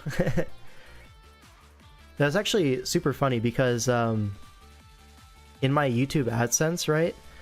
You know, back in the day, way back in the day, before the partner program, you were able to just throw ads on videos even if you weren't like a big channel.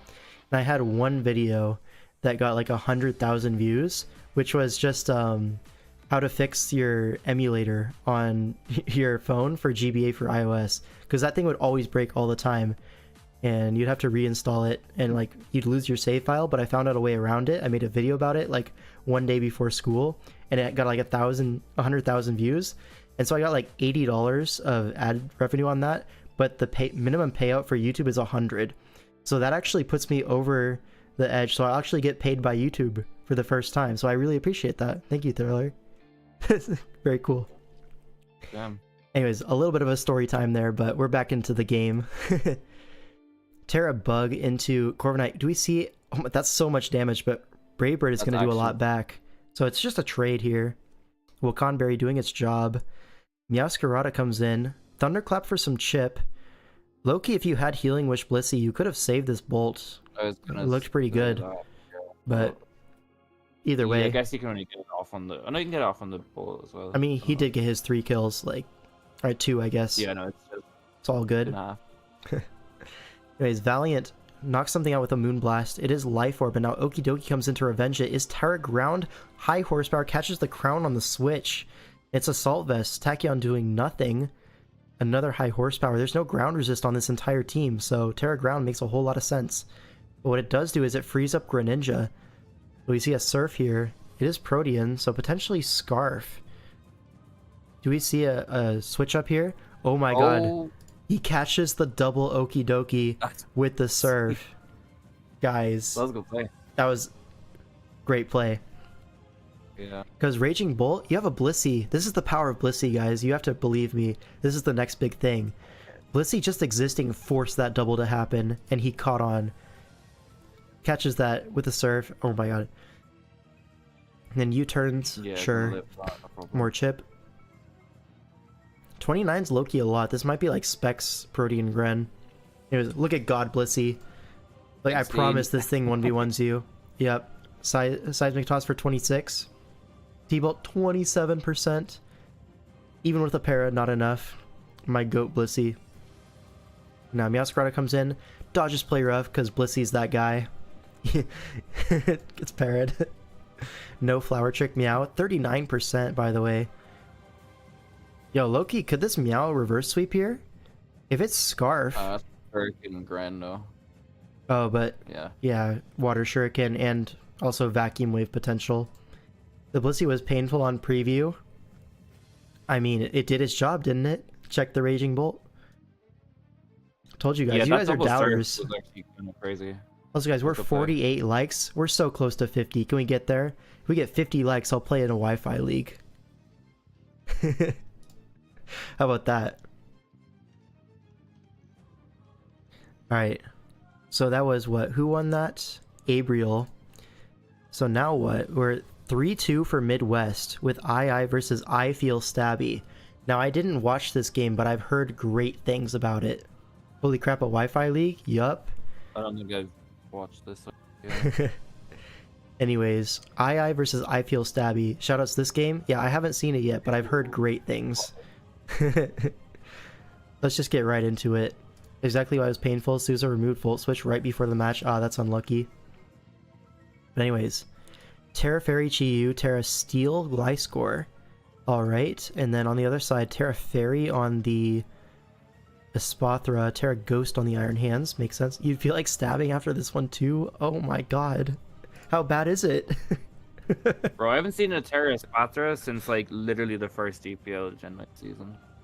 Yeah, I mean, we've seen Espathra in the World Cup from Zuch as well, and it's been doing pretty well, so it might be back. Yeah. I mean, I know myself, Zuch, and JCM Shadow, we all think that Espathra is low-key sleeper pick right now for the price. Like, way better than what it's costs like right now. Price, yeah. Mm-hmm. Get to see one every week because of Zuch Champ. Yep. That guy's so silly. Now, Espathra is in. It is a U-turn, though. It's Trick. So, Trick's away the Choice Scarf and gets Toxic Orbed. Oh, no.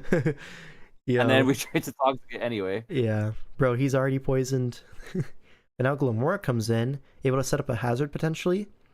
Oh, Chi-Yu. That was a dangerous Chi-Yu. Could have just attacked there, but he just knew that the hazards were coming in out. Milotic comes in, only 30%. Is this like Assault Vest Milotic? Yeah, you didn't recover there. 30 is not a lot. Might just be Assault Vest on that guy. Did my music stop again? Oh my god. One more refresh on that. Surely it was pretty. Yeah, AV Milo is crazy. But I guess into a team like this, it does kind of make sense. You don't really switch in on Milo very well. But also, you'd rather just be Recover, I think. But then Dark Pulse is doing 45, and it's like, that's a lot. I kind of get it. Yeah, and like with hazard. Alright, so Glim comes in once more on the Gliscor. But Brick Break, okay, gonna set up the T-Spikes. And now what? We see a Power Gem. That's gonna do a lot of damage to something. Now, Doubles to Landeros predicting the Tink. On the same player. But it's actually Rocky Helmet, so it covers Brick Break as well. Do we see a sub here? A sub would actually stalled out a few more turns. Alright, Iron Hands comes in. Takes a Toxic, but Drain Punch is going to do a lot to this thing. And you don't really have great Iron Hands counters, right? I guess Latios can do a pretty good job, but I guess you don't want to go into it when you could potentially take a Play Rough or something like that from the Iron Hands. Now, Rocks go up. Another Drain Punch. Chipping this Tinkaton. Is this important for anything? The Roaring Moon. The Roaring Moon is looking like a massive threat if you're able to chip the Tinkaton down. Which it looks like you are able to do. Yeah, it pickpockets the assault vest, so you can't even T-wave anymore. It was maybe, yeah. Okay, this is like a choice moon or something, because U-turn is crazy. Now Brick Break, get those T-spikes right back up. And now rocks are coming, I think. Brick Break on everything.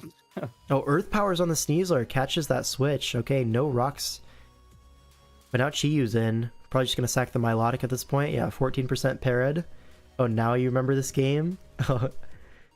Shout out. Now Roaring Moon comes in. It's Boots. Okay. Boots U-turn. I thought it was Choice when it U-turned the first time. But I guess maybe I missed that it was Boots. I don't know if rocks were up at the time. But yeah, DD, knock. Oh my god, it's Colberberry, but it freaking dies. Guys, oh my god. If we're bringing a Resist Berry, we need to live the attack that the Resist Berry's for.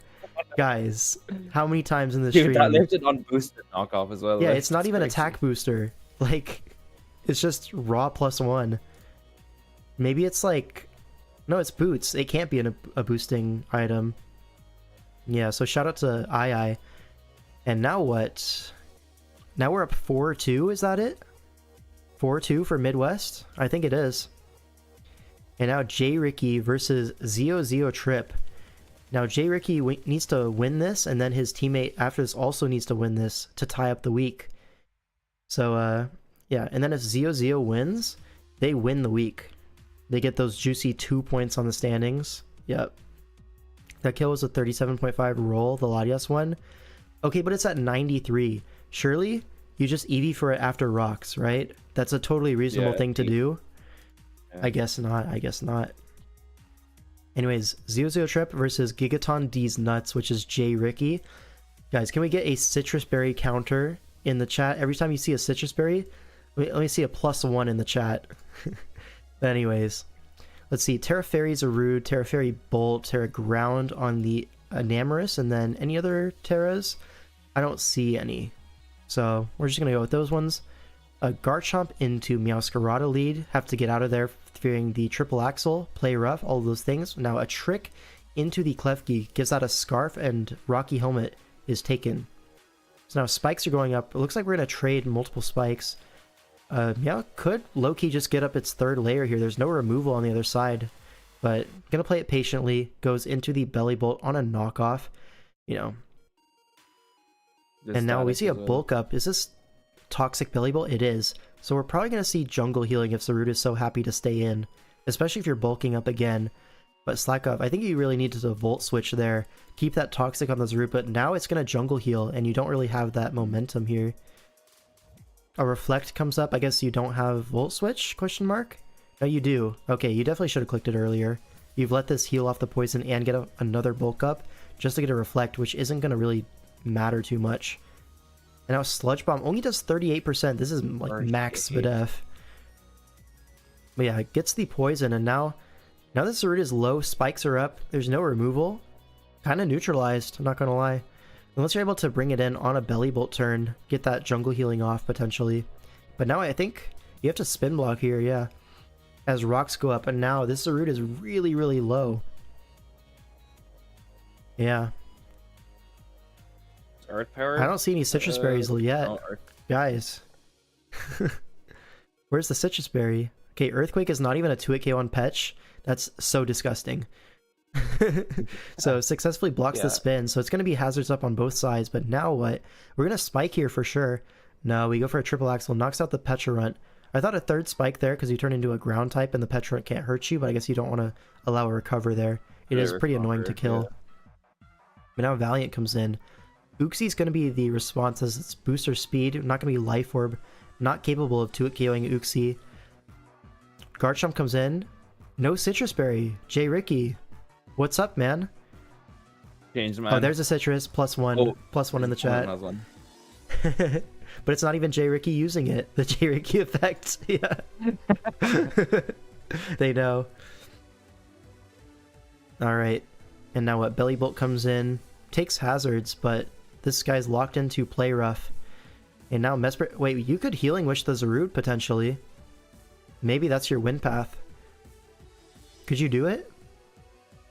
Not versus the Meowscarada, but...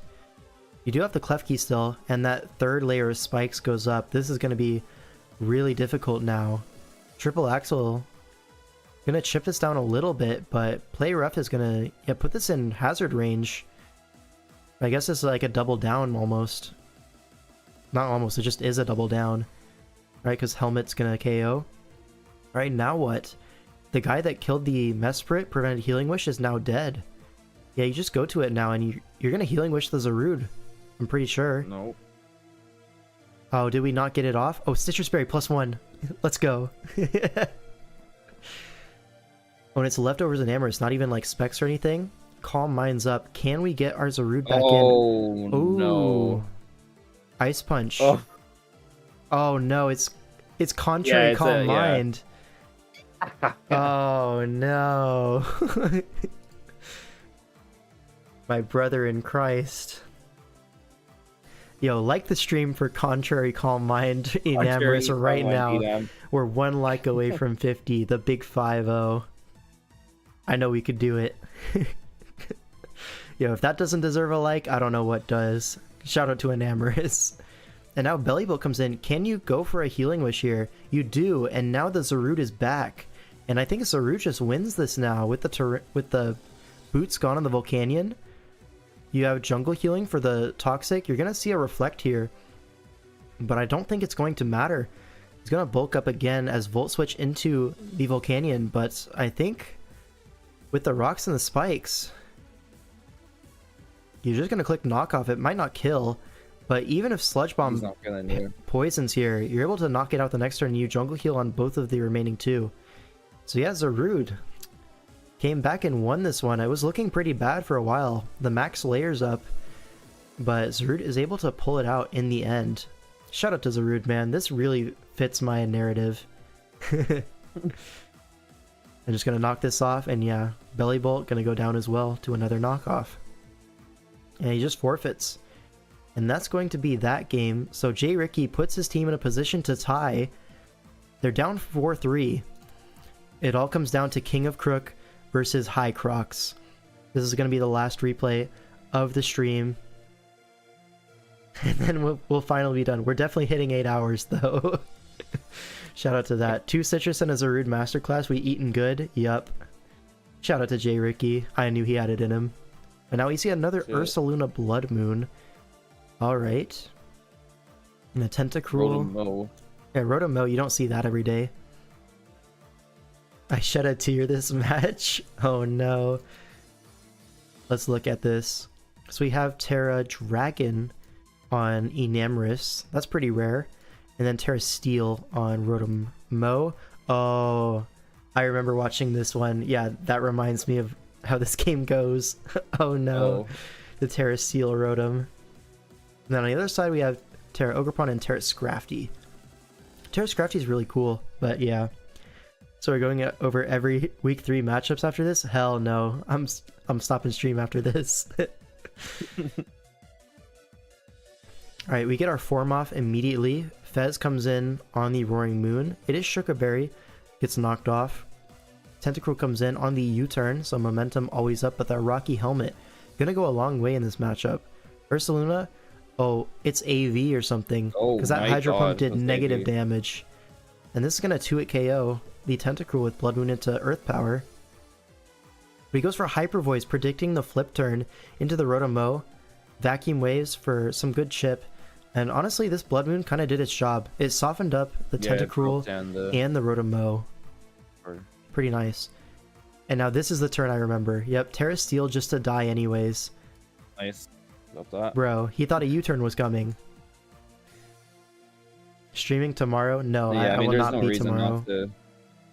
But tomorrow, the 2-Hit KO podcast comes out with me and OG Albina, so don't worry, there will always be more King 05 content.